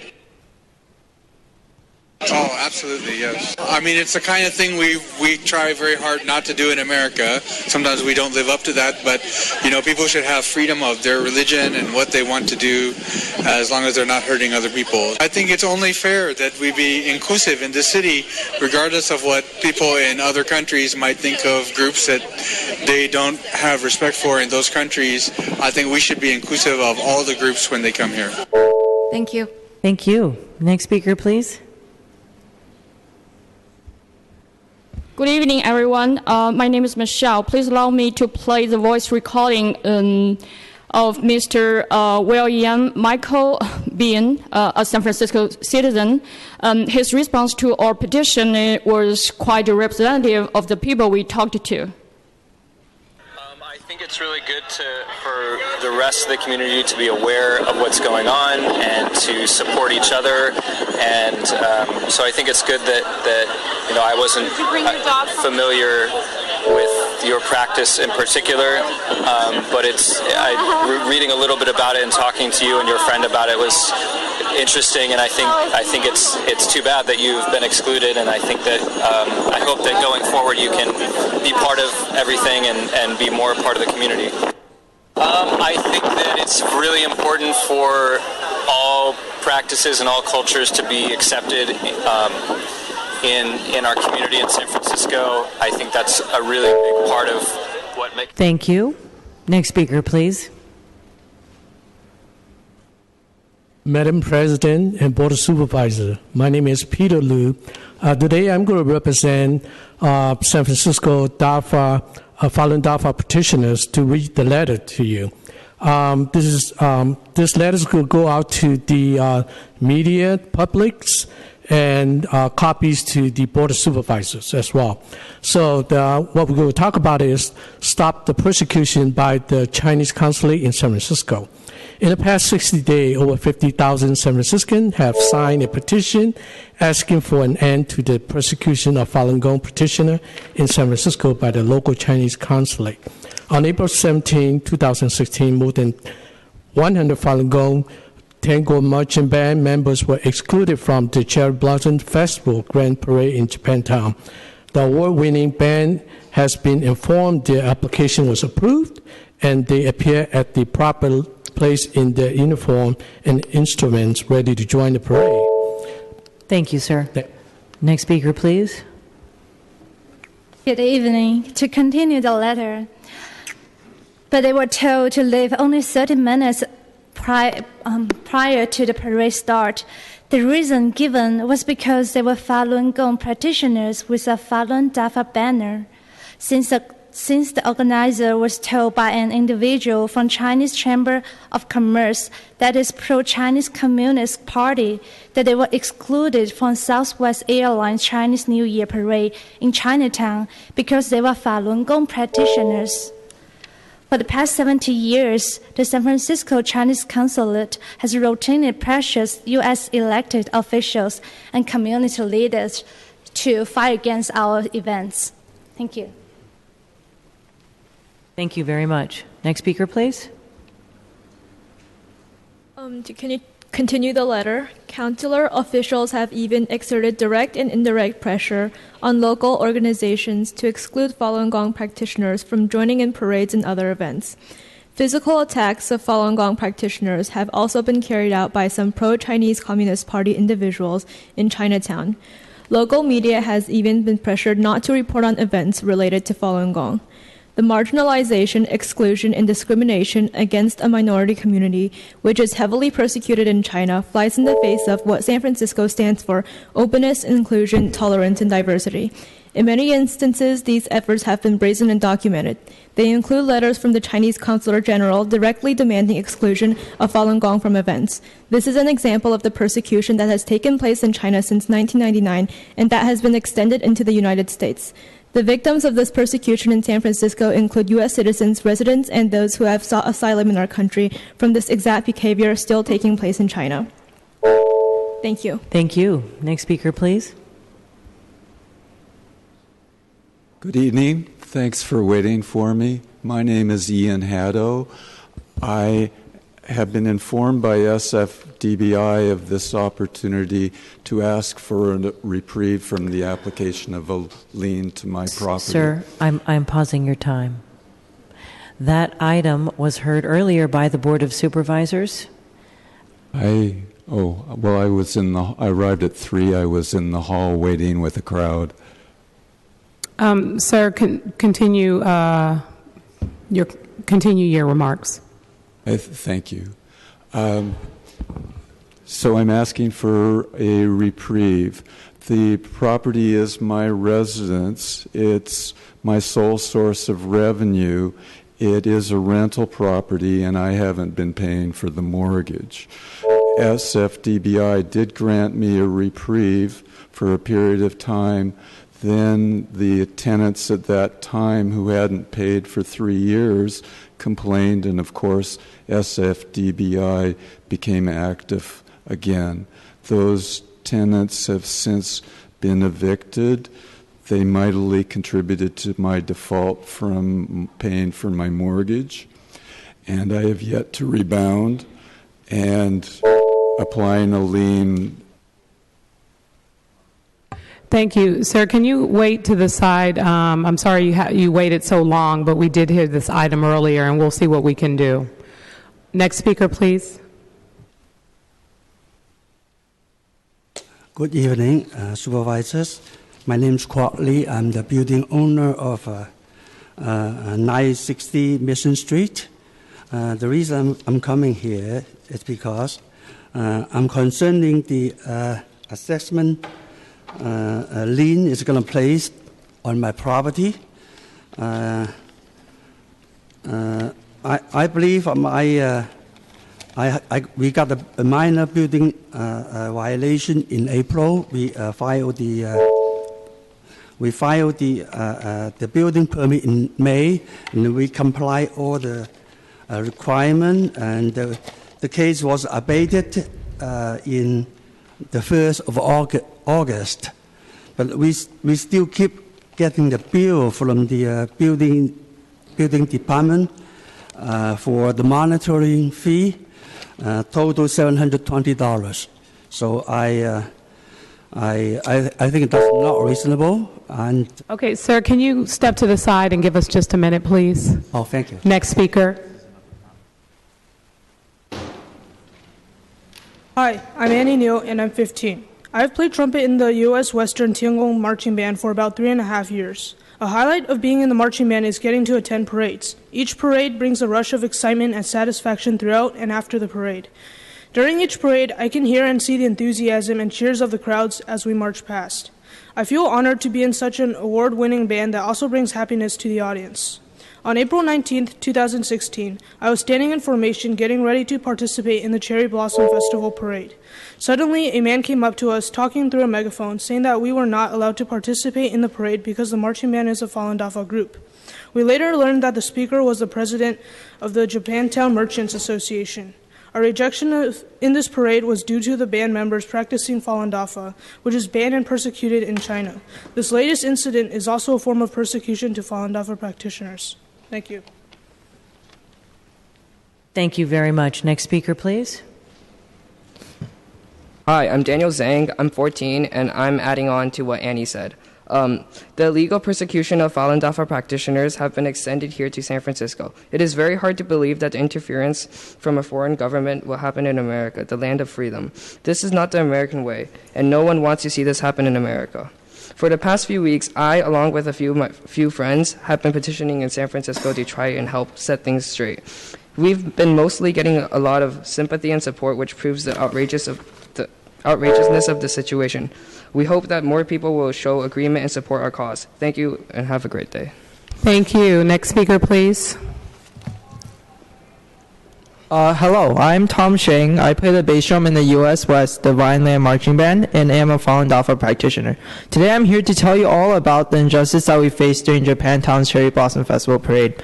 Our marching band was one of the first bands to arrive at the parade, and 30 minutes before the parade start, one of the parade organizers came out with a blowhorn and told our whole band that we couldn't participate in this parade. He said the reason was because we registered as the U.S. West Divine Land Marching Band and not as Falun Dafa. Parade organizers took issue with the banner we used for the band, which reads Falun Dafa, the spiritual meditation discipline we all follow. Then, without a second glance, he walked away and crossed the street, ignoring our drum major's attempts at communicating with him. We are oppressed in China because of our religion, and if we held out that banner in China, we would get arrested. But I never thought something like this would ever happen in America. Numerous parade groups had banners that said something that was not the official title they registered as, and they didn't get cut at the last minute. Secondly, on the parade application, it was clearly stated that we are all practitioners of Falun Dafa. Thank you. Thank you. Next speaker, please.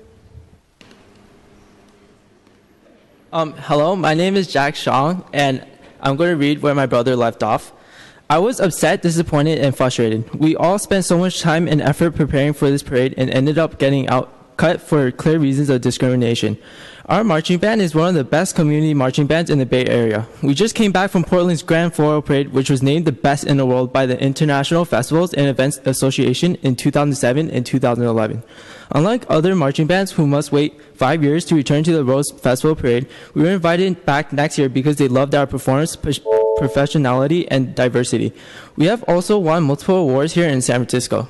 This incident is an injustice and a clear act of discrimination. We also know that it is the Chinese consulate extending the persecution of Falun Dafa into San Francisco. As the elected officials of this city, we expect you all to fight for and do the right thing. I hope you all will react to this speech and help our cause. Thank you. Thank you. Next speaker, please. Hello. So on the petition, this says to stop foreign government interference. So this petition isn't just about, just a parade trying to join the Chinese New Year parade or Cherry Blossom Festival Grand Parade. It's actual foreign government interference.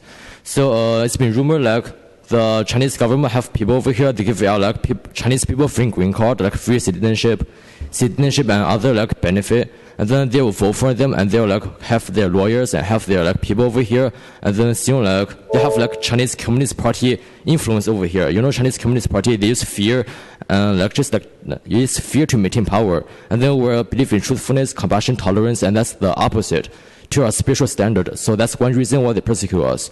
And then we just want their just not about parades, it's about foreign government interference, and that's a very big thing. It's America. We just want fear to control people over here. We believe in freedom. Freedom is how we control ourselves. Well, that's basically it. Thank you. Thank you. Are there any other members of the public who'd like to provide public comment at this time? Seeing none, public comment is now closed.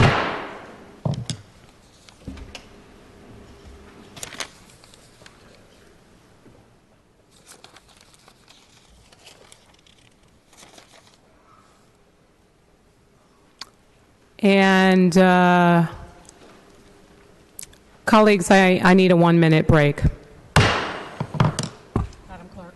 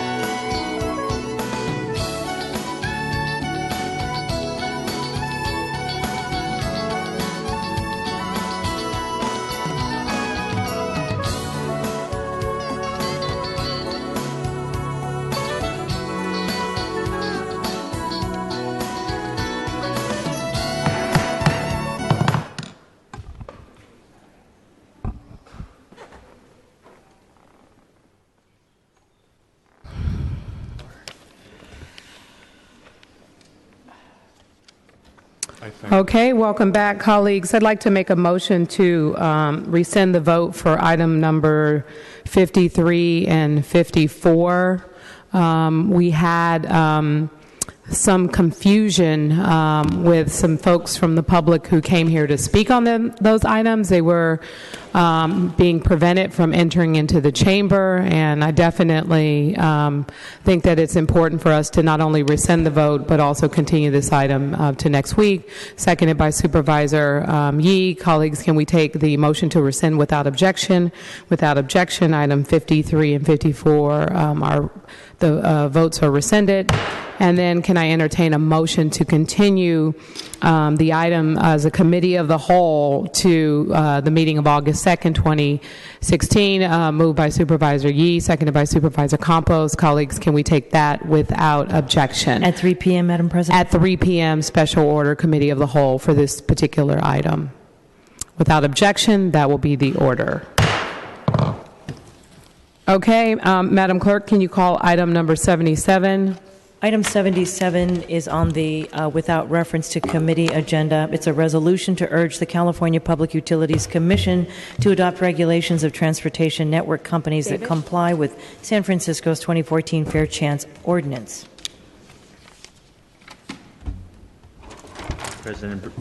Supervisor Peskin. I would like to speak about this for the next 15 minutes.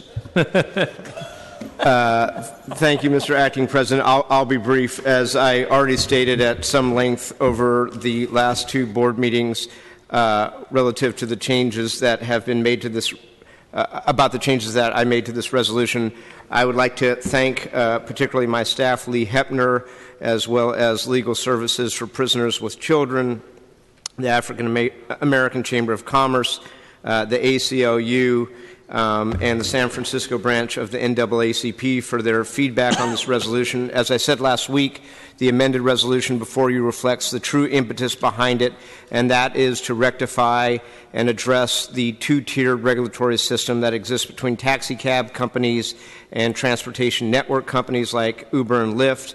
This resolution recommends that any background check that the CPUC, the State Public Utilities Commission, adopts be in compliance with our city's Fair Chance Ordinance, which, among other controls, prohibits consideration of any conviction history that does not directly relate to the employment in question, and recognizes the public health and safety interest in allowing individuals with prior conviction histories an opportunity to reintegrate into society.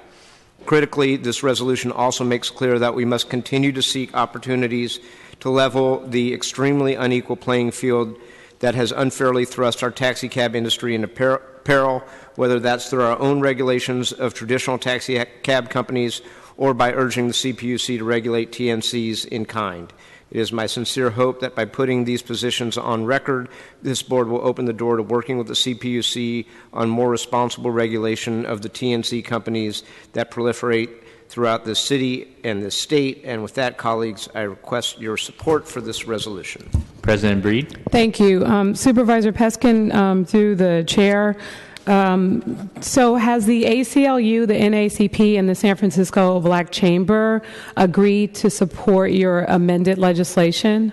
It is, to my understanding, they no longer have any objections. Okay. So, and this is for, through the chair, to look into their FBI history, through the their criminal background, through their history just in general and not just their history within a certain state. I just wanted to get some clarity. So the clarity as set forth in the resolution as revised sets forth that it would be consistent with the Fair Chance Ordinance that this board adopted in 2014, which specifically restricts consideration of prior conviction histories to those convictions that directly relate to the job in question and which have specific negative bearing on the person's ability to perform the duties of the job in question, and further must be a conviction that is less than 7 years old. Okay. I know everybody's tired. I'll just make a few comments. I do appreciate Supervisor his Peskin's willingness to work with a number of organizations to try and come up with the right balance in order to address this issue. Unfortunately, I don't think I'm going to be supporting this resolution today. We've worked really long and really hard to fight policies that disproportionately impact people of color, people from low-income communities. I'm actually really excited about, Supervisor Kim and Cohen's leadership on banning the box here in the city and county of San Francisco, and I know that you are making the recommendation that we follow that policy. But in this particular case, I don't understand why the policy needs to be done in the first place when in fact there's a policy that exists with the city that supports not going what is perceived as going backwards. I'm really, and let me try to articulate this well. I haven't had food since I think 11:30. I think most of us. And don't look at me like that, Supervisor Cohen. I've run into a lot of people that I know, people I grew up with, people that sadly they've done time. They grew up in San Francisco. They've done time. They have some things in their past, and because we banned the box in the city, some of those folks are working for Muni. Some of those folks are working jobs that they never thought they'd have access to. And so I guess my biggest concern about passing legislation like this after everything that we've worked for to move these kinds of things forward, I'm just not comfortable necessarily with it, and I don't see a reason to do it in the first place.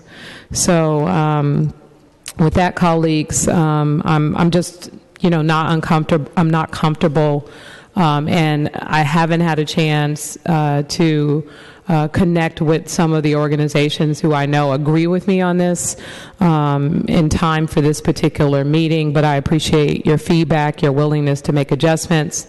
And Supervisor Peskin, if you have any other remarks based on my comments, I definitely appreciate hearing them. So if I may, through the chair, to President Breed, I think the fundamental underpinning of this resolution, which is really about giving input from this legislative body to the State Public Utilities Commission, which is now soliciting comments from people and governments throughout the state of California, is about leveling the playing field for the taxi cab industry, which is actually regulated here by the city and county of San Francisco now through the MTA, and trying to create a fair playing field. I think our taxi cab industry has been greatly disadvantaged by the advent of TNCs. The fundamental underpinning is to level that playing field. But I also think that we as lawmakers who have an obligation to make sure that we have a safe society need to be aware of things that we read about in the paper, including what happened in the Uber pool situation where, somebody tried to sexually exploit their passenger the other day. I mean, and having, pursuant to our fair chance ordinance, this is what we would tell the CPUC, some reasonable regulations to make sure that the same rigorous standards that our own taxi cab drivers are held to under our own laws are applied to TNC drivers, I think is a fair thing. As a matter of fact, we should probably be making sure that our fair chance ordinance is actually applying to taxi cab drivers, and this ordinance reflects that.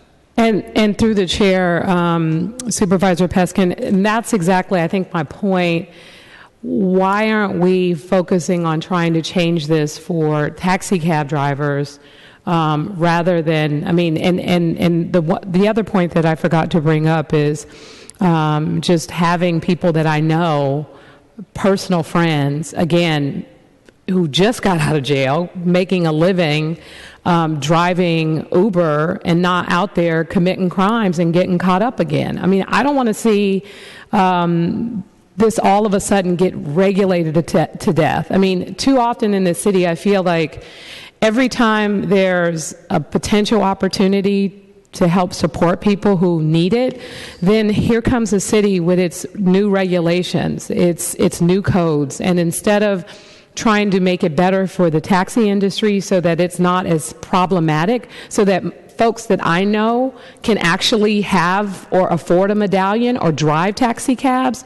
We're basically saying, okay, well, we're going to make these particular folks be held to the same standard. And I don't support that because I'm concerned about the unintended consequences of that. And so, you know, that's just where I am at this point. But I do appreciate, again, what you're trying to accomplish. I just think that this is just unfortunately not what I want to do as it relates to a policy that will unfairly put people that I know in a situation where it could create a problem for their ability to earn income through this vehicle.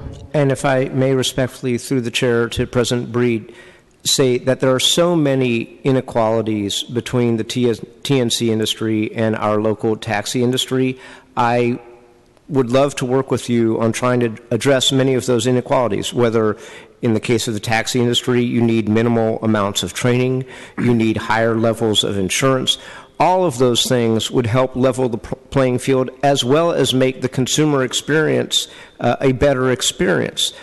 So I look forward to working with you on that. I totally respect your opinion about this matter. I also want to say, and this is not related to President Breed's comments, but I mean, it's interesting to me that opposition from this is coming from organizations like Spur that are not really interested in the Fair Chance Ordinance. They're interested in protecting the sovereignty and preemption that the TNC companies have been able to, how should I say it nicely, buy in Sacramento. And I think this is a way to stick up for 6,000 A permit holders in San Francisco who are part of our society and whose wages have been diminished and quality of life has been diminished. And that's what this attempt to talk to the state PUC and say that we want a level playing field is about.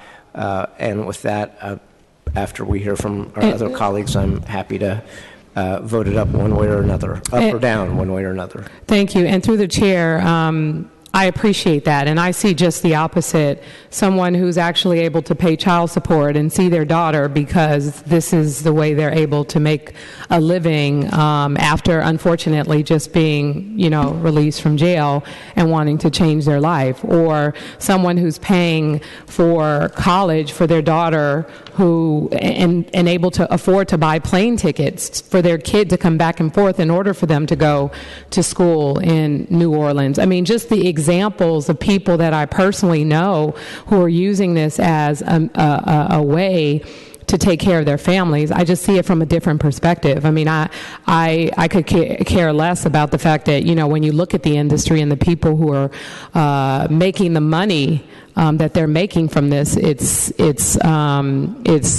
should be putting more money, I believe, in the pockets of the people who are out there doing the driving. But I just, again, I know that some of these organizations, I guess, are no longer opposed to what you are putting forth, but it's not because necessarily of some of the organizations like Spur. It's because of my own personal experience, is more so of just really being honestly proud and happy for some members of my community because they have this as an option. And I'm not certain if this is going in the right direction.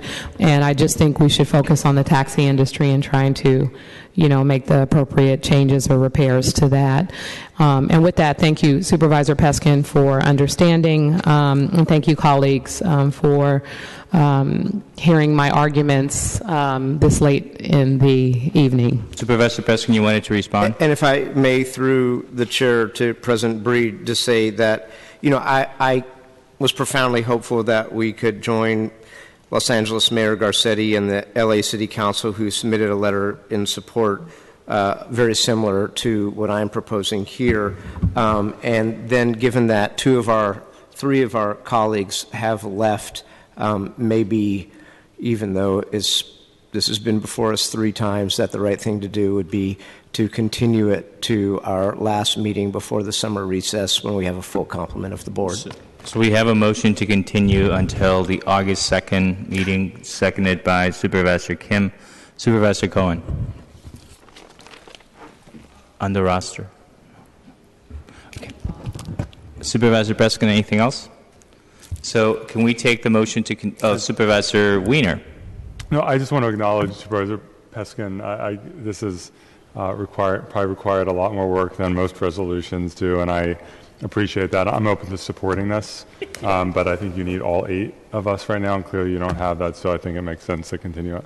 Well, my last resolution got vetoed by the mayor. And I won't kill your resolution tonight, Supervisor Peskin. With that, colleagues, can we take the motion to continue this item to the meeting of August 2nd, 2016 without objection? Without objection, the motion to continue it passes unanimously. Madam Clerk, on items 78 and 79, can you please call the roll? Item 78 is a resolution to declare July 2016 as Recreation and Parks Month in the city, and item 79 is a resolution recognizing July 28th as World Hepatitis Day in the city and county of San Francisco. On items 78 and 79, Supervisor Kim. Huh? Did you ask me to take the vote? Oh, we're doing the roll call. No. Madam Clerk, can you please call the roll? Thank you, Madam President. Supervisor Kim on 78 I was a and bit 79. confused as well, but aye. Kim, aye. Supervisor Marr? Marr absent. Supervisor Peskin? Aye. Peskin, aye. Supervisor Tang? Aye. Tang, aye. Supervisor Wiener? Wiener, aye. Supervisor Yee? Aye. Yee, aye. Supervisor Avalos? Avalos absent. Supervisor Breed? Aye. Breed, aye. Supervisor Campos? Aye. Campos, aye. Supervisor Cohen?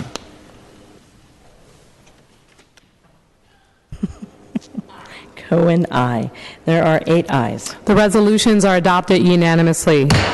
Madam Clerk, can you please read the in memoriams? Today's meeting will be adjourned in memory of the following beloved individuals. On behalf of Supervisor Peskin, for the late Mr. Nate Thurman, Pat Christensen, Saul Bloom. On behalf of Supervisor Cohen and Supervisor Breed, for the late Captain Josh Williams.